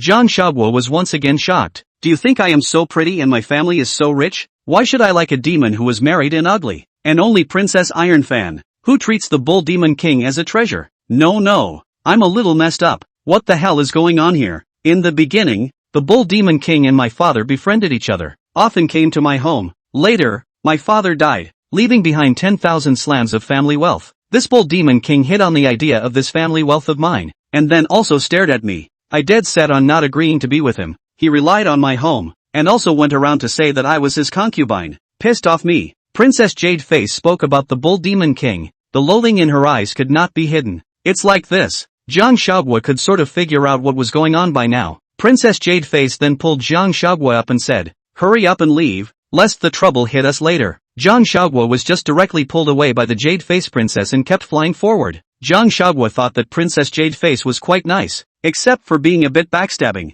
The first place they arrived at was the Daughter Kingdom, and Princess Jade-Face said to Jiang Huaguo, what do you think about me placing my new cave here? Not good. Jiang Huaguo hastily shook her head in the negative. She had a headache just thinking about the scorpion spirit. that powerful female goblin that beat herself up so hard that she had a psychological shadow. Where to then? The jade-faced princess pondered in confusion. Jiang Huaguo at this time suddenly remembered a place, then said to the jade-faced princess, I know a place. Go, take me you go. Aha! Princess Jade-Face nodded her head in response. The two continued to fly away in the clouds again this time, and then this time they arrived at Flat Top Mountain. Jiang Huaguo brought the jade-faced princess to the Lotus Cave and said to her, Look, how about here? This is the cave of a friend of mine from before, and then they left. So they left this cave behind. Yes, go on, go inside. The two then pushed open the stone door and walked in. Jiang Huaguo also has not been here for 3 years. At this time the Lotus Cave has no longer the lively scene of the past, but more of a desolate. The wall is also full of cobwebs. Looking at these, she couldn't help but think of the happy times she had spent here with 11 in the old days. So, Jiang Huaguo cast a spell to clean out all the dust and cobwebs in the cave. And soon, the place became brand new. When Princess Jade-Face saw that Jiang Huaguo not only helped her find her cave, but also helped her clean it, she couldn't help but say to Jiang Huaguo, Thank you, it's fine, small things. Jiang Huaguo returned. By the way, I still don't know what your name is. My name is Jiang Huaguo. Jiang Huaguo, I'll remember. And you shouldn't call me Princess Jade-Face from now on, just call me Xiaoyu. Jiang Huaguo nodded and said, Good. After Jiang Huaguo placed Princess Jade-Face in her place, he said to her, Xiaoyu, I'm leaving. Where are you going? Do you still have to go to MT? Jackalope. Aha. Why do you have to go to that place? Jiang Huaguo was a little embarrassed. To tell the truth, I'm in that kind of relationship with Sun Wukong. Princess Jade-Face didn't react for a moment and asked, What relationship? Just that kind of Is I like him? He likes me, that kind of relationship Jiang Huaguo squirmed and said, No, you like that monkey. Princess Jade-Face looked at Jiang Huaguo with a surprised expression. So what's wrong? It's fine. I just didn't realize you liked that monkey. He's actually quite nice and handsome, don't you think? It's okay, it's a little better than Bullwinkle, but not as good looking as that little fox. That's not the same kind of handsome, alright. Okay then. Well, you stay here and have a good time. I'll go first. Well, come see me sometime then. Good. Jiang Huaguo bid farewell to Princess Jade-Face and once again flew back to Mount Jiele. Chapter 65, Reunion. Jiang Huaguo drove clouds back to the Flame Mountain. Far away from the Monkey King carried a fan in that struggle to fan the fire. She then quietly stood in the distance to watch him, only to see the Monkey King's fan go down. The fire instead became more violent. Jiang Huaguo heart understood. This is not the Iron Fan Princess gave the Monkey King a fake fan. Sun Wukong, however, was blissfully unaware of this, thinking that he hadn't fanned himself enough, and was about to swing the fan again when Jiang Huaguo flew in front of him in a flash, grabbed his hand that was about to swing, and said, It's a fake fan, and it's useless to fan it again, so let's just get out of here first. With that, she yanked hard and Sun Wukong was pulled along with her. The two of them came to a shady spot, and Sun Wukong said joyfully to Jiang Huaguo, Huaguo, you're back. However, Jiang Huaguo was unhappy and said, Yes, I promised that I would visit me often, but I didn't go for so long, so I had to run over here by myself. You big liar. When Sun Wukong heard this, he hurriedly explained, Huaguo, don't be angry. I really didn't mean it. I just want to send the longevity monk to the Spirit Mountain earlier. When this scripture taking is completed, I can come back earlier to marry you all. Really? Of course it is. I swear. Alright, I believe you. Jiang Huaguo smiled and laughed. Originally she didn't really want to be angry with Sun Wukong. She just intentionally wanted to pamper herself in front of him, so that Sun Wukong could coax herself a little. When Sun Wukong saw Jiang Huaguo smiling, his face which was tense immediately relaxed. He went forward to hug Jiang Huaguo and said, Huaguo, I missed you so much. It's so good that you're back. Jiang Huaguo also leaned into his arms and said happily, Well, I'm back, and I missed you too. After the two of them hugged for a while, Sun Wukong let go of Jiang Huaguo, then said to her, Go, I'll take you to the master first. There's no rush. I still have one more thing. Jiang Huaguo said, I have put something here before. You accompany me to look for it. Okay. Sun Wukong nodded. Well, let's go. Then Jiang Huaguo relied on the memory of his previous visit to find the alchemy furnace that had once been placed here. Previously, when she was at Pinnacle Mountain, the golden-horned Great King had asked her to put the alchemy furnace here to burn, and as a result, she forgot about it later. And this time, when she came back from Pinnacle Mountain, she remembered, and she didn't know if the furnace was still there. Heaven is not responsible for the people who have the heart. Jiang Huaguo searched for half a day, but can be considered to have found it. She cast a spell to remove the stove from the fire and placed it in the clearing. Sun Wukong looked at the large furnace in front of him and asked suspiciously, "What is this?" Jiang Huaguo replied, "This is the furnace that the Golden Horn Great King used to concoct pills before. I helped him put it here at that time. Although at that time it was said that it was burned enough for 77 and 49 days. However, now that this furnace has been burned here for 3 years, I don't know what kind of thing is inside it." "Then open it and see." "Aha." Jiang Huaguo nodded in response, then walked to the front of the stove and opened the lid. With the lesson from the last time, he opened the lid and was sprayed in the face. This time Jiang Huaguo ran after taking the lid. Sure enough, this time as well, a muffled sound was emitted and a puff of white smoke rose. When the white smoke gradually became smaller, Jiang Huaguo walked up and looked inside to see if there were any immortal pills. "How about it? Did it come true?" Sun Wukong asked. Jiang Huaguo's head was still buried in the stove at this time, still picking at it, and said, "It doesn't seem to be there. It's all turned into slag." "No, then forget it. Come on out." "Wait, I think I see one." Immediately afterward, Jiang Huaguo came out of the furnace and happily pinched an elixir and said, "Wukong, look, is this an elixir?" Sun Wukong stared at the elixir and said with a somewhat grim expression, "Are you sure this is it?" Because that immortal Dan was really small and tiny, so small that it wasn't even as big as a soybean. Definitely, this was burned for too long, so the immortal Dan melted. That's why it's so small, Jiang Huaguo said righteously. After saying that, Jiang Huaguo directly put the immortal pill into his mouth and ate it. Just after eating it, Jiang Huaguo spat it out in one mouthful. "Aya, it's so bitter. What's going on?" Sun Wukong asked her in a hurry. "Wukong, this immortal pill is so bitter. I can't eat it." "Was the one you used to eat this bitter as well?" Jiang Huaguo said with an aggrieved face. Sun Wukong looked at Jiang Huaguo's appearance and found it adorable, smiled, and said, "Taishan Laojuan's immortal pill isn't this bitter, but other people's? I don't know about it." "Oh, thought I could eat the elixir. Happy for nothing again." Sun Wukong touched her head and said, "Okay, don't be sad. Wait for another day. I'll go and ask the Supreme Lord for some for you." "Okay." Jiang Huaguo immediately after hearing this, his eyes are bright, also not sad, and repeatedly nodded his head and responded, "Good good,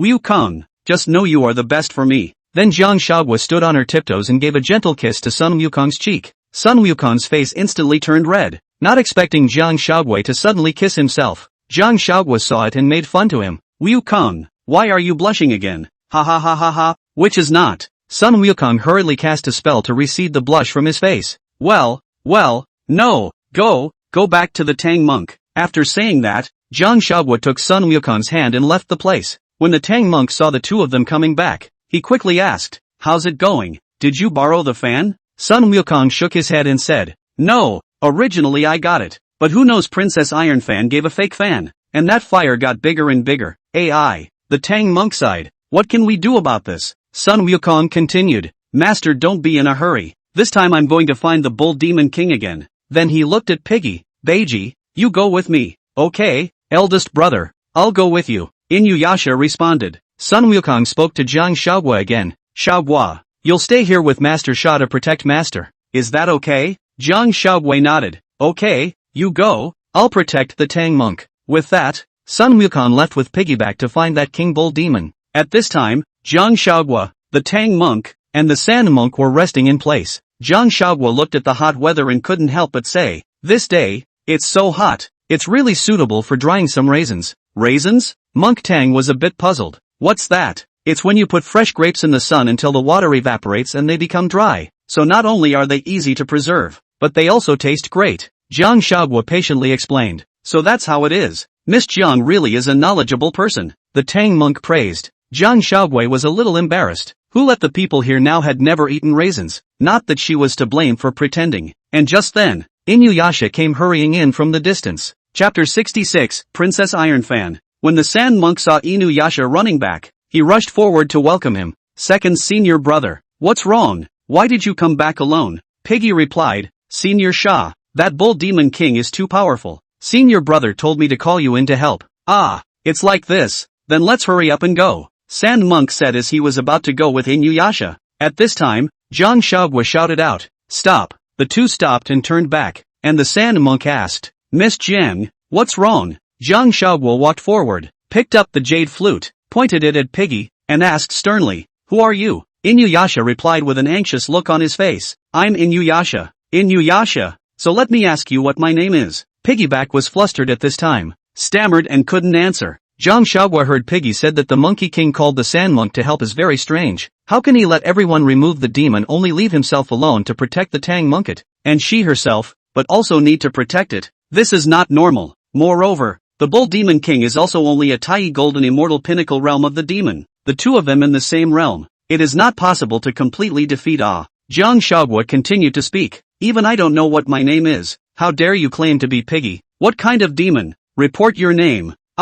Demon. The Sand Monk on the side looked at Inuyasha in surprise and ran away in a hurry. Sand Monk, protect the Tang Monk. Jiang Shaoguo barked at the Sand Monk. Yes. Sha Monk rushed to Tang Monk's side, holding his weapon to protect him. At this time, Piggy saw that his identity had been exposed, so he did not make a cover-up, and directly showed his real body. I'm Princess Ironfan, you obstructive demon spirit, looking for death. It turned out to be the Princess Ironfan turned into the appearance of Piggy, wanting to come to lure the Sand Monk away, and then quietly capture the Tang Monk, in order to avenge the hatred of the red child they captured in the first place. Unfortunately, having been recognized by Jiang Shaoguo, Princess Ironfan stopped pretending and directly offered up her own green peak twin swords, rushing to strike at Jiang Shaoguo. Seeing this, Jiang Shaoguo immediately reacted and dodged sideways, avoiding Princess Ironfan's attack. However, Princess Ironfan didn't give her a chance to catch her breath, only to see her waving her green peak twin swords, and her powerful sword chi swept towards Jiang Shaoguo like a blistering wind and rain. Faced with such a ferocious attack,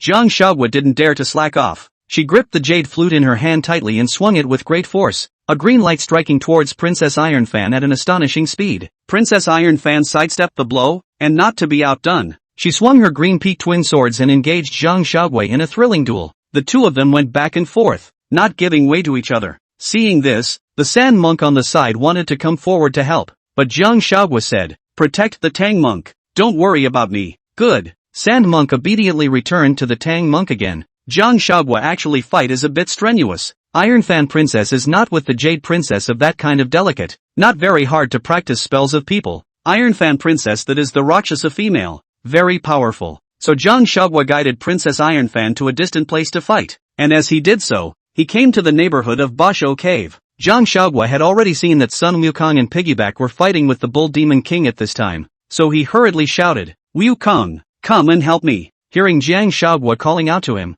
Sun Wukong hurriedly flew over in that direction. When King Bull Demon saw this, he also looked this way, and then he saw that his lady was also there, and he also flew over after him. With the situation as it was only natural that Inuyasha followed suit. At this point, the situation became King Bull Demon and Princess Ironfan versus Sun Wukong, Piggyback and Jiang Shaoguo. When Princess Ironfan saw this, she felt bad. She knew that she had fallen for Jiang Shaoguo's trick and deliberately lured herself here, but it was too late now and there was nothing she could do. The current situation made Princess Ironfan feel that she had little chance of winning, so she gave a wink to King Bull Demon. King Bull Demon immediately understood, then took out the banana fan from his mouth and fanned it at the Monkey King and the others. This fan directly slapped Jiang Shaoguo and Piggyback to 80,000 miles away. The two of them flew for a long time, finally stopping at a place that was deserted. Jiang Shaoguo fell heavily to the ground, and once Inuyasha stabilized himself, he helped her up. "Are you okay?" Jiang Shaoguo got up and said,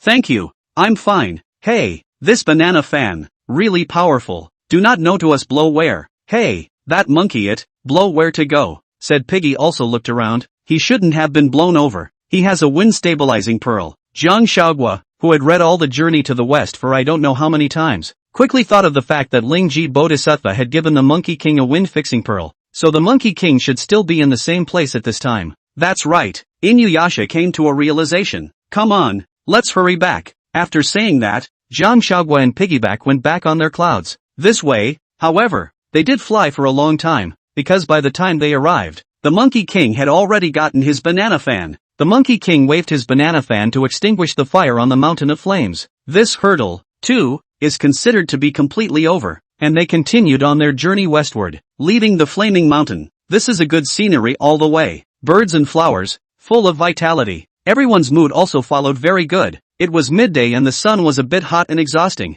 so they went to a shady spot and decided to rest here for a while before going on their way. Sun Wukong then ran off and picked many fruits for everyone back. Sun Wukong, carrying a bunch of wild fruits in his arms, came to the Tang Monk and said to him, "Master, quench your thirst." Good. The Tang Monk was happy to see that there were fruits, so he just took one. The Monkey King then went back to Jiang Shaoguo and said to her, Huaguo, look, you want to eat that? Jiang Huaguo forced a smile and took a random one. Then Sun Wukong went on to give it to Piggy and Sand Monk. At this moment, Jiang Huaguo was gnawing on the fruit on his mouth, but his heart was a bit unpleasant, because she was not happy that the Monkey King gave the fruit first to the Tang Monk. Why not to herself? But at the same time she felt that she was also too unreasonable. It was the Tang Monk. What was she doing? Was she jealous of the Tang Monk? Was she crazy? The more she thought, the more she felt that she is not too unbelievable. Just a fruit. How? Is afraid of the Monkey King like the Tang Monk? How can it be? Impossible thing. Completely is their own think too much. The more she thought about it, the more annoyed she became. Piggyback on the side noticed that Jiang Huaguo's mood was off, so he asked with concern, Huaguo, what's wrong with you? Jiang Huaguo shook his head and said, it's fine. Then to the crowd he said, I'm going to the river to wash my face. Then he got up and left. Chapter 67, Speculation. After arriving at the riverside, Jiang Huaguo stood there quietly, looking at the lake, his heart stifled. She couldn't figure out how she'd become such a nervous person. It was too much for her. And at that moment, Piggy walked over. He was a little worried today seeing how Jiang Huaguo had been distracted. In fact, in the scripture team, in addition to the Monkey King, Jiang Huaguo and Piggy's relationship is the best. Although he looks a bit unorthodox, but he is lively character. Treating people is still very good. The two of them are also very chatty. Piggy looked at the worried Jiang Huaguo, asked, Huaguo, what's wrong with you? Jiang Huaguo was a little hard to say. Nothing much, I just feel like I'm a little out of my mind. Ah, you tell my old pig what's going on. Jiang Huaguo said with some difficulty, if I tell you, you can't laugh at me. No laughing. For sure. Inuyasha promised to with conviction. Then, that's fine. Jiang Huaguo swallowed. In fact, I today, because, saw the Monkey King give the fruit to the Tang Monk first, did not give it to me first, I inexplicably a little bit unhappy. You say I'm not so very wrong. Piggy heard, laughed. I thought what big thing let you so worried? Just this thing. Gee, you said you wouldn't laugh at me. Well, do not laugh. Piggy immediately put his own smile collected, continued, girls, this is very normal. You probably is too long did not see the big brother. Will be like this? Can understand. Is that so? Yes, this usually big brother bring back food or also first to the master. You all of a sudden back to estimate that he did not react. Do not think too much, not a big problem anymore. Inuyasha enlightened Jiang Huaguo. Maybe, hey, I knew it, I'm the one who's too sensitive. But when you say this, you do find that monkey is really getting better and better to master now, and his temper is not as grumpy as it used to be, so it seems that he is with you in a peace, and has been influenced by you. Is there? Jiang Huaguo said skeptically. Well, of course, don't you think he's still quite changed now? Jiang Huaguo thought back carefully and realized that it was true. The current Goku seemed to be a lot better tempered than before. Well, don't be unhappy, let's go. Really can't. You let the master to read the tight band incantation. Cure that monkey, the monkey must be bad for him.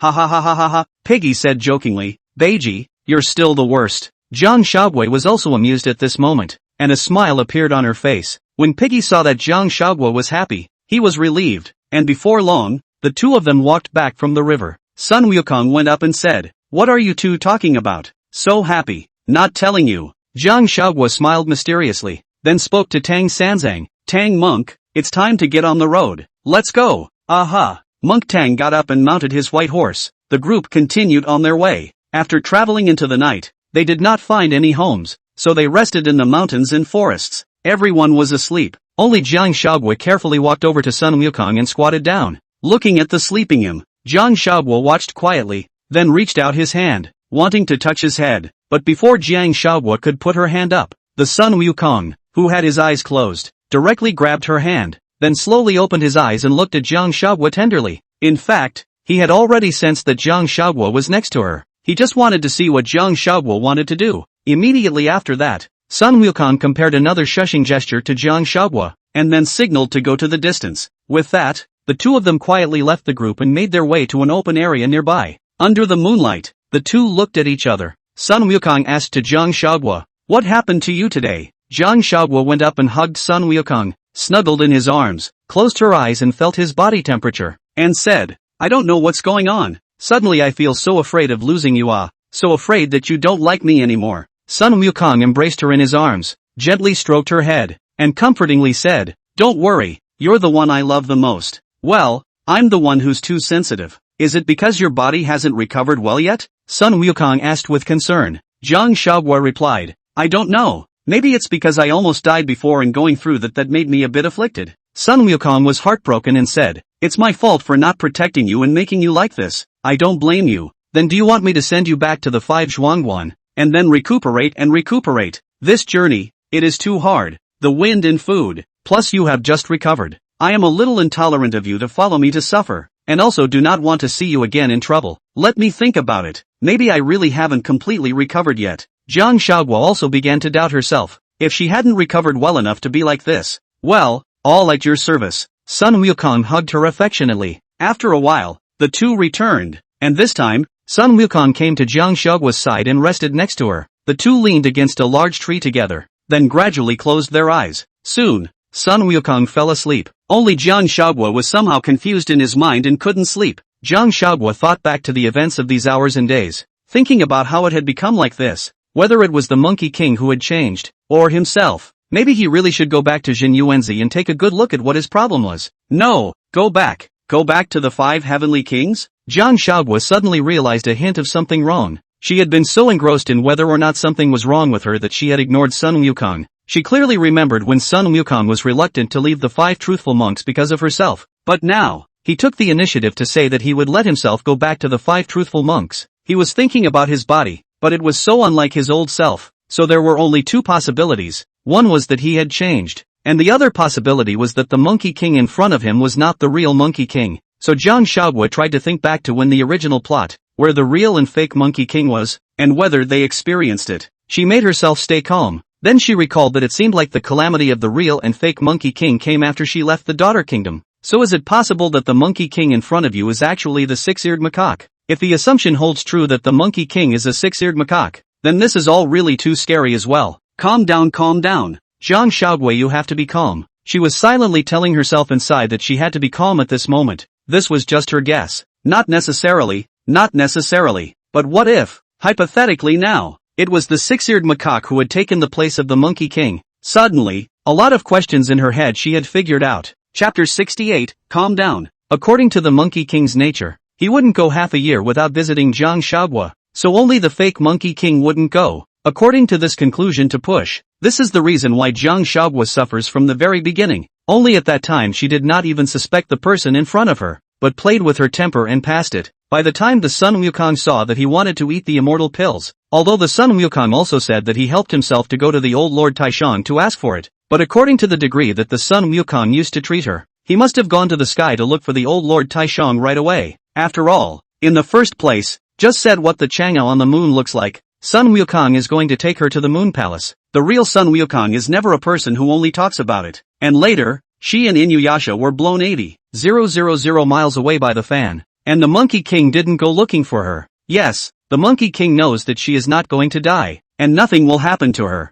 It is just being scraped away. However, the previous Monkey King was worried even when he was wearing less clothes. And now the Monkey King, seeing that he is being slapped away, surprisingly, he still continues to fight the demons, and his heart is only to fight the demons. Even today it was Inuyasha who first saw that he was in a bad mood, not the Monkey King, who used to be the Monkey King that had his eyes all over himself. Although the Monkey King is not bad to the Tang monk, but if the Monkey King is allowed to choose between himself and the Tang monk, the real Monkey King will definitely choose himself without hesitation. And now this, she is not sure. Then today, he took the initiative to say that he would let himself go back to the 5 Zhuangguan. All of this was too unlike the Sun Wukong she knew. Only, it was all just her guess, and she still needed to verify it. Jiang Huaguo stayed up all night and waited until the next day, when the group continued on their way. Jiang Huaguo and Piggyback walked together, while the Monkey King was at the front. Jiang Huaguo looked at Sun Wukong's figure, adjusted her state so that she had a smile on her face, walked over to Sun Wukong,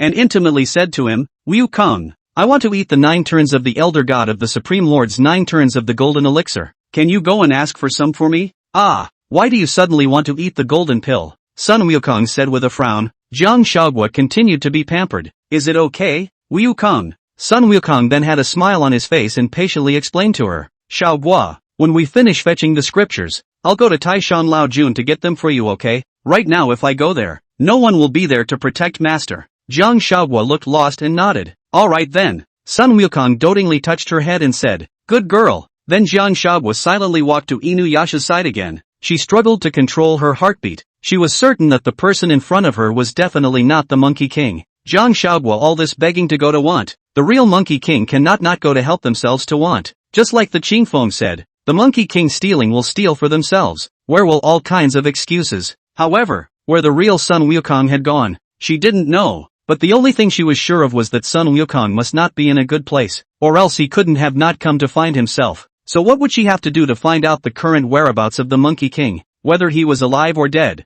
And why was the six-eared macaque here? She couldn't figure it out. But the most important thing at the moment was that she had to know the whereabouts of the Monkey King first. Who should she go to find? Is she going to go to the Spirit Mountain to find Rulai to ask for clarification? However, if the person behind it is Rulai, wouldn't it be dangerous for her? Wouldn't she lose her life in this trip to the Spirit Mountain? And how can she talk about saving Wukong? Jiang Huaguo thought of her master Zhenyuanzi at this time. What would happen if Zhenyuanzi was allowed to go to Spirit Mountain to ask Rulai for someone? Although Zhenyuanzi is a quasi-saint, cultivation is very powerful, but Rulai is also, and there are so many powerful bodhisattvas and Luohan in the Spirit Mountain. Master one person to go for fear of not being able to beat Ah. However, Zhenyuanzi had never been too fond of Sun Wukong, and it was uncertain whether he could help him. Who else was there besides Zhenyuanzi? She then remembered Ancestor Bodhi. Yes, it's Ancestor Bodhi. That's Sun Wukong's master, with high magical power. He will definitely not sit back and do nothing. Thinking like this, she wanted to fly directly to Lingtai Fangsuan Mountain. Only she couldn't startle the snakes yet. She was too weak. She couldn't even beat the six-eared macaque in front of her. So, Jiang Huaguo walked up and said to the fake Sun Wukong, "Wukong, I've thought it over. I'm ready to go back to the 5 truthful monks. I'm still a little unwell and would like to have Master help me regulate my breathing again." "Good, then I'll send you back," Sun Wukong said. "No need. Zhenyuanzi is unhappy every time he sees you, so don't go tormenting him." "Okay then." Then Jiang Huaguo turned to Piggyback Sandmonk and the others and said, "Everyone, farewell." After saying that, he directly drove away in the clouds. As soon as Jiang Huaguo left the 4 of them, the master and disciples, and came into the air, the tears immediately stopped flowing. She was so sad. She didn't know how Goku was doing now, whether he was alive or dead. Either way, she wanted to see him alive and dead. Thinking like this, she sped up even more and flew to the Spirit Terrace Square-inch Mountain. Finally, she came to the 3-star cave of the slanting moon of Master Bodhi. At this time, in front of the slanting moon 3-star cave, the weeds were overgrown, and it was obvious that no one lived here anymore. Jiang Huaguo was flustered in his heart, and directly pushed open the stone door and walked in, shouting, "Is anyone there?" Unfortunately no one responded to her. Jiang Huaguo couldn't die. She felt that Grandmaster Bodhi was definitely there and could definitely see her, so he shouted to the empty courtyard, "Ancestor Bodhi, Sun Wukong, he's gone, he's been taken by the bad guys. Don't you care? Ancestor Bodhi, the Monkey King is about to die. Are you so tolerant of watching him die? Are you sure you don't want to help him? Just watch him go to his death." No matter how much Jiang Huaguo shouted, Ancestor Bodhi still didn't show up, and her tone slowly became humble from the righteousness of the beginning. "Ancestor Bodhi, I beg you, meet me. Tell Goku where he is or not. Ancestor Bodhi, I really want to get Goku back. If you don't care about him, what will he do? The person he respects the most is you. Ancestor Bodhi, feel sorry for Wukong." Jiang Huaguo said with tears flowing down again. She missed Wukong so much. She didn't know how Wukong was doing now, and she couldn't find him or help him. How could she be so stupid? In the past, what kind of Taoist priest Inspiration King Scorpion Spirit, every time she alone courage to fight them, there will be Sun Wukong in her back to give her backing, even if it is that time to gamble on their own lives. She is not panicked. She felt that Wukong will not let her die, but now that Goku was gone, there was nothing she could do about it. She felt weak and helpless at that moment. This time, she also had no one to lean on, no one to hug and comfort her. However, she wouldn't be defeated so easily. She must wait until the Bodhi ancestor. She would rely on the slanting moon 3-star cave. She didn't believe that the Bodhi ancestor could keep avoiding it. Chapter 69. 7 days passed, and Jiang Huaguo stayed in the 3-star cave of the slanted moon for 7 days, and Grandmaster Bodhi didn't even come out to see her. She was beginning to wonder if Grandmaster Bodhi really wasn't here anymore. Had he moved away? But right now she needed to fix her stomach. After 7 days, she hadn't eaten a drop of water, and now she was a bit weak. She decided to go out and find something to eat, and then think about what she should do next in order to meet Ancestor Bodhi. After leaving the slanting moon 3-star cave, she headed for the back of the mountain. After walking for a while,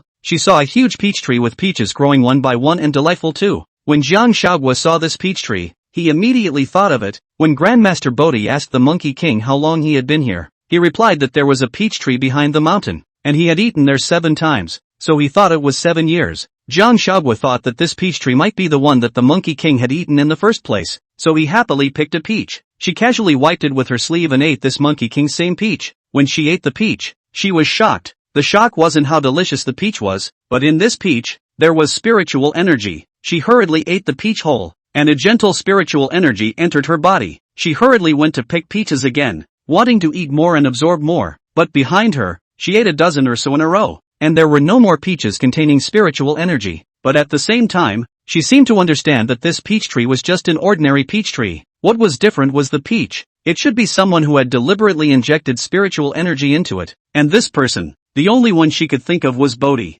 Once she figured that out, she bowed right in front of her and said, "Thank you." She then sat down on her knees under the tree and began to thoroughly integrate that spiritual energy into her power. After 3 days and 3 nights of refining, that power had been fully absorbed by Jiang Huaguo, and she had successfully entered the middle Tai Golden Immortal cultivation stage. But at the same time, she also understood that Grandmaster Bodhi seemed like he should not step in to help her, and helping herself to improve her cultivation was already the answer he gave. Jiang Huaguo was not demoralized. It was better to ask for help than to ask for help. She believed that by herself, she would be able to find the Monkey King as well, so she flew away again, and this time she flew back to Wushuangguan. Qingfeng was very happy to see Jiang Huaguo come back and rushed forward to welcome him. "Huaguo, you're back." "Aha." After saying that, Jiang Huaguo hurriedly ran towards the garden, and Qingfeng hurried to catch up. Only after Jiang Huaguo arrived in the garden, he directly flew up a tree and plucked a ginseng fruit. Qingfeng saw it and shouted in shock, "No, Huaguo,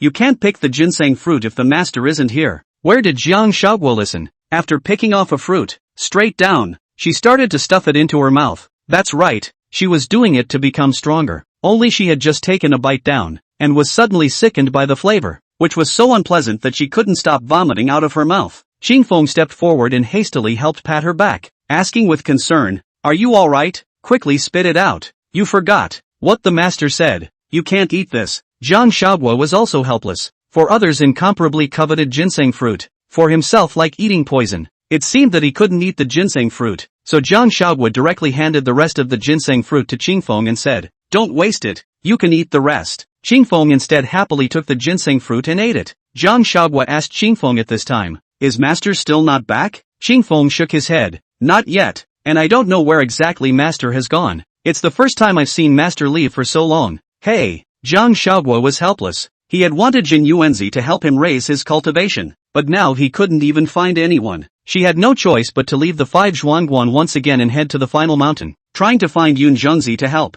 It's a pity that she came to the terminal mountain, but found that the cloud in the Jade Pillar Cave was not there at all, and she turned the terminal mountain over and over, but did not find the cloud. So, she flew back toward the 5 village view again, disheartened. With a sky full of stars hanging in the sky, Jiang Huaguo sat under a tree, thinking about how he could make himself strong quickly so that he would be able to save the Monkey King. Suddenly she thought of 11. He is not in the Taishan Laojuan's children. Can he help to get some of the 9 turns golden dan? I heard that this golden dan can enhance the cultivation. As soon as she said she would do it, Jiang Huaguo was directly ready to fly towards the sky, but she pondered for a moment before picking a ginseng fruit and taking it along with her to the sky. Anyway, I've already picked one, so it's not so bad to pick another one. So if Zhenyuanzi wants to punish him, he can do it. Jiang Huaguo himself couldn't even remember how long he flew before he finally sort of flew to Tushio Palace. Looking at the doorway of the Tushio Palace, she turned into a small bug and flew in. Once she entered the Tushio Palace, she quickly found 11 and saw that 11 was standing guard by the furnace.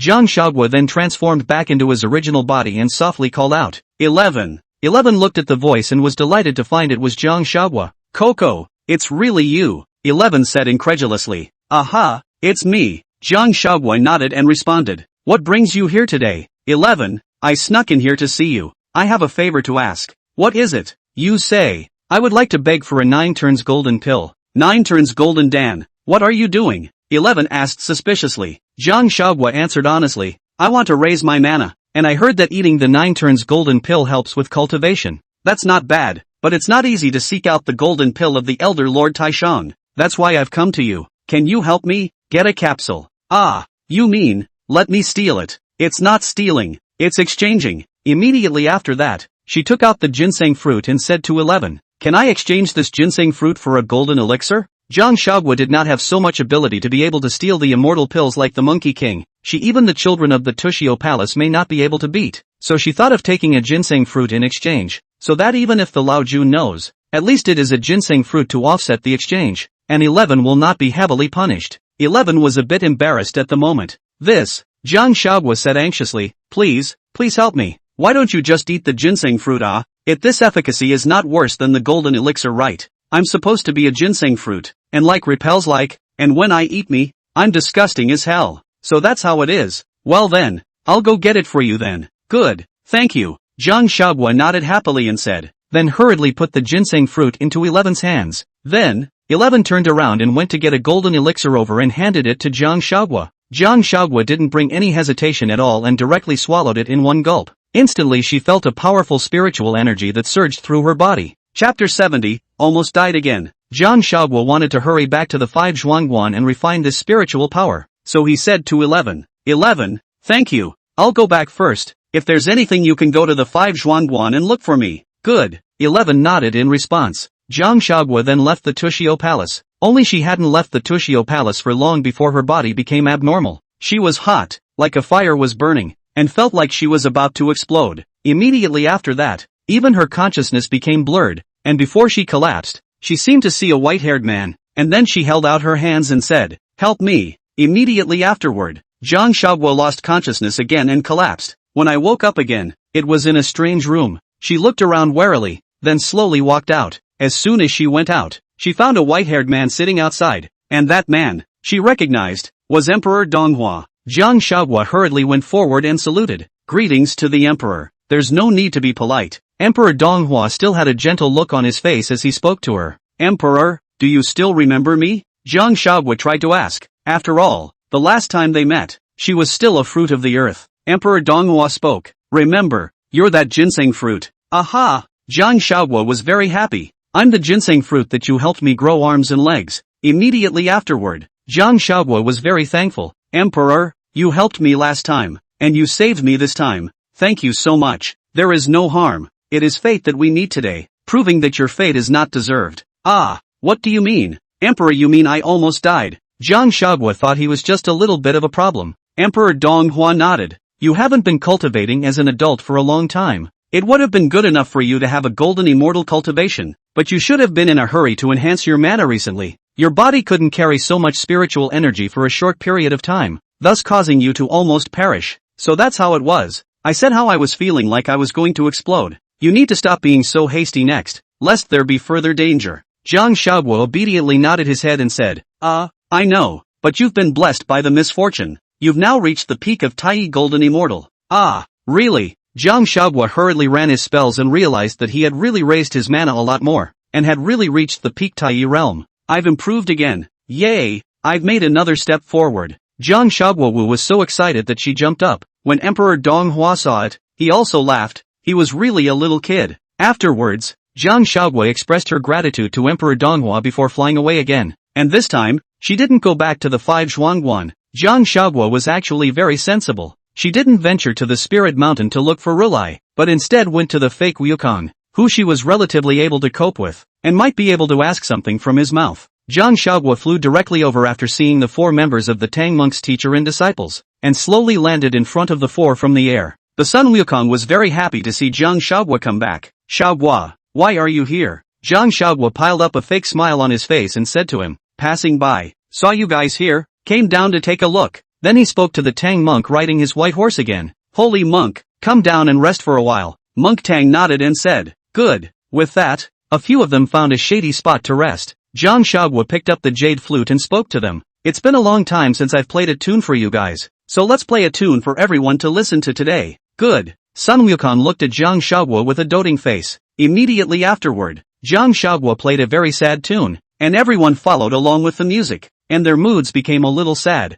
and Sun Wukong entered a painful vision at that moment. Outside the palace of the purple sky, the 6-eared macaque wanted to go in to listen to the sermon of Hongjun Daojun, but he was stopped outside. He had no choice but to rely on his talent and eavesdrop on Hongjun's sermon outside the purple heavenly palace. However, how powerful Hongjun magic power found the 6 ears macaque eavesdropping. directly a golden light over the 6 years macaque injured, resulting in his eternal trapped in the realm of Tai golden immortal, and even more, the law is not passed on to the 6 years, so that everyone dared not teach him spells. This caused the 6-eared macaque to suffer many bullies for tens of thousands of long years. The 6-eared macaque didn't know what he had done wrong for God to treat him like this. He hated. He was sad. He was in pain. Just as the 6-eared macaque was plunged into sadness, a sudden pain was felt in his heart. After everyone regained their consciousness, they saw that Jiang Huaguo had pounced the 6-eared macaque on the ground, the jade flute in his hand sticking straight into his heart, and blood was pouring out. The crowd was stunned at the sight. Jiang Huaguo looked at the 6-eared macaque with an icy face,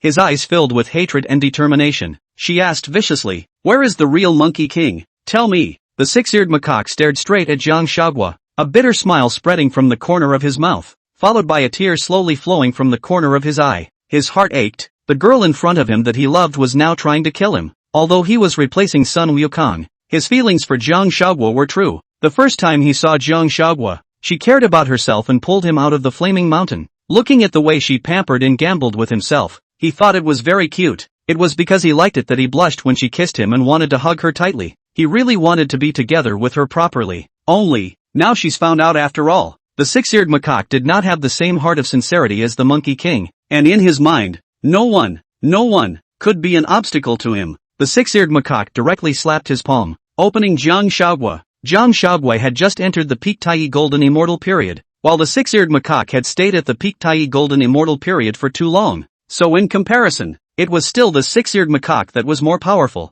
The 6-eared macaque offered his weapon, pointing it at Jiang Huaguo, and said proudly, "Remembering your past in mine, I won't kill you, get lost." When the Tang monk piggyback and the others heard the monkey in front of them speak these words, they were even more shocked. Such words, in their cognizance, the Monkey King would not be able to speak them. Jiang Huaguo let out a cold laugh, finally too lazy to pretend Then she continued in a firm tone, "I just want to know, where is the Monkey King?" The 6-eared macaque replied word for word, "I am Son Goku Kong." Jiang Huaguo was enraged. "Damn it, if you don't tell me, I'm going to avenge Goku today." As soon as the words fell, Jiang Huaguo directly picked up the jade flute and slammed it straight towards the 6-eared macaque. Seeing this, the 6-eared macaque greeted him without any hesitation. For a while, the sound of the jade flute and weapons mingling was endless, with both sides going back and forth, not giving way to each other. Chapter 71. The Tang monk teacher and disciples watched the two men fighting fiercely. Their hearts are also worried, but they do not know who to help.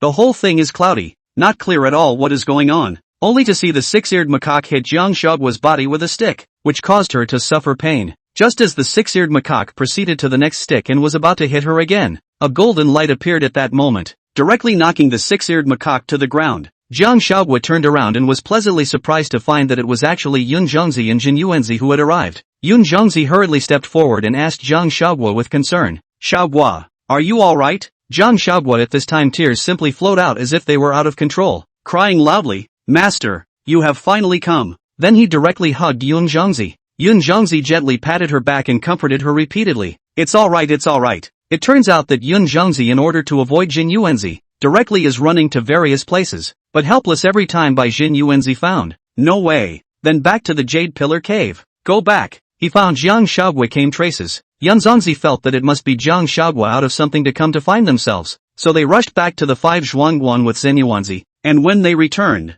they heard Qingfeng say Jiang Huaguo's unusual behavior since recently, and then they guessed that at this moment, Jiang Huaguo must be back to fetch the scripture team again. Who knew that as soon as he arrived, he would see the Monkey King beating up Jiang Huaguo? At this time, the 6-eared macaque saw the situation, knowing that he could not be defeated, so he thought to escape, but before he could fly out, he was directly bound by Zhenyuanzi, who made a rope to the side, and now, the 6-eared macaque was trapped on the ground. After Jiang Huaguo realized that the 6-eared macaque had failed to escape, he let go of Zhenyuanzi, walked over to the 6-eared macaque, and said, "I'll give you one more chance to tell me where the Monkey King is, or else I'll really kill you." "I really don't know," the 6-eared macaque said helplessly. "I don't know even if you killed me. It seems that you are really refusing to drink wine until you are forced to do so. Then I will not be blamed for being impolite." After saying that, Jiang Huaguo pointed his jade flute at the 6-eared macaque once again, ready to strike. At that moment, a Buddha's light flashed and sent Jiang Huaguo flying out, and then the 6-eared macaque disappeared. Zhenyuanzi hurriedly supported Jiang Huaguo, and only after they stood firmly did he realize that the visitor was the goddess of mercy. The six-eared macaque was relieved to see the goddess of mercy coming. It seems that this life is saved today. At this time, Zhenyuanzi saw Guanyin coming and asked, "Why are you here?" "Sun Wukong is a member of my Buddhist sect, so I can't see him lose his life here."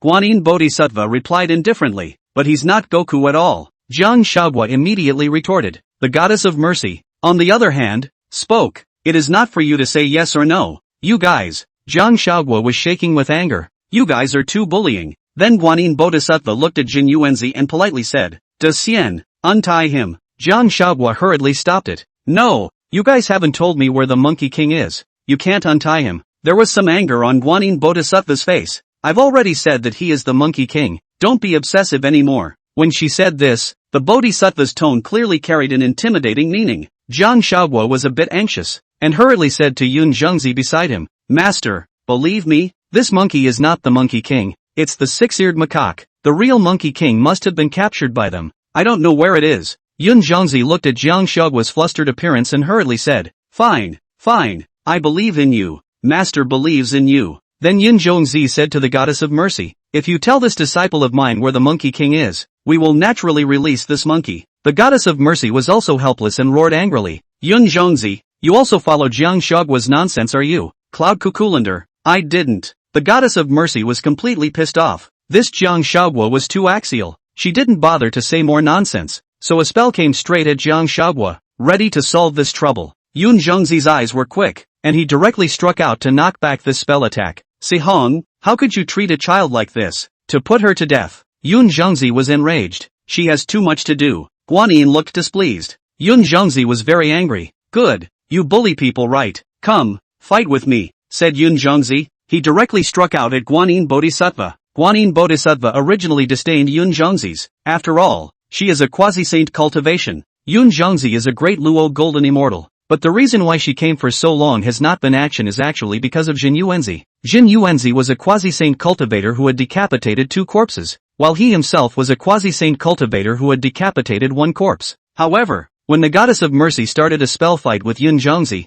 Guanyin realized that Zhenyuanzi was different from before. That is, among the Zhenyuanzi's spells, there was a hint of a different aura. That aura, a red cloud. She had some contact with Red Cloud when she was listening to the Tao in the Purple Heavenly Palace back then. And that sense of blessed deep peace in Red Cloud could even be vaguely felt in Cloud Nikako. Guanyin is a little distracted. The 2 men's fight at this time, the cloud and the sun actually prevailed. At that moment, however, another person came and separated them right away. It turns out that Tai went to the South China Sea and failed to find Guanyin, so he came here to look for her. And at that moment, Zhenyuanzi, who had been calm on the side, was not calm anymore, and seeing that another person had come from the opposite side, he hurriedly stepped forward and came to Zhenyuanzi's side. Just now Zhenyuanzi has not been out, that is because he does not want 2 people to attack a person. So many bully few, say out too shameful, but now the opposite side of another person. He is going to have to protect the cloud and the sun. And Tai at this time is helpless to persuade to.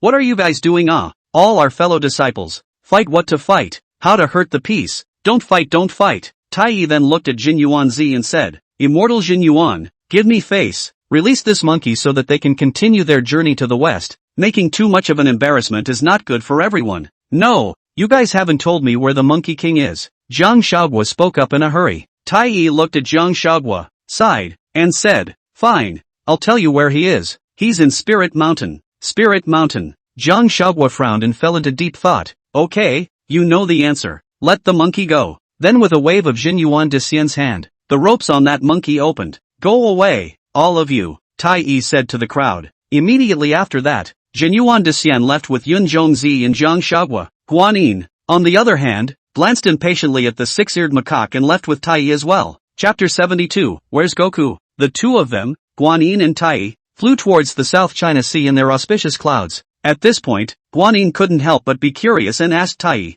I don't even know where the Monkey King is. How do you know he's on Spirit Mountain? Tai Zhenjin laughed and replied, You're still too simple. How could I really know that? Guanyin frowned, puzzled. Then you told Jiang Huaguo that the Monkey King was on Spirit Mountain? Tai sighed and explained, Oops, if I didn't say that. Look at her stubbornness. She definitely won't let that monkey go. We can't really go and fight with Zhenyuanzi. Anyway, your mission is to let the Tang monk and the others fetch the scriptures without any problems. As for that little girl who wants to find trouble, let her go and find Rulai's trouble by herself. When Guanyin heard this, A hint of surprise appeared on her face. You're deliberately lying to her? Tai nodded and admitted. Yeah, it's a little not very nice, but who let her mess up your business? Although Guanyin felt in her heart that it seemed unseemly for Tai Zhenjin to do this, she had to admit that this was indeed the best solution to make Jiang Huaguo stop causing trouble for the scripture-taking team, so she acquiesced as well. Afterwards, the two continued to fly towards the South China Sea. In the 5 Zhuangguan,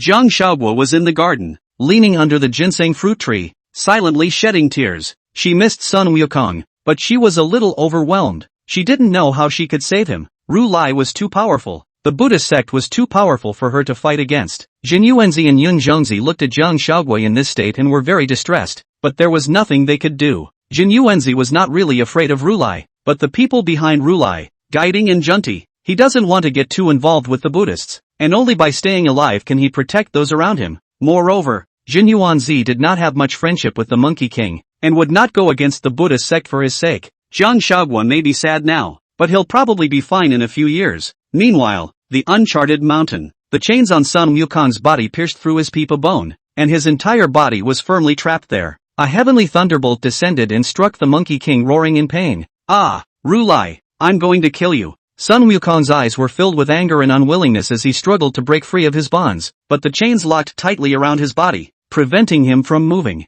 Each struggle brought more pain, and his body was deeply strangled by the chains, blood flowing down the wounds and staining the ground. His fur became disheveled from the pain, and his eyes revealed endless hatred. Rudra, you despicable villain! The six-eared macaque was injured and sat cross-legged in place, closing his eyes and utilizing his energy to heal his injuries. At this time, the Tang monk, although he was not quite sure what was going on, but from the conversation between Jiang Huaguo and Guanyin Tai, he also knew that the monkey in front of him seemed to no longer be the Monkey King. The Tang monk stepped forward timidly and asked cautiously, "Are you really not Wukong?" The six-eared macaque didn't even raise his eyes. "Is there any point? Just take your scriptures properly." In the past, the six-eared macaque was kind to the longevity monk. That was because he wanted to fetch scriptures to become Buddha, and Rolai promised him that he could help him become a Dalai Golden Immortal when he became a Buddha in the future. So he worked very hard to try to fulfill the things Rolai had explained to him. But now that the crowd had pierced this matter, so he didn't bother pretending. They didn't like him anyway, but it didn't matter.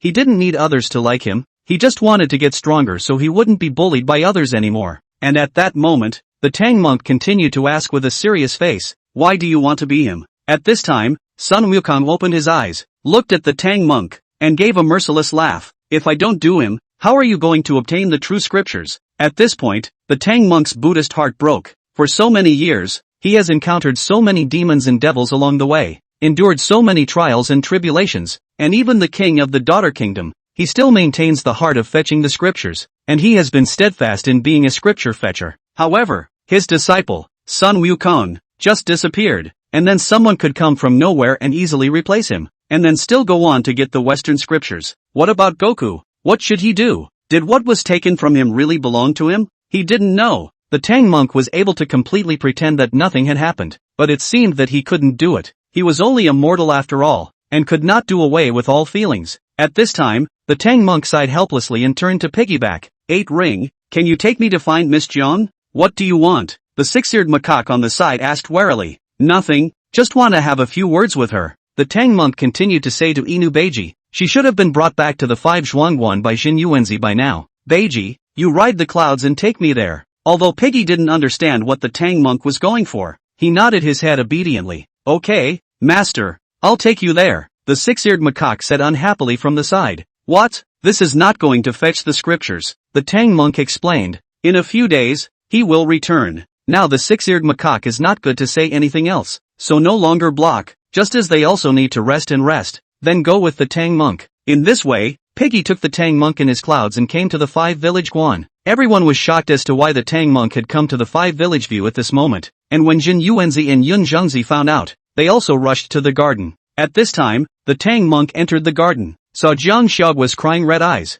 walked over, bent down and squatted, and said softly, "You must be feeling very bad in your heart." Jiang Huaguo looked at the Tang monk and gently nodded, saying pitifully, "I miss him so much." The Tang monk continued, "I know, but Huaguo, if one day Wukong really can't come back, can you see the six-eared macaque as Wukong?" Jiang Huaguo stared straight at the Tang monk with anger in his eyes and returned, "Of course not. Sun Wukong is Sun Wukong. No one can replace him. maybe you can, but me, I won't. The Tang monk smiled gently at this point. Well, I know, you wouldn't be like that. Wukong is lucky to have you, and I'm sure you will find him. What is false, and can never become true, and even if he could fool everyone, he could not fool himself, or the heavens. Jiang Huaguo was confused by the Tang monk and had no idea what he was trying to say. I only saw the Tang monk turn to Piggy and say, Beiji, take me back to the Great Tang. The crowd was even more shocked when they heard the Tang monk talking about returning to the Great Tang. Piggyback asked suspiciously, Master, why do you want to go back to the Great Tang? The Tang monk replied, take you to your true master. Jiang Huaguo was confused.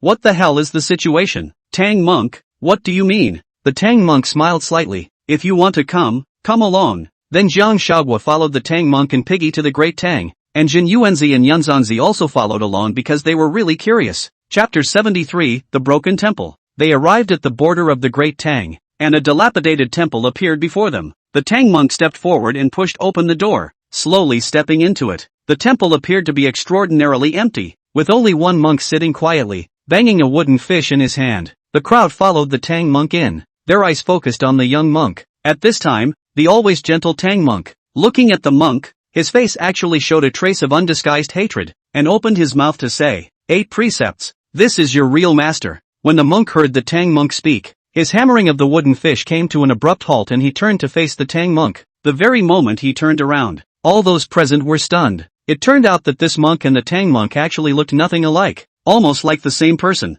Pigsy looked at the Tang monk with a puzzled face and asked in disbelief, Master, who is he really? Why does he look so similar to you? Monk Tang replied in a calm tone, he is the one who is Chen Xuanzang. When that monk saw the crowd, he clasped his hands together and bowed, Amat Ba Buddha. Then he looked at the Tang monk. You've worked hard for so many years, you've lost weight. Tang monk was a bit impatient. You should stop looking like this. Do you know that I really hate it when you look like this? The monk was not angry, but continued to say with a peaceful face, you guys came all the way to work hard. I'll go and burn some tea for all of you. Then the monk walked out and went to boil hot water for them. When the hot water was boiling, the monk brought out a couple of futons and entertained them to sit on the floor, for he had no table, and even the tea bowls for drinking water were missing their mouths. After the group sat down one after another, Jiang Huaguo finally couldn't help but open his mouth in curiosity. Tang monk, what's going on here? What's the situation with the two of you?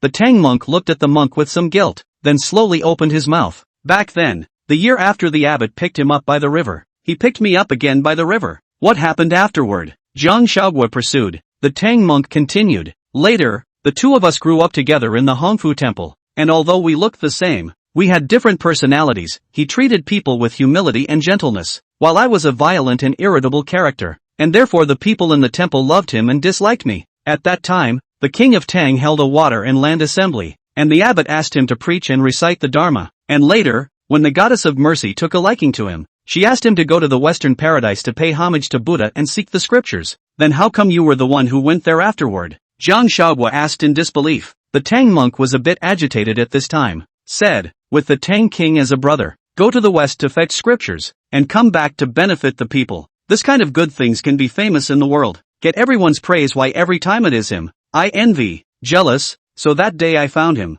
and scolded him a lot. Why should all the good things come to him? What's so great about him? It's just fetching scriptures. I can do it better than him. So he said to me that if I wanted to go to the western paradise to get scriptures, he would give me that opportunity. Jiang Huaguo, so you agreed? Monk Tang nodded slowly. Yes, I promise. He was always so selfless, and just because I said I could do a better job than him, he didn't hesitate to give me that opportunity. Later, we changed our identities in this temple, and I took his place and embarked on a journey to the western paradise to collect scriptures. Despite my distaste for him, there is no denying that he is indeed a good and admirable monk. So I tried to follow his example and tried to become a good monk much admired by all. Whenever I see Wukong, Beiji and Sha monk and they make mistakes, I imitate the way he teaches the young monks in the temple to treat them. When encountering those evil demons and bad people, I will also be like him, bitterly urging them to abandon evil and turn to good. The monk listened quietly, a pleased smile appearing on his face. You did really well. The Tang monk retorted loudly. No, I didn't do it. I couldn't restrain the impulses within me, and I'm not as desireless as you are. I can move my mortal heart. I have moments of anger to the point of wanting to hit someone, and I'm not even that determined to get the scriptures. He took a deep breath and continued. When I learned that the six-eared macaque was going to replace the Monkey King, I woke up and I couldn't accept this fact. The disciple I had spent many years with was so easily replaced by someone else. I didn't want to become the same as the six-eared macaque. I couldn't do it. And I've come to realize that I don't really have my heart set on getting the scriptures. I just wanted to prove that I wasn't inferior to him. A fake is a fake and can never be real. Even if I obtain the true scripture, it doesn't belong to me. The monk listened quietly, then smiled and said to the Tang monk, in this world, whether it's a human being, a god or a Buddha, they all have emotions. We don't have to feel guilty or apologize for the feelings we generate. We need to learn to reconcile with them and live in harmony with them. You're doing well enough. As the saying goes, a gentleman discusses signs regardless of his heart. The good deeds you've done along the way have long since deeply affected everyone. The Tang monk laughed bitterly. You guys see, isn't he more suitable than me? I'm just someone who robbed someone else. I don't deserve it. Senior brother, I'm not going. The seat for fetching scriptures is returned to you. The monk shook his head. I'm not going. There's no one better than you to be this fetcher of scriptures. After saying that, the monk went away, leaving the crowd in a state of shock. At this time they do not know what to do. Now the most tangled belongs to Piggy, because he now also does not know who to shout as a master. Who to bring back? God. Who will save him all? At night, the cool wind was silent. The Tang monk stood quietly outside, looking up at the bright moon in the sky. The moonlight sprinkled on him, as if it had covered him with a silver veil. Jiang Huaguo walked forward and asked softly, are you okay? The Tang monk smiled faintly and replied frankly, quite well. There are some things that will eventually come to light. So have you figured out where you want to go next? It happened suddenly, and I haven't thought about it yet. What about the daughters? The Tang monk shook his head. Forget it, you've already failed her once, so don't mess with her again. Well, if there's anything you need help with, you can tell me, Jiang Huaguo said sincerely to the Tang monk. In fact, Jiang Huaguo didn't know why. Even though the Tang monk was a fake, she didn't resist it much. Instead, she felt that he was a bit more real. Maybe it's because they've spent so much time together before as well and have a friendship. Good. The Tang monk nodded and continued. Miss Jiang, I believe in you and will definitely save Wukong. Well, I believe it too. Jiang Huaguo also cheered himself up. He believed that he could definitely do it. Chapter 74. As the Tang monk, both of them do not go to fetch the sutra thing. Jiang Huaguo instead thought of a way. So she ran to find Chen Xuanzang. Jiang Huaguo came to Chen Xuanzang, politely said, Venerable Xuanzang, since you were so kind, can you not help me something? What is it? You say, Chen Xuanzang said. Anyway, you don't want to go to fetch the scriptures, so I'll send you to fetch the scriptures team, and you just sit there. Just don't go, and then the Buddhist sect will surely send someone to see what's really going on, and then you'll just say to them that I'll leave if you hand over my disciple, the Monkey King, to me. Then wait for them as long as the son Wukong hand it over. I will bring you back. You do not have to go to fetch the scriptures. Anyway, is what you want to do can do. You want to go where I will take you to where? Jiang Huaguo told Chen Xuanzang about his plan. Chen Xuanzang at this time but shook his head. I'm not going. Jiang Huaguo, anxious, asked, why? You do not always say that saving a life is better than building a 7-level pagoda. Why do not you help me? Chen Xuanzang explained. It's not that I won't help, but this person shouldn't be me. Jiang Huaguo was puzzled. What do you mean? It was never me who took the scriptures, but he's a fake. Chen Xuanzang laughed. Fake? If it is fake, how did he travel so far? Jiang Huaguo was suddenly confused by his sentence. Yes, if he is a fake, it is impossible for the Buddhist people to not see it.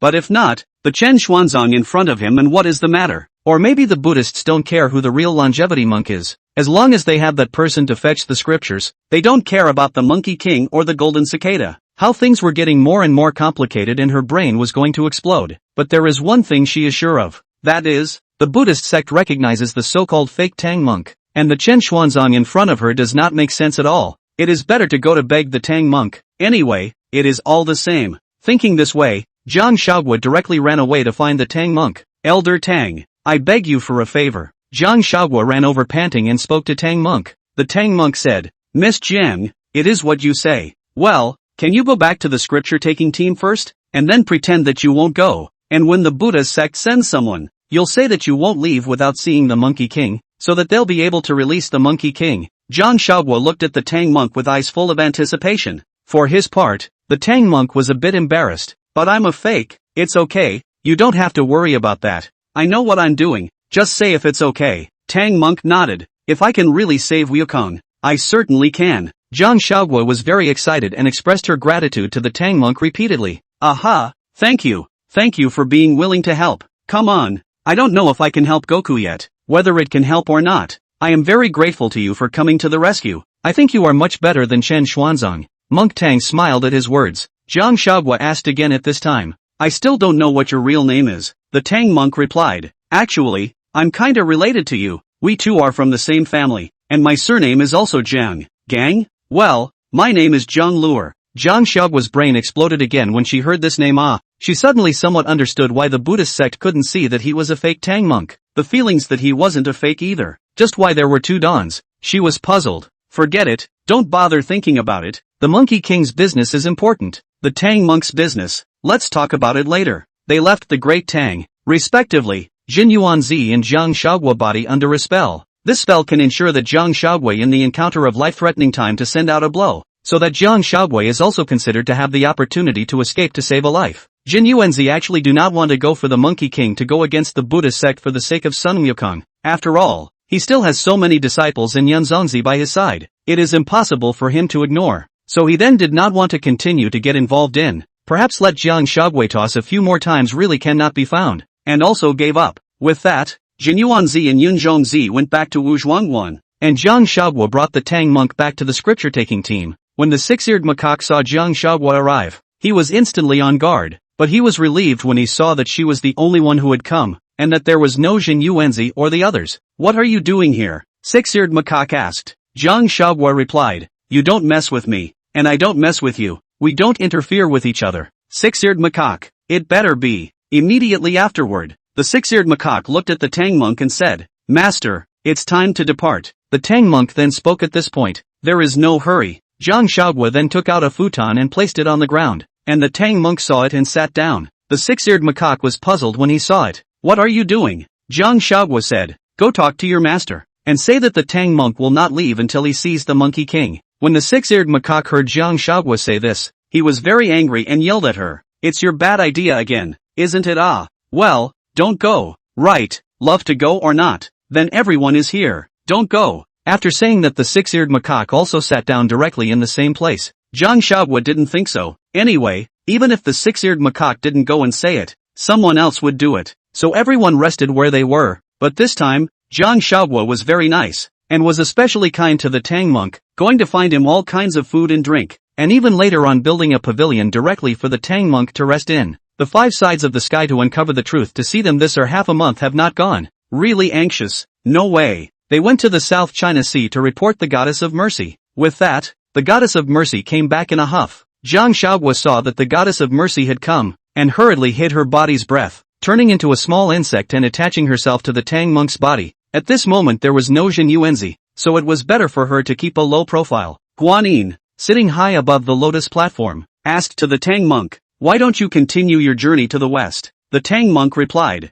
poor monk rescued Wukong from under the 5 Fingers Mountain back then, and spent several years with him. If he is unwilling to travel with me, speak with me, and poor monk will definitely not force himself. The Bodhisattva said, if Wukong does not come, are you not going to get this true scripture? And what will happen to the people of the world? The Tang monk said, the people of the world cannot die without this true scripture, but Wukong, he will die. Guanyin had no choice. Just as well, wait for me to make a trip to the Spirit Mountain. After saying this, Guanyin left. Jiang Huaguo saw that Guanyin had left and hurriedly said to the Tang monk, I'm also going to Spirit Mountain. Tang monk, take care of yourself. After saying that, Jiang Huaguo flew directly to the Goddess of Mercy's side. Jiang Huaguo transformed into a small flying insect, lying on top of Guanyin's skirt, wanting to silently follow Guanyin to sneak into the Spirit Mountain, waiting for a chance to see if he could find the Monkey King. Chapter 75, The Spirit Mountain. Goddess of Mercy, how could she not notice Jiang Huaguo? Just will be a trick. Just will bring her back to the Spirit Mountain.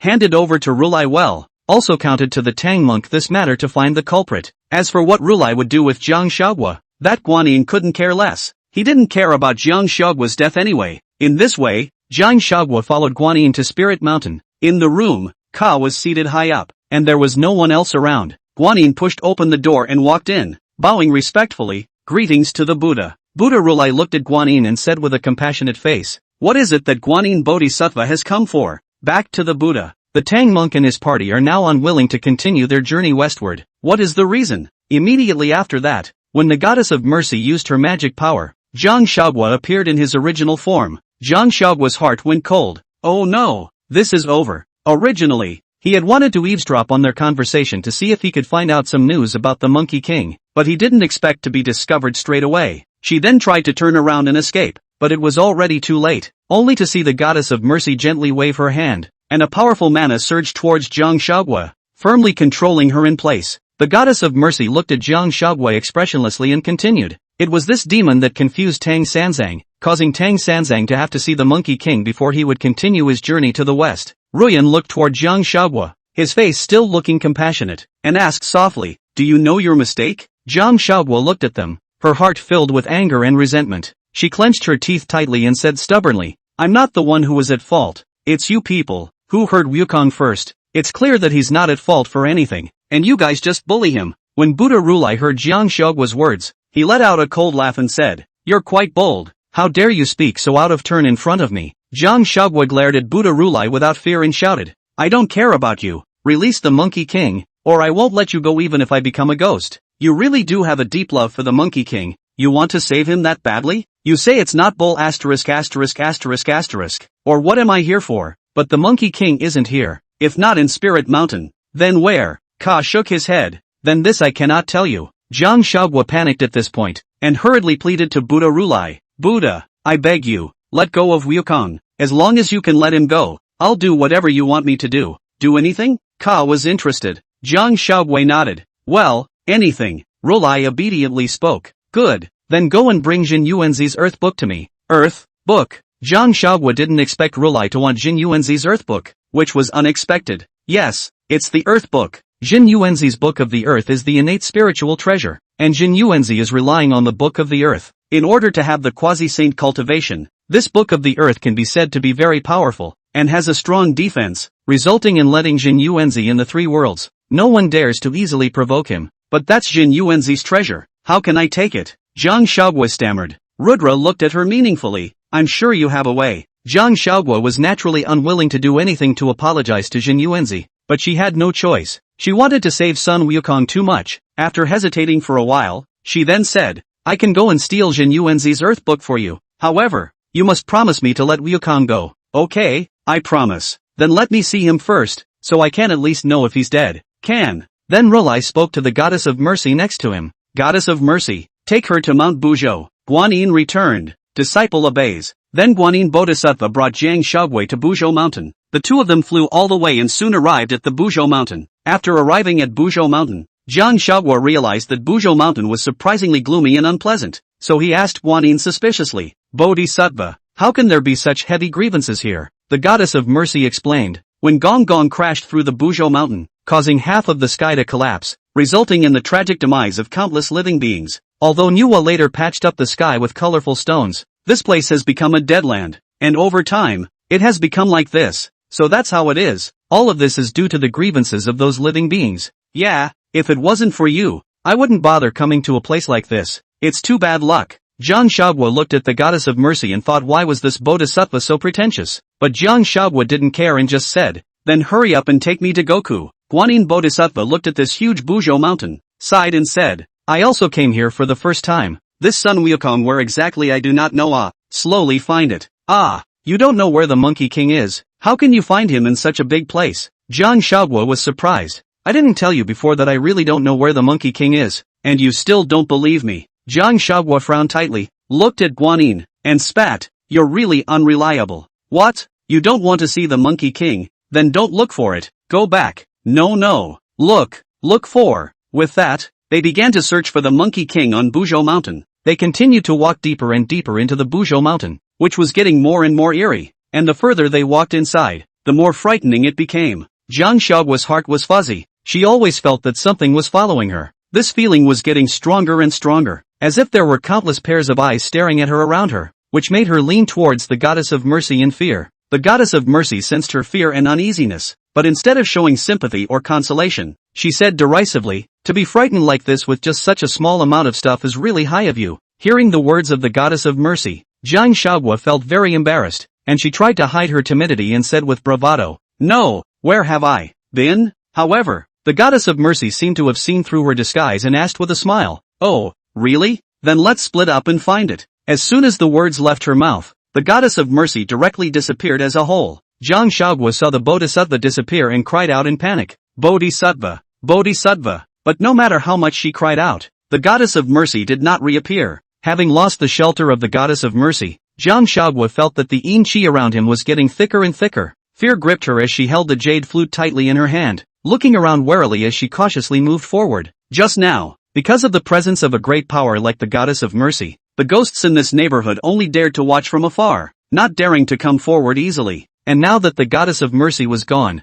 each of these ghosts revealed greedy gazes, leaping forward to devour Jiang Shaoguo. Finally, a ghost couldn't resist its inner urge and cautiously tried forward. It slowly approached Jiang Shaoguo and opened its bloody mouth, wanting to eat Jiang Shaoguo in one bite. However, Jiang Shaoguo wasn't intimidated, as she tightly gripped the jade flute in her hand and swung it fiercely towards the ghost without hesitation. Only a green light flashed, and the ghost screamed miserably, instantly knocked to the ground. However, although this one was knocked down, the other ghosts hiding to the side didn't flinch in the slightest. Seeing that their companions had already gone up, they seemed to be inspired and coincidentally all rushed up in a hurry as well. For a moment, numerous ghosts surged towards Jiang Shaoguo's side like a tidal wave. Jiang Shaoguo was undaunted as she wielded her jade flute and engaged the ghost in a fierce battle. With every swing of the jade flute, a ghost would be knocked down, letting out a mournful scream. However, there were simply too many ghosts, coming forward and back, constantly coming up. Although Jiang Shaoguo fought valiantly, it was ultimately difficult to resist such a huge numerical advantage. Soon,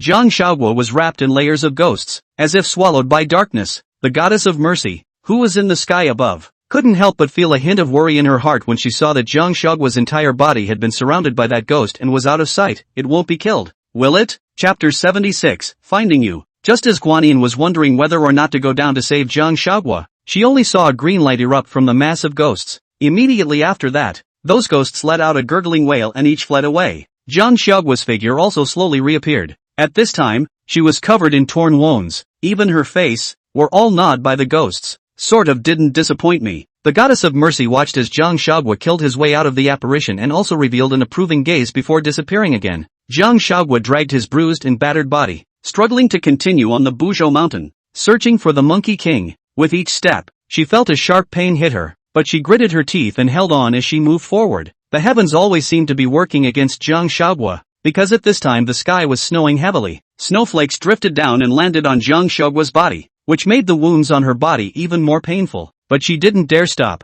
She had to get to Goku, who was still waiting for her. She couldn't fall, and with that, she gritted her teeth and held on. And the Monkey King, who was trapped in chains, felt a pang of sadness inside as he saw the snowflakes falling down. Sun Wukong thought of when he and Jiang Shaoguo were in the Tongtian River, watching the snow together and building a snowman together, and these wonderful memories came flooding back to him. How happy I was then, how sad I am now. I don't know how Jiang Shaoguo is now. Is she happy? Has her body recovered? And will she remember herself now? He missed her so much, but he might never see her again in this life. I'm afraid that in this life, I'll be trapped here. Thinking about this, the Monkey King couldn't help but shed a tear. Just as Sun Wukong was drowning in sorrow, he suddenly heard a voice. Goku! Sun Wukong had thought he was hallucinating, but when he looked in the direction of the voice, he saw that Jiang Shaoguo, whom he had been thinking about day and night, was looking at him not far away. He couldn't believe that she had actually shown up. Little fruit! Sun Wukong shouted excitedly, his voice filled with surprise and anticipation.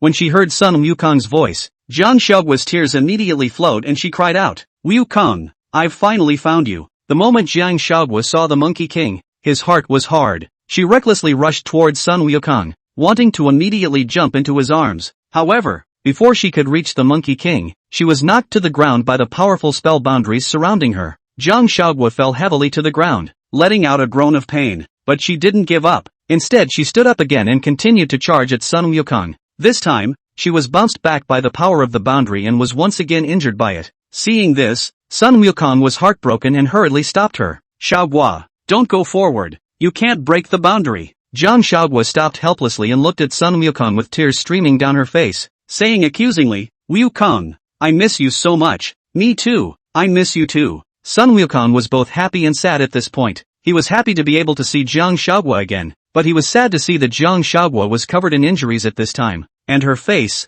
which was usually the most beautiful, was now not on. Little fruit, you must have suffered a lot to find me, Sun Wukong said with a heartbroken voice. Jiang Shaoguo shook her head. No, as long as I can find you, I don't feel anything. Wukong, are you in pain? Jiang Shaoguo's heart was like a knife twisting as she watched the chains go straight through Sun Wukong's body, trapping him there. Sun Wukong laughed and tried to reassure her. It's fine, you've forgotten that I sprang out of a rock. I'm not afraid of pain. Sun Wukong looked at Jiang Shaoguo's eyes, filled with love. He really wanted to go up and hug this girl who had risked everything for him, but unfortunately, he couldn't. Just then, a heavenly thunderbolt descended from the sky and ruthlessly struck Sun Wukong's body. Ah! Sun Wukong let out a pained roar, his body trembling violently. Jiang Shaoguo saw that Sun Wukong still had to suffer the punishment of heavenly thunder. The pain in his heart intensified, crying out, Wukong! To be the end of the heavenly thunder, Sun Wukong, forced to endure the pain, said strongly, it's okay,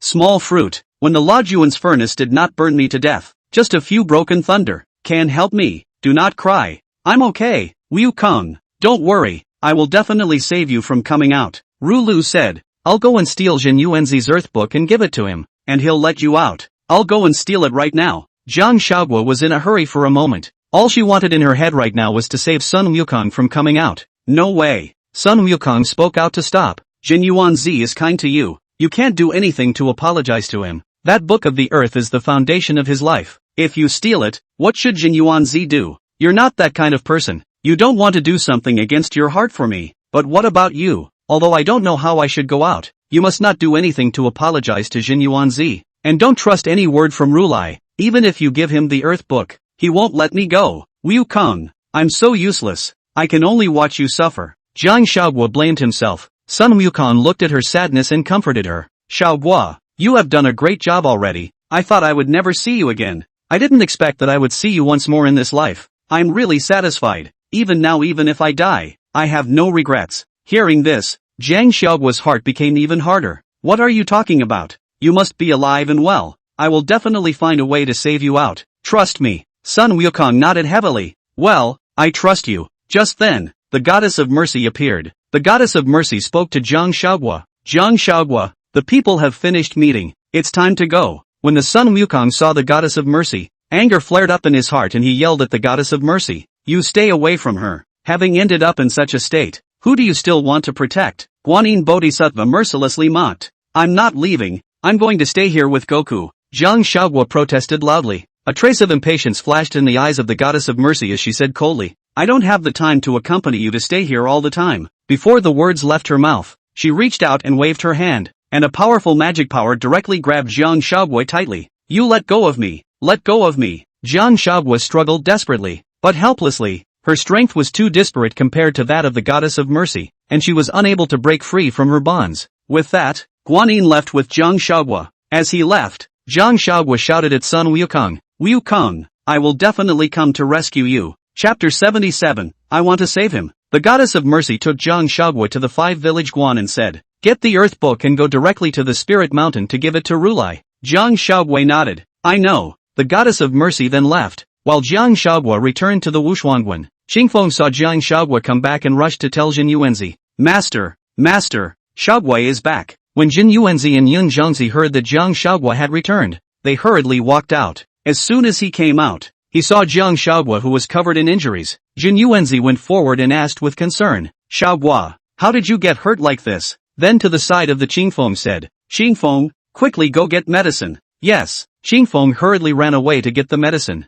After Qingfeng brought the medicine, he began to rub it carefully for her. Jiang Shaoguo looked at Zhenyuanzi with a heavy heart and spoke, Master, I've seen Wukong. Zhenyuanzi didn't expect Jiang Shaoguo to actually find him, so he pursued to ask, where is he now? Jiang Shaoguo replied, he's at Buzhou Mountain, the uncharted mountain. Master, Wukong is so poor now, being chained through the Peepa bone. Every day also have to undergo the heavenly thunderstrike. I wanted to save him out at that time, but Rulai laid down a boundary there. I can't break the boundary at all, and I can't save Wukong either. Jiang Shaoguo said with tears streaming down his face. This Rudra has even struck so hard. Yes, Master, Rudra told me to steal your earth book and give it to him so he could release Goku. But, Master, I can't do it. What? Rulai is actually so shameless. Zhenyuanzi didn't expect Rulai to hit on him. Master, Wukong also said that he told me to make sure I don't steal your earth book. Wukong, he's really a good person. I beg you to save him, okay? With that, Jiang Shaoguo knelt directly in front of Zhenyuanzi and begged, Master, I beg you, save him. Zhenyuanzi hurriedly helped Jiang Shaoguo up, Huaguo, get up, get up, Zhenyuanzi sighed. AI. It's not that I don't want to save him, but the boundary laid down by that Rulai is not something I can break through, and the method he cultivates in the Buddhist sect is different from my spells, so there is nothing I can do about it. In fact, Zhenyuanzi was very angry because of the matter of Rulai coveting his own earth book, so now he didn't intentionally shirk from saving Sun Wukong, but he really couldn't do anything about it. Jiang Huaguo was saddened when she heard that. What about that? What about Goku? Just when everyone was at a loss, a man suddenly appeared outside the door and shouted, Miss Jiang is in no hurry. The crowd looked over and realized that the visitor was actually Tang Sanzang. Jiang Huaguo asked suspiciously, Tang monk, why are you here? The Tang monk returned.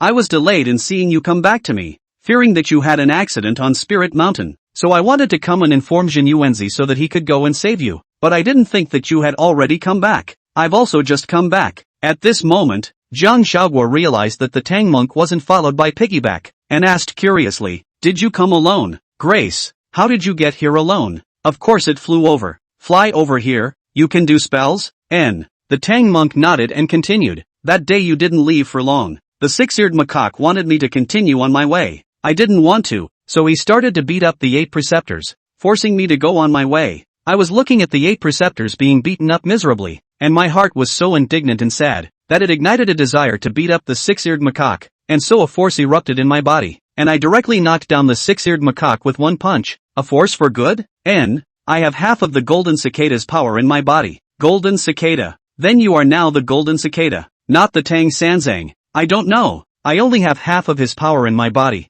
and my memories have only evoked half of it, so I can't really be considered a true golden cicada. Jiang Huaguo, on the other hand, said sincerely, so you don't have to have any worries now. You're not a fake Tang Sanzang. You're the real Tang Sanzang. Tang monk nodded approvingly. I am Tang Sanzang, although I now only have half of Golden Cicada Z's mana, but at first Golden Cicada Z was Rulai's disciple. I think all the spells are the same, so I might be able to break through that boundary. Jiang Huaguo was overjoyed when he heard the Tang monk say that it was possible to break the boundary. Really? Can you really break that boundary? The poor monk may be willing to give it a try. Jiang Huaguo nodded her head excitedly. Thank you. In this way, Jiang Huaguo brought Tang Sanzang, Zhenyuanzi and Yunzongzi to Buzhou Mountain. When Sun Wukong saw Jiang Huaguo bring Zhenyuanzi and Yunzongzi, he didn't think it was unusual. Only Tang Sanzang also came, which made him puzzled, and asked, Huaguo, Master, why did he come? He's here to save you. Jiang Huaguo replied, it's not too late, let's get started. Tang Sanzang said to the crowd,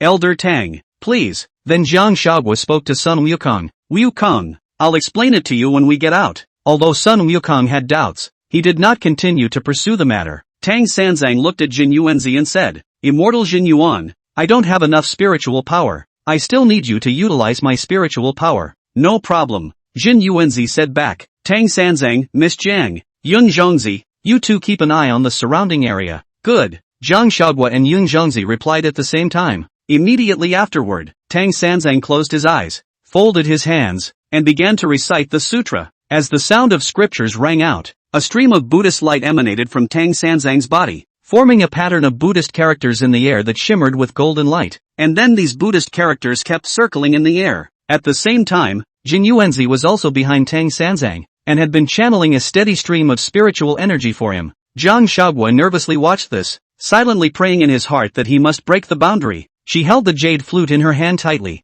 fearing that someone might disturb Tang Sanzang. However, just as Tang Sanzang's spell touched Rulai's boundary, Rulai, who was far away in the Spirit Mountain, quickly sensed it and frowned, a hint of surprise flashing in his eyes before he flashed, transforming into a golden light that flew towards Buzhou Mountain. Break! With Tang Sanzang's command, the boundary broke in response. The moment the boundary broke open, the chains on Sun Wukong's body were then free of mana confinement, and Sun Wukong struggled hard to rip those chains off of himself. Jiang Huaguo saw the boundary break open. Her heart was full of excitement and joy. She couldn't wait to fly to Sun Wukong's side and pounced into his arms. Tears came out of her eyes. Her voice choked with emotion. Wukong, you finally came out. Sun Wukong also gathered Jiang Huaguo tightly into his arms and said in a warm voice, Huaguo, thank you. Chapter 78, interesting. Just when everyone was absorbed in joy, Ka appeared. Really underestimated you, Rulai said as he looked at Jiang Huaguo. At this time, Rulai shed his Buddha-like appearance. Instead, he transformed into a young man dressed as a young man. Although the outside had changed, the crowd could still feel his powerful aura. Jiang Huaguo looked at Rulai warily. What else do you want? I'm not afraid of you today. At this time, Zhenyuanzi also opened his mouth. Rulai, for so many years I have always been good friends with you, but you asked my disciple to come and steal my book of the earth. What do you mean by this? Rulai laughed and said, where is Zhenyuanzi's words? How could I possibly say such a thing? This is all just this disciple of yours pulling a fast one in order to use you to save the son Wukong. As soon as Jiang Huaguo heard Rulai's words that turned black and white upside down, he was so angry that he jumped to his feet and retorted angrily. Bull ********. You are coveting my master's land book. You dare to do it but don't dare to admit it. Ka, however, looked contemptuous and sneered. Then do you have any evidence? Jiang Huaguo was momentarily dumbfounded by Rulai's dislike. Zhenyuanzi knew that Jiang Huaguo wasn't a believer, and he naturally believed Jiang Huaguo. But now that Rulai was dead set against it, Zhenyuanzi couldn't say anything. Zhenyuanzi fixed his mind and said in a deep voice, since that's the case, let's leave this matter at that. We'll take our leave first. Rulai smiled and nodded, saying, naturally, of course you can leave, but Sun Wukong and Tang Sanzang are my Buddhist disciples and cannot leave. Zhenyuanzi frowned. What if I say I'll take them all? A cold light flashed in Rulai's eyes, and the corner of his mouth rose slightly as he sneered. That depends on whether or not you have the ability. Zhenyuanzi let out a secret sigh. He knew that if he wanted to take away the Monkey King and the Tang monk today, he was afraid that it wouldn't be easy. So, he turned his head and said to Yun Zhengzi beside him, you will take the three of them away first. Yun Zhengzi nodded and responded softly, good, then be careful. After saying that, Yun Zhengzi directly sent a stream of light to take the three away. Rulai tried to stop it, but was directly interrupted by Zhenyuanzi. Rulai was displeased and immediately sent an attack directly at Zhenyuanzi. The two men fought fiercely about it. Yun Zhengzi had just left Buzhou Mountain with the three of them when he stopped and said to them, Huaguo, you guys go first. I'm not worried about Zhenyuanzi. I have to go back and help him. Jiang Huaguo was also very worried about Zhenyuanzi, but he was helpless with his own low magical power, so he didn't stop Yun Zhengzi, but instead instructed, then be more careful. We'll wait for you to come back. Good. After Yun Zhengzi finished speaking, he turned around and went back to the Buzhou Mountain again. Jiang Huaguo also brought the Monkey King and the Tang Sanzang back to the Five Zhuangguan. When Zhenyuanzi saw that Yun Zhengzi was back again, he immediately became anxious and roared, what are you doing back here? Let me help you. After Yun Zhengzi finished speaking, he directly rushed towards Rulai as well, joining the battle. Rulai disdained self-importance. Then he slammed his palm at the cloud. Be careful, Zhenyuanzi shouted. Fortunately, Yun Zhengzi dodged in time, and Zhenyuanzi breathed a sigh of relief. Immediately after that, Zhenyuanzi fought to strike at Rudra again. Yun Zhengzi then took the opportunity to strike a blow to Rudra in the midst of the struggle between the two of them. The blow didn't do much damage to Rudra, but Rudra was surprised to find that Yun Zhengzi's mana also carried the aura of the red cloud. After all, back in the day, they all participated in the sermon of the Purple Heavenly Palace, and for Red Cloud, the topic of conversation that almost became a saint, who wouldn't go up to see a lively event? Just everyone thought that Kunping had already killed the red cloud back then, but I didn't expect that this Yun Zhengzi had a red cloud breath on him, which was really interesting. Rulai was instantly interested, so he stopped fighting Zhenyuanzi and turned his attention to Yun Zhengzi. Immediately after that, Rudrai sent a fierce attack directly at Yun Zhengzi, who was somewhat unable to resist. Seeing that Rulai was about to strike Yun Zhengzi with a palm,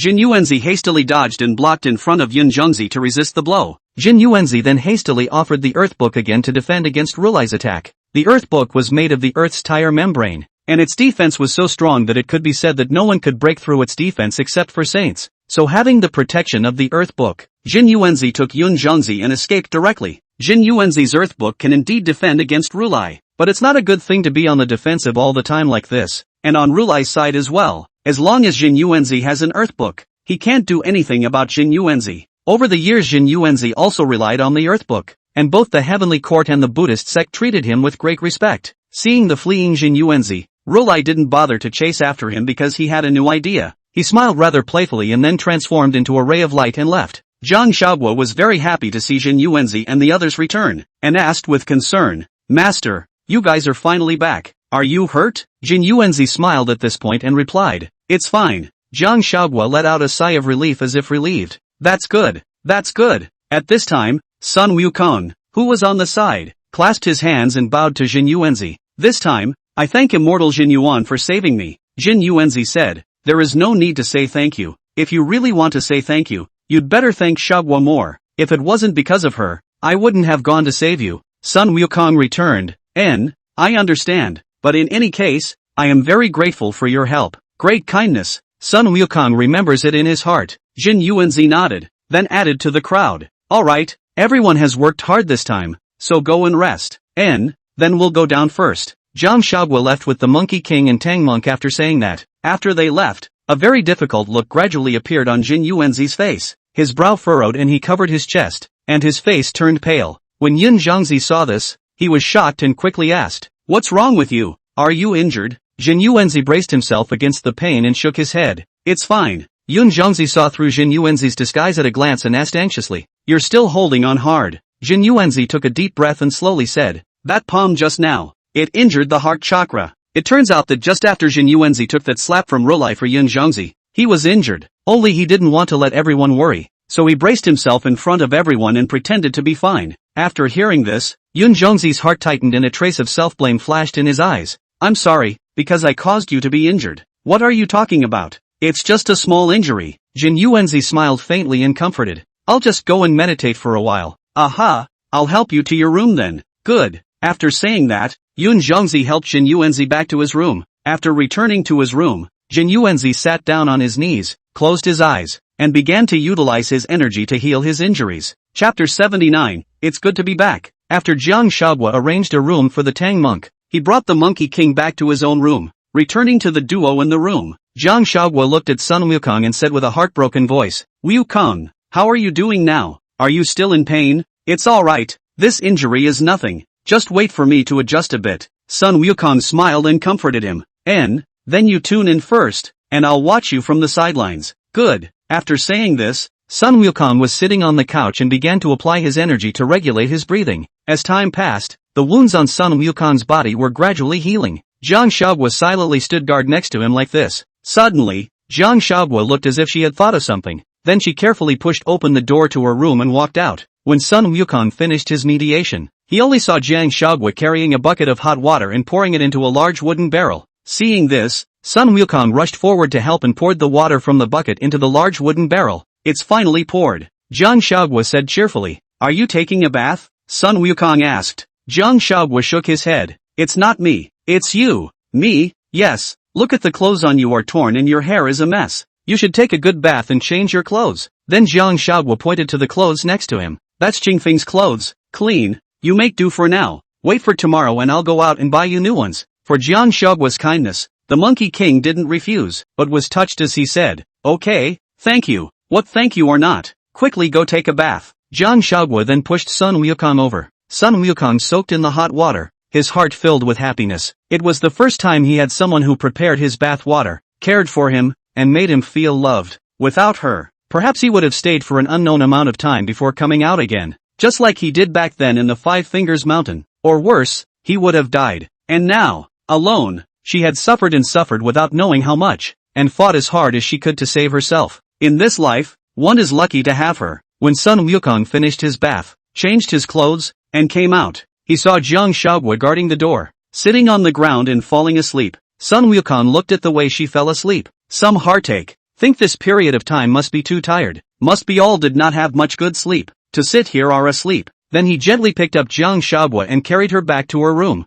Although Jiang Huaguo didn't open her eyes, she felt that it was the smell of the Monkey King, which put her at ease, and she just continued to sleep in his arms. Sun Wukong placed Jiang Huaguo on the bed, then lay down himself in a smooth manner. Looking at Jiang Huaguo as she fell asleep, the Monkey King couldn't help but feel inwardly that this was, well, really good. So he kissed her forehead gently, then hugged her and drifted off to sleep as well. Zhenyuanzi carried a bowl of freshly boiled medicine to Zhenyuanzi's room and said to him, "Zhenyuanzi, this is what I boiled with immortal herbs. Drink it, it's good for your body." Zhenyuanzi took the medicine and didn't care if it was really useful or not. He directly took a mouthful and dried it all up. Zhenyuanzi put the bowl down, looked at Zhenyuanzi, and said to him, "Come here." Zhenyuanzi gestured for Zhenyuanzi to sit beside him. Cloudy also sat over obediently. "What's wrong?" Immediately after that, Zhenyuanzi stepped forward and embraced Zhenyuanzi like a kitten. The current Zhenyuanzi had already started from the very beginning of rejecting Zhenyuanzi's touching himself, to now he had slowly gotten used to it.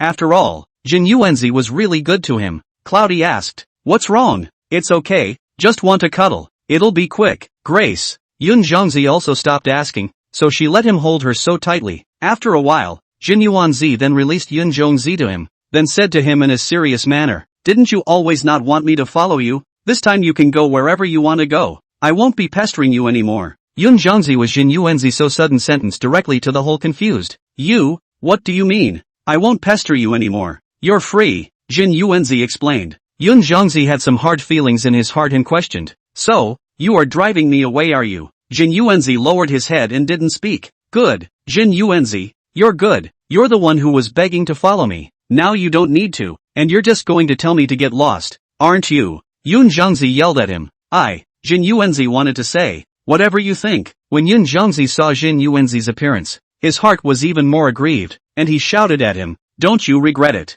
Then directly slammed the door and left. Seeing the departing figure of Zhenyuanzi, Zhenyuanzi silently sighed. And the cloud in the sun left Zhenyuanzi room, was very angry, want to immediately go back to the terminal South Mountain, but walked to the door. He changed his mind. Why he Zhenyuanzi want to let himself want to let himself go their own have to go. He is not. So he had the bright idea to come to the garden. The cloud and the sun flew to the ginseng fruit tree, directly pick a fruit to eat while saying, "Let you drive me away. I'll eat all your fruit." Heartbroken to death you. So the cloud and the sun really gambling will ginseng fruit tree fruit all eat up, perhaps eat too full, even directly in the tree fell asleep. On the second day, when Qingfeng came to the garden, he found that none of the fruits on the ginseng fruit tree were left, and he hurriedly ran to Zhenyuanzi in panic and told him, "Master, it's not good, the ginseng fruits are gone, none of them." Zhenyuanzi was shocked at the news and hurried to the garden. On the other side, Jiang Huaguo and the Monkey King, as well as the Tang monk also heard about the fruit being gone and hurriedly ran to the garden as well. The people came to the garden, and it was true that there was not a single ginseng fruit left on the tree. Who did this to pick all the fruits? Jiang Huaguo was puzzled with anger. Sun Wukong said to Jiang Huaguo at this time, "Look there, Zhenyuanzi is up there." Everyone then looked at Zhenyuanzi, only to see that Zhenyuanzi was still huffing and puffing at that moment. With a wave of Zhenyuanzi's hand, a golden light flew away, and Zhenyuanzi woke up. Yawning, Cloudy got up and came down from the tree when he saw that everyone was here. Jiang Huaguo tentatively asked, "Master, this fruit, it won't be you who picked it all?" Zhenyuanzi said in disbelief, "Yes, I was thirsty yesterday, so I ate it all." "All of it, Master, you?" Jiang Huaguo was also shocked and didn't know what to say. Chapter 80, Departure of the Tang Monk. Jiang Huaguo carefully looked at Zhenyuanzi, fearing that he would get angry and then go and beat Zhenyuanzi half to death in one go, and tentatively said, "Master, are you alright?" At this moment Zhenyuanzi's face did not have a trace of anger. A calm face looked at the cloud and the sun said, "You like to eat then eat well." Everyone didn't expect Zhenyuanzi to care at all. It was really out of everyone's expectation. And this situation is also out of the cloud within the expectations of the sun. He had thought that Zhenyuanzi will be angry, and quickly said, "Zhenyuanzi, this is not a ginseng fruit. Is the whole tree? All was eaten by me. You don't have the slightest reaction to it. It's okay, he'll grow again." Zhenyuanzi said. The crowd was stunned again. Who used to baby ginseng fruit baby like what? Now even said so light-hearted. While everyone was still in shock,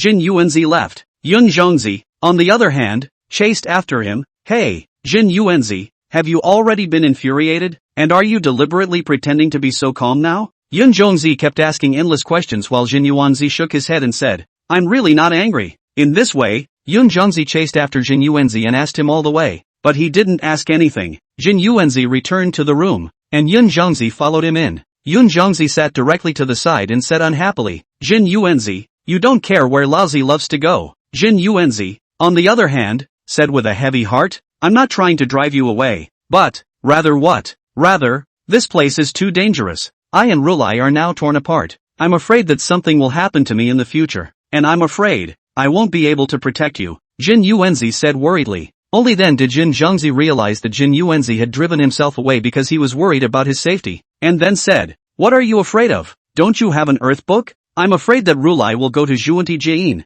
and in case they help Rulai against me, I can't guarantee that I'll be able to protect you. I, Zhenyuanzi, am not a person who is greedy for life and afraid of death. If there is a day when I really can't fight anymore, just die. What's the big deal? But I don't want to involve you. What's even or not even? I'm willing to be even by you. Are you really not afraid?" Zhenyuanzi said firmly, "Not afraid." Zhenyuanzi's eyes instantly warmed up, and he said from the bottom of his heart, "Good." In the garden, the Monkey King looked at the Tang monk and said sincerely, "Master, thank you so much this time. Tang monk smiled, said, you and I master and disciple A. No need to say thank you. This time Jiang girl for you all the way. In the future, you must not negative her. Sun Wukong nodded.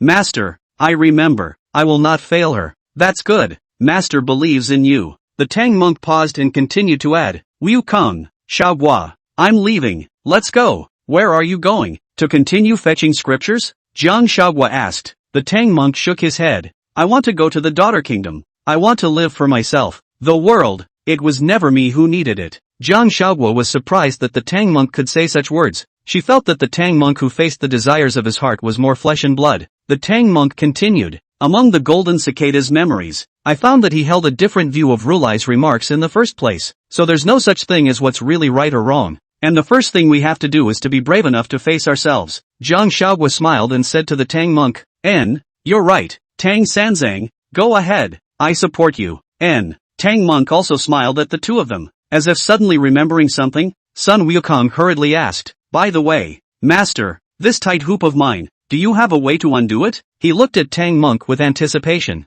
The Tang monk looked at the tight hoop above Sun Wukong's head that was glittering with golden light, shook his head helplessly and said, there's no way I can undo it. A hint of disappointment and frustration spread across Sun Wukong's face. Am I going to have to wear this thing for the rest of my life? The Tang monk comforted. Wukong, don't be discouraged. Although I don't know how to undo this tight hoop, I've heard that it was made by a high-ranking person called the Golden Hoop Immortal. Perhaps if we find him, we will be able to undo this tight hoop. Hearing this, Sun Wukong's eyes lit up and asked excitedly, really, Master, then where is this Golden Hoop Immortal? The Tang monk shook his head and replied, he went into seclusion a long time ago, so I don't really know where he is now. Sun Wukong immediately felt a bit deflated, and Jiang Huaguo hurriedly stepped forward to encourage him. It's okay, Wukong, we can go look for this Golden Hoop Immortal together. I'm sure we'll be able to find him. Sun Wukong nodded his head vigorously.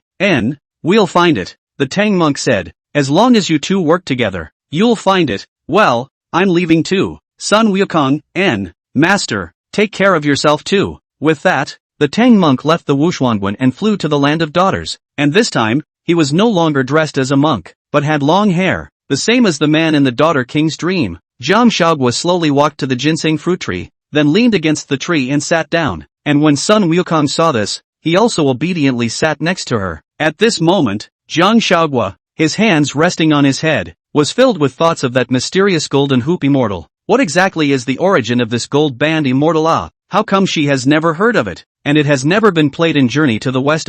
Sun Wukong looked at Jiang Huaguo's preoccupied appearance and opened his mouth to ask, what are you thinking about? Jiang Huaguo collapsed his head smoothly onto the Monkey King's shoulder, a helpless expression on his face as he said, I was thinking about the Golden Hoop Immortal. How come I haven't heard of this character? Yeah, I've never heard of it either. Sun Wukong was also worried. Jiang Huaguo at this time but laughed a little. Mischievous said, you have not heard of is not very normal. You even Zhenyuanzi in the first time do not know. Sun Wukong scratched his head and smiled embarrassedly. I can only say that Zhenyuanzi is too low-key. He. At this time, Jiang Huaguo suddenly had a flash of light. A glint of excitement flashed in his eyes, and he fiercely got up, looked at the Monkey King, and excitedly said, Zhenyuanzi, what's wrong? Sun Wukong looked at Jiang Huaguo with a bewildered expression. Jiang Huaguo was filled with joy and hurriedly explained. Zhenyuanzi might know he has lived for so long, he must know quite a few people, perhaps he knows this Golden Hoop Immortal. Sun Wukong came to a realization and nodded.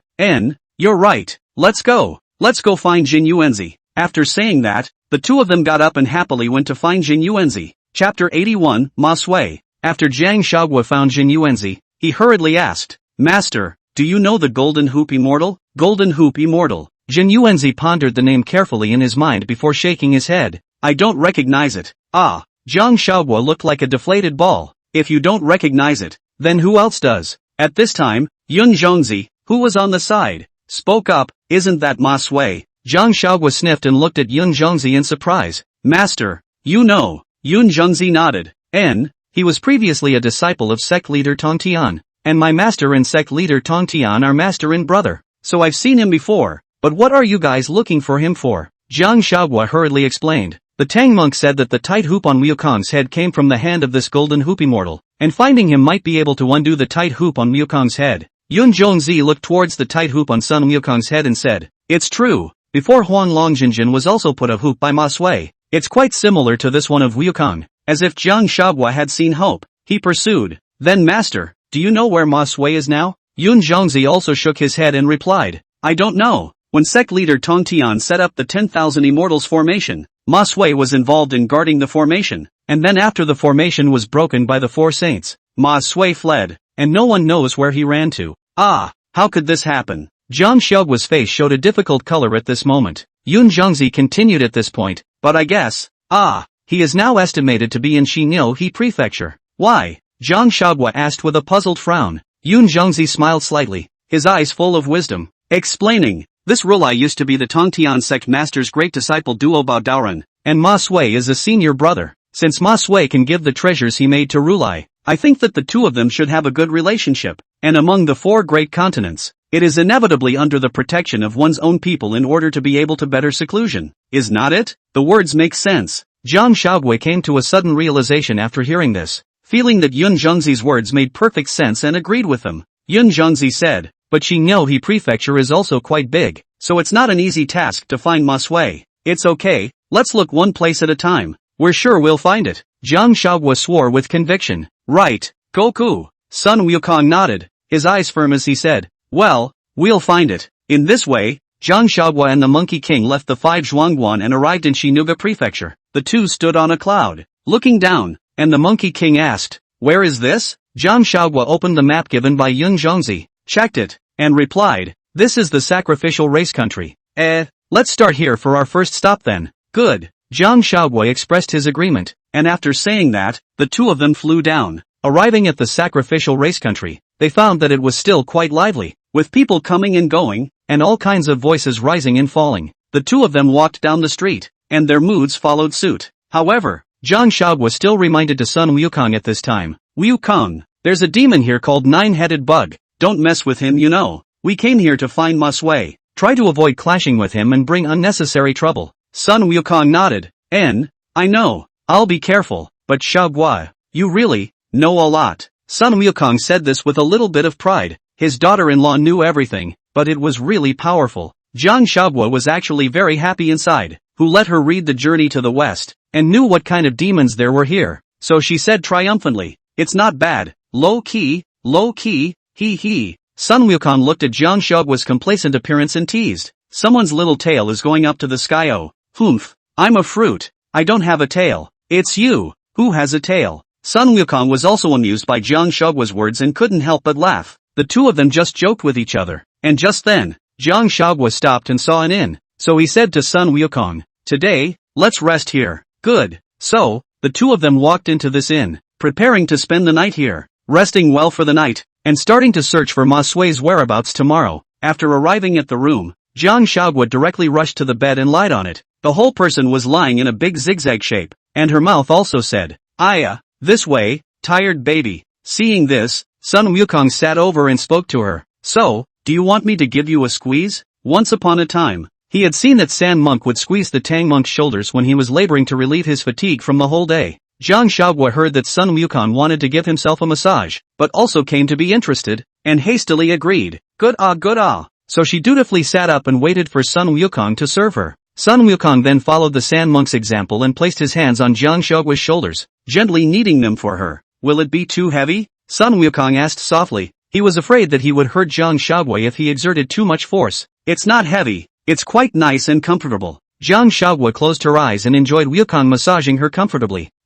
That's good, just pressing on." Suddenly, Jiang Shaogua softly called out, "Wukong, what's wrong? Just wanted to call you and feel really good and everything. I feel the same way about everything." Jiang Shaogua took down Sun Wukong's hand that was massaging him, then turned around and looked at him with affection. "Kiss me." Sun Wukong smiled faintly, then kissed Jiang Shaogua deeply. 3 hours later, Jiang Shaogua lay on the bed, lifelessly saying, "I won't tease you next time. My body is about to flash the frame." "But that's not what you just said." Sun Wukong pretended to be aggrieved. Jiang Shaogua helplessly glanced at Sun Wukong. "AI, sister is old. Unlike you youngsters, her physical strength is too good." "Alright." Sun Wukong hugged Sun Wukong and spoiled him. "Then next time we'll be a little gentler." "Okay, N." Jiang Shaogua leaned into his arms. Sun Wukong knew that last time, Jiang Shaogua was poisoned by the scorpion spirit, and under the confusion, the two of them did that kind of thing. And this time, Jiang Huaguo was willing to have further relationship with himself, so he was also a little extra attentive, so as to make Jiang Huaguo have better feelings. Sun Wukong wrapped his arms around Jiang Huaguo and continued in a warm voice. Huaguo, when I take down this golden hoop, let's get married, okay? Getting married? I want to marry you and be my wife. Is that okay? Jiang Huaguo smiled mischievously. I'll think about it. That gives you 3 seconds to think about it. 3 seconds? That's too short. 3, 2, 1. Please state your answer. Well, I do. Chapter 82, Sad 11. 11 took advantage of the absence of the Supreme Lord to sneak down to the realm and come in search of Jiang Huaguo. Unfortunately, he went to fetch the scripture team to look for, found that the fetch the scripture team is no longer there, and then went to the Jade Pillar Cave, and did not find anyone, and finally bravely came to the 5 Zhuangguan, but saw the cloud in the middle of the sun, but again, did not see Jiang Huaguo. Zhenyuanzi was naturally able to see 11's thoughts on Jiang Huaguo, so he admonished, you should also stop thinking about Huaguo. She already has a sweetheart. She's got a sweetheart? Who? 11 asked. Sun Wukong. What? She likes the Monkey King. The two of them are already together, so you shouldn't have too many thoughts about her anymore. Cultivating properly is the right path for you. I know. 11 bid farewell to Cloudy and left in a state of disorientation. He didn't know how Jiang Huaguo got hooked up with the Monkey King. It was too hard for him. Why can't it be him? It's just a monkey. What's so great about it? No wonder Sun Wukong had warned himself not to think ill of Jiang Huaguo before. It turned out that Sun Wukong was he himself thinking ill of Jiang Huaguo. It was really hateful. Obviously in the beginning he and Jiang Huaguo so good, is not his own in the beginning to be more brave, do not want to a mortal position, perhaps, in her side is his own. Thinking in this way, he actually arrived at the Lotus Cave without God realizing it. This was the place where he used to share happy memories with Jiang Huaguo. Only, now he was the only one left. 11 stood in front of the Lotus Cave, looking at it for a while, thinking a lot. Then with a wave of his hand, he opened the cave door and stepped inside. After going in, 11 was surprised to find that the cave was inhabited, which couldn't help but make him very curious. He actually associated it with whether or not Jiang Huaguo was staying here, so he hurriedly walked inside. However, when he walked inside,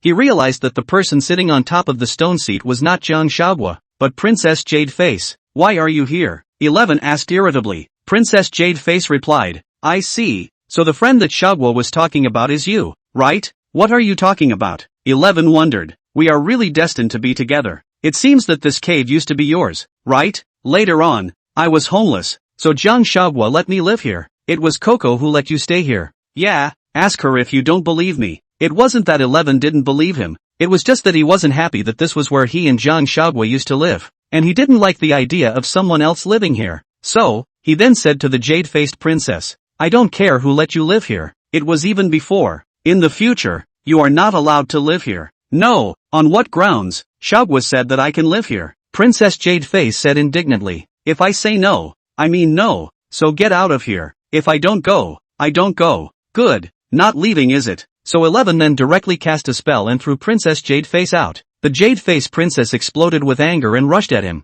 You little white boy, asshole, do you know how to have compassion for Jada? At the expense of my previous thought of adopting you. What a thing. 11 didn't listen either, and turned around and went straight back into the cave, closing the door behind him as well. 11 came to the room where Jiang Huaguo had stayed before and looked at the stone bed she had slept on before lying down on it. He felt the scent of what she had once left here, and was very saddened. I don't know how long it took, but Princess Jade Face snuck in and couldn't help but be curious when she saw how sad he looked. What are you crying for? Princess Jade Face asked. 11 jerked up. Why are you in here again? I've lived here for quite a while at least. Can I not know where there is a small door? But you. Are you crying? I'm not. Your bull asterisk asterisk asterisk asterisk ting me. Well. You didn't know no. Do you like Coco? Princess Jade Face knew that this room was Jiang Huaguo's, so she hadn't moved. 11 silently lowered his head and didn't speak. As soon as Princess Jade Face took a look at 11's appearance, she knew that she had guessed correctly, and then scoffed.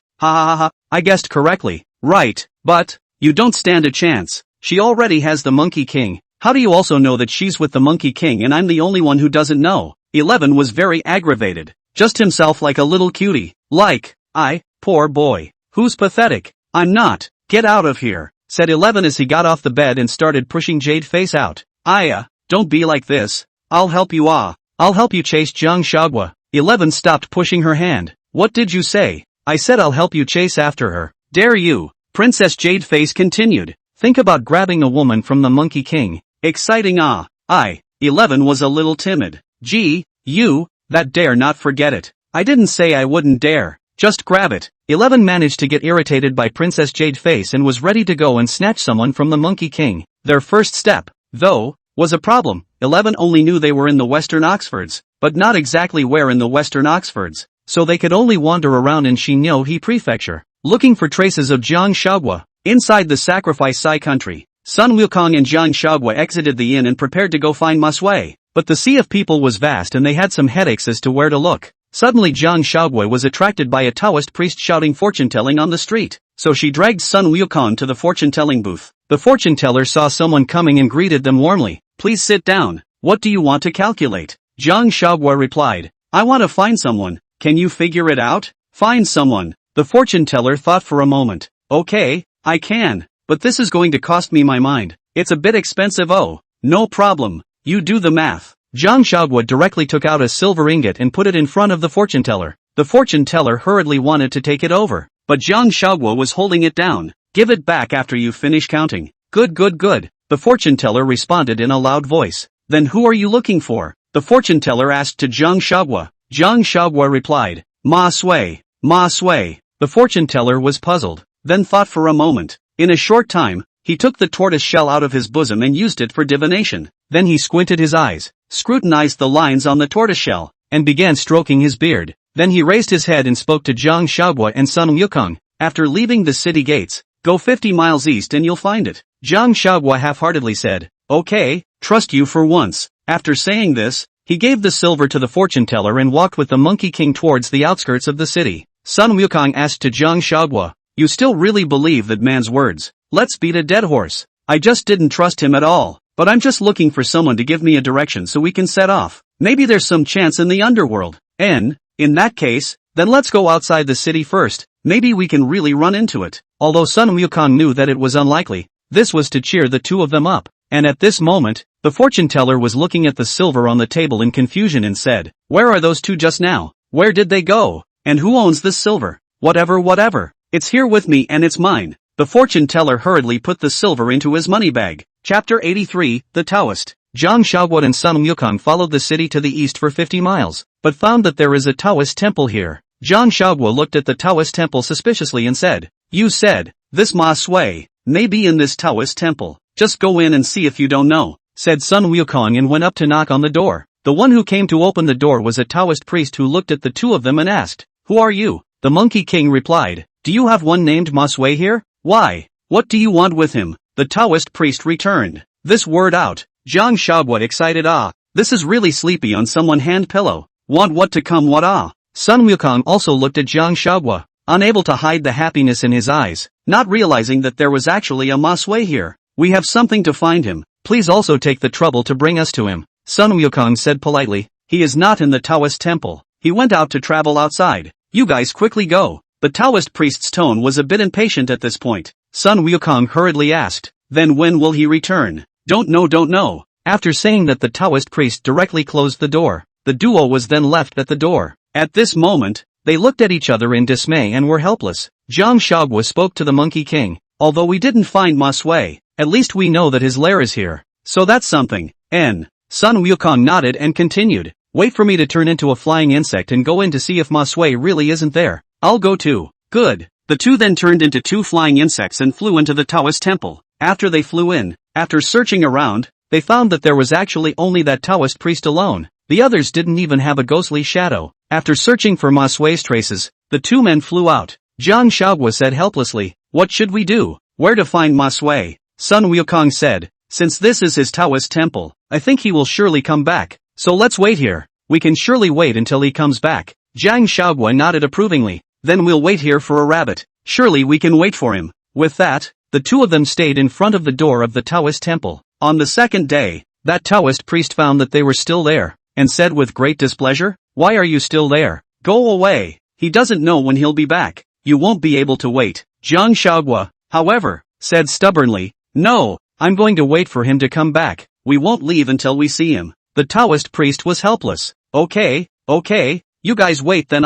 When he finished, he closed the door again. Just so wait and wait. In the blink of an eye, the two have been waiting here for 3 days. Jiang Xiaoguo's patience has been gradually worn out. Finally, she couldn't take it anymore. She rushed to the door of the Taoist temple, kicked the door straight open, and strutted in. The Taoist priest panicked when he heard the loud noise and ran out, questioning, "What are you doing?" Jiang Xiaoguo directly raised his jade flute and rushed forward without hesitation, holding it against the Taoist priest's neck and threatening, "Tell me where Ma Sui is, or I'll kill you." The Taoist priest was displeased to see Jiang Xiaoguo being so insolent and unbridled with himself, and sneered, showing off his skills. Then with a casual wave of his hand, a powerful force instantly knocked Jiang Xiaoguo to the ground. Seeing this, Sun Wukong hurriedly helped Jiang Xiaoguo up and asked with concern, "Are you alright?" Jiang Xiaoguo shook his head and said, "It's fine." When Sun Wukong saw Jiang Xiaoguo being beaten, he was naturally enraged and immediately took out his weapon and was about to strike at the Taoist priest. Jiang Xiaoguo hurriedly stopped it and said, "Wukong, no." Sun Wukong looked at her suspiciously, with a glint of incomprehension in his eyes, but before he could finish his words, he was interrupted by Jiang Xiaoguo. Only to see Jiang Xiaoguo's face overflowing with joy despite the beating, she stared at the Taoist priest and said cheerfully, "Hello, Taoist Master Ma Sui." Sun Wukong glanced at the Taoist in surprise, then turned to Jiang Xiaoguo and asked, "He's Ma Sui?" Jiang Xiaoguo nodded vigorously. "Aha!" Then he explained, "I originally just wanted to scare him and force out information about Ma Sui's whereabouts, but I didn't expect that just now." With a light strike, this Taoist priest was able to knock a demon with the strength of a Tai Golden Immortal to the ground. It was absolutely impossible for an ordinary Taoist priest to have such a skill. Therefore, the most likely scenario is that he is Ma Sui himself. The Taoist master smiled slightly and said with a hint of a flirtatious tone, "So what if it is? So what if it isn't?" Jiang Xiaoguo hurriedly stepped forward and pleaded earnestly, "Taoist Ma Sui, please take a look at the tight hoop on his head. That's your magic treasure, right? Can you help us remove it?" Ma Sui said indifferently, "I saw it long ago, but that tight hoop I gave to Ru Lai long ago, I think. Also Ru Lai gave him to put on. Must have his reason. So, I refuse. Don't, just help us." Jiang Xiaoguo was still persistent. However, by this time, Ma Sui had already turned around and walked away, leaving behind only one sentence, "Leave quickly." Sun Wukong was also a little sad to see that Ma Sui was unwilling to help him remove the tight hoops, but he also still comforted to Jiang Xiaoguo, "It's okay, Xiaoguo. If he doesn't help, forget it, let's think of something else." Jiang Xiaoguo nodded at this time and said, Wait for me to think of something. I can definitely think of something." The two of them returned to the inn in the city. Jiang Xiaoguo thought about it all night and finally came up with a method. In fact, she did not know if it would work, but if not, then think of something else. Anyway, she will not give up lightly. So she and the Monkey King once again came to Ma Sui's Taoist temple. Only, at this time, she was still carrying a jar of wine in her hand. When Jiang Xiaoguo saw Ma Sui, he rushed up cheerfully and said, "Taoist Ma Sui, look what I brought you." "It's just a jar of wine," Ma Sui said in disbelief. Jiang Xiaoguo, however, pretended to say, "Dao Long don't know. My master is Zhenyuanzi. What is the most famous there?" "That is the Ginseng Fruit.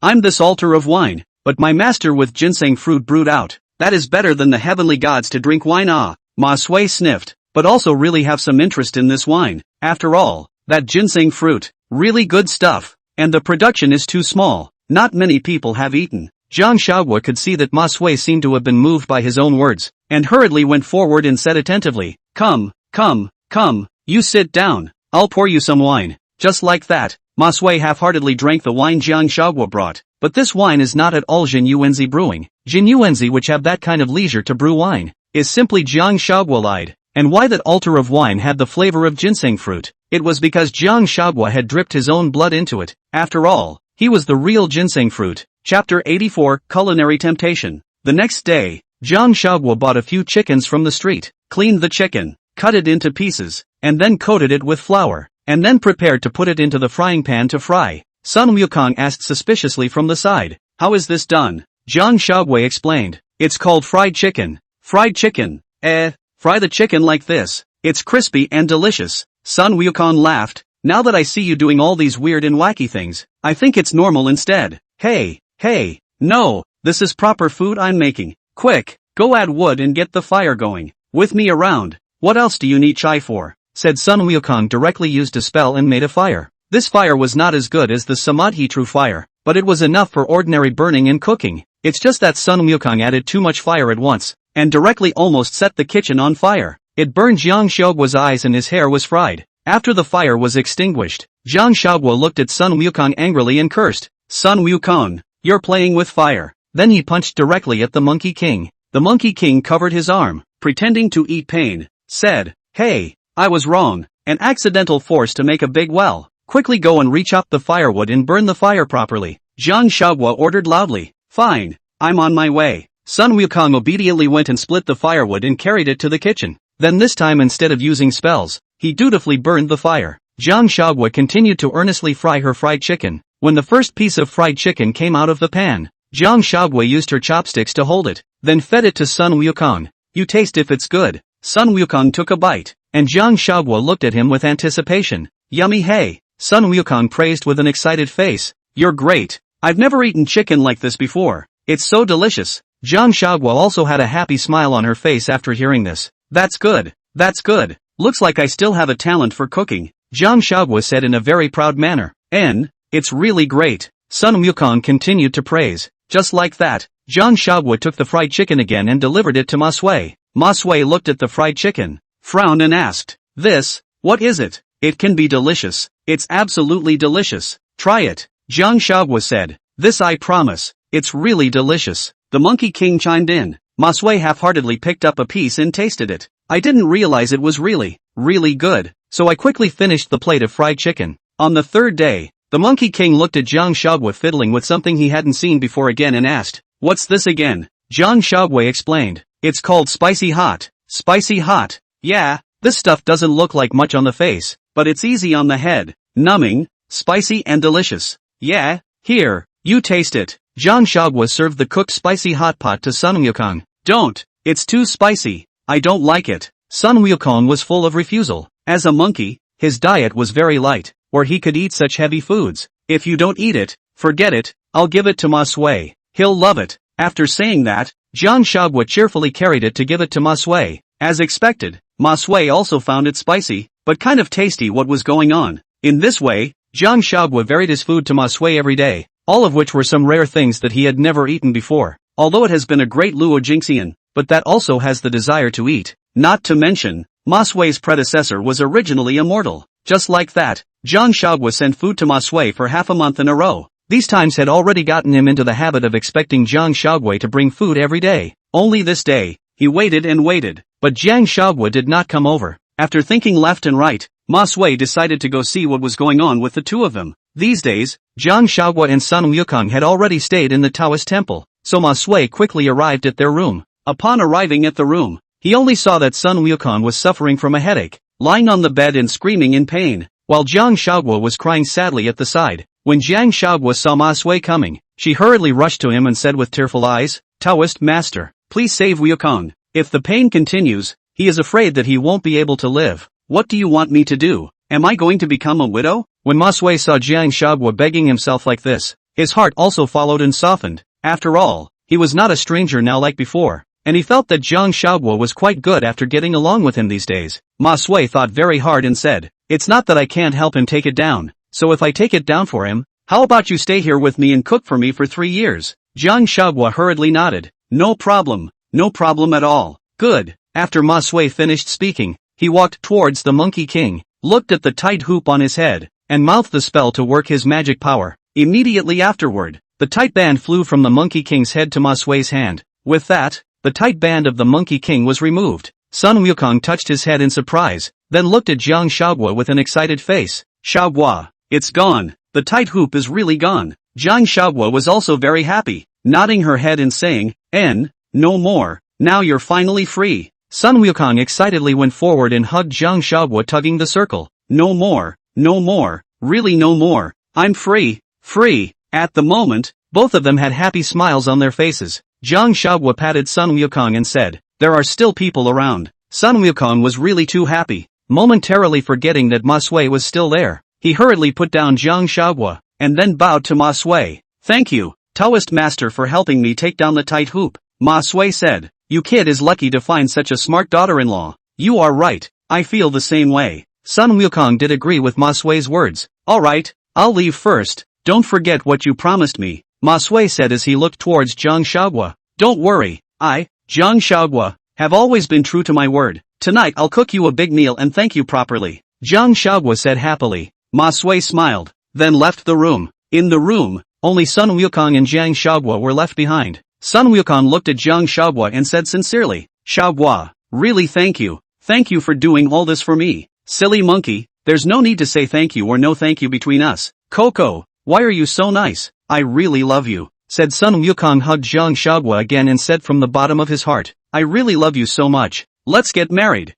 Jiang Huaguo also hugged him, feeling his love, and softly said, I'll definitely marry you, and when we've stayed here for enough 3 years, we'll go back to Flower and Fruit Mountain to get married. Okay, good. At this time, the Monkey King felt that he was the happiest under the sky. Chapter 85, Goku's Breakthrough. Jiang Huaguo was a person who kept his word, so he really stayed at Ma Sui's Taoist temple, and still prepared food for Ma Sui with all his heart every day. On this day, Jiang Huaguo had just served the steamed cake she had made to Ma Sui when she saw a golden light shoot out from outside. The place where that golden light appeared looked like it shot out of his room. At this time, isn't Sun Wukong cultivating in his room? Thinking of this, Jiang Huaguo was very worried, and hurriedly ran out. Seeing this, Ma Sui also hurriedly followed. As soon as Jiang Huaguo pushed open the door of the room, he saw that Sun Wukong was sitting cross-legged on the couch, his entire body radiating golden light. She just wanted to go forward, but Ma Sui hastily pulled her back. Don't go over, it's too dangerous. Jiang Huaguo anxiously asked, What's wrong with Wukong?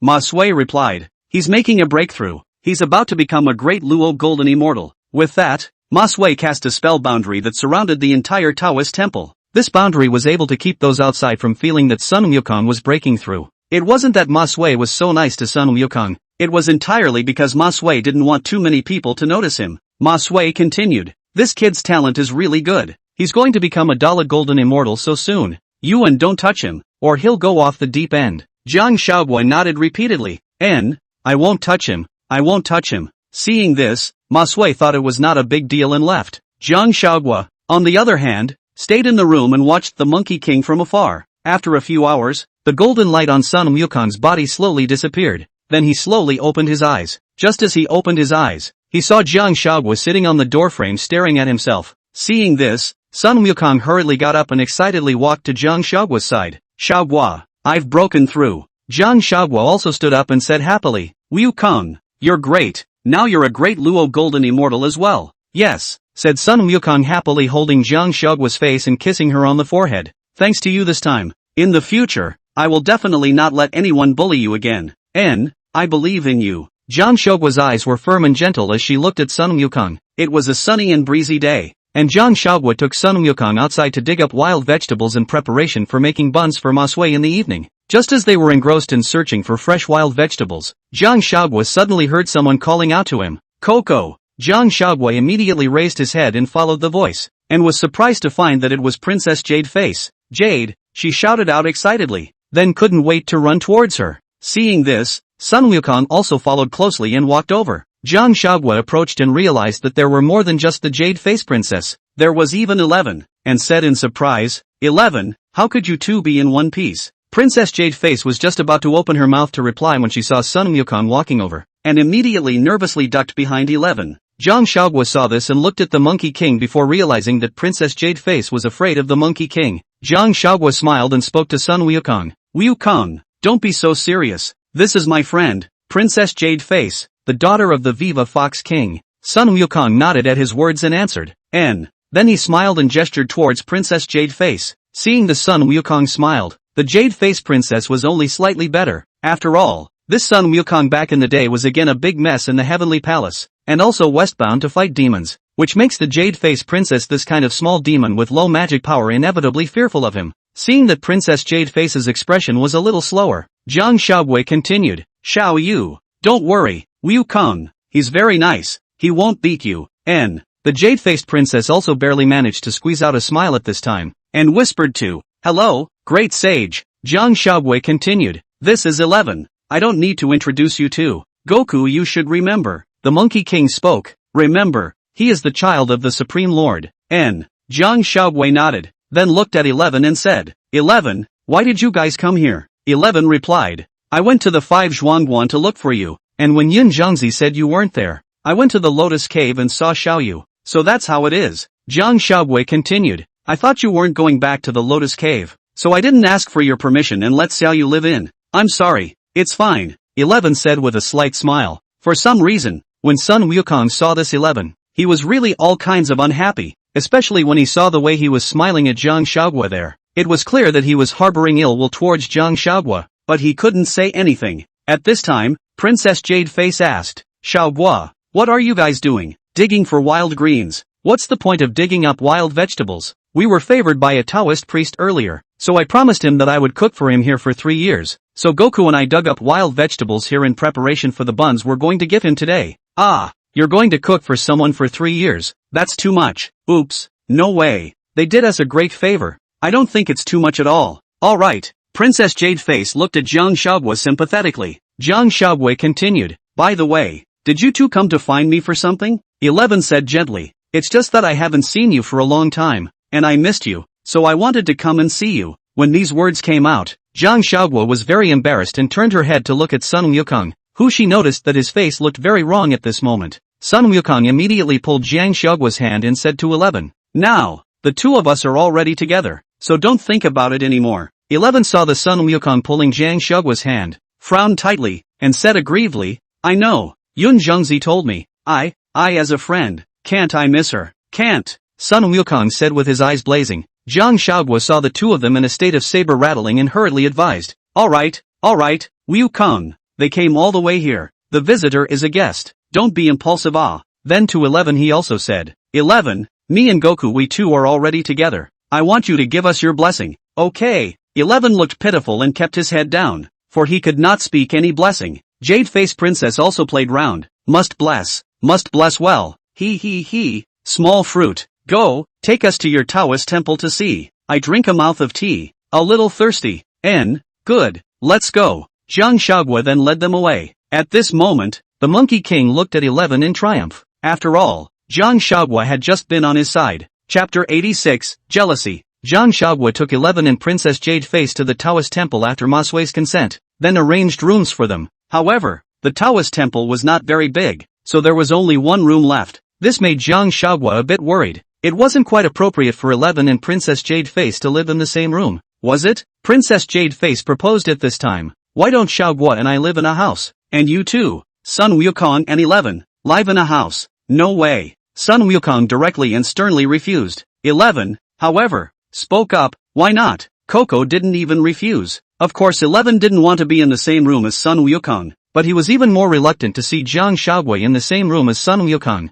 I say no is no. Sun Wukong bluntly vetoed the idea of 11, and said, you a big man, which cannot make do. Anyway, you love to live do not live out. No one to stop you. After saying that, Sun Wukong directly pulled Jiang Huaguo out of the room. After returning to the room, Sun Wukong sat on the couch with a puff of air. His heart was in a bad mood, and he deliberately ignored Jiang Huaguo. Jiang Huaguo looked at Sun Wukong's appearance, so she gently walked behind him, then stretched out her hands to hug his neck tightly, leaned her head on his shoulder, and said gently, little Kong, what's wrong with you? Jealous? Sun Wukong was hugged by Jiang Huaguo like this, and the depression in his heart gradually dissipated, but he still pretended to be aggrieved and replied, yeah, I'm just jealous. Look at that look in his eyes, I really can't stand it. Hearing this, Jiang Huaguo comforted, they're just guests, they'll probably just stay for a few days and then leave here. Don't you dare to talk to him, okay? After saying that, Jiang Huaguo even rubbed his face against the Monkey King. Sun Wukong was defenseless against Jiang Huaguo acting like this. His heart instantly melted,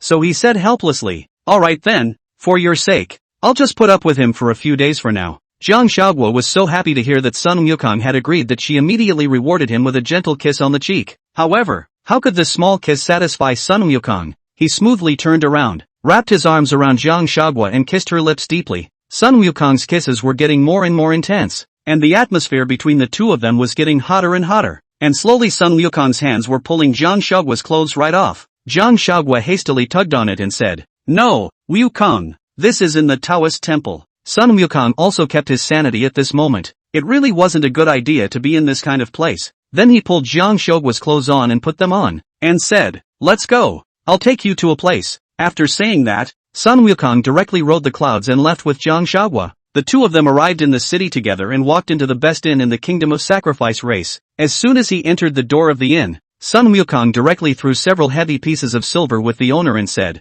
"Give me one of the best rooms you have here." The boss's eyes went straight when he saw so much silver, and he immediately happily collected it, saying with a big smile on his face, well, sir, please follow me." After saying that, he led the two to the room upstairs. When he reached the door of the room, Sun Wukong hurriedly shooed the boss away and closed the door. Sun Wukong couldn't wait to pick up Jiang Huaguo, then gently placed her on the bed and asked with an ambiguous face, "This should always be okay, right?" The corners of Jiang Huaguo's mouth rose slightly, revealing a sweet smile as she wrapped her arms around Sun Wukong's neck and said in a delicate voice, "What if I say no?" Too late. Sun Wukong laughed badly and kissed Jiang Huaguo again. A few hours later, Sun Wukong was contentedly lying on the bed holding Jiang Huaguo. Jiang Huaguo said at this time, "Why are you getting better and better at this stamina? I feel that if I were immortal, I might have to be handed over here today." Sun Wukong returned, "Maybe it's because I've made another breakthrough in my cultivation, so I've strengthened a bit in every aspect. In that case, I can really envy you. When will I become a great Luo Golden Immortal?" Jiang Huaguo was also eager to further his cultivation. "Don't worry, I will help you." After saying that, Sun Wukong kissed Jiang Huaguo. However, at this moment, the kiss was carrying Sun Wukong's spiritual energy, which was continuously being channeled into Jiang Huaguo's body. Jiang Huaguo felt it and also greedily absorbed the spiritual energy. It was the next day that Sun Wukong and Jiang Huaguo returned to the Taoist temple. When 11 and Princess Jade Face saw this, they rushed forward. 11 asked, "Coco, where have you guys been? I went to your room early in the morning to look for you and you weren't even there." Jiang Huaguo replied, "We were in town and bought some meat and vegetables." With that, Jiang Huaguo signaled the green vegetables and meat that Sun Wukong was carrying in his hand. "That's right." After seeing that, 11 continued, "Then Huaguo, I'll go make you something delicious. You used to love eating my cooking. No need, you're a guest, how can I let you do it? Just wait and eat." After saying that, he looked at Sun Wukong and said,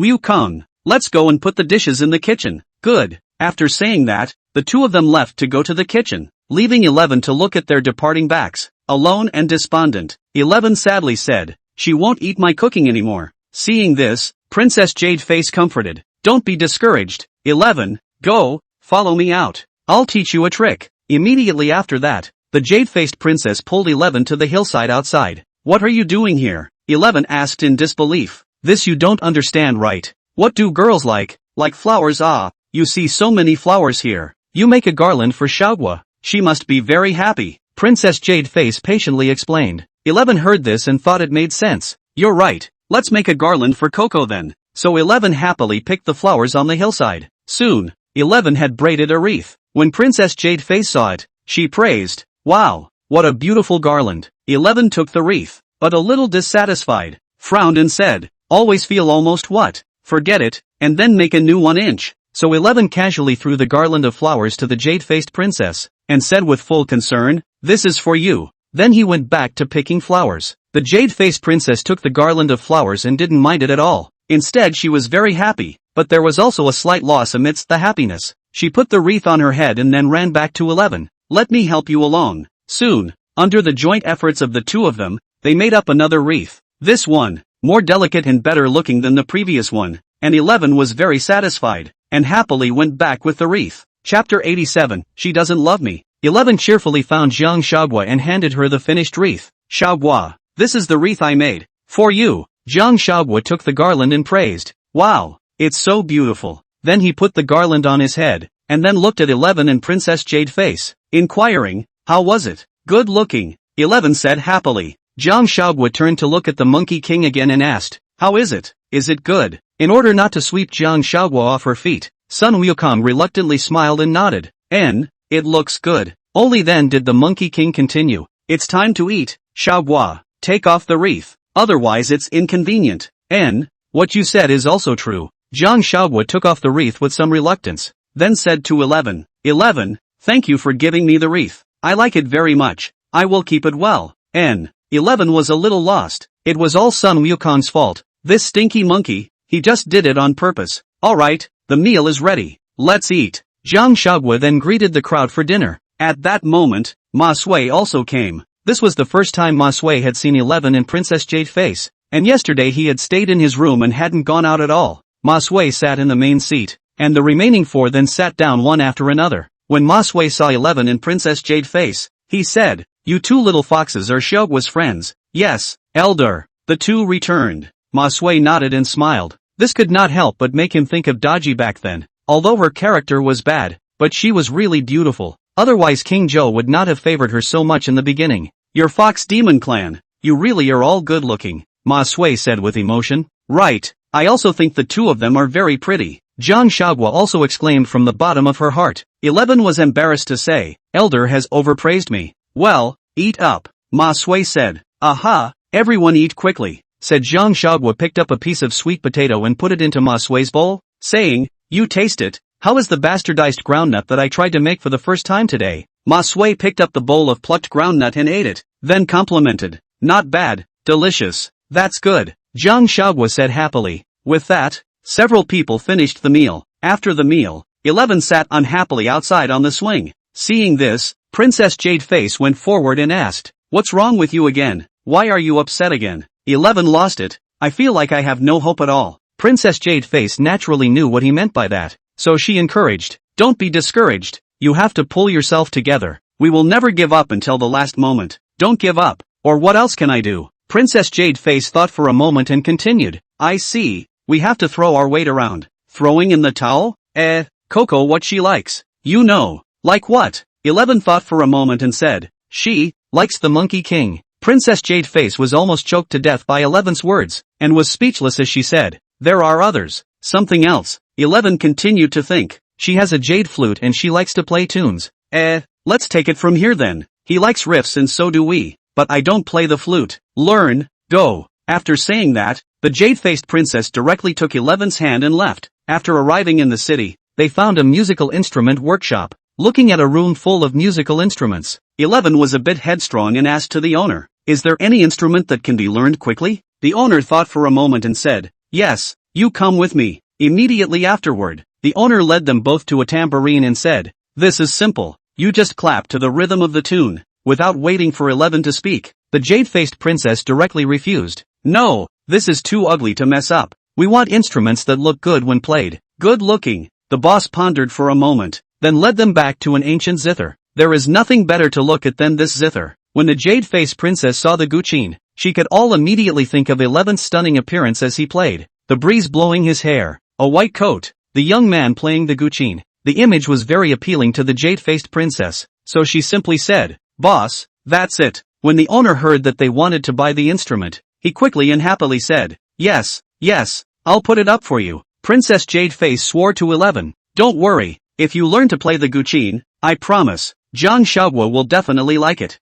11 happily responded. 11 looked at the owner and asked, boss, can you teach me to play the zither here? The owner replied, I can get a musician to teach you, but that musician is not cheap. It's okay, don't worry about the price. After saying that, 11 directly took out a few gold pieces and handed them to the boss. Seeing this, the boss hurriedly said, well, then you come over tomorrow and I'll arrange for a musician to teach you. In this way, for the next few days, every day 11 went to learn how to play the guqin, and Princess Jadeface accompanied her every day. Jiang Huaguo saw that the duo always went out for the whole day, and only came back when it was dark, and couldn't help but discuss with Sun Wukong. You said that the two of them, what the hell are they doing? They are always out of sight. Sun Wukong shook his head. I don't know. Should we go along and see if anything happens? No, they're not kids anymore. Don't mind them. Okay then. The Emperor's heaven was not to be missed, and 11 finally learned how to play the guqin, so he returned to the Taoist temple with the qin in his arms, full of joy.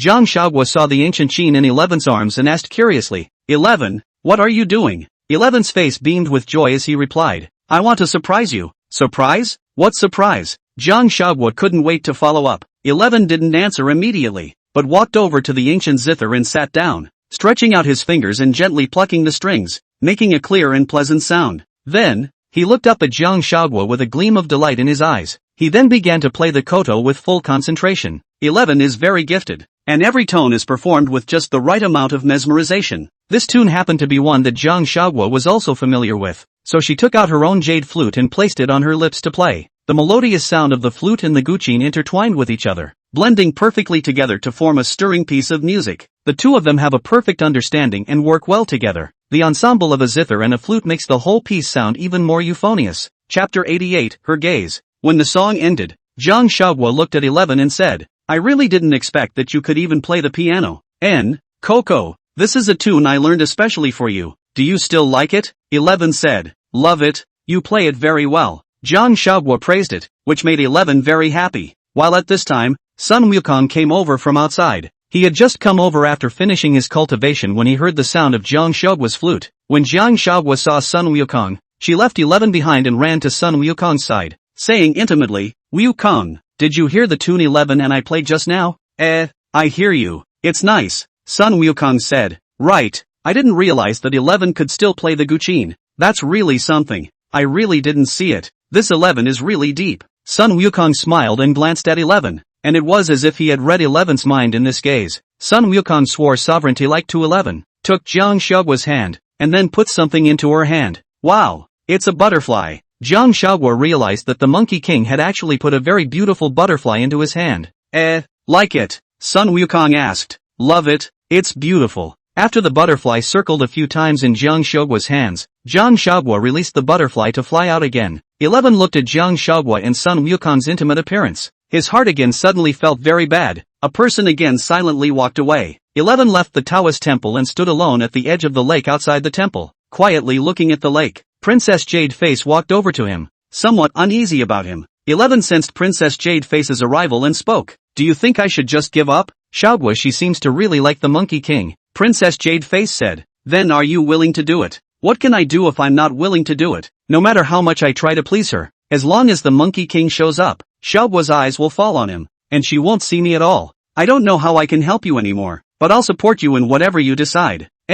Thanks, 11 said sincerely to the jade-faced princess. The two just stood quietly by the lake, each with their own thoughts. Suddenly a purple light flashed and a woman landed nearby. 11 then looked over and realized that it was actually the purple clothes fairy. He rushed forward and called out, Purple Fairy, Silver Boy? The purple-clothed fairy also didn't expect to meet the Tai Shan Lao Jun's child here. Why are you here? 11 swallowed and replied, I have a friend here. Oh, that's right. What brings you here? 11 asked curiously. The purple-clothed fairy replied, I was ordered by the Queen Mother to go to the East Sea to fetch a precious pearl. Who would have thought that when I passed by this Bibotan, I met a demon here who snatched that precious pearl away, and I couldn't defeat him, so I fell down from that cloud. That's right, AI. This demon snatched the precious pearl away. I don't even know how to go back and explain to the Queen Mother. The purple-clothed fairy looked despondent. Although 11 and the purple fairy did not have much acquaintance, but after all, they are working in the same heaven, so they want to help her. However, their own magic power is not very powerful, so they thought of the Monkey King. 11 then said to Z, you can go and find the Monkey King to help you. He has high magical power and will definitely be able to help you retrieve the precious pearl. Sun Wukong, is he here?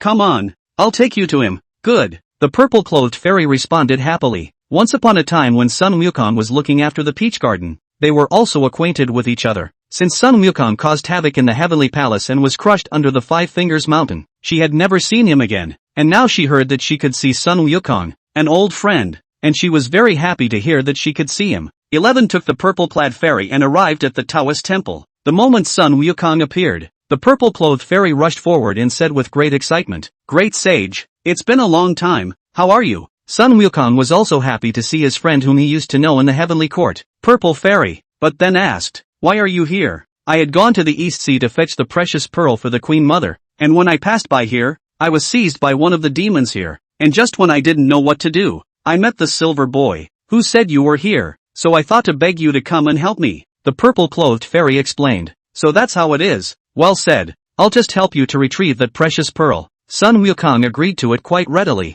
Only at this time, Jiang Huaguo was a bit uneasy, because she knew that the demon here, besides the nine-headed worm, who else could it be? When she first arrived here, she had reminded Sun Wukong not to provoke them. They were no longer going to the west. Then the demons on this westward journey also try not to want to provoke, so as not to get involved in the karma and bring unnecessary trouble. So Jiang Huaguo said, Goku, can you? Don't go. Everyone was shocked at that moment, but Jiang Huaguo, who was always warm-hearted, was uncharacteristically uncharacteristic. The purple-clothed fairy looked at Jiang Huaguo in confusion and asked, Are you? The Monkey King spoke. She is my sweetheart, called Jiang Huaguo, a disciple of Zhenyuanzi. Oh, it's like this. The purple-clothed fairy scrutinized Jiang Huaguo. Seeing that Jiang Huaguo didn't want the Monkey King to help him, The purple-clothed fairy was also sensible, so she said, if it's inconvenient for the great sage, then forget it. No no no, Sun Wukong quickly said, then looked at Jiang Huaguo.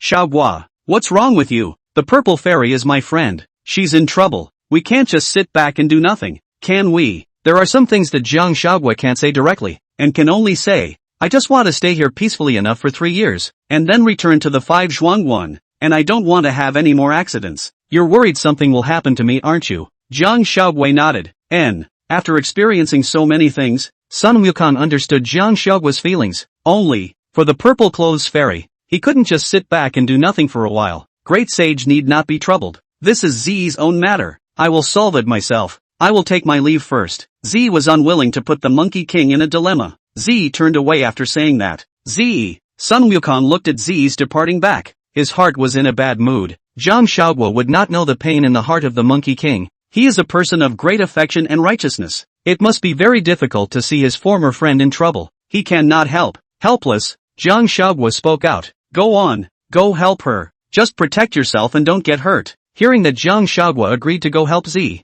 Sun Wukong was very happy and nodded his head repeatedly in response. Okay, I'll remember. Then I'll go first. After saying that, Sun Wukong immediately ran out. Seeing Jiang Huaguo's forlorn appearance, 11 said, Huaguo, I'm sorry, I shouldn't have brought Zi. Jiang Huaguo barely squeezed out a smile and looked at 11 and said, it's fine, I guess, everything is destined to be fine. Chapter 89, The Pearl. The purple fairy's magic power was too low, so the Monkey King told her to wait on the shore. Instead, he went to the Bibbo pool, went under the water, and screamed into it, Demon, come out. A small shrimp soldier ran to report to the nine-headed worm. Emperor's son-in-law, there are people shouting outside. Who is the visitor? I don't know about the little one. The nine-headed worm pondered for a moment, then said, fetch my weapon. Yes, the little shrimp soldier responded. The nine-headed worm gave the precious pearl to the princess of all saints and said, keep it, and wait for me to go out and see what the situation is. And, then be careful. Princess All Saints exhorted.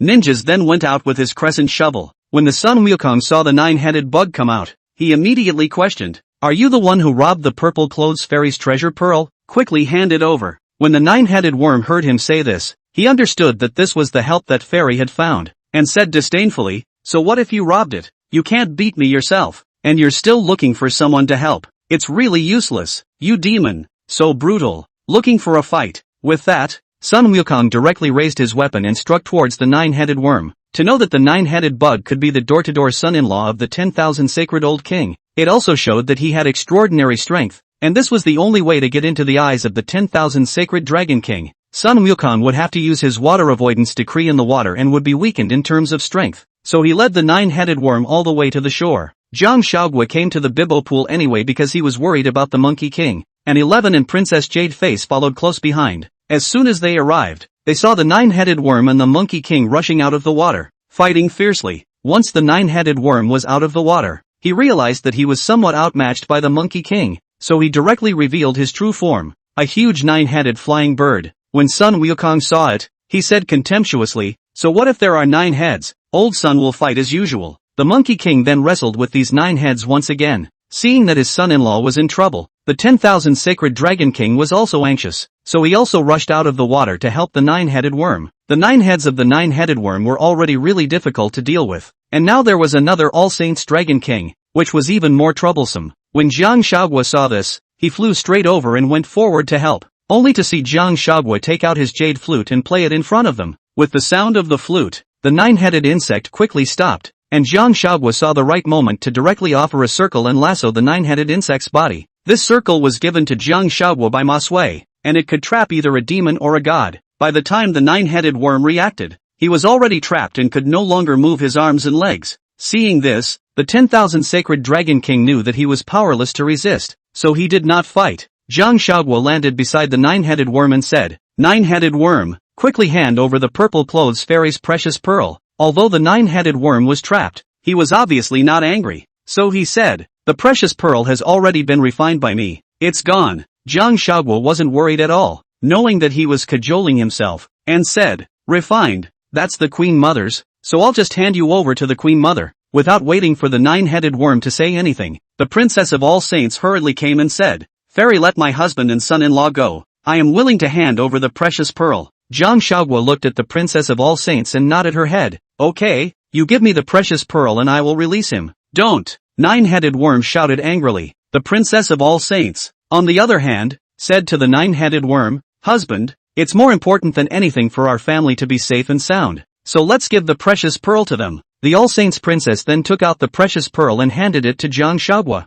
Jiang Huaguo took the precious pearl and looked at it carefully, but the next scene surprised the crowd, only to see that precious pearl slowly rise in Jiang Huaguo's hand, emitting dazzling light all over. That's actually... Jiang Huaguo looked at the precious pearl incredulously. Immediately afterward, a boom sound rang out, and the pearl shattered. A ray of light shot into Jiang Huaguo's body. At that point, everyone saw what it was. Within the package of the treasure bead was Pangu essence blood. Actually, there wasn't much Pangu essence blood in the treasure pearl, but it was enough to increase Jiang Huaguo's cultivation. Back then, most of Pangu's essence blood was transformed into the 12 ancestral witches, so no one expected that there would still be such a trace left over, hidden in this treasure pearl. After the Pangu essence blood entered Jiang Huaguo's body, she soon leapt directly into a great Luo golden immortal, and the crowd was amazed. This makes the nine-headed bug is very envious, but there is no way. This essence blood looks like it is recognizing the master. After all, when he took the treasure bead to study and look at half a day also did not see a name. Sun Wukong was happy to see that Jiang Huaguo had also made a cultivation breakthrough. Huaguo, you've also become a great Luo golden immortal. That's great. I didn't expect it either. Jiang Huaguo was also very happy. He didn't expect to get this chance today. Immediately after, Jiang Huaguo looked at the nine-headed bug and said sincerely, Nine-headed bug, you are a descendant of Shangliu. Do not do anything wrong again and discredit him. Cultivate properly. That is the right way. I know. Speaking of Shangliu, the nine-headed bug was ashamed. That was a hero praised by everyone, while he himself, as his descendant, was just a demon in this world that not many people recognized. When Jiang Huaguo saw this, he cast a spell to retract the circle that had been placed on the nine-headed insect. You guys go. With that, the ninjas and the others left. Sun Wukong walked over and saw Jiang Huaguo's worried brows and said, What's wrong? Jiang Huaguo said, What about the purple-clothed fairy when that precious pearl is gone? It's fine. Don't worry. I'll just go to heaven and ask for mercy from the Queen Mother. Don't be burdened with anything. Sun Wukong relieved too. Jiang Huaguo nodded. Let's go. After arriving at the shore, Sun Wukong recounted what had happened to the purple-clothed fairy, and then went with her to the heavenly court. Just as Sun Wukong had not long left, Qingfeng was in a hurry. Huaguo, I've finally found you, Qingfeng said with a sad face. Hearing this, Jiang Huaguo had a bad premonition and hurriedly asked, What's wrong? Is something wrong? Qingfeng burst into tears and sobbed. Master, he died. What? Jiang Huaguo was shocked at his words. Not only him, 11 and Princess Jade Face on the side were also shocked. That was a great person at the level of a quasi-saint, and he died just like that. Qingfeng continued to sob and said, It was Rulai and Kuanpeng. The two of them came to Wuzhuangguan, captured Zhenyuanzi, and forced Master to hand over the Book of the Earth, saying that they would let us live if we handed over the Book of the Earth. But they didn't keep their promise, and even though Master all gave them the Book of the Earth, they still killed Master and Zhenyuanzi, and in the end, Master used his last ounce of his magical power to send me and my elder brothers out. Damn it, Rulai, you bastard. Jiang Huaguo cursed angrily. She was very angry in her heart. Ka was really a shameless man to be so mean and nasty. Qingfeng, let's go. Let's go back to the 5 Zhuangguan first to see what's going on now. Jiang Huaguo turned to 11 and said, Help me go and tell Ma Sui that I have something to go back to the 5 village watch. Good, 11 responded. With that, Jiang Huaguo took Qingfeng back to the 5 Zhuangguan. Chapter 90, Hatred. When Jiang Huaguo returned to the 5 Zhuangguan, the sight before her stunned her beyond words. The original solemn, immortal atmosphere of the 5 Zhuangguan has now become a ruin, full of ruins. The entire Taoist temple had almost collapsed for the most part, leaving only the remnants of the walls, and its former splendor was no longer there. That once vibrant ginseng fruit tree, now also lost its former luster. Leaves withered, branches withered, as if the life force was withdrawn, all of which makes people feel endless bleakness and sadness. Zhenyuanzi was originally an immortal spirit born from the ginseng fruit tree, and he guarded the sacred tree throughout his life.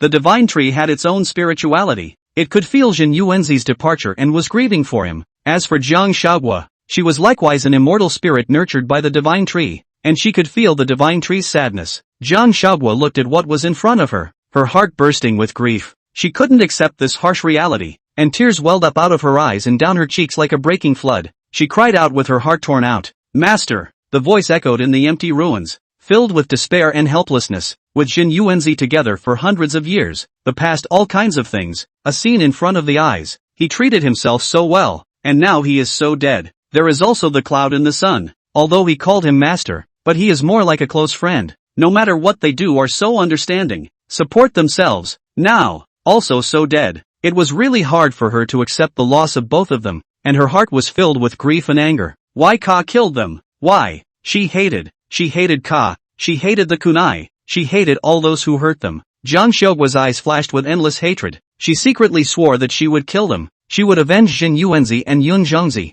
I will not rest until I have taken this revenge. Jiang Xiaoguo slowly walked to the ginseng fruit tree and gently stroked its trunk. A stream of spiritual energy flowed out from Jiang Xiaoguo's hands and then transmitted into the ginseng fruit tree in a steady stream. Jiang Xiaoguo was like a child calming a wounded mother, gently soothing the fruit tree's heartache. The ginseng fruit tree gradually regained some vitality, and a shoot emerged from it. Jiang Xiaoguo saw that the fruit tree was getting better and withdrew his spiritual power. At this time, 11 and Jade Face Princess also came, looking at the wrecked 5 Zhuangguan, and the sad Jiang Xiaoguo, very worried for her. Coco, are you okay? 11 asked softly. I'm fine. Jiang Xiaoguo wiped her tears, forced her heart to hold back her sadness, pretended to be strong and said, 11, Xiao you guys don't follow me with me? It's very dangerous for me to be around. You guys go back to where you're supposed to be. Then she looked at Qingfeng again. Qingfeng, I will definitely avenge Master and the others. The 5 Zhuangguan and the ginseng fruit tree. I'm counting on you to watch over them.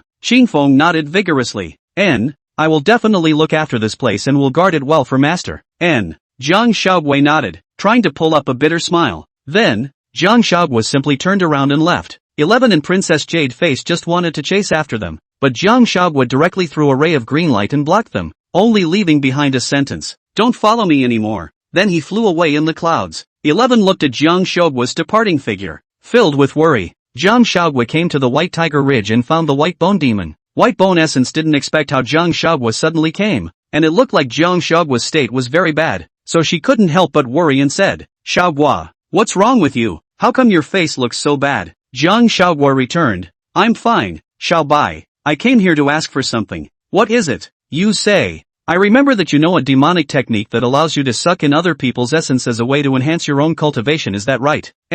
Indeed. Then can you teach me? White Bone Essence was shocked at his words. What? You want to learn demonic magic? Jiang Xiaoguo nodded. But, what you cultivate has always been the Taoist immortal method. How come you suddenly want to cultivate the demon method? You also said before that you would let me not use this method to raise my cultivation. This is not a proper cultivation method. I can't care so much right now. This is the only way I can think of to quickly raise my cultivation level. But you're already very powerful. You've only been cultivating for a few years. Look at the aura emanating from you. I'm afraid that you're already a great Luo Golden Immortal. Isn't that enough? Not enough. Far from enough. Jiang Xiaoguo shook his head and said, but if you cultivate demonic magic, you will never become a god in the future. You will be like me. You can only be a demon in this mountain forever. It's a pity that you have such a good talent. White Bone Spirit regarded Jiang Xiaoguo as a friend, so he kindly advised to, what god or not, I don't care anymore. Jiang Xiaoguo looked at the White Bone Demon, tears welling up in his eyes, and said, Xiaobai, my master, died. I want to avenge him. What? The White Bone Demon looked at her with a shocked expression. You mean Zhenyuanzi is dead? He was killed by Rulai, so I'm going to become stronger. I'm going to kill Rulai. I can't care about that much anymore. Jiang Xiaoguo spoke with indignation at this moment. White Bone Essence understood Jiang Xiaoguo's feelings, that sadness of watching a loved one leave. She understood. The White Bone Spirit looked at her and nodded. Okay, I'll teach you. Jiang Xiaoguo said sincerely. Thank you, Xiaobai. In this way, Jiang Xiaoguo began to learn demonic techniques in the White Bone Cave, following the White Bone Spirit. Jiang Xiaoguo was very smart. Although the White Bone Demon was a simple demonic spell, she kept deducing this demonic spell and deduced a spell that was more suitable for her to cultivate. Except that, originally, her whole body was full of spiritual qi, but now black demonic qi appeared vaguely on her body. After Jiang Xiaoguo bid farewell to the White Bone Demon, he once again returned to the kingdom of sacrificial Sai, Ma Sui's Taoist temple. At this time, the Monkey King also returned. A day in the sky, a year on the ground. For the Monkey King just went for a while for Jiang Xiaoguo at this point it was already several months in the past. Xiaoguo, I'm back, Sun Wukong said happily when he saw Jiang Xiaoguo. At this time he didn't know about Zhenyuanzi's fall. Jiang Huaguo also did not intend to say, pretending that everything happened without incident in general, looked at him and smiled, said, is it still going well? The purple fairy is fine, right? It's okay, I'm in the Queen Mother that a good past to say, this mouth are going to say broken, this matter is considered to be the past. That's good. Sun Wukong looked around and realized that 11 and Princess Jade Face were no longer there and asked, where are those two foxes? They went back. Sun Wukong was happy to hear that they were gone. It's good that they're gone. It's good that they're gone. So no one will bother us. Chapter 91, Convincing the Longevity Monk. Spirit Mountain. Yuki pushed open the door of Rudra's room and walked straight in. After sitting down, Yuki asked, you really killed Zhenyuanzi? Ka said faintly, why did you kill him? The piker is not guilty of the crime, but of the crime of harboring the piker. Just because of the Earth Book. All these years, it's because he has the Book of Earth. Others can't help him, pretending to be. I won't allow anyone to scream in my face. In particular, he dared to meddle in the affairs of our Buddhist sect, and even went to save the Monkey King, going against me, and this is what happened to him. Rulai said with great disdain, hey, okay. Immediately after that Rudra took out the Book of Earth and handed it to Yuki. The Book of Earth is for you. Give it to me for what? You didn't get it the hard way. This Earth Book is a spiritual treasure with extremely strong defense, but it's of no use to me because I don't need it at all. Who but a saint could hurt me? So you take it, at least you won't be injured by the Monkey King like last time. Yuki took the ground book, a little embarrassed, but still said, thank you then. At that moment Ananda knocked on the door and spoke. Buddha, the goddess of mercy has arrived. When Yuki heard that it was said that Guanyin had come, he was very sensible and said to Rudra, I'll go then. Rudra nodded. Yuki and Kanon rubbed shoulders, ignoring each other. After Guanyin entered Rulai's room, she respectfully asked, Buddha called me here. What is the matter? The westbound team needs to get back on the road. Rulai before in order to deal with Zhenyuanzi, they did not bother to take the scripture team. This Zhenyuanzi's matter is now resolved, but not to continue to let them westbound. After all, the end of the westbound. But there is a great merit, may be able to leap to become a sainted. Yes, disciple obeyed the order. Only, that the great disciple on the way to the west, who should it be? Guanyin Bodhisattva asked. Go ahead and let the six-eared macaque go. Yes. As for Sun Wukong, too disobedient. Guanyin, you know what to do. The last time Buddha Rulai wanted to kill Sun Wukong directly, but realized that he couldn't even kill him, so he had to put him on Buzhou Mountain. And this time, he purposely said this to Guanyin, also because he wanted to hand this mess over to Guanyin to see if Guanyin could put the Monkey King to death. Disciple understands. Guanyin Bodhisattva has been working beside Buddha Rulai for so long,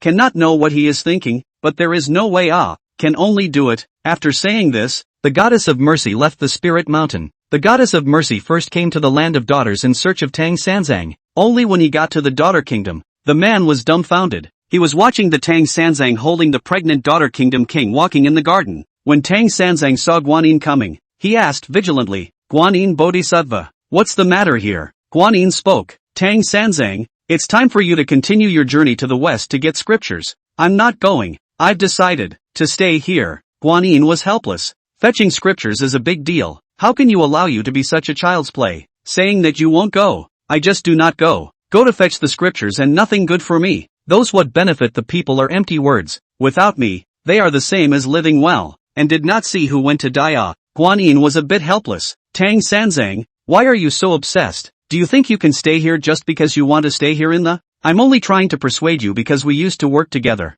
The matter of fetching scriptures is to promote Buddhism. Do you think that if you don't cooperate, the Buddhist sect will stop there? Sober up a bit. Tang Sanzang was in a difficult situation, and he understood what Guanyin's words meant. So he said, I can continue to fetch the scriptures, but after fetching the scriptures, I don't want to go back to the spirit mountain. I want to come back to live a normal life with my wife and children. At that time this is not with you. You yourself sneak over who knows. Guanyin can only so temporarily first coax Tang Sanzang over. Otherwise how to do? To fight with Tang Sanzang? This six-winged golden cicada, but the ancient ferocious beast. So Tang Sanzang turned to the queen and said, take good care of yourself. I'll come back after fetching the scriptures, and then we'll never part again. The queen nodded and tenderly spoke to Tang Sanzang. Okay, husband, I'll wait for you to come back. Immediately afterward, Tang Sanzang took out a string of Buddha beads and put it into the queen's hand. Take this string of Buddha beads. When you're about to give birth, you'll be able to rip off the beads and I'll be able to sense it.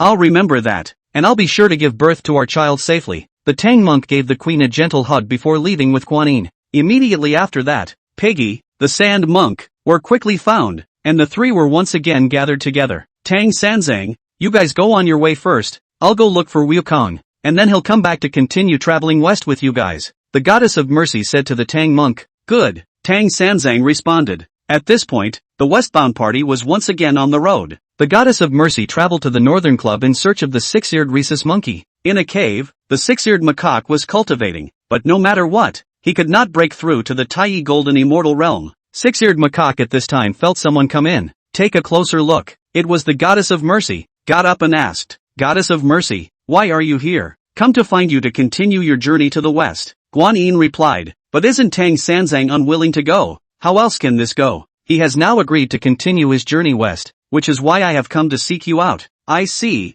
Let's go then. The six-eared macaque didn't feel much about fetching the scriptures. He just wanted to hurry up and finish fetching the scriptures so that Rulai could help him break through. At this point Guanyin spoke. Wait, there is no hurry. What's wrong? The six-eared macaque wondered. You have another mission this time when you go back. What mission? Kill the Monkey King. Kill the Monkey King. The six-eared macaque was a bit unanticipated, but at this time he said with some difficulty, Bodhisattva, it's not that I'm unwilling, it's that I'm not at the right level of cultivation, so I can't kill him at all. At this time, Guanyin took out a scripture and handed it to the six-eared macaque. I'll give you this scripture. Understand the mysteries of it well. It can help your cultivation breakthrough. The six-eared macaque hurriedly took the scripture and said happily, Really? Is this scripture really possible? When have I, Guanyin, ever lied to anyone? But Sun Wukong, Bodhisattva, don't worry. If I can make a breakthrough in my cultivation, I will definitely kill that monkey. The six-eared macaque couldn't wait to kill that monkey. He had long since grown disenchanted with the Monkey King. The goddess of mercy smiled and nodded. She had only helped the six-eared macaque, but she hadn't gone to kill the Monkey King, so even if there was karma in the future, it shouldn't fall on her. Chapter 92, Goodbye, Buddha. The four members of the longevity monk and his disciples have resumed their journey to fetch scriptures. Guanyin Bodhisattva said to Buddha Rulai. Very good. Rudra nodded slightly. Guanyin continued. There is one more thing. The king of the Western Liang female kingdom is pregnant with the longevity monk's child. Rulai smiled slightly. This golden cicada. It's really beastly. Guanyin, the disciple is present. Bring the boy back to Spirit Mountain. Yes. As soon as the two spoke, Ananda walked in. Ananda folded her hands, bowed her head slightly, and spoke respectfully to Rulai. Buddha, recently a disciple reported that a female demon appeared in the western Nuga prefecture and ate some of our Spirit Mountain disciples. Even though Ka was unhappy, there was no expression on his face, and he just said to Ananda lightly, Leave this matter in your hands, and catch that female demon back for questioning. Disciple obeyed. Ananda returned. Then Guanyin and Ananda left together. As the two walked side by side, Guanyin asked, Ananda, what kind of demon is this? How dare you eat the disciples of the Spirit Mountain? I don't know. Several have died one after another, and this is only reported, and I don't know what that demon's origin is. Ananda was also helpless. Life is hard. Go to work. After saying this, Guanyin left the Spirit Mountain and flew away. On his journey to the west, the six-eared macaque studied the scriptures sent to him by Guanyin day after day. The emperor's heaven was not to be denied, and he too had finally made the leap to become a great Luo golden immortal, for which he was very happy. On that day, the four of them reached the kingdom of sacrifice Sai, and Sun Wukong and Jiang Huaguo were very happy when they knew that Tang Sanzang had arrived. After all, they were very grateful to Tang Sanzang for saving Sun Wukong's life in the first place, so the two of them prepared to go and meet Tang Sanzang. When the Tang monk saw Sun Wukong and Jiang Huaguo appear, he was also very happy. Wukong, Huaguo, I didn't expect you to be here. Sun Wukong was also very happy and said, Yes, Master, and Master, we found the golden hoop immortal. Look at me, the tight hoop is gone. Tang monk then looked at Sun Wukong's head and realized that it was really gone. Great. I told you guys would be able to do it. Inuyasha also came forward at this time and said, Eldest brother, small fruit I miss you guys Sun Wukong looked at the 8 rings, also very happy. You this nerd, just will play lip service. You this way, did you take good care of the master That is of course. You do not see I have lost weight. This every day to serve the master. The chemical fasting Explore the road before you do things. Now all I do. Inuyasha said this with some obvious complaints. After the six-eared macaque came back this time, every day holding that scripture to read. The whole day only no cultivation. Completely regardless of the Tang monk. He can't beat the six-eared macaque himself, so he has to piggyback on the hard work. Jiang Huaguo laughed and teased. It's not just the right time to lose weight, and when you're done with the scriptures, you'll become more handsome too, isn't it? They were joking over here while the six-eared macaque said nothing. He was silently calculating in his mind how he would be able to kill the Monkey King. However, he also realized that not only had he become a great Luo Golden Immortal, but this Sun Wukong had also become a great Luo Golden Immortal, which was really a bit difficult to deal with. Even Jiang Huaguo was now a great Luo Golden Immortal, which was quite surprising to him too. This fruit that was but 100 years old had cultivated so quickly. In order to get Sun Wukong killed, it seems that he has to separate the two of them before he can do it. And just then, Tang Sanzang's heart suddenly tightened. It turned out that the king of the female kingdom had ripped off the Buddha beads, which meant that she was going to give birth. So Tang Sanzang hurriedly told the crowd, "The queen is going to give birth to a child, so I'll go back first." Without waiting for the crowd to react, Tang Sanzang directly flew away in a hurry. "Giving birth? What's going on?" Jiang Huaguo asked in confusion. Piggy replied, "You don't know. The king of this Western Liang female kingdom is pregnant with master's child. Right now this is afraid to give birth." "Ah, so quickly? The child is already there." Jiang Huaguo was really surprised, but she was likewise a little curious about what kind of child the Tang monk had. So she said to Sun Wukong, "Wukong, let's go and take a look as well." Sun Wukong nodded and said, "Good." In this way, Jiang Huaguo and the Monkey King also went to the land of daughters. By the time Jiang Huaguo and the Monkey King arrived in the daughter kingdom, the child had already been born, a boy. Jiang Huaguo went up to look at the kid and thought it was cute. Greeting him, "Hello little baby, Wukong. Look, he's so small and cute." Jiang Huaguo said to Sun Wukong beside him. The Monkey King, seeing a mortal's newborn child for the first time, remarked, "Yes, it's so small. His hand isn't as big as my finger, so he'll grow up in the future. When you look at it in a few years, he'll be able to fight you." Jiang Huaguo teased. At this time, the queen on the side looked at the two of them who were so fond of children and said with a smile, "You two can have one too." When these words came out, Jiang Huaguo was a bit embarrassed and said shyly, "It's still early, he. All this talk of theirs was heard by the goddess of mercy outside. Guanyin learned that the queen gave birth to a child, rushed too, just when he saw the Tang Sanzang their arrival. In the heart cannot immediately take the child away. Then thought of waiting for the Tang Sanzang go back to fetch the scriptures after the team, and then take the child away. So he waited outside. Only he just heard Jiang Huaguo say, "Hello He was shocked, a phrase that shouldn't be in this world. In an instant, it was as if Guanyin's mind had exploded. Was this someone like him? One of his kind? He even tried to cry on the spot. He walked into the hall full of longing, his hot eyes looking towards Jiang Huaguo. When the Tang monk saw Guanyin coming, he was wary and asked, "Why are you here?" Only to see that Guanyin didn't pay any attention to him at all, but instead walked straight towards Jiang Huaguo, then sang, "Darkness is the low hanging of my sky." The crowd was at a loss. Only Jiang Huaguo, his face changed greatly, looking at the goddess of mercy with a face full of unbelief. She sang, shakily, "Bright stars follow." When the goddess of mercy heard that Jiang Huaguo had succeeded in picking up her song, the tears in her eyes instantly surged out, as if they were a flood that had broken the dike. At the same time, Jiang Huaguo was trembling with excitement and her eyes were moist. Their gazes met in the air, as if they had 1,000 words to pour out. Guanyin took Jiang Huaguo's hand and said directly, "Follow me." Jiang Huaguo nodded vigorously, and the duo directly transformed into a golden light and left the palace, leaving the crowd in a state of confusion, completely baffled. Chapter 93. After the two came to a secluded place, they directly hugged and cried. Guanyin wept and spoke, "After all these years, I have finally found someone like me." Jiang Huaguo also sobbed, "Me too. It's been hundreds of years. Do you know how hard I've lived?" I know.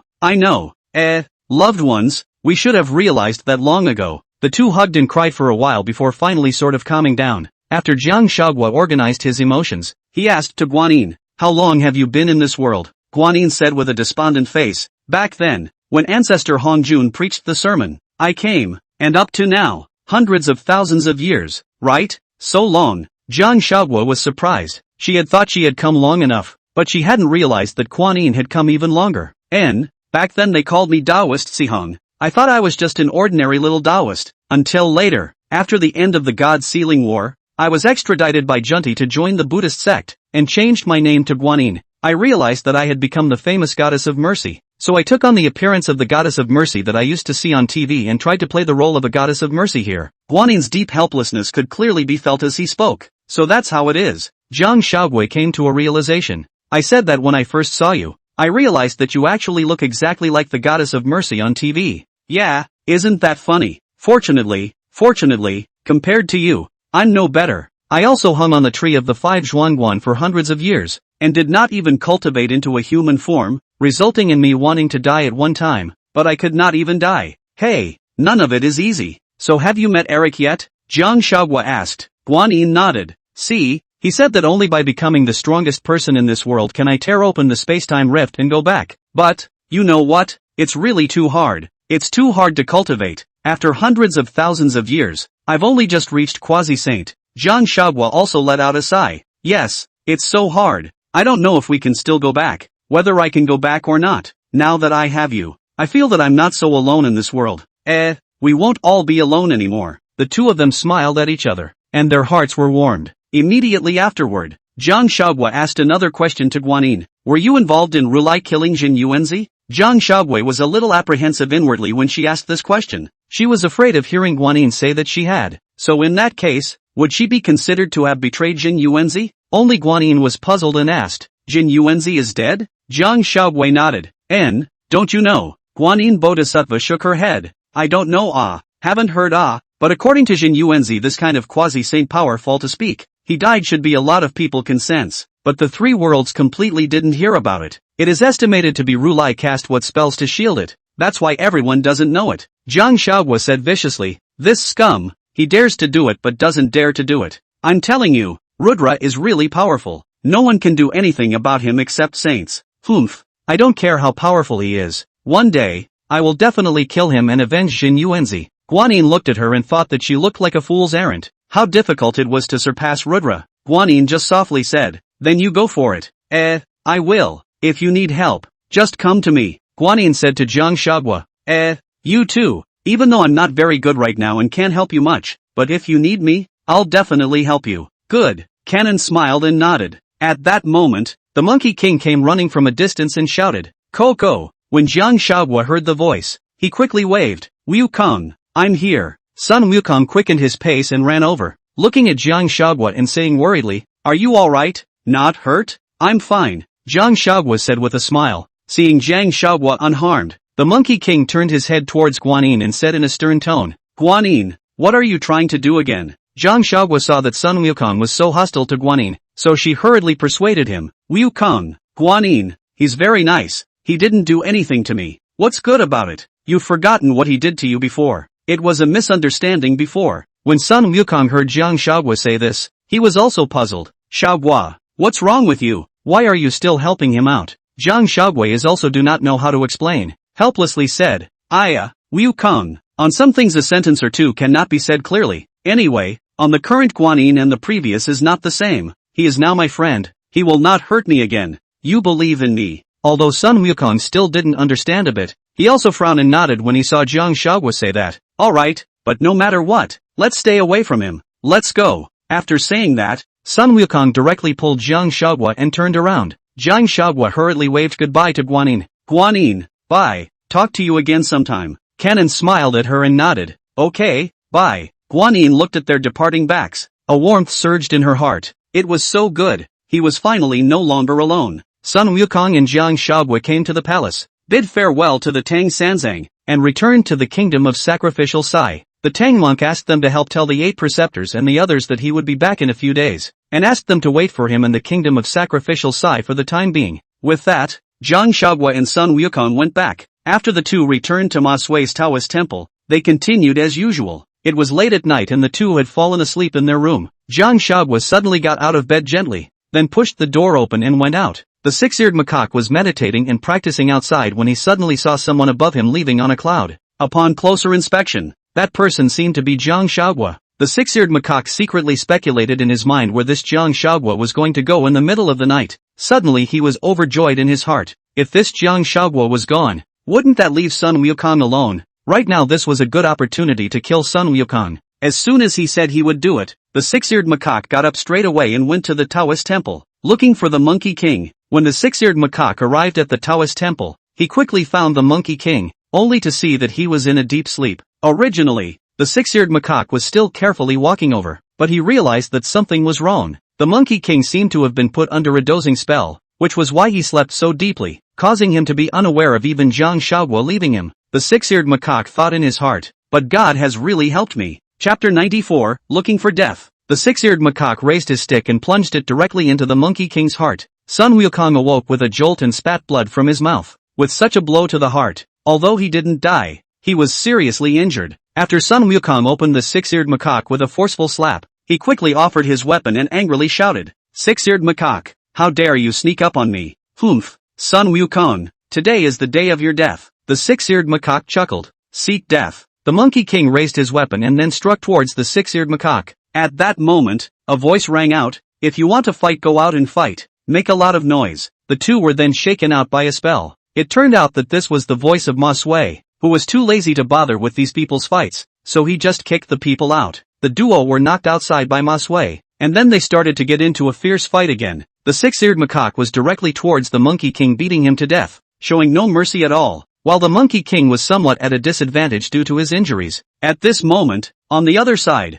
Jiang Huaguo was searching around in western Nuga Prefecture for traces of Spirit Mountain disciples. After finally spotting one, she flew straight down. A demon wearing dark red clothes and emitting black aura appeared in front of the Spirit Mountain disciple. "You demon, you're quite bold. How dare you appear in front of me?" This Spirit Mountain disciple wasn't afraid of this demon in front of him at all, because he considered himself to be a great Luo golden immortal, and this demon was completely looking for his own death. What he didn't know was that Jiang Huaguo had hidden her true cultivation. She didn't want others to know her true realm, otherwise they would be scared and run away. It is this kind of other party thought they were winning, but the result is that they easily get killed. Looking at their incredulous expression, "Only fun." Jiang Huaguo looked at this confident Spirit Mountain disciple with a teasing face and said, "I'm so scared." As soon as the words fell, Jiang Huaguo instantly rushed towards the other party and directly knocked him to the ground. That Spirit Mountain disciple had no power to fight back at all, staring at her with wide eyes in horror. "You, how are you so powerful? Humph, incompetent generation."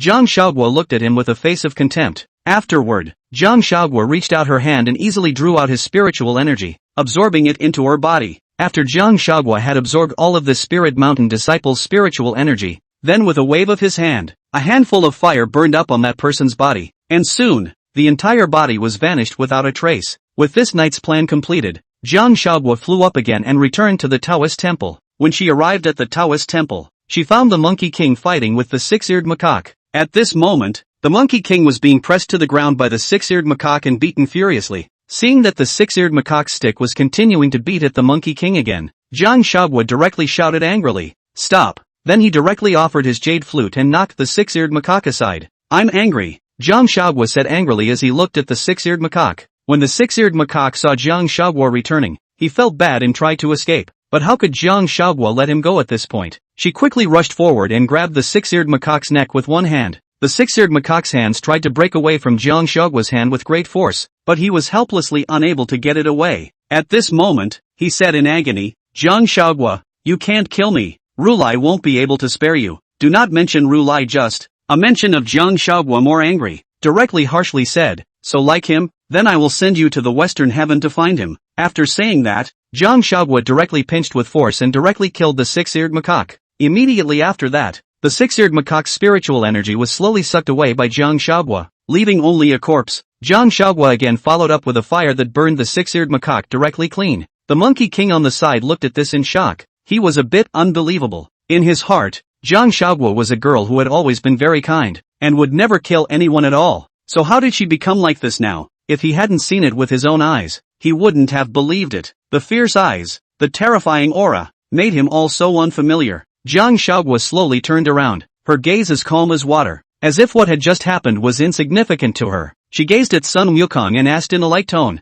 "Are you alright?" Sun Wukong stood up trembling, his eyes filled with disbelief and doubt. He stared at Jiang Huaguo and said in a slightly hoarse voice, "Huaguo, how did you become like this? Why is there such a strong demonic aura emanating from your body?" Jiang Huaguo's brow furrowed slightly, and her eyes dodged a bit as if she was avoiding something. After she was silent for a moment, she said softly, "I was originally a demon, and having a demonic aura is not a normal thing." Sun Wukong, however, shook his head and firmly retorted, "That's not true. Whether it's the spells I imparted to you, or the ones taught by the Zhenyuanzi, they are all orthodox Taoist immortal techniques, but what you are casting now is clearly a demonic spell. When did you start to become like this?" Jiang Huaguo raised her head and looked at Sun Wukong with complicated eyes, asking softly, "Are you scared?" She knew that her appearance when she had just sucked in another person's aura must have been very appalling. Sun Wukong shook his head vigorously and replied seriously, "No, I'm not afraid. It's just that I'm curious. As we've been together day and night, why haven't I noticed any changes in you at all?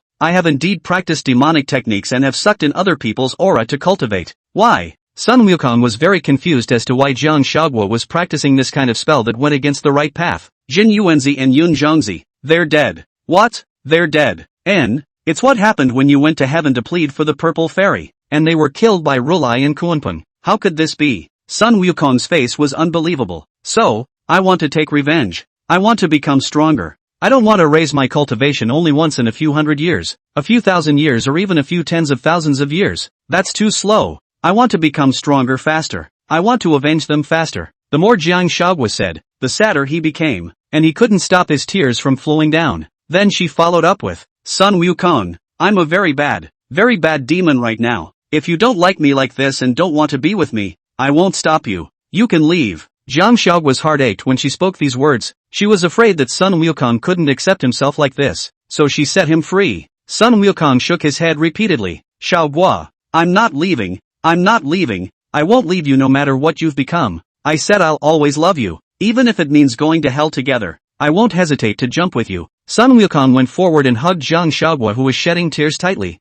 I'm just so heartbroken for you. Heartbroken for why you didn't tell me earlier, and endured so much by yourself in silence. Jiang Huaguo cried and said, I'm afraid that you don't like me like this. I really want to avenge Zhenyuanzi. He took care of me for hundreds of years, and treated me so well. I can't watch him die and not do anything. Sun Wukong tenderly stroked Jiang Huaguo's hair and comforted her. Okay, I'll support you in whatever you want to do. I'll be with you, and in the future, you'll have to tell me everything. Okay, I won't keep it from you anymore. Chapter 95, Leaving the Taoist Temple. On the second day, Ma Sui called Jiang Huaguo over. Huaguo, your 3 years with me have expired. Now, you can leave, Ma Sui said to Jiang Huaguo. Jiang Huaguo stepped forward and bowed, then said, Taoist, I really thank you for taking care of me during this period of time. Ma Sui smiled and nodded before the two of them left the Taoist temple. Watching the duo leave, Ma Sui couldn't help but be a little worried for her. From the exposure of that demonic aura last night, he knew that he couldn't keep her, and that if he stayed any longer, his days of leisure would be gone. Going forward, Jiang Huaguo's path is afraid to be difficult. After Jiang Huaguo and Sun Wukong left the Taoist temple, they were even more reckless in killing Spirit Mountain disciples in the western Nuga continent. Originally, before it was just Jiang Huaguo sneaking out at night, to nowadays, as long as the two of them saw the people of the Spirit Mountain, they would directly kill them without any fear. And Ananda, after receiving the Buddha's order, had been searching for the person who had killed the Spirit Mountain disciples. On this day, Jiang Huaguo had just finished sucking the spiritual energy out of a Spirit Mountain disciple when he was seen by Ananda, who had hurriedly arrived. Ananda was enraged. You demon, you are truly hateful. Jiang Huaguo looked at Ananda and frowned, because this Ananda was a bit difficult to deal with. He was at the peak cultivation level of the Great Luo Golden Immortal, which couldn't help but make her a bit hesitant. Jiang Huaguo then looked at Sun Wukong and said, Wukong, should we run? Sun Wukong, on the other hand, said, what are you afraid of? You're not weak. Fight first, and then run if you can't. Ananda at this time saw the Sun Wukong, also said contemptuously, I thought this who it is. It turns out to be the pilgrim even with this demon in the same stream. Dead monk, you really have a bad mouth. Sun Wukong hated it when people called him pilgrim, and said that he directly rushed forward and fought with Ananda. Although Jiang Huaguo's cultivation was higher than Sun Wukong's right now, every time Sun Wukong let Jiang Huaguo rest and rushed ahead to fight, then when he had beaten the other party half to death, he would let Jiang Huaguo directly suck the other party's spiritual energy. And this time, because Ananda was really powerful, Jiang Huaguo went straight for it as well. She hadn't played her jade flute for a long time, and this time, she directly took out her jade flute and played it once again. Soon, Ananda's movements became slow after hearing the flute, then stopped, and the Monkey King saw the opportunity and struck Ananda directly with his stick. Ananda instantly spat out blood from her mouth, and Jiang Huaguo also even stepped forward and added another palm. Jiang Huaguo looked at the knocked-down Ananda and sneered, it's nothing more than that. Then it sucked up Ananda's aura as well, and with that, Ananda died. Jiang Huaguo felt the power of Ananda's spiritual energy, which in turn made her mana even more enhanced. Wukong, let's go back to the 5 village watch. Jiang Huaguo spoke to Sun Wukong. She had a feeling that she was about to break through. Sun Wukong nodded. Good. Soon, the two of them returned to Wushuangguan. At this time, the 5 Zhuangguan has been cleaned up by Qingfeng, and those houses that collapsed have been repaired again. When Jiang Huaguo came back, He directly sat down on his knees under the ginseng fruit tree, closed his eyes and began to cultivate, and she sat there for a month straight without any movement. Sun Wukong just didn't move an inch to guard her. Qingfeng asked Sun Wukong worriedly from the side. You say, is Huaguo alright? She won't go off the deep end. Shut your crow's mouth, she's definitely fine. Sun Wukong glared at him and said with great displeasure. He was actually worried. He just didn't even dare to think there. In this way, day after day passed, and the Monkey King stayed with her day after day. On the Spirit Mountain, Ka was angry to know that Ananda had died. Bold demon, not knowing the heights of heaven,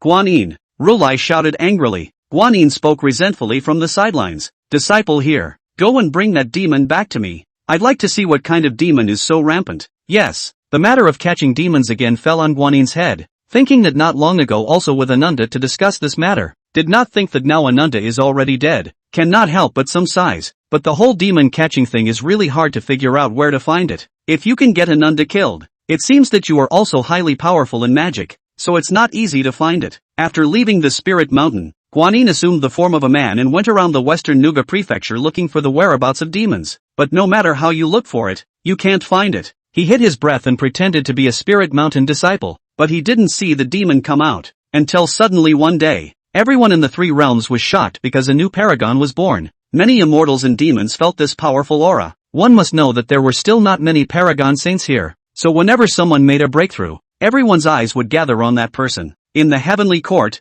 there was also a momentary debate. The Jade Emperor also felt it and asked, who is it that broke through the cultivation to a Tai-Bai Ginseng returned? It is one of Zhenyuanzi's disciples from the 5 Zhuangguan. The Jade Emperor laughed. Ha ha ha, this Zhenyuanzi is really a deep hiding ah. There is such a disciple. Actually did not even hear him say. The crowd chimed in. And after Guanyin sensed that the source of this power was coming from the 5 Zhuangguan, she speculated that it could be Jiang Huaguo. So he didn't care about looking for any demons, but went straight to the Wushuangguan. In the 5 Zhuangguan, Sun Wukong and Qingfeng were very happy for Jiang Huaguo when they saw her break through her cultivation. Huaguo, great! You've become a paramount saint. You're really, really great. Sun Wukong directly picked up Jiang Huaguo and spun around excitedly. It took several turns to sort of put her down. Jiang Huaguo looked at Sun Wukong and said, Wukong, I can be where I am today thanks to you. Thank you. Look at you. You told me not to keep saying thank you to you in the first place, and now you're starting to say that to me. Hey, that's enough then. From now on, I'll protect you and never let anyone bully us again. Good, then from now on, for the rest of my life, I'll be relying on you. Oh, no problem. Hey, just then, the goddess of mercy came. Jiang Huaguo saw that Guanyin was dressed as a man, and asked somewhat tentatively, you are, Guanyin? And Guanyin nodded. That's what I was meant to be. Oh, that's right. First time I've seen you like this, I almost didn't recognize you. You'll get used to it after seeing it a few more times. Guanyin laughed, then said, Little fruit, congratulations you've become a quasi-saint. Thank you, I didn't think I could do it either. Jiang Huaguo really wanted to give herself a compliment sometimes. It was so awesome. Yeah, you're really great. So happy for you. Hey, okay, I'm going to be proud of myself if I brag anymore. And now that we're here, let's just have a drink and celebrate. Good. When they finished, several people left the garden and came inside, sitting around the table. Chapter 96, Returning to Mount Huaguo. On the table, Qingfeng looked at Guanyin with very unfriendly eyes. After all, Guanyin was from the Buddhist sect, and Qingfeng hated all people from the Buddhist sect. Seeing this, Jiang Huaguo said to Qingfeng, Guanyin he's my friend. He's not the same as the rest of the Buddhist sect. Trust me okay. When Qingfeng heard Jiang Huaguo's words, although there was still a grudge in his heart, he reluctantly nodded. Alright. Seeing that Qingfeng's attitude had eased, Jiang Huaguo put his heart down and raised his wine. Come on, let's all raise our glasses together and drink one. After that all of them raised their glasses and took a drink. Guanyin slowly put down the cup, then looked at Jiang Huaguo and said, Huaguo, you're really great. I didn't think that it's only been a few hundred years, but you're already a quasi-saint cultivator. Jiang Huaguo smiled and said, yes, but the price, it seems, is also a bit big. When he said this, a trace of sadness flashed under Jiang Huaguo's eyes. If it wasn't for Zhenyuanzi's death, perhaps he wouldn't have been so righteous in his cultivation at all. Qingfeng heard the helplessness in Jiang Huaguo's words and said, Huaguo, let's work together and we will definitely be able to avenge Master's death. Jiang Huaguo nodded. Work together. Guanyin opened her mouth at this time and said worriedly, if you become a paramount saint this time, there should be a lot of gazes that will notice you here. Notice me, Rulai? Jiang Shaoguo let out a light laugh. Whatever. Even though I still can't beat him now, I'm not afraid because it's useless to be afraid. Fair enough, Guanyin continued and added. Have you thought about how to become a saint? Beheading 3 corpses to become a saint, or merits to become a saint. Chopping 3 corpses requires spiritual treasures. Where do I have so many spiritual treasures? And I'm so gluttonous and greedy for money and also greedy for sex. I can't chop it all. As for merits and virtues to become a saint, it seems that I don't have much ability to be able to benefit the people. It seems that none of them will work. Yes, it's not like before, when we could still find spiritual treasures. Nowadays most of the innate spiritual treasures have been collected by saints, and it's not our turn here at all. Hey, forget it, don't want to. The boat to the bridge naturally straight. Take a step as a step it. Jiang Shaoguo is very boldly said. Come, drink drink drink. And with that, they continued to drink. Guanyin stayed in Wuzhuangwan for 3 days in a row before she was considered reluctant to leave. After they sent Guanyin away, Jiang Shaoguo looked at Sun Wukong and said, Wukong, let's go back to Mount Huaguo. Sun Wukong didn't expect Jiang Shaoguo to propose to go back to the mountain of flowers and fruits. He hadn't gone back for a long time and missed the monkeys in the mountain of flowers and fruits. He hurriedly and happily said, good ah good ah. The two then also left the 5 Zhuangguan and returned to the mountain of flowers and fruits. The mountain of flowers and fruits is still as beautiful as before, with flowers, plants and trees, all of which are alive and well. The monkeys were very happy to see the Monkey King return, and one by one they all pounced on him, shouting, the Great King is back! The Great King is back! The Monkey King was surrounded by these monkeys and couldn't be happier. Some of the wolf demons, flower demons, and rabbit demons, in the vicinity of the mountain of flowers and fruits, when they heard that the Monkey King had returned, they all came to visit one by one. Although they didn't have a deep friendship with Sun Wukong, they had all been old neighbors for so many years, so Sun Wukong still took out good wine and food to entertain them. Sun Wukong and Jiang Shaoguo then sat down with these demon kings, talking and drinking. Jiang Shaoguo was sitting next to a flower demon, and the two of them had known each other earlier when Jiang Shaoguo was at Mount Huaguo. The flower demon spoke at this time. Shaoguo, the last time I saw you, you were just a golden immortal cultivation. Now it feels as if you've gotten much stronger but I can't tell what cultivation you have. Jiang Shaoguo smiled faintly. Guess what? The flower demon said. It's hard not to see for a few years. Directly Tai golden immortal. At this point the Monkey King on the side laughed and said, you can be bold. Sun Wukong was obviously a little proud when he said this. Who made his daughter-in-law so powerful? The flower demon was surprised. It can't be a great Luo golden immortal, can it? Hearing this, all eyes looked toward Jiang Shaoguo. Jiang Shaoguo took a sip of the wine he held in his hand, then placed the cup on top of the stone table. With the moment the cup landed on the stone table, everyone felt a terrifying pressure. That powerful force didn't cause any harm to them, but they actually felt terrifying. The pressure left one breathless, as if there was a huge mountain pressing down on him. The crowd's faces turned pale, and cold sweat broke out on their foreheads. Their eyes widened in disbelief as they looked at Jiang Shaoguo, their hearts filled with awe and fear. So strong, a demon stammered, a tremor in his voice. At this time, the most powerful wolf demon among them said, you are already at the level of a paragon. When these words came out, all the demons were incomparably shocked as they looked at Jiang Shaoguo. No one would have expected that the demon in front of them, who was drinking with them, would have already stepped into the ranks of quasi-saints. Jiang Shaoguo gently nodded. Yes, I also just broke through to quasi-saint not long ago. Upon hearing this, the wolf demon was very excited. Could it be that you are the demon god lord? Jiang Shaoguo said with some confusion. What demon god lord? The wolf demon hurriedly explained. When you made your breakthrough not long ago, all of our demons sensed it, and the demon world hasn't seen a strong person with a quasi-saint cultivation for a long time, so everyone was very happy. However, no one knows exactly who achieved this accomplishment, only because some demons said that your demonic power contains divine power, so we call you Demon God Sama. Jiang Shaoguo then suddenly realized, so that's how it is. That's right, I do practice both. The wolf demon then hastily knelt down, and the other demons followed suit, saying, see Lord Demon God. The crowd even followed suit. See Lord Demon God. Faced with this situation, Jiang Shaoguo was still a bit uncomfortable and hurriedly said, you guys get up, don't be like this. The wolf demon added, I also hope that Lord Demon God will take us to revitalize the demon clan. All the demons followed suit and chanted, revitalize the demon race, revitalize the demon race. At this point, the scene was hot. Good good good. Everyone get up quickly quickly get up. Jiang Shaoguo hurriedly helped them up. We are all brothers and sisters. Just work together in the future. Alright, Lord Demon God, I'll drink to you. The wolf demon picked up his wine cup and spoke respectfully to Jiang Shaoguo. Fine, come on, dry up.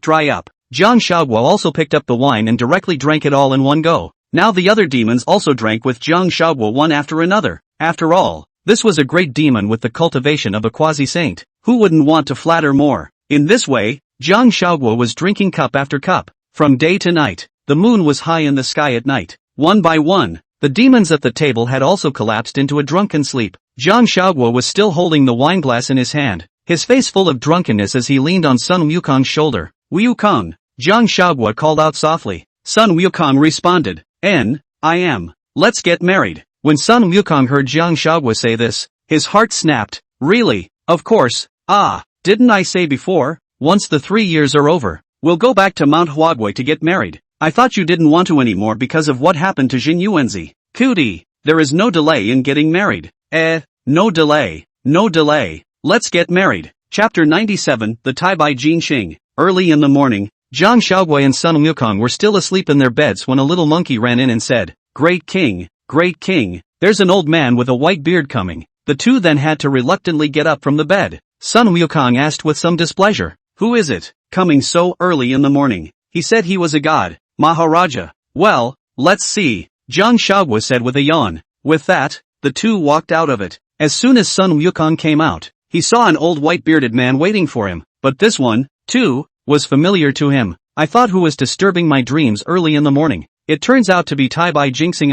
Sun Wukong laughed and teased. Tai Bai Ginseng also went forward with a flattering face. Great sage, long time no see. How have you been recently? It's okay. What is your business here today? I'm here today. To find this friend of yours. Only to see Tai Bai Ginseng look at Jiang Huaguo and say with a smile on his face, You're the disciple of that Zhenyuanzi who broke through to paramount sainthood, aren't you? Jiang Huaguo nodded.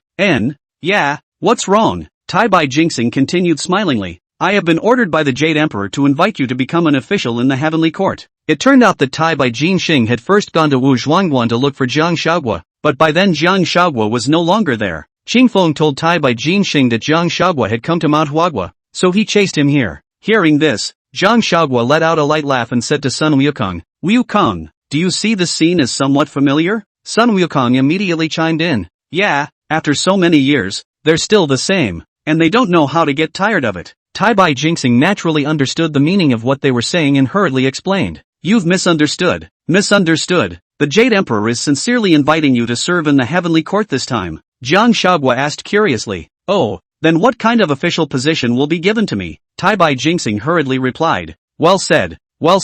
I will definitely satisfy you when the time comes. Jiang Huaguo teased. It seems that this sincerity is really full. Tai Bai Ginseng nodded and responded. That's natural. But, I'm going to get married to Wukong. If I go to the heavenly court to serve, then is it that I can't marry Wukong? Jiang Huaguo pretended to be very troubled and said. At this time, Sun Wukong said, Tai Bai Ginseng, you've come to stir up my marriage on purpose. Tai Bai Ginseng hurriedly denied. No. Great sage, wrongly accused. I this also do not know that the two of you to be married. Jiang Huaguo smiled and said. Tai Bai Ginseng, where is the heavenly court? I can't go, but you can stay and drink the wedding wine. No, since you don't want to go, then I'll go back to the heavenly court to inform the Jade Emperor first, Tai Bai Ginseng said awkwardly, since the other party had already refused. All he wanted to do now was to hurry up and leave. We won't keep you then. Farewell. Tai Bai Ginseng left the mountain of flowers and fruits in a cloud after saying that. Now, whether it was the heavenly court or the demon realm, they all knew about the news that the great sage of Qitian, Sun Wukong, had gotten married to the demon god, Jiang Huaguo. In the lion's camel ridge, the three demons, the green-haired lion, the yellow-toothed old elephant and the golden-winged roc, were conferring in their cave. The green lion spirit said, this recently came out of that demon god to be married to the monkey king, said that within the three worlds, as long as it is a demon, can go to participate. I heard that there have been a lot of demon kings to go to the mountain of flowers and fruits. We want to go to join in the fun. The white elephant spirit, on the other hand, said with some concern, but, if we go, will those people in the spirit mountain be unhappy? The golden-winged roc glanced at the white elephant disdainfully and said, what are you afraid of? Just know it. The white elephant spirit sighed. Hey, it's better to keep a low profile. Don't invite unnecessary trouble. After all, we're still in the territory of the Buddhist sect. The green lion spirit nodded his head in agreement. What second brother said is not unreasonable, but we can't not go, so let's go in a low profile. How's that for a low profile? White Elephant Spirit asked curiously. The Green Lion Spirit looked to the golden-winged Rock. Third brother, you can just go alone. I'll go alone. Rock was puzzled. Green Lion Spirit explained. We stay in the lion's humpling to give you cover, so that the spirit mountain does not know it, and the demon god side we also went. The best of both worlds. I think that's a good idea. The White Elephant Spirit agreed. Rock nodded back. Good. Then, with this in mind, the Rock rose and traveled to the mountain of flowers and fruits. On the spirit mountain, Rulai sat on top of the 9-principal lotus platform, his face terribly somber, and a palpitating aura emanated from his body. Guanyin, why haven't you found that demon by now? Rulai's voice was flat, but the anger contained within it caused the temperature of the entire hall to drop a few points. Guanyin stood at the bottom, secretly grumbling in her heart. Since he knew that Jiang Huaguo and himself were of the same kind, he no longer showed himself in his female form, but reverted to his male form. At this point, he respectfully replied, "It is the disciple who has done an unfavorable job. Please punish the Buddha." On the side of the Manjushri Bodhisattva saw Rulai accountable Guanyin, so he spoke out to help. Buddha, although Guanyin has not found that demon, but in recent days, there has been no more disciples killed.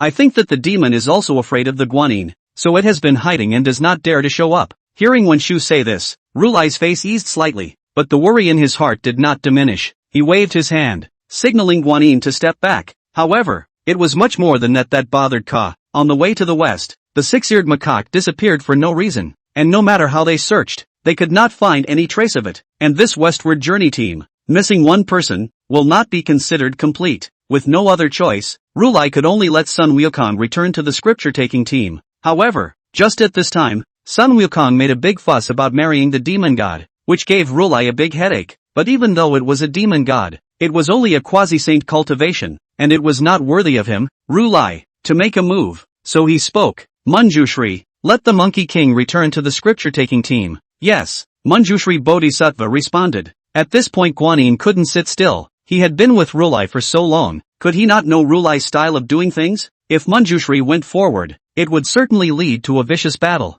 The goddess of mercy hurriedly said, Buddha, the matter of persuading the Monkey King to return to the westward procession is better left to me. It's also considered to be a way to make up for the previous incident of catching demons. Rulai thought about it and felt that Guanyin had a point, so since she was willing to volunteer to go, let her go. So Ka nodded and said, then you shall go. Yes, Guanyin responded. With that, Guanyin stopped the matter. Chapter 98 Gifts. In the Mountain of Flowers and Fruits, Jiang Huaguo was happy to see the golden-winged rock come. This is a loud and powerful demon, or Rudra's uncle. Please sit down. Jiang Huaguo was very polite and gestured to Rock.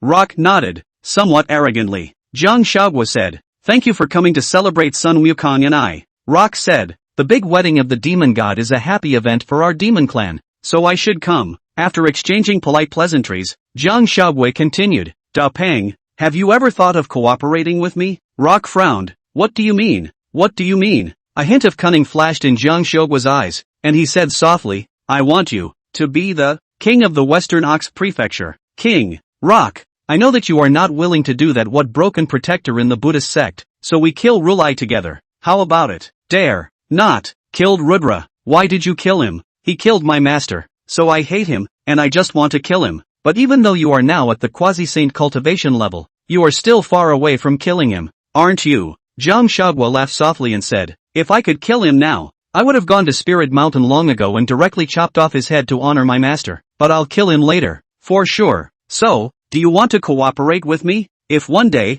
I go to war with Spirit Mountain, you come to my side. Rock hesitated a bit when he heard this. Jiang Huaguo saw the situation, continued to say, I never want to do what the demon god demon king, I just want to revenge after. With the Wukong and the mountain of flowers and fruits to live some ordinary days, I on the West Nyogwa state, never coveted. If I win, West Nyogwa state, belong to you. Rock heard these which cannot be moved. Follow Rulai can only do a broken protector. If you follow Jiang Huaguo, directly their own is a party hegemony. Only Jiang Huaguo's strength was still a cause for concern. But then again, it's really disheartening not to take a gamble. Thinking this way, Rock raised his glass and spoke to Jiang Huaguo. Happy cooperation. Jiang Huaguo also smiled and raised his cup. Happy cooperation. The two had just finished their drinks, but Guanyin suddenly appeared at that moment. Rock was immediately alert. He didn't expect Guanyin to come as well. Only Jiang Huaguo greeted him with a happy face and said, Guanyin, what brings you here? Guanyin nodded. Huaguo,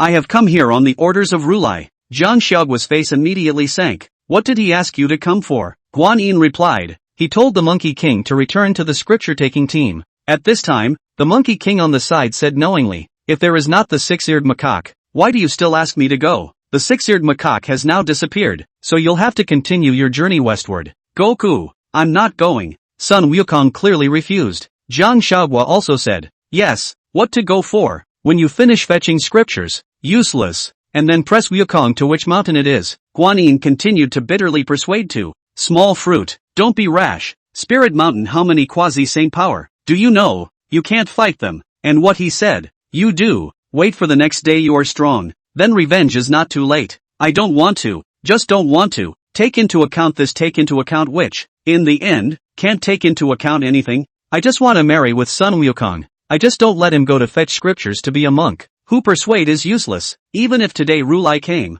I won't back down. Hey, why are you so stubborn? Guanyin, I consider you a friend. If you've come to congratulate me, I welcome you. If you've come to take Goku away, then it's better if you leave. Guanyin saw Jiang Xiaoguo's appearance, knew that he couldn't persuade him. There was no way out. Then he cast down a spell, surrounded himself and Jiang Xiaoguo in it. The people outside couldn't see what was happening inside. Jiang Xiaoguo looked at Guanyin suspiciously and asked, what do you want? Don't be afraid. I have something for you. With that, Guanyin conjured up a weapon and handed it to Jiang Xiaoguo. Consider it a wedding gift for you. What is this? Jiang Xiaoguo asked curiously as she looked at the weapon. This is the Godslayer Rob. Guanyin replied. Godslayer Rob. Jiang Xiaoguo said in shock. This Godslayer gun was an innate treasure. This Godslayer gun was obtained by me by chance, but the murderous aura on it was too heavy. I could not suppress it after all, so I then had to seal him all the way. Now, I'm giving it to you. I hope that it can help you. I guess. Goddess of Mercy. When she saw Jiang Xiaoguo in the Daughter Kingdom, she had already discovered that she had a lot more grievances and demonic aura. Perhaps, the Godslayer gun will be suitable for her,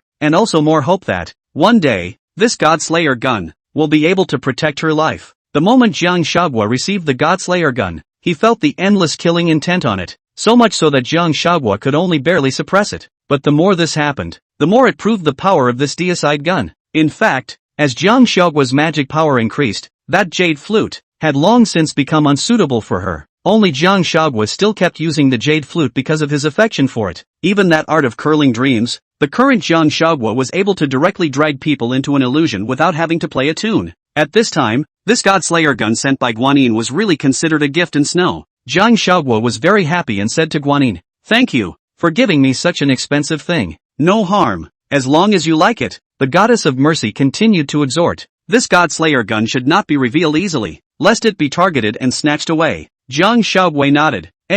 I remember. Immediately afterward, Jiang Xiaoguo put away the deicide gun. Guanyin's spell boundary, too, then disappeared. Seeing this, Sun Wukong hurriedly asked with concern, Xiaoguo, is everything alright? Jiang Xiaoguo said with a smile on her face, it's fine. At this time, Guanyin spoke to Jiang Xiaoguo. Xiaoguo, protect yourself. I'm leaving. I'm getting married in a couple days. Won't you stay and participate? Jiang Xiaoguo wanted Guanyin to stay for his wedding at this time. No. Guanyin shook her head, then looked at Jiang Xiaoguo with a smile. I wish you a happy wedding. Thank you. Jiang Xiaoguo also revealed a sweet smile. Then Guanyin simply drove off in the clouds. Guanyin was sad while riding the clouds. He didn't want to stay at Mount Huaguo to see Jiang Xiaoguo get married because he would be jealous. From the moment he realized that Jiang Xiaoguo was from the same place as himself, he fell in love with the girl. Why was the person beside Jiang Xiaoguo not himself but the Monkey King? It was clear that he was the one who was most compatible with her, that he and she were kindred spirits, and yet, she had fallen in love with someone else. What that monkey could give her, he could give, even more, but he was in no position to say anything about it. Chapter 99, Becoming Husband and Wife. Upon her return to the purple bamboo forest, Guanyin locked herself in her room and poured cup after cup of wine, trying to numb her inner pain with it. At that moment, Tai Yi came. When he opened the door to his room, he was stunned by the sight in front of him. Guanyin was lying on the table, her face red, her eyes confused, and she had obviously drunk herself into unconsciousness. Tai Yi frowned, his heart filled with worry. In his memory, Guanyin rarely indulged herself like this. She must have encountered a heavenly annoyance. Tai Yi carefully walked to Guanyin's side, gently patted his shoulder, and asked with concern, Senior brother, what's wrong with you? Why are you drinking so much wine? Guanyin slowly raised her head and looked at Tai Yi with misty eyes. her eyes full of grievances and unwillingness, muttering, Tai, why not me? Why doesn't she like me? Obviously she and I are the most compatible. Tai, listening to the clouds, asked with a bewildered expression, who is it? What the hell are you talking about? Guanyin didn't pay attention to his question and continued to be immersed in her emotions, choking back sobs. What's so good about that monkey? Why would she like him? He can't protect her at all. I should have known that I should have let him die on Buzhou Mountain. In the first place, tears slid down Canon's cheeks and dripped into the wineglass. Guanyin also hates the Monkey King in her heart at this time, and can't wait to want to kill him directly. Elder brother, you've had too much to drink. Don't drink anymore. What nonsense are you talking about? Tai snatched the wine cup out of his hand. No, I want to drink. I just want to drink. Otherwise, I have a hard time. Guanyin didn't use the cup immediately afterward, and directly picked up the wine pot, and began to drink. Immediately after that, Guanyin lost her mind again and said, Tai, do you know what it's like to love someone? As far as I can give her anything I have. Anything I have. I hope she's happy and blessed, even if the person next to me is not me. Tai's eyes also showed a hint of sadness at this time and said, I understand. Guanyin drank too much, so she just fell asleep on the couch. When he woke up again, he counted the days and then said, somewhat ruefully, the days are here. Tai on the side looked confused. What day? Guanyin didn't say anything, she just sat there dumbfounded, thinking for a while, and in the end, emotion overcame reason, and he just got up and drove away in the clouds. Senior brother, where are you going? Wait for me. Tai hurriedly chased after him. Tai didn't know where Guanyin was going, so he could only just follow him. Soon they arrived at the mountain of flowers and fruits. At this time, the whole mountain of flowers and fruits, floating down beautiful petals, like a beautiful painting. Guanyin, in the middle of the sky above the mountain of flowers and fruits, stretched out her hand, received a petal, and whispered, it's so beautiful. At this moment, the duo of Jiang Huaguo and Sun Wukong were wearing red wedding clothes and slowly appeared in front of the crowd. They were smiling, and their eyes were full of love and affection for each other. There was a lot of joy and all the demons were celebrating them. All the best friends from the past are also here. With a happy face, Sun Wukong held Jiang Huaguo's hand and walked towards the high platform step by step. And at this moment, the Tang monk is standing on top of the high platform, because today, the Tang monk is their witness. For Jiang Huaguo, the most important Zhenyuanzi and Zhenyuanzi were no longer alive. So right now, the most suitable person was the Monkey King's master, Tang Sanzang. After the two of them came hand in hand on top of the high platform, the Tang monk began to speak. On this beautiful day, we welcome you all to gather at the mountain of flowers and fruits to witness the happy moment of this couple. Immediately afterward, the Tang monk continued, Bride Jiang Huaguo, are you willing to be married to the man in front of you, whether poor or rich, in sickness or in health? Are you willing to love him, to honor him, to protect him, and to remain faithful to him forever, until the end of your life? Jiang Huaguo smiled and said, I do. The Tang monk then spoke to Sun Wukong. Do you wish, Sun Wukong, the bridegroom, to be married to the woman before you, in poverty or in wealth, in sickness or in health, to love her, to honor her, to protect her, and to remain faithful to her forever, until the end of your life? Sun Wukong said with incomparable firmness, I am willing. Okay, now then, the groom may kiss your bride. Sun Wukong excitedly stepped forward and kissed Jiang Huaguo. Ceremony is complete. Let me congratulate this couple for officially becoming husband and wife. The Tang monk shouted. Everyone on stage happily clapped and cheered for them. Tai in the sky above looked at this marriage ceremony he had never seen before and said in confusion, which place has a marriage ceremony like this? Canon laughed softly, it's that place she and I have. After saying that, Guanyin turned around and left. Tai hurriedly caught up with Guanyin and opened his mouth. Senior brother, you won. Be fond of that Sun Wukong's maiden, right? Guanyin ignored Tai and continued to walk forward. Tai persevered and chased after him, saying again, Senior brother, but they are both married. You can't have thoughts about people anymore. It's immoral. Guanyin glared at Tai and said unhappily, no one will take you for a dummy if you don't speak. Tai remained insensitive and said, Senior brother, I'm doing this for your own good. That doesn't suit you. At night, red candles swayed in the room as the duo of Sun Wukong and Jiang Huaguo sat in front of the bed. Sun Wukong said happily, Huaguo, you finally married me. Now we are husband and wife. Jiang Huaguo also said with a happy face, yes, everything seems like a dream. It's really a bit unbelievable. Sun Wukong smiled and said, hey, this is not a dream. Oh, in the future, you are my maiden. Jiang Huaguo tenderly looked at Sun Wukong. Then you'll be my Sangha from now on. Sun Wukong nodded his head repeatedly. That's a nice name. Nyoko. Jiang Huaguo also laughed. Xiangong, Xiangong, Xiangong. Sun Wukong listened to Jiang Huaguo's call. His heart was happy. Hey, hey, hey, mother, mother, mother. The two men's eyes met with love. Then, as soon as Sun Wukong embraced Jiang Huaguo into his arms, he said fondly, "Then, Mama, let's start now and enter the cave." When he finished, he kissed her deeply, passionately and affectionately. Spirit Mountain. Rulai knew that Sun Wukong and Jiang Huaguo have been married. Very angry, questioned, "Guanyin where?" Manjushri Bodhisattva timidly returned. He said he was injured and had to go into seclusion. Waste. Rudra cursed angrily. Immediately afterward, Rulai spoke to Manjushri Bodhisattva. "Manjushri, then it is up to you to go to the mountain of flowers and fruits and bring the two of them back to receive their punishment." "Yes," Manjushri Bodhisattva responded. At this time, Yuki on one side said, "Buddha, I'll go with Manjushri." Rudra felt that Yuki had the Book of the Earth with him, so he said, "Good, then you go with him." In this way, Yuki and Manjushri came to the mountain of flowers and fruits. Chapter 100, Delivered to the Door. Jiang Huaguo and Sun Wukong are playing with the monkeys in the mountain of flowers and fruits when Xie and Wenshu suddenly appear. Sun Wukong looked at the duo warily and said, "Manjushri Bodhisattva, what brings you here?" Manjushri Bodhisattva was quite polite at this point and said, "Wukong, the two of you follow me back to Spirit Mountain to meet the Buddha." Sun Wukong snorted coldly. "No go no go." Manjushri continued, "Wukong, stop fooling around. Saying no means no." Sun Wukong said impatiently. Manjushri Bodhisattva saw this and was helpless. "Then don't blame the poor monk for being rude." After saying that, Manjushri Bodhisattva directly hit the Monkey King. Seeing this, Jiang Huaguo directly and swiftly blocked in front of the Monkey King, fending off Manjushri's attack. Wenshu also did not expect Jiang Huaguo to be so powerful.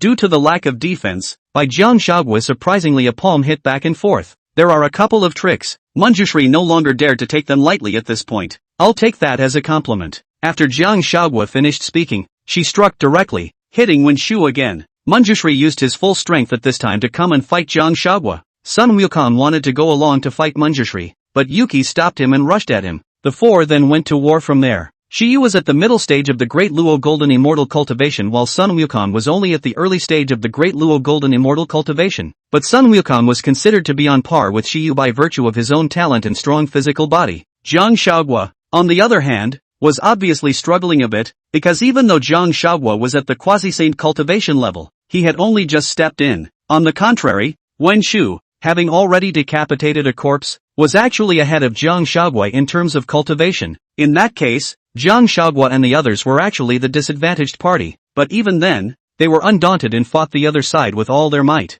At that moment, Yuki transformed into her scorpion state and tried to sting the Monkey King a bit. Seeing this, Jiang Huaguo directly and quickly came to Sun Wukong's side, and the moment the scorpion's tail fell, a red light fell and directly severed Yuki's tail. Yuki was in pain, spitting out blood and transforming back into her human form. However, right at this moment, Jiang Huaguo once again launched an attack, aiming straight at Yue. Sensing the approaching danger, Xie hastily sacrificed the Earth Book, using its powerful defense to withstand Jiang Huaguo's strike. When Jiang Huaguo realized that the Earth Book had appeared in Shiyu's hands, greed immediately flashed in his eyes. This magic treasure that should have belonged to her master was now in Yuki's hands. At this moment, Jiang Huaguo had only one thought in his mind, to retake the Earth Book. At the same time, Manjushri quickly rushed to Yuki's side and inquired with concern, "Are you alright?" Yuki barely managed to hold herself together and replied, "Nothing serious, just a small injury." Upon hearing this, Manjushri Bodhisattva said, "You can rest aside for a moment, and leave the next matter to me." Yuki nodded in agreement. However, Jiang Huaguo didn't give up and continued to stare at Xie, attempting to seize the Earth Book. However, Manjushri Bodhisattva made a timely move to block Jiang Huaguo's attack and rebuked, "Demon, how dare you try to snatch the Earth Book? You're simply a fool." After saying that, Manjushri immediately counterattacked, launching a fierce attack on Jiang Huaguo. At this time, Jiang Huaguo and Sun Wukong two people together to fight to the Wenshu. But the Wenshu after all, is a quasi-saint expert? Even if the two people join hands, but also just barely tied with it, want to defeat him is not an easy task. Time passed by. Jiang Huaguo's heart was burning with anxiety. She knew that going on like this would not work. She had to find a way to break through the deadlock. In desperation, she decided to take out her own magic weapon. Guanyin had warned her not to use this magic treasure easily unless it was absolutely necessary. But the situation at hand is urgent and has come to a head. Thus, without hesitation, Jiang Huaguo took out the deicide gun and unlocked the seal on it. In an instant, a powerful aura emanated from the Godslayer gun, causing everyone to feel its might, and this sense of oppression was suffocating. When Shu looked at the Godslayer gun in Jiang Xiaoguo's hand in horror, a trace of fear couldn't help but rise in his heart. That killing aura was just too terrifying. Jiang Xiaoguo held the God-slaying lance and rushed towards Wen Shu like a god of war, attacking without mercy. At this time, Wen Shu used all his strength to fend off Jiang Xiaoguo's attack, but the power of the deicide gun was too fierce and the killing aura was too heavy. If he didn't possess the cultivation of a paramount saint, I'm afraid that this strike would be enough to leave him in ashes. In the end, Wen Shu was hit by a shot from Jiang Xiaoguo and fell to the ground with serious injuries, and Jiang Xiaoguo had no intention of letting him go at all, hitting him again right after. Seeing this, Xie hurriedly sacrificed the earth book and blocked it in front of Wen Shu. Although it resisted the blow from Manjushri, the defensive boundary of the earth book was directly broken. In front of the deicide gun, the earth book was surprisingly useless. At this moment, Jiang Xiaoguo cast a spell and collected the earth book. The earth book slowly fell into Jiang Xiaoguo's hands. She looked at it and said with relief, "Master, I got your things back." When Wen Shu saw Jiang Xiaoguo out of his mind, he directly pulled up Xie, a stream of light, and directly fled. Wen Shu knew that at this point he was no longer able to defeat Jiang Xiaoguo and could only run away with Shiyu.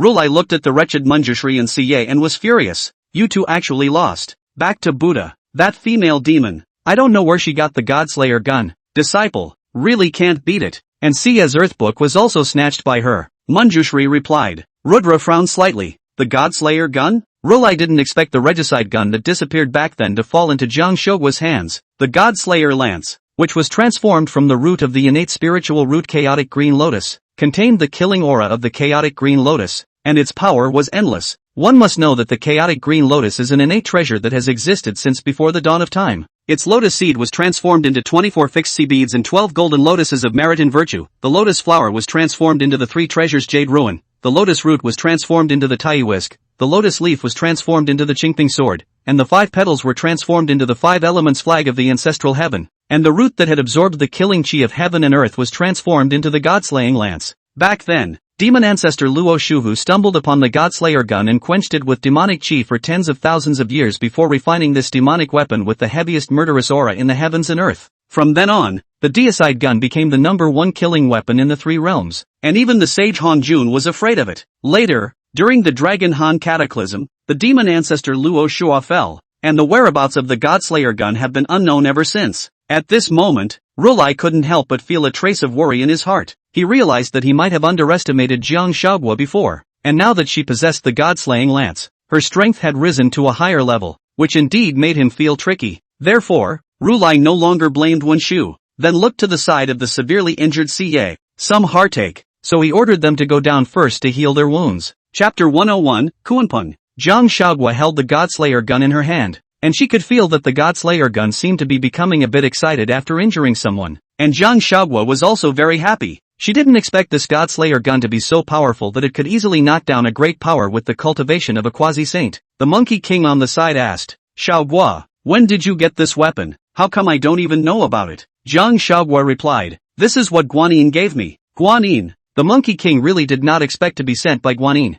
He is so kind. "Yeah, I told you, we're friends." "Okay." Then Jiang Xiaoguo continued, "Wukong, I want to go to the northern club continent, Beiju Luzhou." Sun Wukong naturally understood Jiang Xiaoguo's mind. "You want to go to Kuanpeng? I want to try and see if I can beat him." Jiang Xiaoguo felt that even though he was only at the early stage of quasi-saint strength right now, but with the Godslayer gun, he felt that he could have a fight, and even if he couldn't fight, he still had the earth book to escape. "Okay, I'll accompany you wherever you want to go." Sun Wukong always supported Jiang Xiaoguo unconditionally. In this way, the two left the mountain of flowers and fruits and came to the North Club Island, Beiju Luzhou, a place filled with demons, where every piece of land seems to be permeated with a demonic aura. Jiang Xiaoguo and Sun Wukong had just stepped into this land and immediately felt countless pairs of eyes staring at them. These demons couldn't help but peer from afar despite their fear. Jiang Xiaoguo's gaze was as sharp as a knife, instantly locking onto a tiger demon. With a casual wave of her hand, the tiger demon was tightly gripped by an invisible force. "Where is Kuanpeng?" Jiang Xiaoguo's voice was cold and majestic. The tiger demon trembled in fear and stammered in reply. "In the Demon Master's Palace." "Demon Master Palace," Jiang Xiaoguo repeated in a low voice, a hint of cunning flashing in his eyes. The corners of her mouth rose slightly as she said, "Take me." The tiger demon trembled and nodded as if it had lost the courage to resist. Thus, Jiang Huaguo and Sun Wukong held the tiger demon hostage and made their way to the demon master palace. In front of the palace gates, 2 huge demons guarded the entrance. "Go call out the Kunpeng," Jiang Huaguo ordered nonchalantly. However, the demon guarding the door had a disdainful look on his face and responded coldly. "Who are you? Is our demon master something you can see just because you want to?" Obviously, they weren't afraid of these 2 strangers in front of them, as they knew that their Kunpeng demon master had extraordinary strength. Jiang Huaguo's face became gloomy, and a hint of displeasure flashed in his eyes. Without hesitation, she swung her right hand, and a powerful light flashed, and the arrogant gatekeeper demon was instantly reduced to ashes. The other surrounding demons saw Jiang Huaguo killing demons in the demon master's palace. They were shocked, but they didn't dare to go forward to stop them, so they could only raise their weapons one by one and surround Jiang Huaguo. "If you don't want to die, hurry up and call Kunpeng to come out," Jiang Huaguo shouted with a disdainful face. Upon hearing this, one of the demons hurriedly turned around and ran inside the demon master's palace to inform the situation. It didn't take long for Kunpeng to walk out of the palace with big strides. When Kunpeng saw that someone dared to openly kill demons on his territory, he was so angry that his face turned blue, and angrily rebuked. "Who are you? How dare you spread your wildness in my demon master palace? You're Kunpeng, aren't you?" Jiang Huaguo looked up and down at the imposing man in front of him. "That's right, who the hell are you?" A fierce light flashed in the Kunpeng's eyes. "I am the disciple of Zhenyuanzi and Zhenyuanzi." Jiang Huaguo's eyes widened angrily as he stared at Kunpeng with a deadly glare. Hearing these words, Kunpeng's heart couldn't help but tighten, and a trace of imperceptible uneasiness flashed across his face. After all, he had plotted with Rulai to murder Zhenyuanzi and Zhenyuanzi at the 5 heavenly halls in the first place. However, Kunpeng did not back down because of this and instead responded stiffly. "So what? Humph, how? They have no grudge against you. Why did you collude with Rulai and brutally murder them?" Jiang Huaguo's voice was filled with anger and questioning. "Ha ha, no grudges? You are really naive." Kunpeng laughed coldly. A hint of ruthlessness flashed in his eyes. "That Cloud Sun is the reincarnation of Red Cloud. Do you think, should I kill him?" "What? Zhenyuanzi is the reincarnation of Red Cloud?" Jiang Huaguo's eyes widened, her face full of shock. She had never known that Zhenyuanzi was actually the reincarnation of Red Cloud, and Zhenyuanzi had never spoken to her about it. Jiang Huaguo was silent for a moment before saying, "So what? I know that you and Guanyin were entangled in a previous life, but he's already dead, all reincarnated, already a different person, and you're still unforgiving of him. So what if he's reincarnated?" A hideous look appeared on Kunpeng's face. "He just deserves to die. If it wasn't for him, I would have long been a saint by now. Why would I still be in this northern club continent?" Jiang Huaguo was furious when she heard him say this. "Whether you become a saint or not, it's none of Guanyin's business. If you have the ability, go to find the first heavenly father in Junti. It was the 2 of them that knocked you off the bushel. You don't go to find the 2 of them, but instead you hold on to the red clouds. It's not that you can't beat the 2 of them, so you'll bully the red clouds. You're not ashamed of yourself." Kunpeng was so scolded by Jiang Huaguo that his face couldn't stand it. "I think you're tired of living." After saying that, Kunpeng directly hit Jiang Huaguo. Jiang Huaguo took the Kunpeng's attack without any fear. Seeing this, the Sun Wukong also raised his weapon in a hurry and struck the Kunpeng. Just like that, the duo of Jiang Huaguo and the Monkey King took on the Kunpeng. Kunpeng also chopped off 3 corpses just like Rulai and came close to becoming a saint, so he was quite powerful. The Kunpeng's attack was really fierce for the 2 of them, and both of them were a bit unable to resist. They had to fight with all their might to barely hold off the Kunpeng's attack, but as time passed, they gradually fell into the wind and the situation became more and more critical. All the demons watched their battle, and they all felt that Jiang Huaguo and Sun Wukong would definitely lose, because the Kunpeng was simply too powerful. They simply couldn't imagine Jiang Huaguo and Sun Wukong having any chance of winning. But right at this moment, Jiang Huaguo she decisively sacrificed the Godslayer gun. The moment Kunpeng saw the deicide gun, his face instantly became very ugly. Of course he knew how powerful this deicide gun was, possessing the power to destroy the heavens and the earth. But now, there was no way back for him. His identity and status determined that he could not run away from this battle. Thus, Kunpeng clenched his teeth and hardened his heart to meet Jiang Huaguo, only to see Jiang Huaguo holding the Godslayer gun, pouncing at the Kunpeng like a ferocious tiger. At this time, when Kunpeng felt the powerful force of the Godslayer gun, a trace of fear could not help but well up in his heart. The power was too terrifying, far beyond his expectations. He desperately resisted, but the attack power of the Godslayer gun became more and more fierce, beating him back. It seemed that the more powerful the opponent was, the more it could stimulate the potential of the Godslayer gun, making it even more powerful. At the same time, this also made Jiang Huaguo feel incredibly excited, and her fighting spirit grew higher and higher. Under the mighty power of the deicide gun, Koan Pang gradually fell into a predicament. He realized that he might have underestimated Jiang Xiaoguo's strength, but now it was too late to regret it. He could only go all out, hoping to withstand the attack of the Godslayer gun. Seeing Koan Pang's defeat, the demons of the Demon Master's palace tried to come forward to help, but they were killed by Jiang Xiaoguo's shot. At one time, tens of thousands of demons died in the Demon Master's palace, and the scene was exceptionally bloody. Jiang Xiaoguo finished dealing with the little demon and continued to look at Koan Pang, striking at him again. Koan Pang fought hard to resist, but he was still being beaten by Jiang Xiaoguo, who was holding the Godslayer gun. Jiang Xiaoguo's eyes were filled with viciousness and coldness as he stared dead on at Koan Pang. Now, feel the pain that Zhenyuanzi felt in the beginning. Jiang Xiaoguo then stretched out a hand and sucked the demonic chi from the Koan Pang's body, slowly and little by little.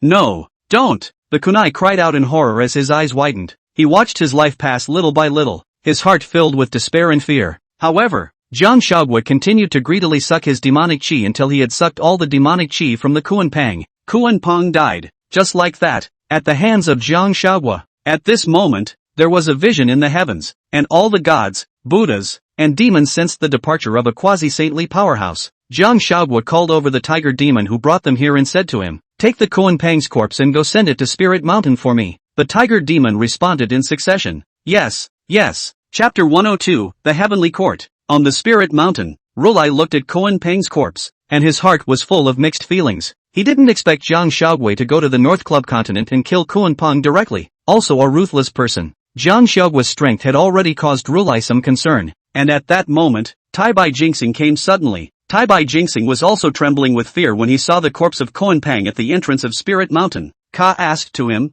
"Taibai Ginseng, why have you come here?" Taibai Ginseng hurriedly bowed to Rulai and said, "Buddha, I am here by order of the Jade Emperor to discuss the matter of the demon god Jiang Xiaoguo." It turns out that the Jade Emperor in the Heavenly Court is a bit worried when he learns that Koan Pang was killed by Jiang Xiaoguo. After all, a powerful demon god could threaten the stability and peace of the entire immortal world. They didn't know about Jiang Xiaoguo's beef with Koan Pang. All they saw was that Jiang Xiaoguo had killed Koan Pang for no reason, and they were worried that Jiang Xiaoguo would also come to the Heavenly Court one day for no reason and kill innocents indiscriminately. Although the Heavenly Court and the Buddhist sect are not in harmony, but when it really comes to things, the two sides are still able to unite with each other and be united. Rulai came to say, "Well, this Jiang Xiaoguo kills wantonly and has a cruel nature, so it is really difficult to teach. In that case, I will send Manjushri Bodhisattva and Pratyabhaddha Bodhisattva, along with the gods of the Heavenly Court, to Mount Huaguo to subdue this demon." Yes, Taibai Ginseng responded. In this way, Manjushri and Puxian followed Taibai Ginseng to the Heavenly Court. Since Rulai Buddha has said so, then we in the Heavenly Court will also send our heavenly soldiers to battle. Immediately after the Jade Emperor named Li Jing Neza father and son, the 4 heavenly kings, and the 28 stars you lead the heavenly soldiers and generals, together with the 2 bodhisattvas, Manjushri and Puxian, to go to the Mountain of Flowers and Fruits to capture Jiang Xiaoguo and the Monkey King. Yes, the crowd led the order. At this time, Neza spoke up. Jade Emperor, the Sun Wukong and the others have not violated our heavenly court. Is it not a bit unreasonable for us to go and crush them like this? Neza and the Monkey King were good friends, so naturally he would speak for him. On the side, Manjushri Bodhisattva laughed coldly. Should we wait for them to hit the southern heavenly gate directly before we send troops? Wouldn't that be too late? Koan Pang was killed by them because he was unprepared. Neza hurriedly explained, Jade Emperor, I'm sure they would never be unreasonable. We should understand the situation first. However, Manjushri Bodhisattva didn't give Neza a chance and continued. All the facts have been laid out in front of us. Didn't your heavenly court once solicit her? Not only did she not come, she also completely disregarded the heavenly court. Immediately afterward, Manjushri Bodhisattva said to the Jade Emperor, Jade Emperor, that Jiang Xiaoguo killed many of my Spirit Mountain disciples and sucked their spiritual energy to enhance his demonic power. This kind of demon must not be kept. Upon hearing this, the Jade Emperor felt that Manjushri Bodhisattva had made a good point, and that Jiang Xiaoguo had already clearly rejected the heavenly court, so he felt that Jiang Xiaoguo was in too much danger, and then said, Neza, since I have already given the order, you just do as you are told. When Neza saw the Jade Emperor's attitude, he knew that he could not change the Jade Emperor's will, and could only helplessly respond. Yes, inside the Mountain of Flowers and Fruits, it was peaceful. Jiang Xiaoguo was sitting on Sun Wukong's lap, close to him. Sun Wukong wrapped one hand around her thin waist and gently stroked her hair with the other, his eyes filled with favor. At this moment, Jiang Xiaoguo picked up a crystal clear grape and tenderly fed it into Sun Wukong's mouth, asking softly, Is it sweet?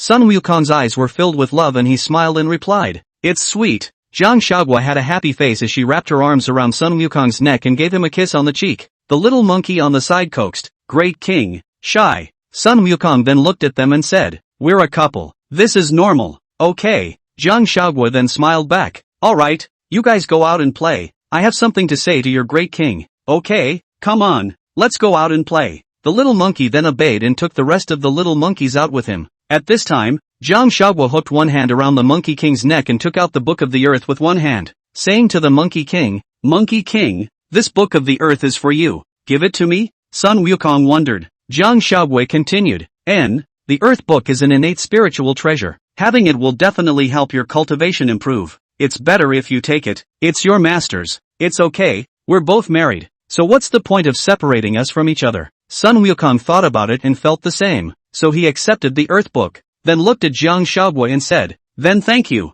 my lady." "You're welcome, husband." Jiang Huaguo smiled, then leaned her head on his shoulder and continued, "Wukong, I'll tell a secret." "Secret? What secret?" "Actually, I'm not from this world." Jiang Huaguo felt that even though he was speaking these words a bit far-fetched, he still had to tell Wukong about it, and whether he believed it or not was his business. Sun Wukong smiled with interest and said, "Oh, then which world are you from?" "The world I was in. It should be many years from now. We don't have any gods, fairies, demons or people who can do spells there, but our people there researched airplanes, automobiles, this kind of thing that can be used in place of driving a cloud, and can quickly go wherever they want to go." "Oh, then it seems that you people there are very smart." Yeah, that world of ours, lots of good food, fun, and yes, you, me, yeah, we have stories of you circulating there, and your various games, anime, TV shows, the old lot. I grew up watching you, he. I can't believe we've met so early." Yeah, why else would I say I like me before you did? But I've always admired you. Worship me. What do I have to worship? You're much more powerful than me now. Oops, that's different. Think about it, if one day you're even more powerful than Ancestor Bodhi, wouldn't you worship him? Sun Wukong shook his head. That's definitely not worship. Oops, you did that on purpose. Sun Wukong saw Jiang Huaguo's petulant and fierce look and thought it was very cute. Fine. Worship.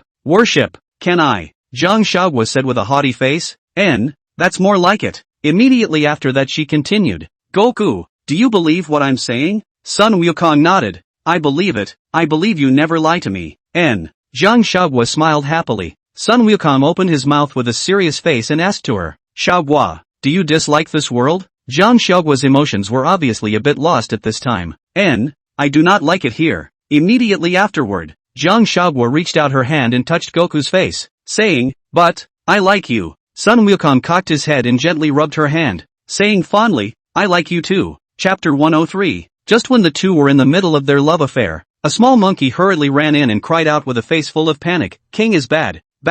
There are many heavenly soldiers and generals coming from outside." "What?"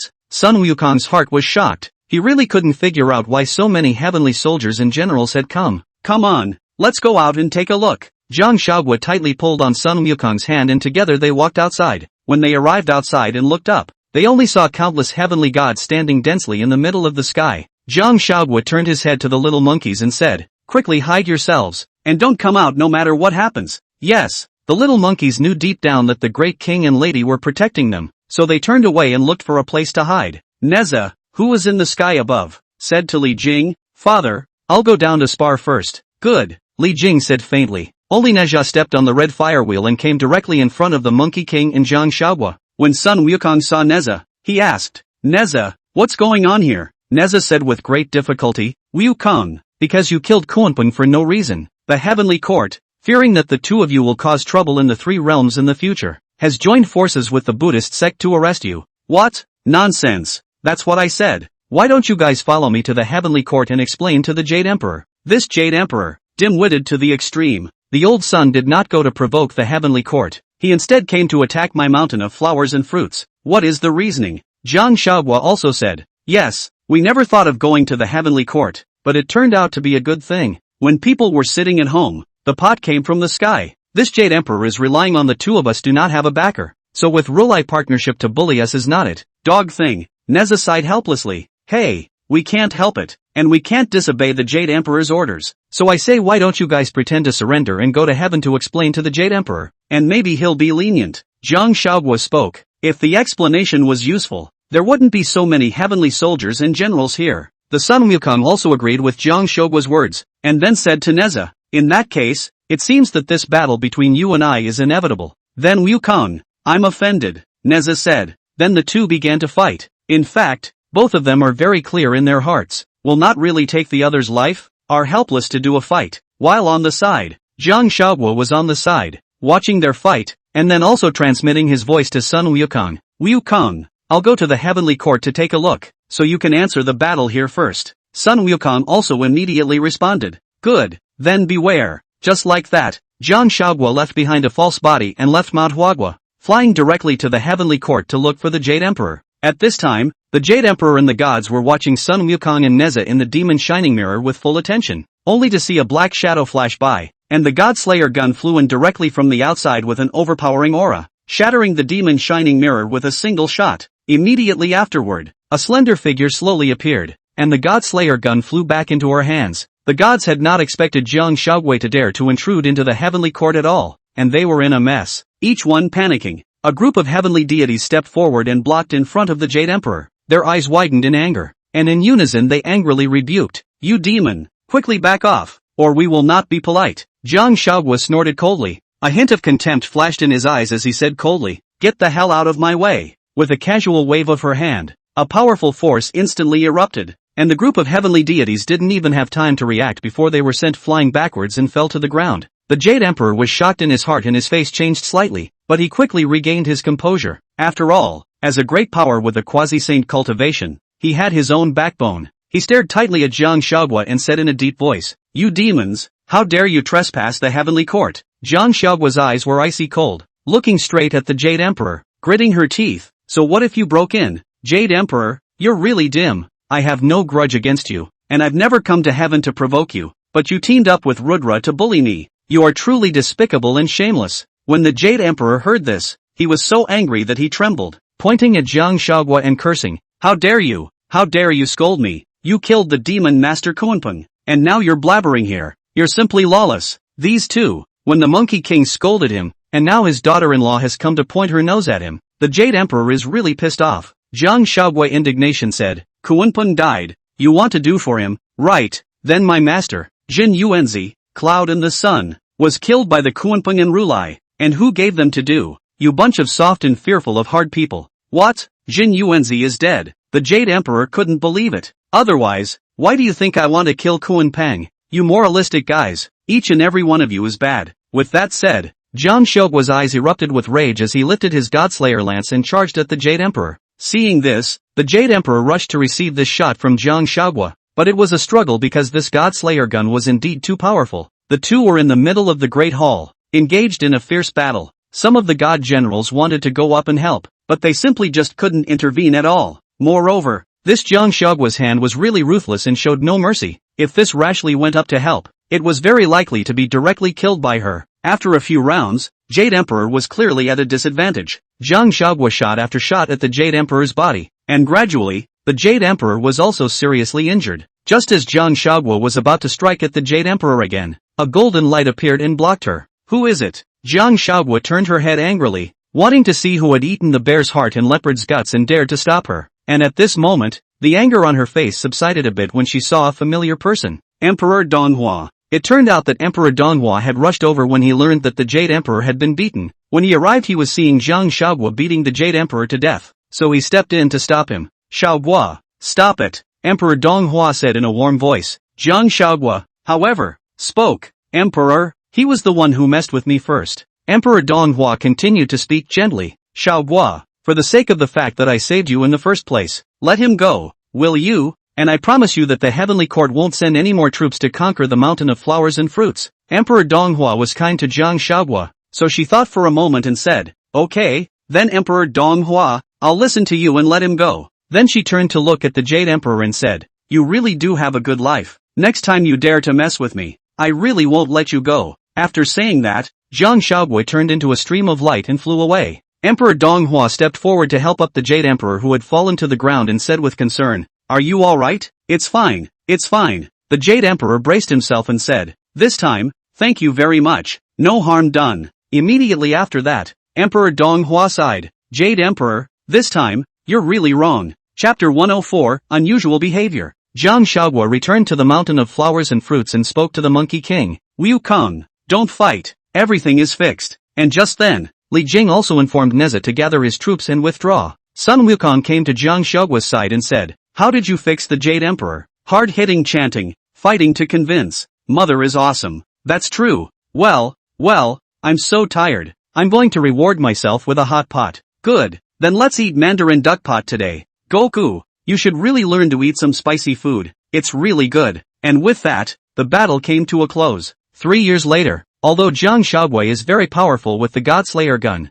but the Spirit Mountain is too many great powers. Buddha Rulai, Light-Burning Buddha, Maitreya Buddha and so on many Buddhas. She does not have full certainty, so she does not dare to act rashly. During this period of time, the heavenly court no longer came to Mount Huaguo to provoke, and the Buddhist sect, too, did not come back to Mount Huaguo to look for trouble, which made her somewhat surprised. She didn't know what the Buddhist sect wanted to do, so peaceful that they didn't even care about fetching the scriptures. However, for the past 3 years, she had been at the Mountain of Flowers and Fruits, cultivating in order to be able to kill the Spirit Mountain in the coming days. Sun Wukong, on the other hand, because of the Book of the Earth, his cultivation has also soared, but also directly to the peak cultivation of the Great Luo Golden Immortal. This made them very happy, thinking that Wukong would soon be able to break through to the paramount cultivation level. Jiang Huaguo casually picked up a peach on the stone table next to her and took a bite, but when she had just eaten it, she immediately felt uncomfortable and then vomited. At this time, Sun Wukong had just come back from outside. Then he saw Jiang Huaguo vomiting with difficulty. He hurriedly went forward, helped her pat her back, and asked with concern, what's wrong with you? Jiang Huaguo slowed down, then said, I think the demonic chi in my body is getting heavier and heavier, and I'm no longer adapted to ordinary food. Sun Wukong said, so that's how it is, then I'll help you to the bed to rest for a while. Good. Jiang Huaguo nodded and responded. After the two of them returned to their room, Jiang Huaguo laid down on the bed, then tugged on Sun Wukong and said, Wukong, you lie down too. I want to cuddle up to you. Good. Immediately after that, Sun Wukong then lay down as well, tenderly holding her in his arms, and just fell into a deep sleep. And this sleep, Jiang Huaguo directly slept for a day and a night. Sun Wukong had woken up a long time ago, but he didn't want to wake up Jiang Huaguo, so he did just that, accompanying her to lie in bed for the whole day. And in the following days, Jiang Huaguo became very sleepy the whole day, which gave Sun Wukong a headache. He was afraid that Jiang Huaguo was sick, but if she was sick, who could she go to see? Just when he was worried, the White Bone Monster came. White Bone Essence and Jiang Huaguo were usually good friends and often came to Mount Huaguo. Seeing that the Monkey King was listless, the White Bone Spirit kindly asked, Great Sage, what's wrong with you? Sun Wukong, on the other hand, said with a worried frown, Huaguo has been a bit off lately, and when I asked her what's wrong, she just said it was fine. White Bone Essence sniffed and asked after her, what's wrong with Huaguo? She's not right. Sun Wukong replied, she has now become very sleepy, sleeping for days at a time, and also doesn't like to eat anymore. She used to love to eat those foods that mortals eat, but now she doesn't eat a mouthful of it. Although it's fine if she doesn't eat it, I always feel uneasy in my heart. Sleepy and not eating. White Bone Spirit pondered. She suddenly had a bold idea, then spoke to Sun Wukong. Wukong, where is Huaguo? Still sleeping in his room. Come with me then, I might know what's wrong with her. Hearing this, the Monkey King hurriedly followed the White Bone Demon. On the bed, Jiang Huaguo was still asleep, and the White Bone Demon said to the Monkey King, Great Sage, use your fiery eyes to see what's in Huaguo's stomach. Sun Wukong then hurriedly used his fiery eyes to look at Jiang Huaguo's stomach, and when he saw what was inside, he was shocked. See what? White Bones asked. It's the fetal heart. Sun Wukong's words were a little shaky for a moment. White Bone said with great joy, it seems I was right in guessing that it was a pregnancy. Sun Wukong was very excited. I'm going to be a father. At this time, Jiang Huaguo on the bed also woke up, looking at the White Bone Spirit was also there, and said in a daze, Xiao Bai, you're here. Sun Wukong excitedly stepped forward at this time and hugged Jiang Huaguo. Huaguo, we have a child. We have a child. Jiang Huaguo was confused. Wukong, what are you talking about? What child? Sun Wukong hurriedly explained. You're pregnant. You're pregnant. Ah. Jiang Huaguo was shocked. She had always thought that this recent situation was caused by the demonic chi in her body, and she even thought that she was about to break through. but she didn't realize that she was actually pregnant. The white bone spirit on the side also said, Huaguo, you are also big-hearted. You don't even know that you are pregnant. Jiang Huaguo smiled shyly. I've never thought about it either. Jiang Huaguo then reached out and touched her stomach and said, I just got pregnant with a baby in my belly. Sun Wukong nodded and responded, with a child of the two of us. At this time, Jiang Huaguo said with a gentle face, so, I'm going to be a mother, and you're going to be a father. Yeah, we're going to be parents. Like, not bad. Jiang Huaguo would smile. Since Sun Wukong learned that Jiang Huaguo was pregnant, he was ecstatic and cared for her so much that he didn't even want to leave her side for a moment. On this day, Jiang Huaguo proposed that he wanted to go to the hot springs near Huaguo Mountain to take a bath and enjoy the warm and cozy feeling. Without hesitation, the Monkey King said, I want to go too. Jiang Huaguo said with some surprise and helplessness, I just want to soak in a hot spring. Why do you have to follow? Sun Wukong replied seriously, yeah, in case you need anything, I can always help you all. Jiang Huaguo smiled and comforted him. Wukong, you don't have to stare at me all day like that. I'm really fine. However, the Monkey King firmly shook his head, indicating that he was still unsure. Jiang Huaguo smiled helplessly and had to agree. There's really nothing I can do about you. Okay, let's go together then. Hearing this, the Monkey King immediately became excited and nodded his head happily. Okay, let's go. After saying that, he held Jiang Huaguo's hand and headed to the hot spring pool together. The two of them were soaking in the warm pool. Jiang Huaguo opened her mouth and asked to Sun Wukong, Wukong, do you like boys or girls? The Monkey King replied, I like them all, as long as they're both ours. Jiang Huaguo couldn't help but smile to herself. It was obviously a bit redundant for her to ask him this question. Chapter 105, The Child is Born. Time rushed by, and Jiang Huaguo's belly grew bigger and bigger, and in the blink of an eye it was the day of labor. That day, the white bone monster rushed to the mountain of flowers and fruits with several experienced birth attendants. They walked into the room, ready to help Jiang Huaguo give birth successfully. Jiang Huaguo was lying on the bed, her face pale, her forehead filled with bean-sized beads of sweat. She clenched her fists and let out a wail. Sun Wukong anxiously guarded the door, his heart heavy as if he had been crushed by a big stone. He paced back and forth, looking to the door of the room every now and then, silently praying that everything was safe. What's taking so long?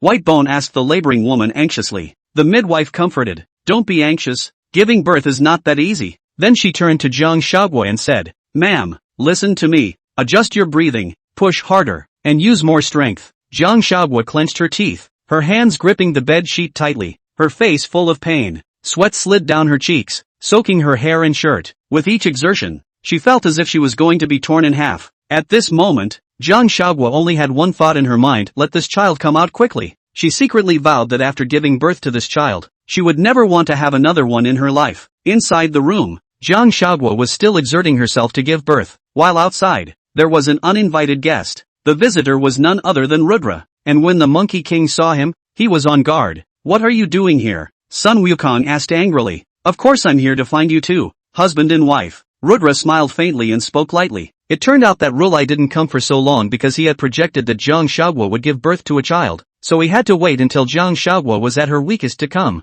Rudra, get lost. After Sun Wukong angrily finished speaking, he directly raised his weapon and struck towards Rudra. Outside the house the two fought fiercely, while inside the house Jiang Huaguo was so focused on giving birth to the child that she didn't notice the sounds outside. Sun Wukong was unable to defeat Rulai, but fortunately he had the Book of Earth, and Rulai could not help him. At that moment a baby cry came and the child was finally born. Jiang Huaguo weakly asked the white bone spirit, is it a boy or a girl? Girl, look, just as pretty as you. After the white bone demon wrapped up the child, she placed it in front of Jiang Huaguo and showed her. Jiang Huaguo saw a small, adorable child, and a happy smile appeared on her face. After seeing the child, Jiang Huaguo's heart was finally put down. That's when she noticed the noisy commotion outside. Jiang Huaguo asked, what's going on outside? I don't know. I'll go take a look. The white bone spirit turned around and went out after saying that. Soon, she came running back in a panic. Coco, it's bad. Rulai is here and Wukong is fighting him right now.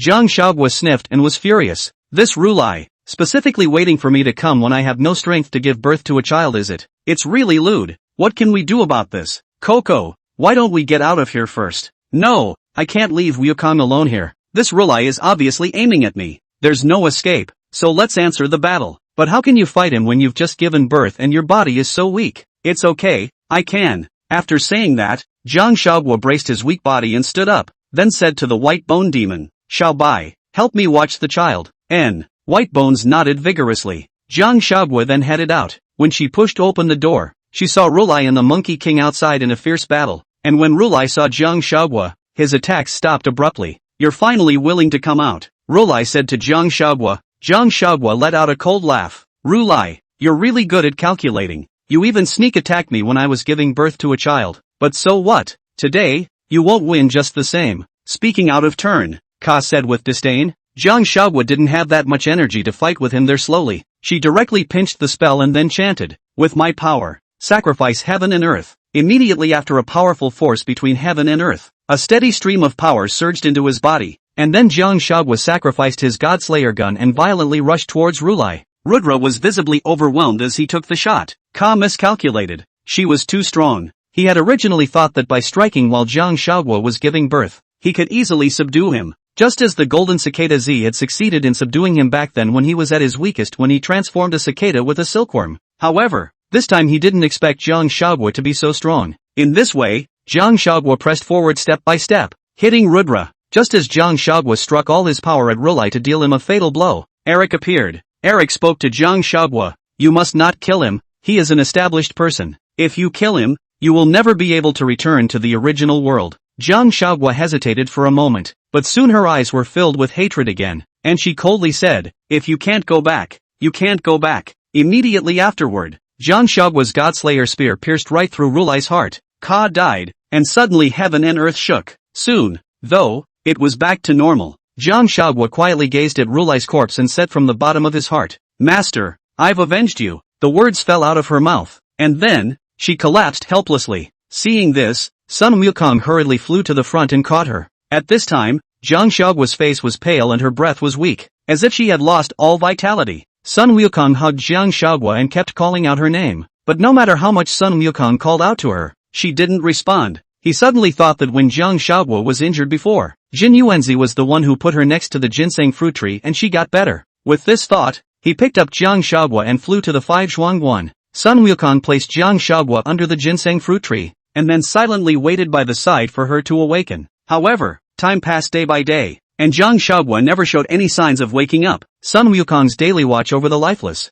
motionless Jiang Huaguo was becoming heavier and heavier with pain. At first, he would cry bitterly, but gradually, he became silent and just hugged Jiang Huaguo tightly, as if he wanted to leave this world with her. As for their children, Sun Wukong completely ignored them. The white bone demon had come looking for the Monkey King with her children in her arms, but he didn't even look at them. He just silently handed the Book of Earth to the white bone demon as a way to protect them from harm. The white bone spirit had no choice but to take the child and leave. Sun Wukong gazed at Jiang Huaguo. His heart was like a knife, blaming himself. I should have known that I shouldn't have let you have a child in the first place. It's all my fault. It's all because I'm too selfish that I've harmed you. Tears once again blurred his eyes, and he knew deep down that Jiang Huaguo might never be able to awaken. Chapter 106 The Grand Finale. At this time, the Spirit Mountain did not become a mess because of Rulai's death, but there was a new Buddha on the throne, and that was the Heavenless Buddha. Back then, both Rulai and Wutian joined the Buddhist sect, and the two were the representatives of the most passionate competition for the Spirit Mountain at that time. In the end,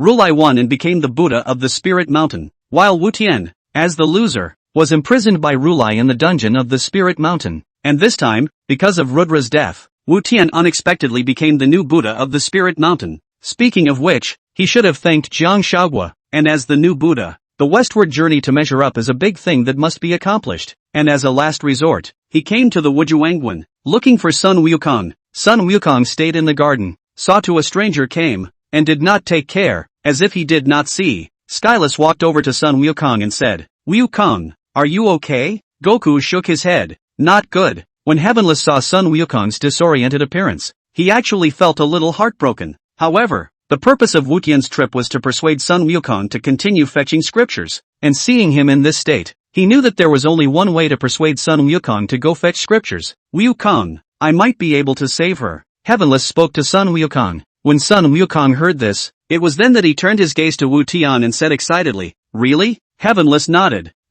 But there's a condition. You need to continue escorting the Tang monk to the west. Continue fetching scriptures. Sun Wukong's complexion was somewhat complicated. I am the new Buddha of the Spirit Mountain, so the matter of fetching scriptures, you still have to continue to complete. As a condition, I will help you save her then. Immediately after that, Heavenless took out a tight hoop and handed it to the Monkey King. It took him and Jiang Huaguo a great deal of effort to remove the tight band in the first place, and now they were going to put it on again. But for Jiang Huaguo, he could do anything. Sun Wukong took the tight hoop and looked at Wu Tian and said, "Will you really save her?" Skyless nodded. I will." The Monkey King then brought the tight hoop, once again, to his head. At this point, the westbound procession was back on the road. However, on this journey, the Monkey King was preoccupied. Where did he have any energy to subdue the demons? Fortunately, the current Tang monk was so powerful that he didn't even need him to do anything. The Tang monk himself could take care of those demons. Soon, they arrived at Lionel City. The rock in the Lion's Hump City was an old acquaintance of the Monkey King, so he invited them to be his guests in the cave. The table was prepared with good wine and food, so several people drank a few cups of wine down.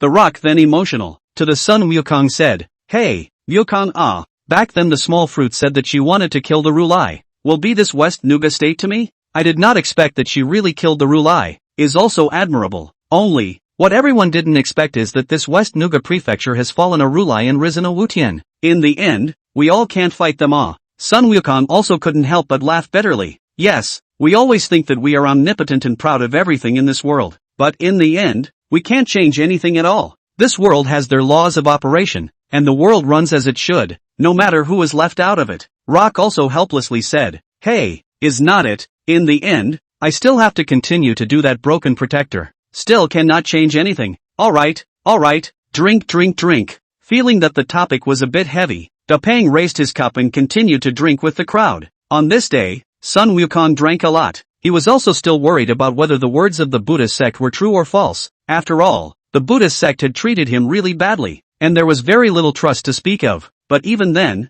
he had to put on the tightening hoop, because he really didn't want to let go of any hope at all. After leaving Lionel City, it wasn't long before they arrived at Spirit Mountain. The four masters and disciples succeeded in obtaining the true scriptures, and Wu Tian at the same time conferred titles on them, with the Tang monk as the Chandan Merit Buddha, the Monkey King as the Buddha of Victory, Pigzi as the Pure Altar Apostle, and Monk Sha as the 8 treasures of the golden body of the Lohan. At the moment when the Tang monk became Buddha, that Chen Xuanzong, who was far away from the great Tang, also instantly disappeared and returned to the Tang monk's body. So far the Tang monk remembered all the things that had happened before. The Tang monk remembered that when he was a 6-winged golden cicada, Rulai took advantage of his weakness and subdued him, and then he joined the Buddhist sect. After joining the Buddhist sect, Golden Cicada Z gradually shed his ferociousness and began to focus on the study of Buddhism. However, one day, a poor country appeared in the western Nuga prefecture, which was often attacked by demons. Seeking protection, the country decided to build statues of Buddha to pray for his blessings. However, due to the lack of financial resources in this country,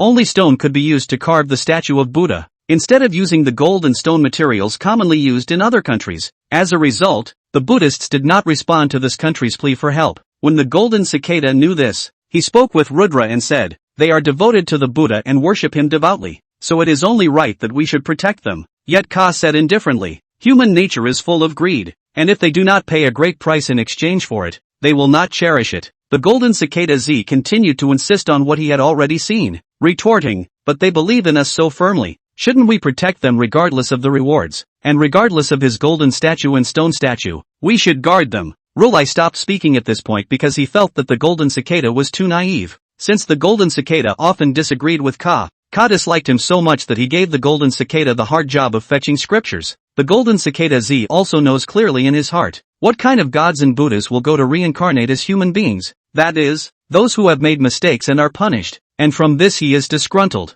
Thus, at the time of his reincarnation, he became resentful and split into 2 personalities, one for good and one for evil. It was only that he had, after all, been studying Buddhism for many years, and many of his evil thoughts had been washed away by Buddhism, leaving only some human desires. After he had taken the true scriptures, he restored all of the golden cicada's magical power. Golden cicada Z clasped his hands together and bowed to Heavenless, saying, "Thank you, Buddha." While at this time, the Sun Wukong looked towards Heavenless with an anxious face and said, "Heavenless Buddha, you said you would save little fruit." Skyless smiled faintly and said softly, "Don't be in a hurry, you can quickly go back to the 5 villages to watch and see." Hearing this, Sun Wukong didn't dare to have the slightest delay, turned around into a stream of light, and hurriedly flew towards the 5 Zhuangguan. Soon, the Monkey King returned to the 5 village Guan. When he stepped into the garden, he saw Jiang Huaguo in a white dress, standing under the ginseng fruit tree. Jiang Huaguo smiled faintly at him and gently called out,